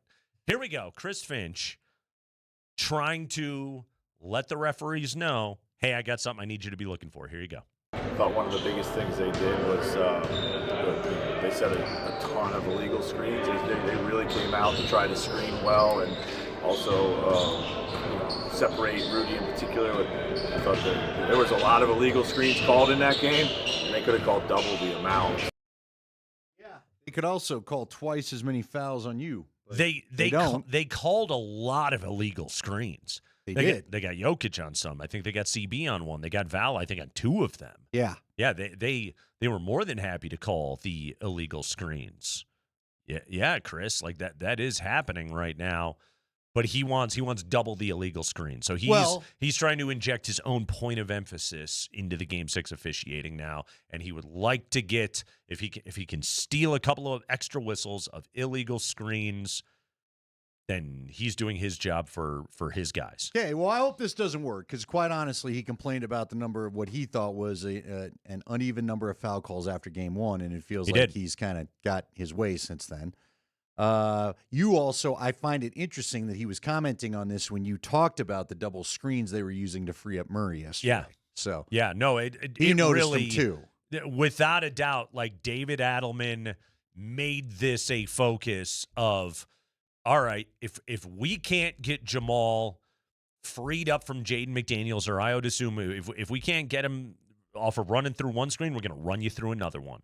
Okay, and that's a staple of number one, good NBA offense to begin with, but secondly, of Denver Nuggets offense going low back the Michael Malone years.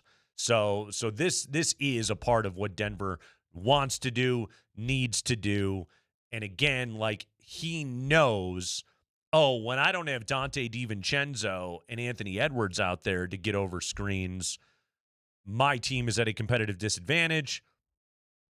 Can I get a cheap whistle or two? Right. Maybe get somebody in some foul trouble and get them to stop it. Yeah. Especially if someone's Christian Brown, maybe. Yeah. Because he got called for a couple of them. Also, whoever asked that question of Chris Finch sucks. I'm kidding. Well, again, I love the answer, and I thought you did a great job. Could you get the mic a little closer? There's a ball bouncing. My I can't hear. old ears don't hear it. That is easy. So anyway. I can't hear the coach. What'd you say? I don't like the dancing on the bases. I got to put my what's that big horn they used to put in? It's the Kreckman and Lindahl show. Hey, we'll take a quick break. When we come back, I want to talk about Justin Simmons and Andy. We're gonna revive. And when I say revive, we're gonna do it for the second time ever.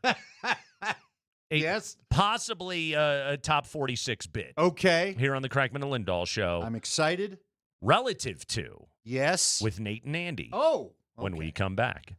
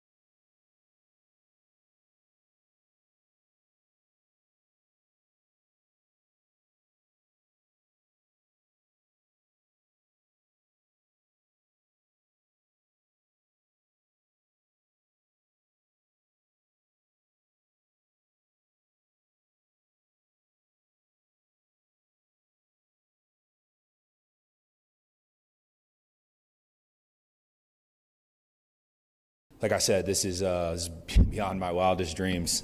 10 years ago to the day, walking into the building, you know, eyes like this, not knowing whose hands I'm shaking, but just wanting to make a difference on the field. And, you know, like I said in the video, man, 10 years later, I wanted to leave the legacy of great safeties like Steve and so many others intact. And more importantly, I wanted to leave an impact that, I don't know, kids could look up to. Real quickly, how about the symmetry of that? Justin Simmons was drafted by the Broncos April 28th, 2016, meaning he's right. He would have been walking into the facility the next day, April 29th, 2016, and exactly 10 years to the day, back in the building. Looks a little different, but it's still the building. Back in the building to retire as an NFL player. Pretty crazy, the symmetry of all of that. Justin Simmons was a very good Bronco.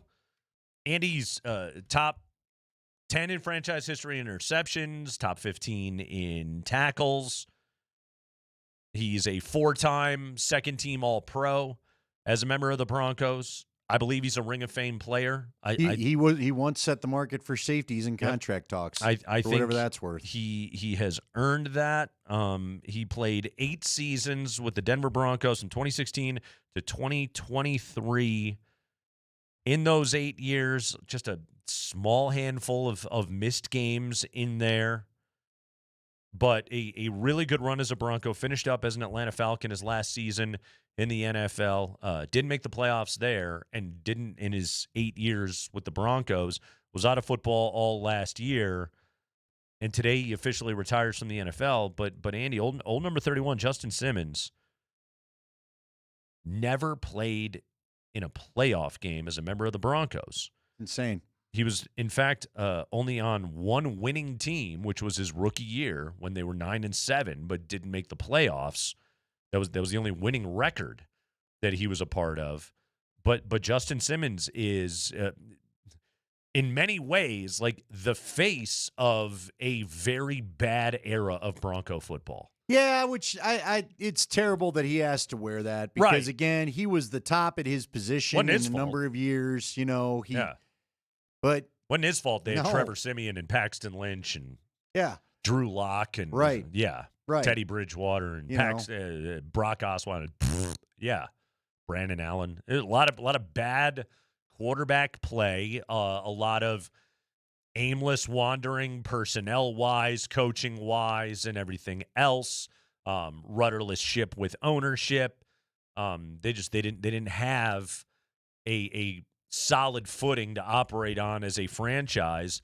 And again, that just so happens to coincide with exactly his NFL career. Well, and again, you know what's funny? He played on a lot of good defenses. Yeah. He just didn't always have enough well-roundedness to get it done and get them where they needed to go. So, or offenses that could score more than 16 points a game. Yeah.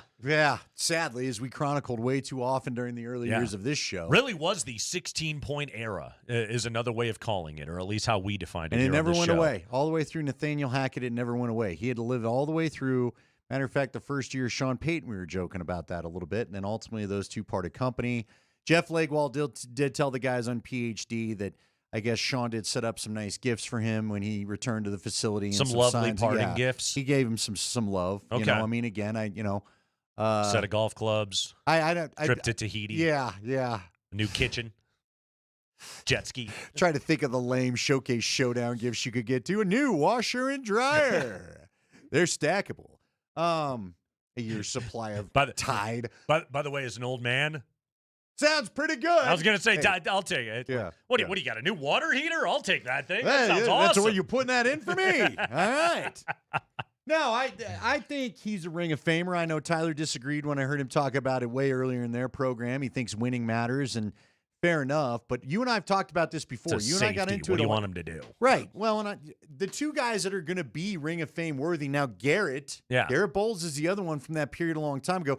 Garrett has now been good enough long enough that he's with the team that the winning will be taken out of the equation because they've done that. Yeah. He's now played on a couple playoff teams. He's now played on. Garrett Bowles changes a mean tire.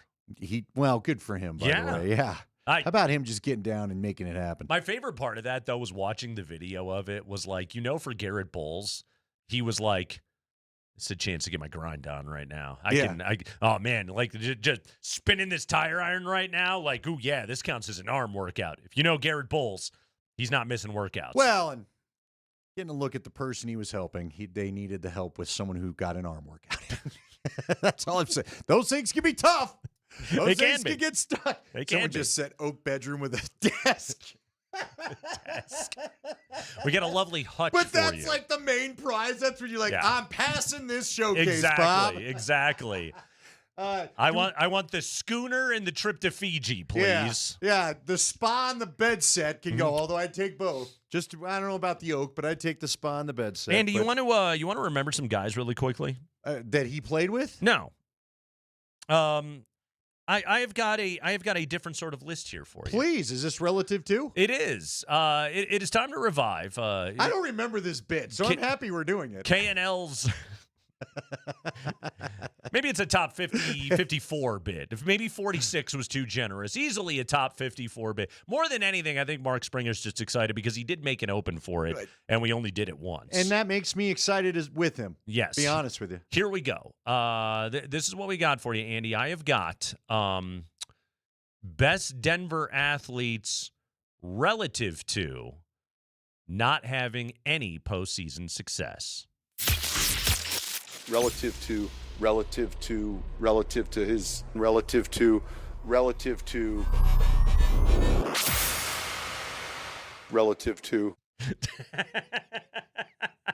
glad we were able to slide one more back in there. Thank you, Spring. Anyway, this is relative to. Are you excited, Andy? I am. Okay, good. I'm still trying to remember this. Yeah, this is. Let's go.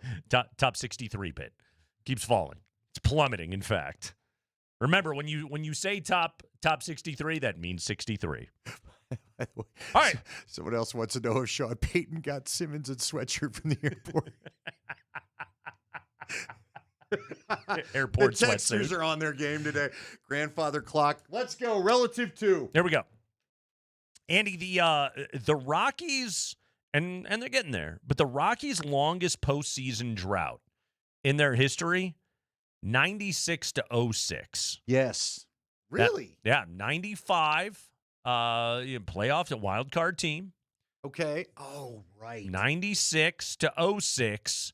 I mean, that was the tail end of the 90s, Right. to the introduction of the humidor, to Todd and the Toddlers, to 07, the World Series run. So who were the best Rockies? 96-06. This is the best Rockies relative to no postseason success.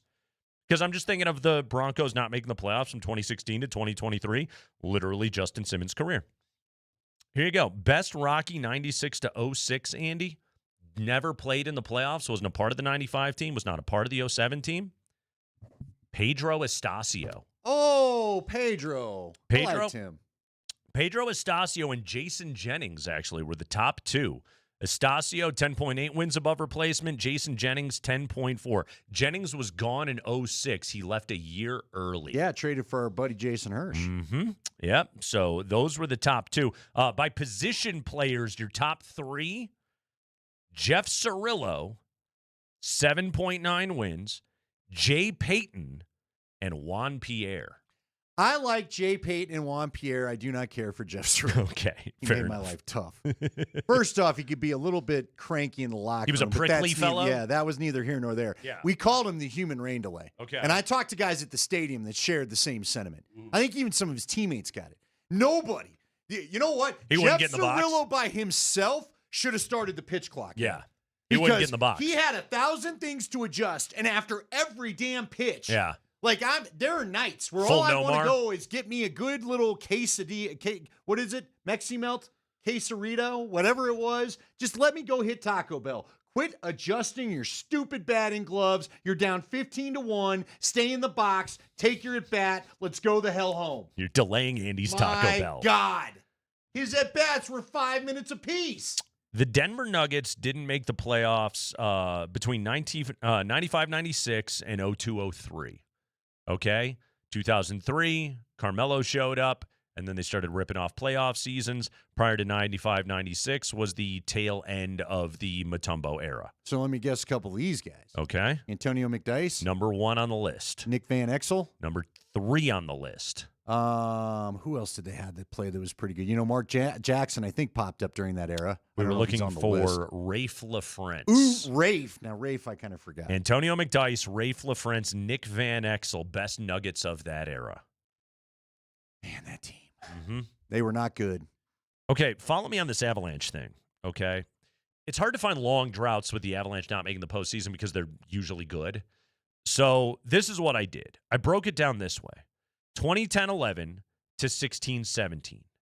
Now, many of you will say, hey, they made the playoffs in the middle of that. You would be correct. The 13-14 season, Patrick Waugh led them to 112 points, and they promptly lost in 7 games to the Minnesota Wild. Tyson Berry just talked about that when he was with us here on the show when Matt Cook went knee-to-knee on him.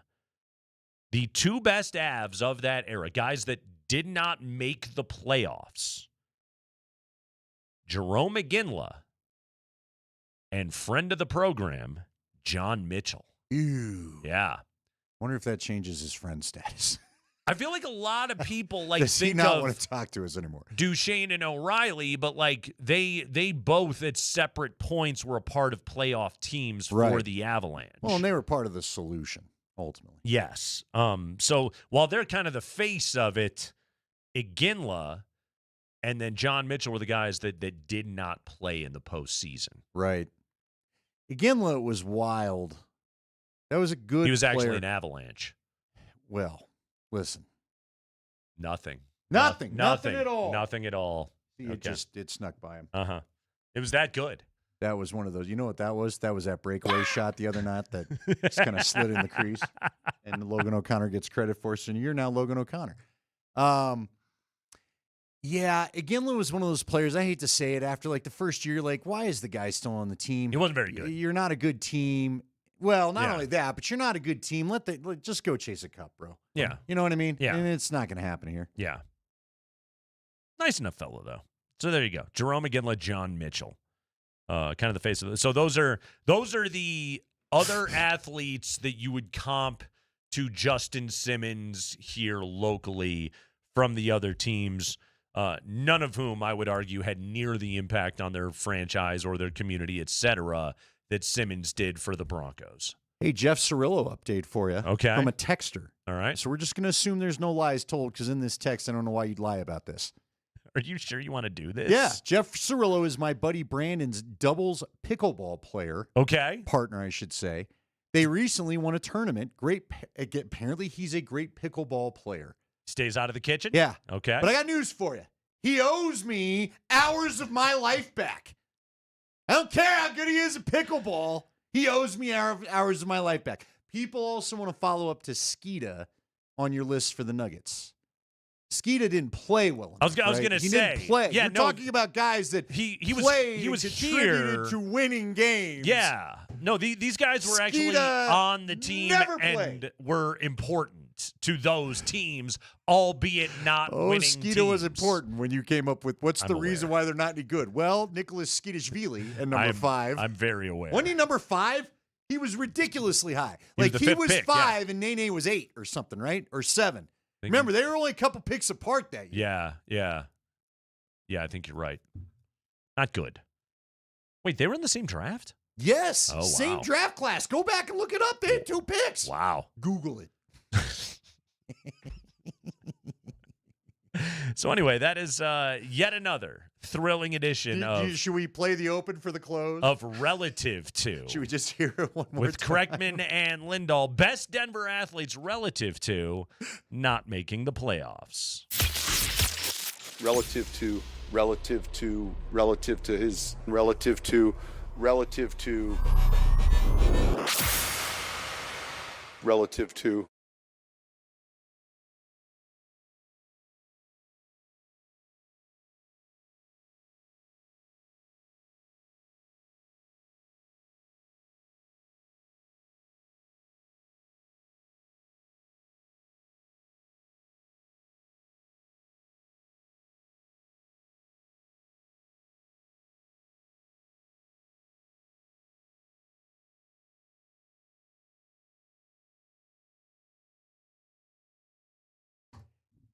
Guys, Andy Lindahl here to tell you about one of my new favorite places to visit. It's over there in Greenwood Village. It's called Southern Steer. It's a great butcher shop. If you're looking for high-quality meat, great cuts, you can get over at Southern Steer. I think some of you know, maybe not all of you know, but I am a big fan of using the old Traeger, getting the smoking done. Took a class from my buddies over at Proud Souls Barbecue to learn how to do brisket and ribs and all sorts of stuff. This is your place for those type of supplies. But not just that. I was just over there today shooting a video. You'll be seeing that. First off, Ben, the general manager over there, he shows you how to make some great tacos. We've got coming up on Tuesday. It's Cinco de Mayo, Taco Tuesday. So check out my Instagram to see that video so you can be ready for Taco Tuesday. Plus, they've just got all sorts of great selections and cuts for you. Save 20% on Wagyu sirloin hot dogs and burgers. Sample black garlic crusted Wagyu sirloin and hot dogs. And they always have great prices on fresh, all-natural chicken breasts, wings, thighs, and tenders. $3.99 a pound on those. I picked up some breasts that were infused with some Italian seasoning today. They have all sorts of great seasoning. The meat is just so tender. It's the place where you're going to want to shop. Again, it's Southern Steer. You can find them on Instagram. They do their own videos there. Check them out. They're at the corner of Arapahoe and Dayton. It's basically Arapahoe and 25 right by the Shane Company, or where the Shane Company used to be. You know where it is. Go and check them out today. Tell them Andy said hello.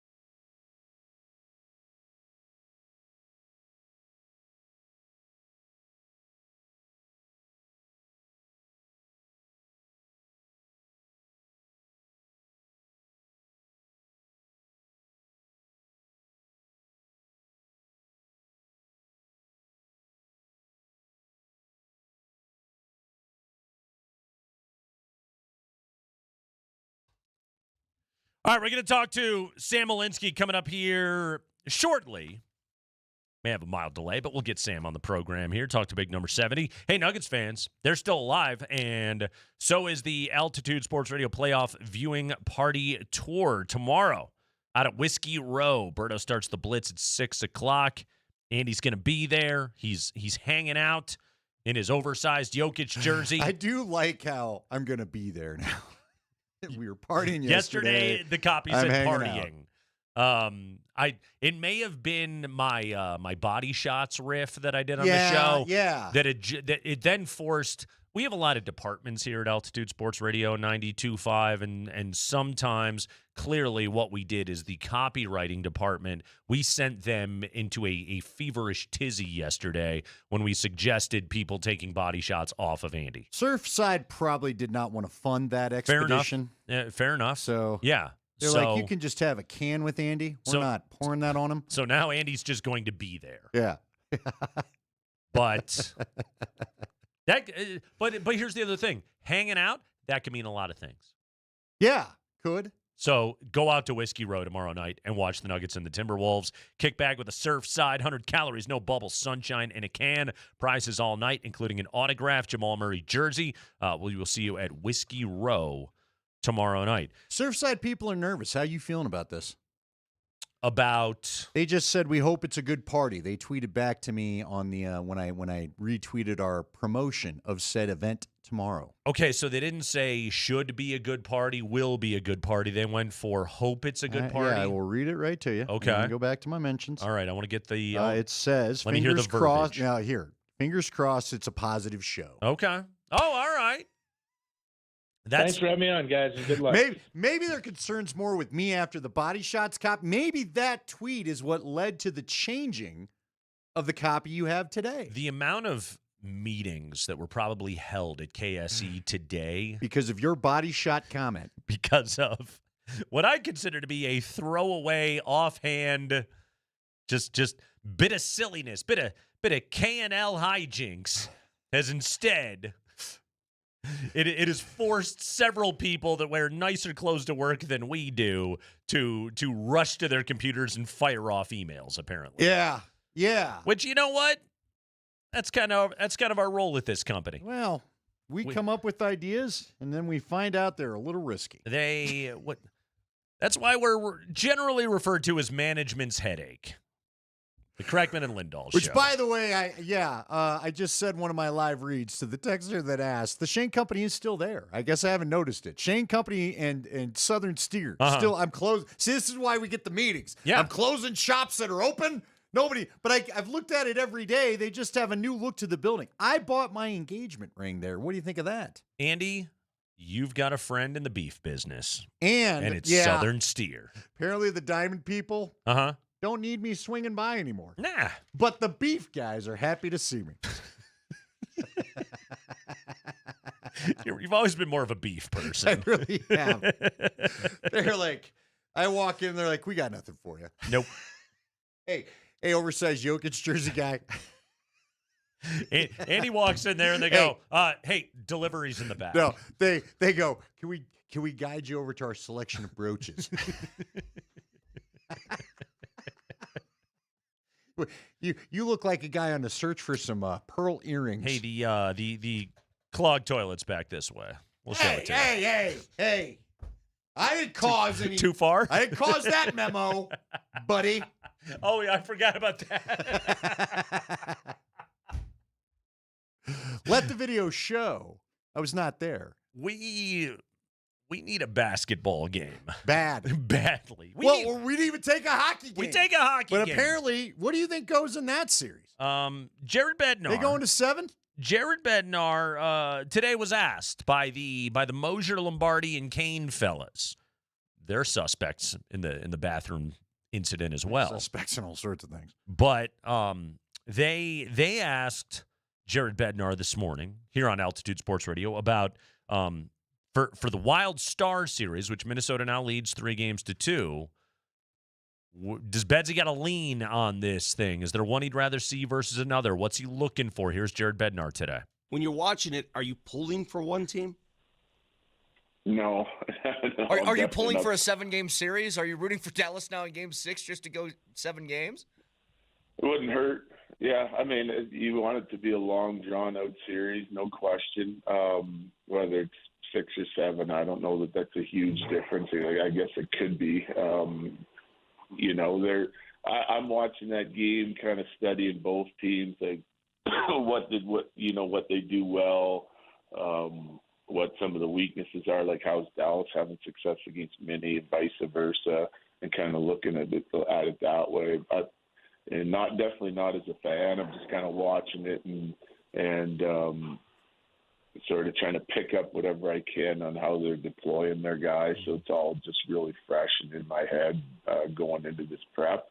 And we're going to sit down and talk about a couple of these teams here today and, really start digging in on some prep work. So we're not in a cram session come the end of the week, because it will come quickly now. Entering Game 6, it could be over tomorrow night.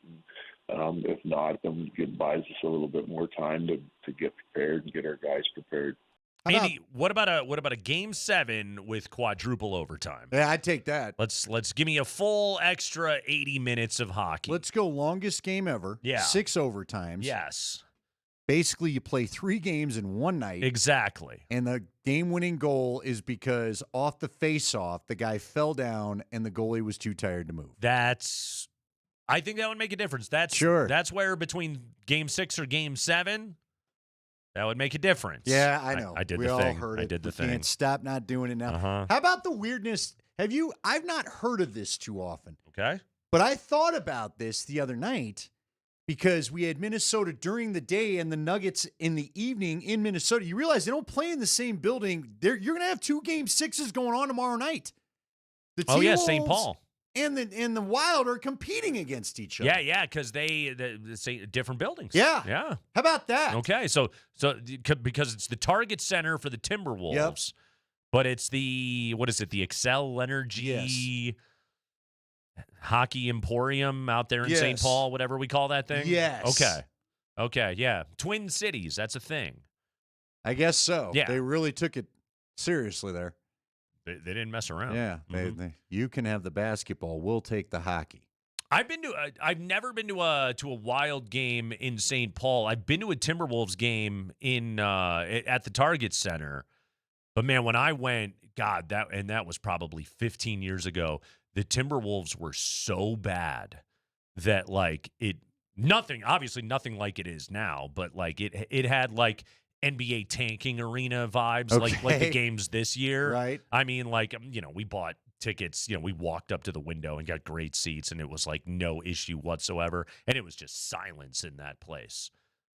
Because that's one of those franchises, and we've experienced it the same with the Nuggets. Like, when it's up, it's really good. When it's down, it's really bad. Ghost town. Yeah.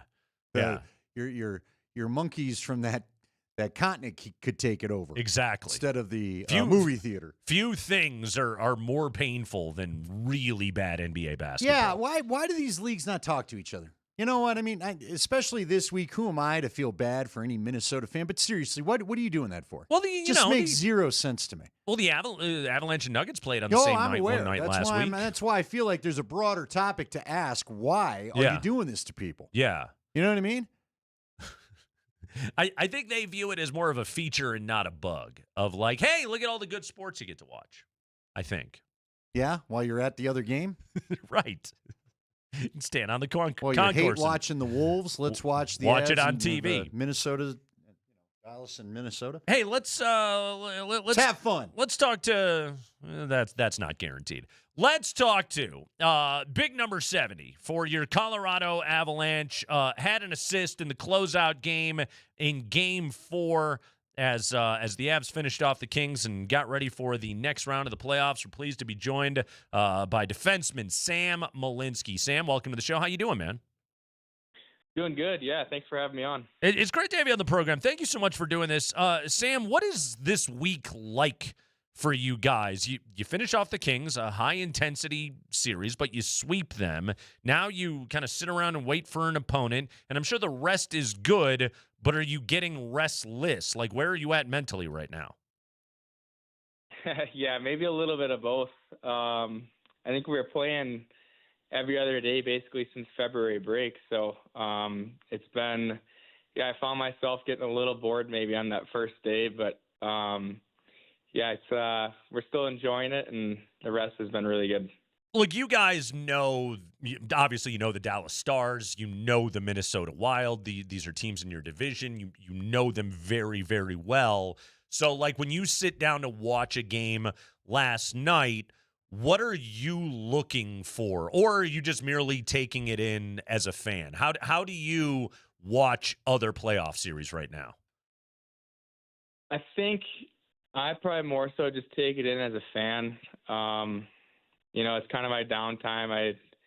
It can be hard to maybe turn it off sometimes when you're, analyzing it like film, but I more so just, enjoy the games, and there's nothing like playoff hockey. I've watched it for since I was a little kid, so it's still special to watch. Hold on. Along those terms, Sam, we're in broadcasting, and so when I watch a game, I find myself sometimes probably focusing too much on the broadcast, right? Because I do that job, and I'm interested, like, what does it sound like? What does it look like? What are the choices that they're making? You talked about kind of watching the game with kind of a scouting eye. As a Colorado Avalanche defenseman, when you sit there and watch other people play hockey, what are the little things that you pick out? I think as a defenseman, I definitely watch, certain teams' defensemen more than the forwards, I guess you could say. Like, interesting. When I watched the Minnesota-Dallas series, Quinn Hughes is just such a special player. Like, he's kind of catches my eye, and I just kind of watch what he does. And so sometimes I take notes from him, and kind of the same thing with Hastings on the other team. So, I guess I could say that.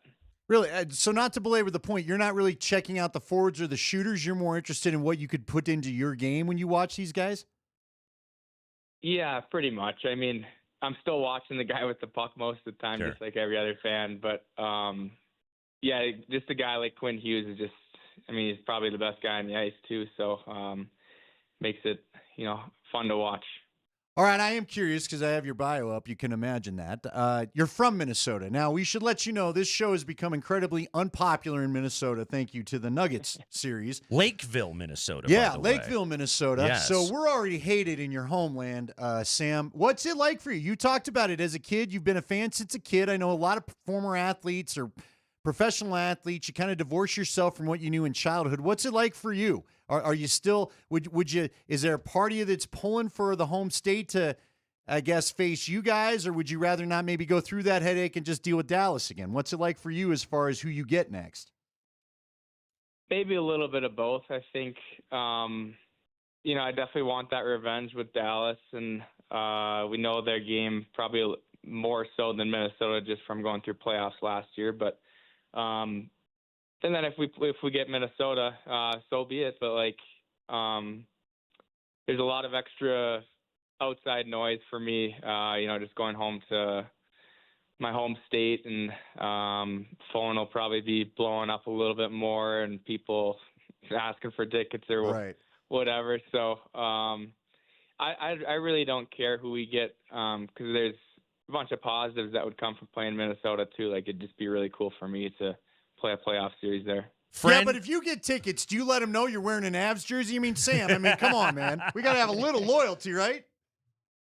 If I get anybody tickets there, without a doubt, wearing an Avs jersey, and it's probably just my family as well. So, by the way, like friends, family, old teammates, all that kind of stuff. Like, are they Avalanche fans now, or at least when they talk to you, or do like people that you grew up with, do they talk trash to you? Like, how does that work when you're a Minnesota guy?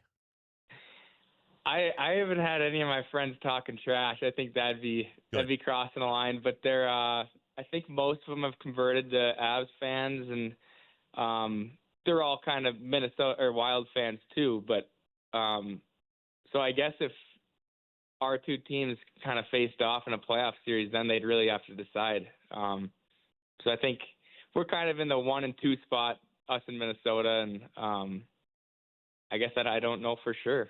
which they want to win more. We're talking to Sam Malinsky here on the Kreckman and Lindahl show. Big number 70 had an assist in the Game 4 victory. Sam, take us through that play, by the way. The Nick Waugh goal, and it's MacKinnon charging to the net and creating a rebound situation and Waugh finishing. But let's be honest, that entire play happened because of your pass to Arturi Lehkonen. And, on that play, it looked to me like you knew the Kings were changing, but you didn't rush the pass. You waited for your guys to get to their spots, which, it allowed the defense to get back, but also allowed you to find a hole in the defense in order to be able to get the puck into the zone. At least that's my, kind of stupid amateur read on the play. Tell me what you were looking for on that play. Yeah, I think you nailed it pretty good, honestly. Was moving up the ice pretty slowly, and it's kind of just the way LA plays, where they're staying above it and kind of taking away all different passing lanes and forcing you to pass the puck into a small window. And I guess what I was looking for is I was trying to move that defender and just show a little deception and force him to move his stick to the wall. And then I found Lecky in the middle, and he just made a great play, throwing it off the goalie's pads, and for Wazzy to finish it too. I am curious, Sam. We've talked to John Michael Lyles about this so much, and it becomes a talking point, when especially in playoffs. You guys got to sometimes you don't get to have the pretty goal. This team is a master at the highlight goal, but in the playoffs, as you all know, you got to sometimes just throw it at the net and get it in, and that starts sometimes with defensemen shooting it. And John Michael Lyles has talked to us about the skill it takes to get it through all the bodies to get it to try to get the puck to find the net. What's your read on that? What are you looking for? What is kind of your process when you're trying to shoot through a mass of humanity to get that thing to find the net? It's a lot harder in playoffs, I'll tell you that. Everyone's, laying out to block shots, and every forward's making sure they're in our lanes. So I guess, every guy has kind of their own reads that they make right away when they get the puck. For me, it's kind of just scan to see how much time I have, if I can get middle ice. And I guess I like to look off to the sides of the net too, because it's easier to get it down there and look for, one of our guys crashing the net so you could deflect it or whatever. So, yes, it's tough to find in playoffs, but we're just going to keep trying to go for those gritty goals. And it seemed like, and really honestly, going back to game 1 of that series, that was your game plan. And, you were highlighted several times on the broadcast of just hey, Sam Malinsky is making things happen and getting the puck on net right now. How much is that kind of one of your focuses when you take the ice every single night? We know what you have to do in the defensive end, but offensively, just make an impact and give your team a chance. Yeah, I think that's when our team thrives is, just when us defensemen are throwing the puck at the net, and our forwards are just so good at retrievals and getting to the net and getting to those dirty areas. So especially when I'm out there with, the third and fourth line, especially the Kelly line or Drury, they're always – they're going to be there, so and they want the puck down there, so it's just our job to get there quickly. Sam, we had the unusual opportunity, thanks to, you've probably heard about it because I know it's going around the team, but obviously former defenseman Tyson Barrie has his new beer at the Chili Ones, and so he was out doing a promo tour, and Nate came with him, and we had him in studio last week, and I asked Nate, are you tough to be around this time of year? And we gave Nate a chance to maybe answer some of the media noise about how he doesn't allow people to eat this or that and whatever. And he goes, I don't really know. You'd have to ask my teammates. So I guess I'll take that opportunity. Is Nate tough to be around this time of year? Is he high stress, or is there a side to Nate we don't see whenever the cameras aren't around? No, he's been really good all through playoffs. And I think there's definitely a side that maybe the media doesn't see. He's really intense and, after games when they're interviewing him, maybe frustrated or just emotional. So I don't think you guys see how lighthearted he can be, and energetic and having a good time around the rink. So he's been great. Along those lines, Sam, like you guys, President's Trophy, best team in the NHL. MacKinnon's up for the Hart. Somehow Wedgwood got left off the Vezina list, but that's neither here nor there. But you guys know how good you are. You guys know what you have to get done this year. Do you feel like the room feels a pressure that it's all about results, or are you guys doing a good job of keeping the focus and Bednar keeping the focus on the process and doing the right things? Like, how are you handling this moment as a team? Yeah, I don't think we really feel that pressure. I think a lot of it goes to our group just being an older group. Like everyone's just very calm in, intense moments or intense games. And we're able to kind of feed off that leadership, and everyone, our leaders and Bedsy have talked about, all we can do is focus on our process. And if the results come, they come. And if not, we're just going to stay with it. So. All right, so there's some we got to bounce off you because my partner Nate over there, he won't brag, but he came up with a great nickname for you, okay? At least I thought it was great. Well, this show loves it. Now, are you familiar with any 80s TV? You probably aren't, but have you ever seen the show Cheers? I've heard of the show. I've never actually seen it, though. Okay, the main character was a relief pitcher, and his name is Sam Malone, but his nickname was Mayday. So since you got up with the big club, 2-3 years ago, Nate's always called you Sam Mayday Malinsky. Are you okay with the term? Can we go with Mayday? Can we get your blessing for Mayday? Can we talk Conor McGee into calling you Mayday when you score? Is that all right with you? Do you have a nickname that we don't know about? Yeah, I mean, you have my blessing. I think you got to talk to Connor too, but that's an original one. I like it. Good, thank you. There we go. We appreciate that. Thank you, Sam. By the way, Sam, what is your, because, the hockey nicknames, like, it's Landy and Wedgie, and it's, we know how the hockey nicknames work. Like, what's your hockey nickname in the room? I mean, everyone, for the most part, just calls me Sammy, but I forget who started. I think it might have been Miles Wood. Just called me Malinsky one time.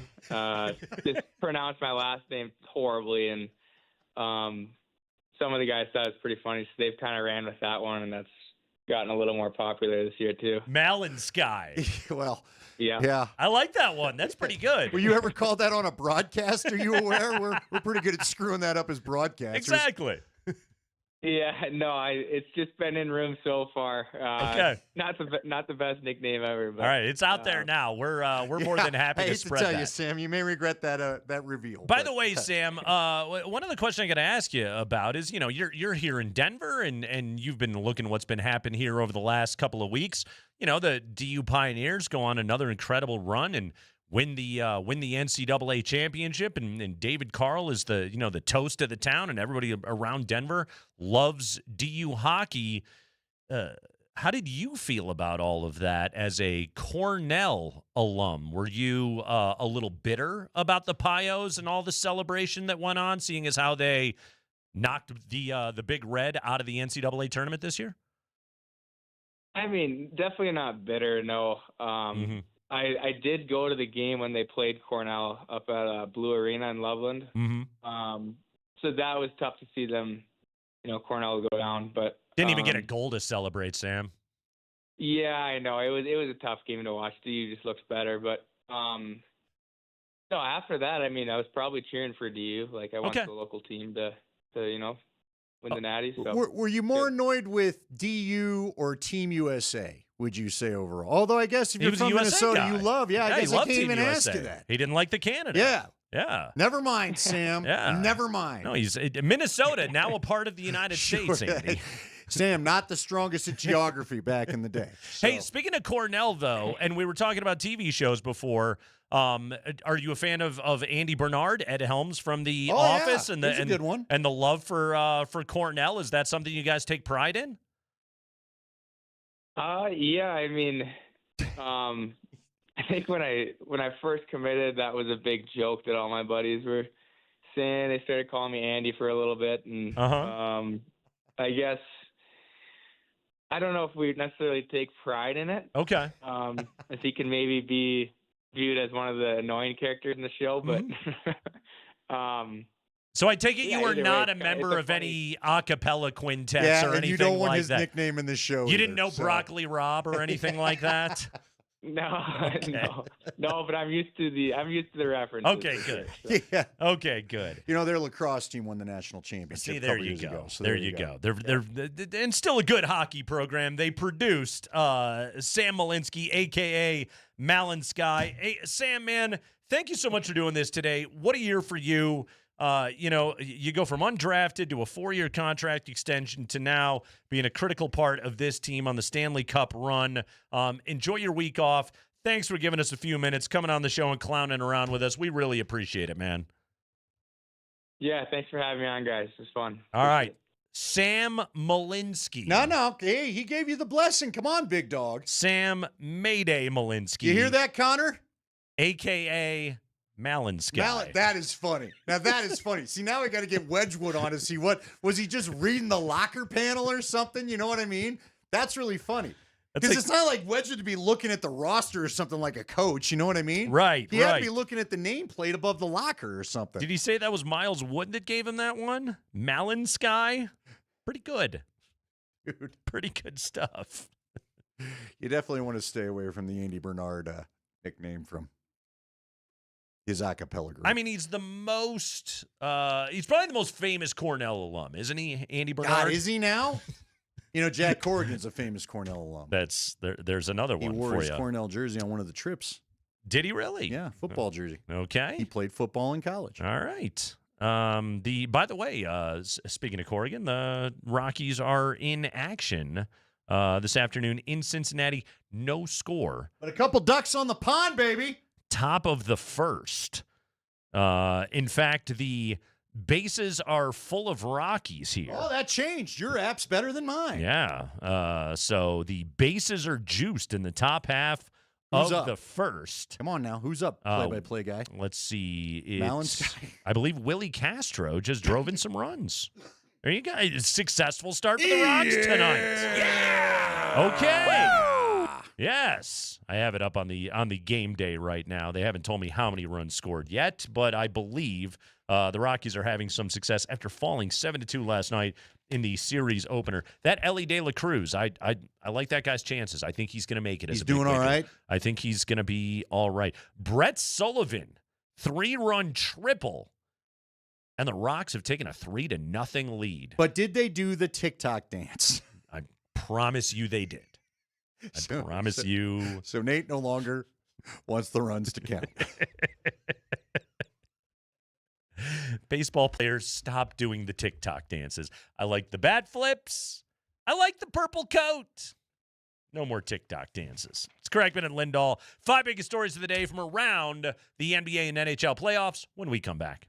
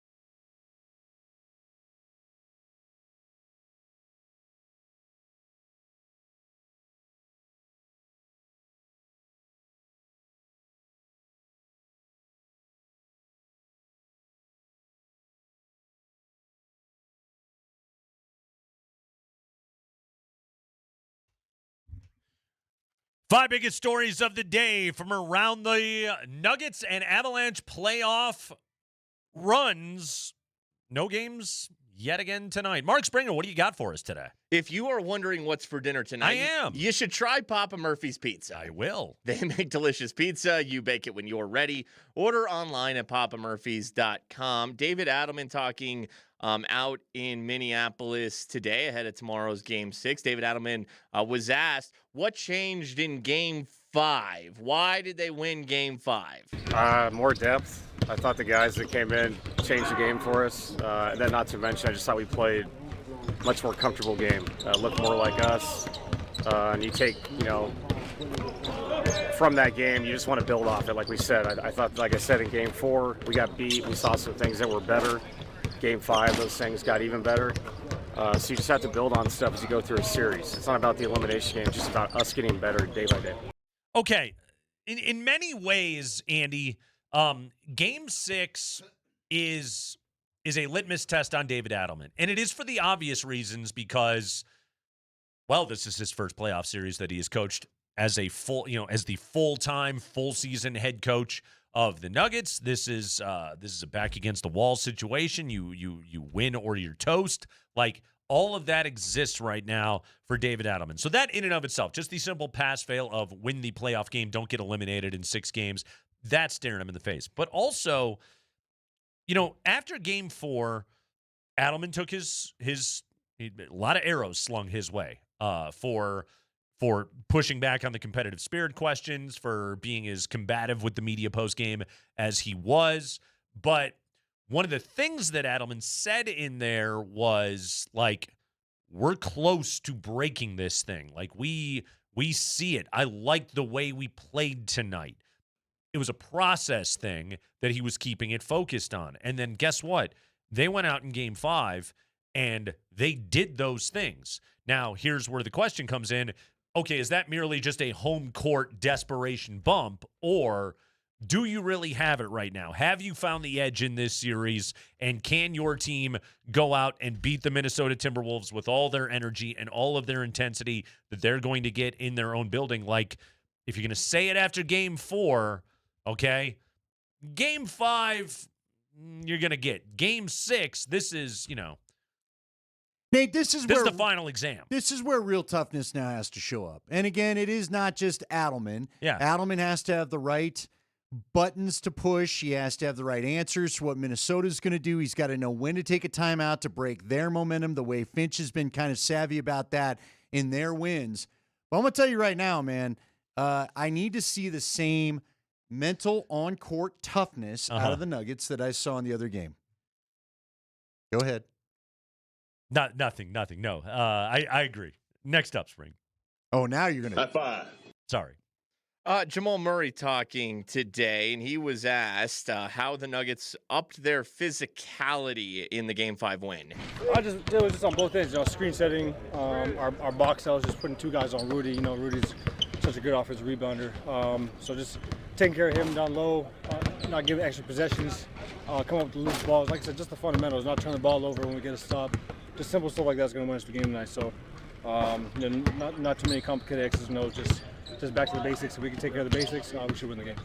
Yeah, Jamal's not gonna reveal anything right there, Andy. We talked about it yesterday. Like, they are they're adding extra screens. It's pinned down DHO. Like, we know all the kind of standard steps of the Nuggets offensive process. They're trying to run Io and Jaden McDaniels through double screens now on extra possessions to try and open things up for Jamal Murray. Like, it's very high-level basketball that is getting played. I think the point that Jamal is trying to make right there, and he's not wrong, is like, there's nothing the Timberwolves can do tomorrow night, and there's nothing the Nuggets can do to the Timberwolves tomorrow night where their opponent is going to be like, "Ooh, I didn't see that coming."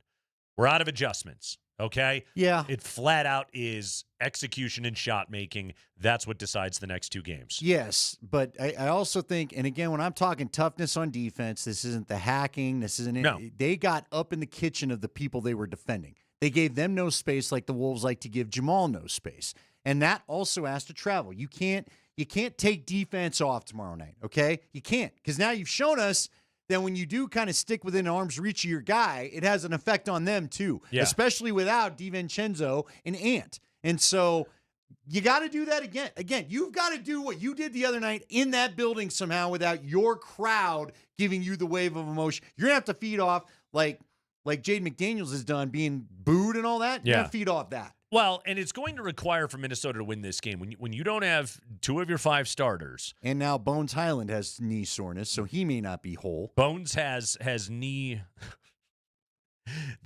The is it like Bones drop would be so meta right now, wouldn't it? It would. Yeah. Is it like Bones? It is. It's Bones. That's the issue. Bones is having issue with his bones. Isn't that funny?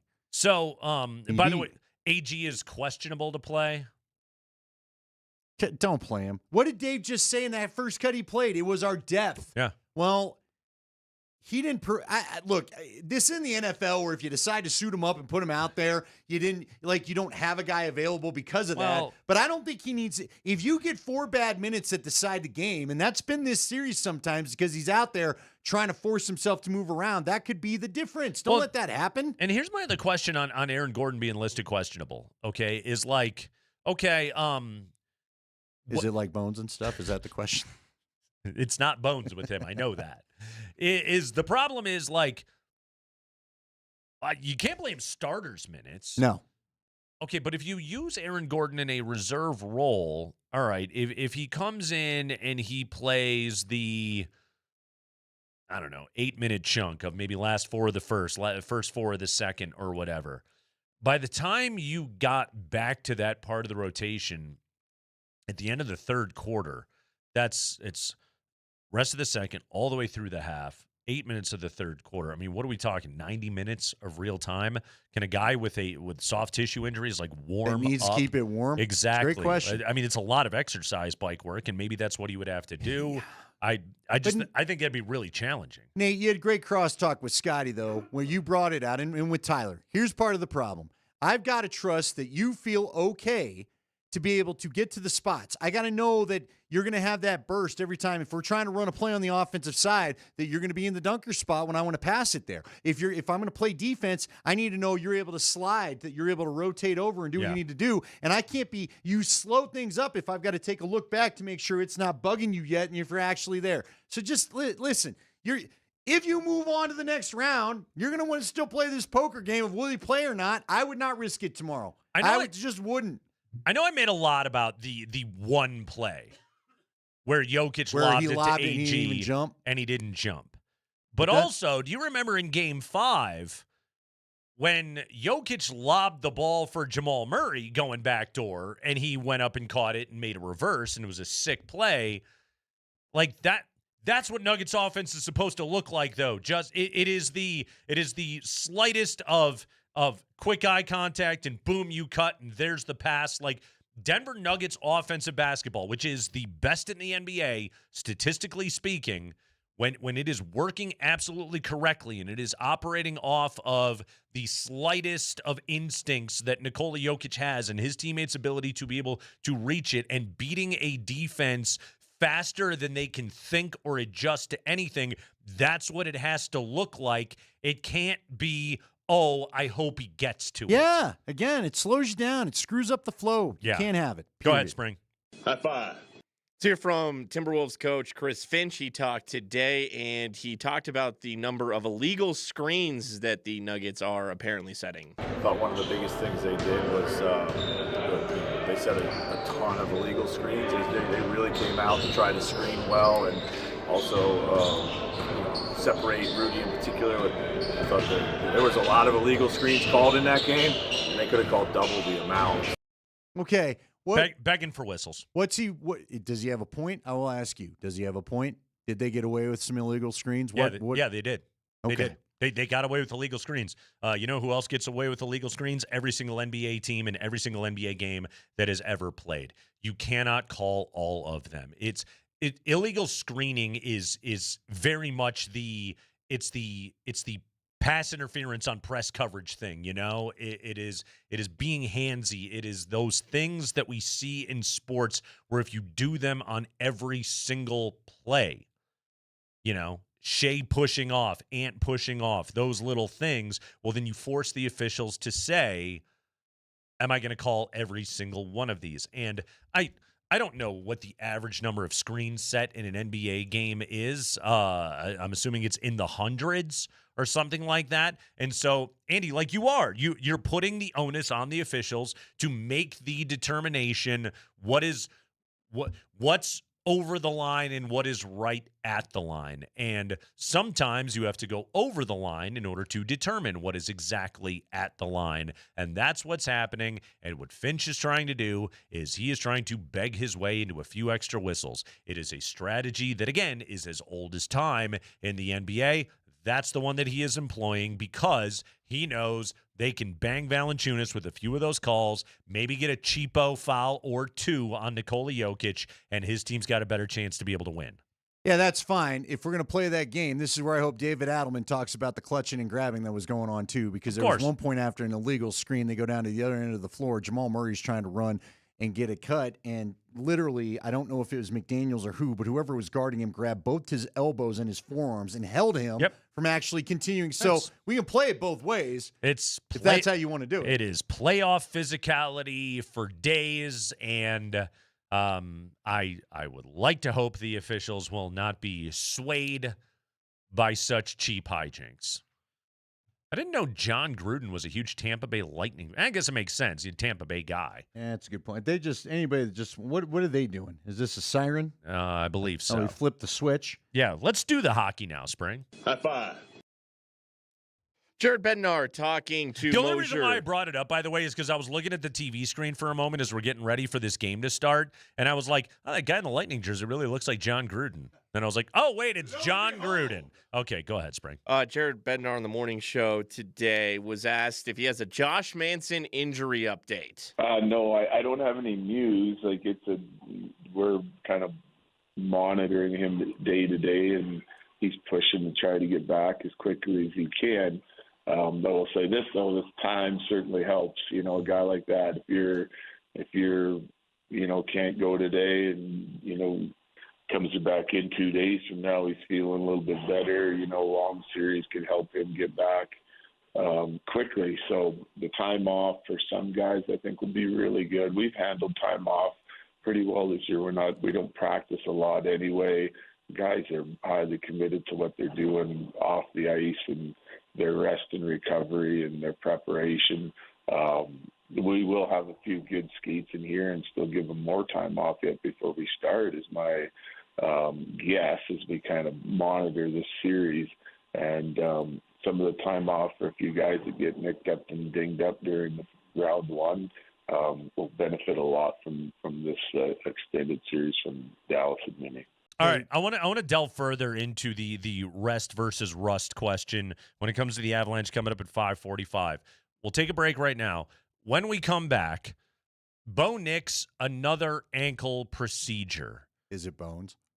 Is it bones? I think it is this time. I believe it is. Is it like bones? I think it is. Yeah, this time I think this is definitely God. bones.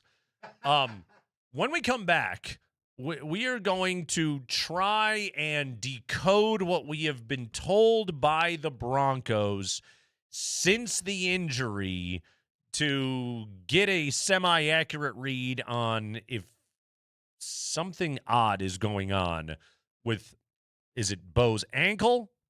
Is it bones? Or is it the messaging? That's coming up next on the Kreckman and Lindahl Show.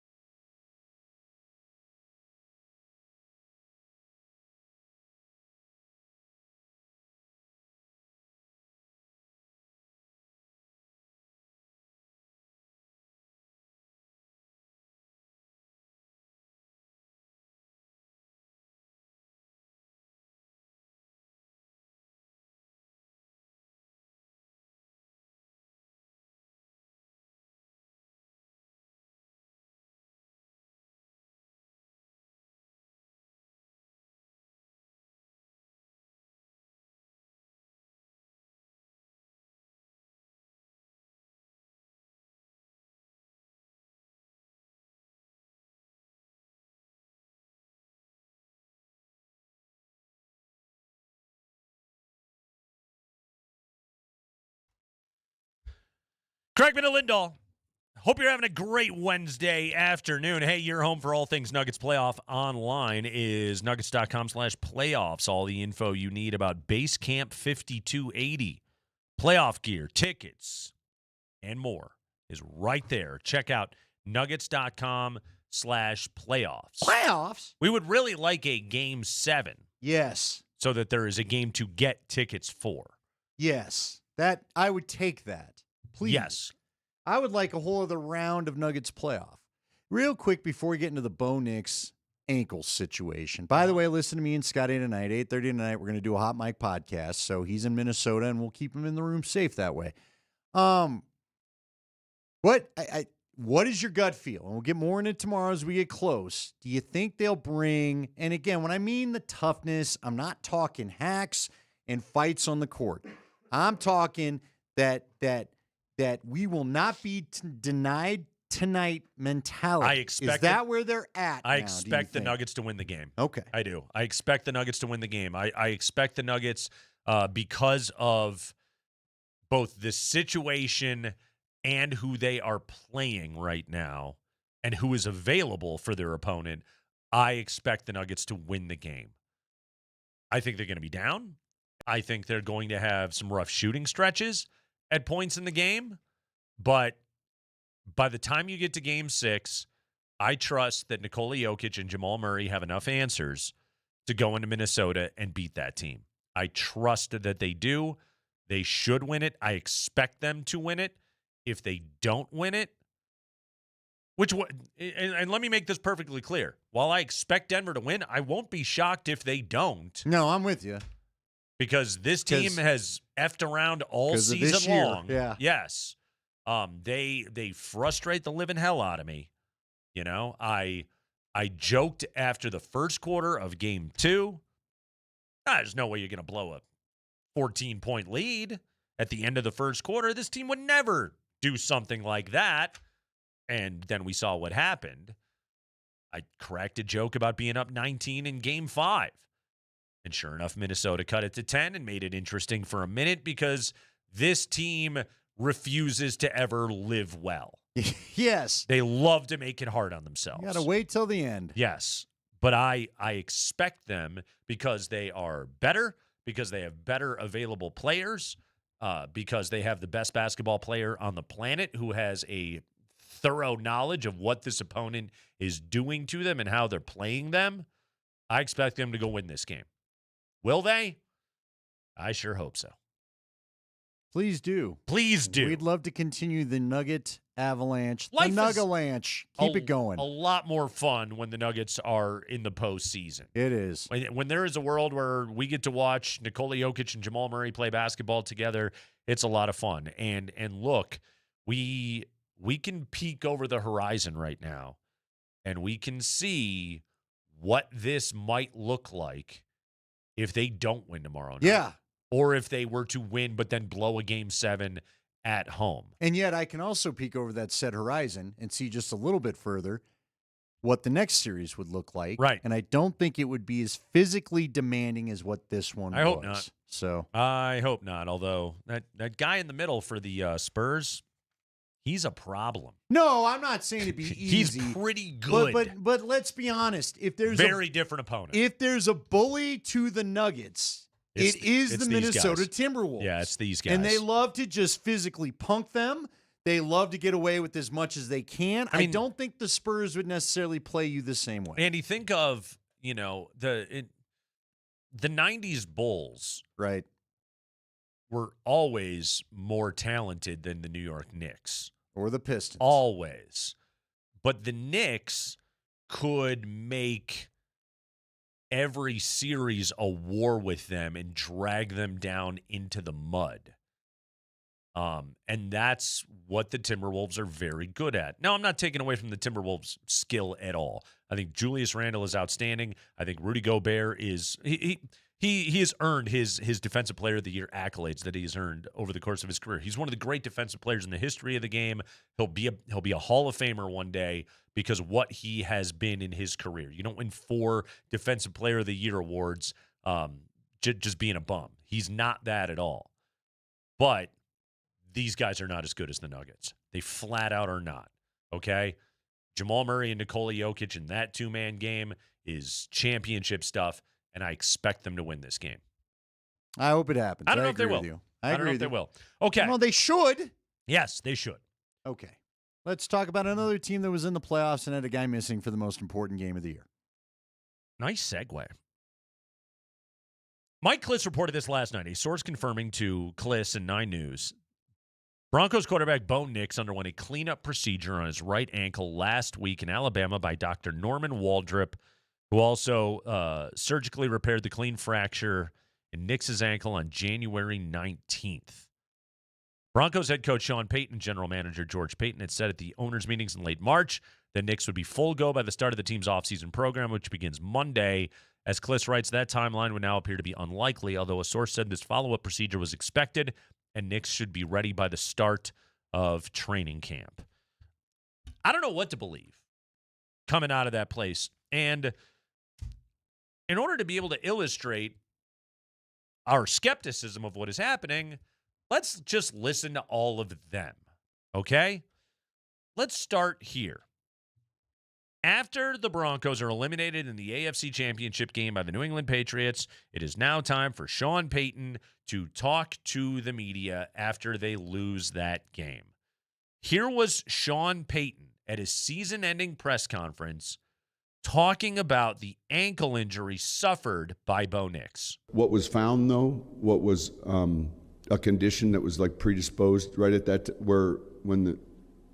they always find a little bit more when they go in. And it wasn't a matter of if, it was a matter of when. So it wasn't, because when you look at the play and you're trying to evaluate it, he said, the doctor, operating surgeon said that though this was going to happen sooner than later. Now you go about the rehab, proper orthotics, all those things. Condition predisposed, if not when, sooner than later. So what Sean Payton was making a point of was this was likely to happen. Proper orthotics as well. Yes. I'm sorry. Orthotics. Do you ever feel like a young guy wears orthotics? I know they're for everybody, but orthotics, when I think of orthotics, I think, gentlemen our age. Worn them my entire life. Well, you're an old man, Kreckman. I wore them when I was... Hey, I wish that I'd worn them sooner, frankly. I wore them when I was 4 years old. Can we get you a Good Feet sponsorship? Would you like one of those? No, I'm doing great. Well, I mean, I'll take any sponsorship, but I'm doing great. Yeah, don't worry. Hey, yeah, way to screw that up. No, we talked about this last time, Andy. You made this same joke, and again, some people have foot conditions. And when did we talk about this? We've done this before. We have, yes. This is the second time you've stepped in. How many years? This happened literally the day of it because you made the same joke, and I had to reveal that I had several surgeries as a child so I could walk properly. I don't remember any of this. And I've worn orthotics my entire life. But thanks for dredging up painful memories. If it makes you feel any better, I had the Forrest Gump shoes. Did you have leg braces? They were trying to put me in them, and my dad, through chiropractic, changed my life. Yes. Well, maybe you needed a chiropractor. Was bullied as a child, and it was, I am not bullying you. As a child, it's a painful memory that you've now brought up. I'll be discussing this with my therapist, obviously. Me and you. Thank you. Me and you talking about it. But no, keep making fun of people that have to wear orthotics. Well, That's then nice of I you. guess, Spring, you better remind me for the third time this comes up, and I forget I've already done it twice. So. We're just nothing but a tolerant and accepting radio show of everybody's medical conditions. Well, Minnesota. Anyway. All right. So, yes, this was Sean Payton. Nice job, though. At the end of the year. Yes. Saying, look, I'm not trying to hurt your feelings. There's much other things I'd go after you for first. I'm not sensitive about it at all. Sean Payton made it sound like, now, remind me, did this lead, because obviously I can't remember half of what we've done. This was at the presser that then led to the phone call, right? Just so we have our timeline right? Andy, I got you here. Help me. Just watch the hockey game. I got this. Bo Nix, the next day, then asked to talk to the media. Yes. Because Sean Payton said he was predisposed to injury. Yes. Here's Bo Nix the very next day directly contradicting his head coach. Nothing predisposed, nothing that was there originally. I might have gotten confused, but it's just a simple step with my foot up in the air.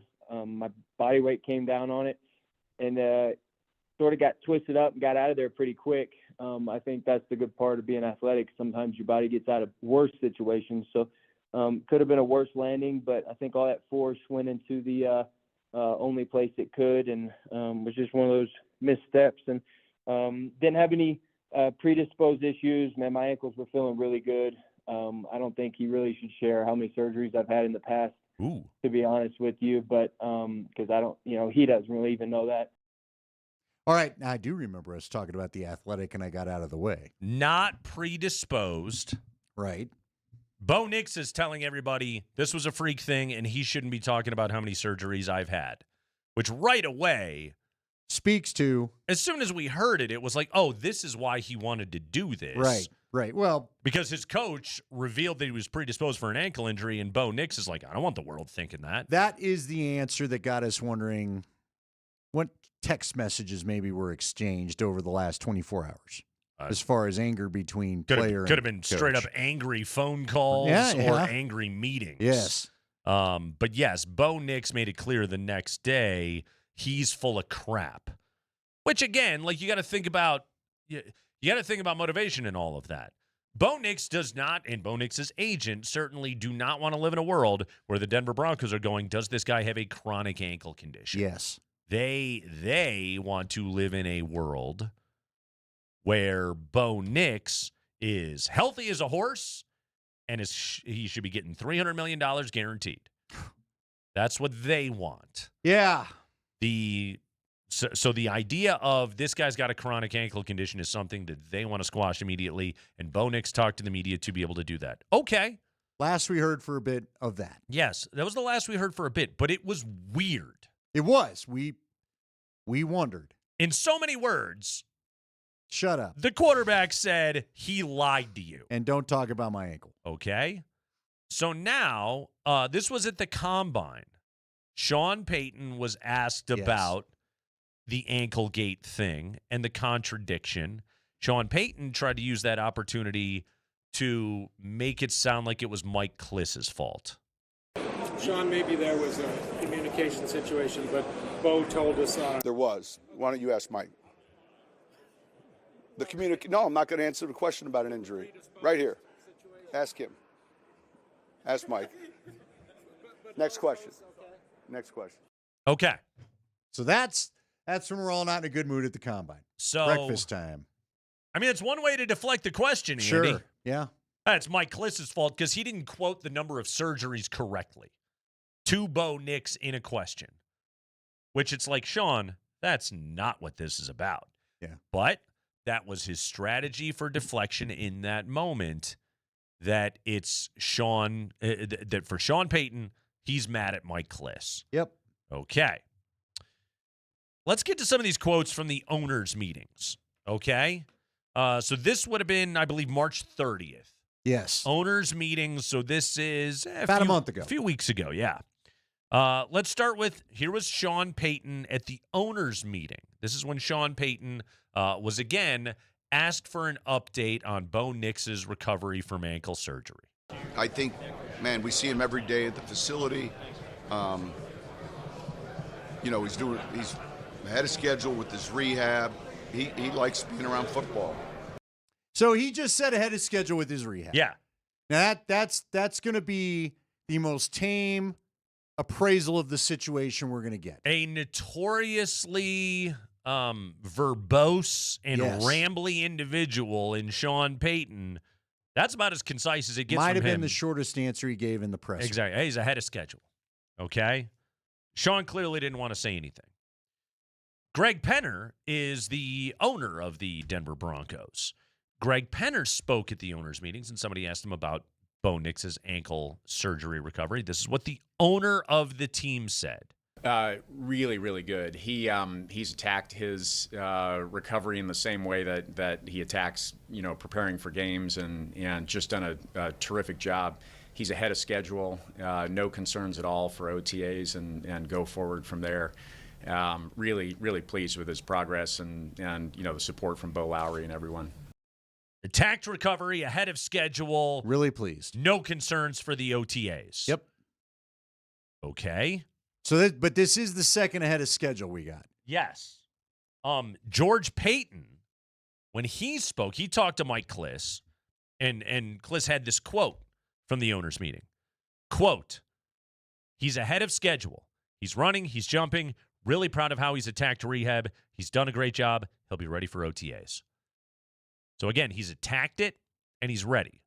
Clearly, they decided this is what we're saying. He's attacking and he's ahead of schedule. He'll be ready for OTAs. So that's the official word out of the Broncos a few weeks ago.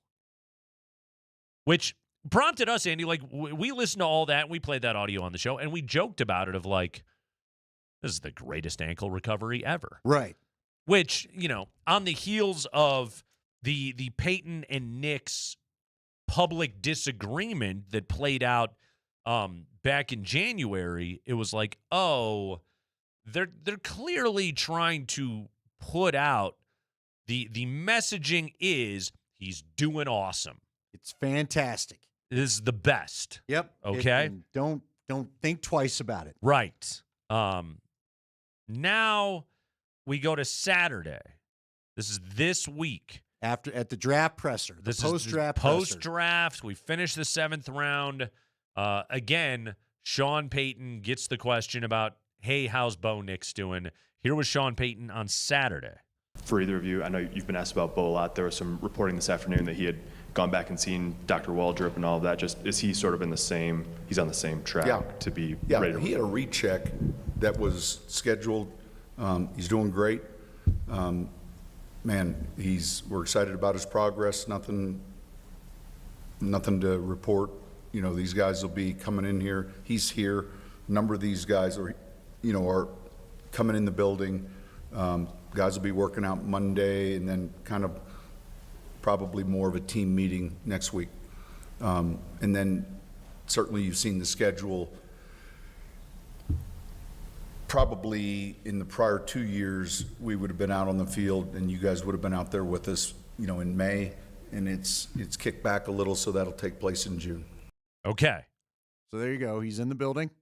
He's in the building. Pleased with the progress. Nothing to report. Nothing to report. And then it's pivot to everybody's doing great in the rehab. Right.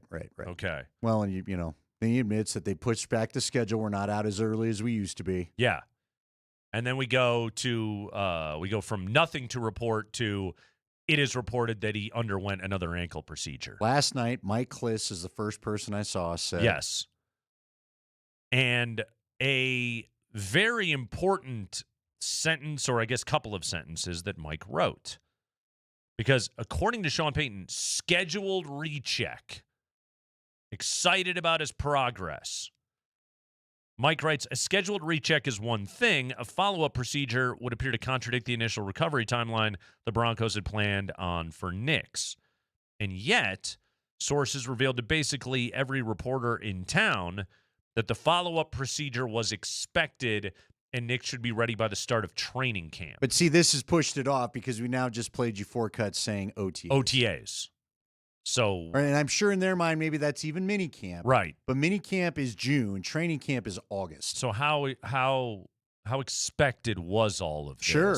Yeah. And a recheck again. I look. We may be splitting hairs over this, but a recheck is not normally a second procedure. Andy, I thought it was just a recheck to make sure everything was okay. I like this whole thing again.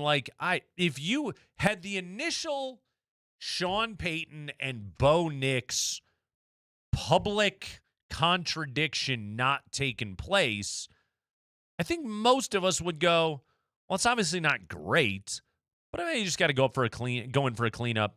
No big deal. We're used to that. But when the messaging then turned to, it's awesome, attacking, going to be ready ahead of schedule, running, jumping. We're all pleased. Right. We're all pleased as punch.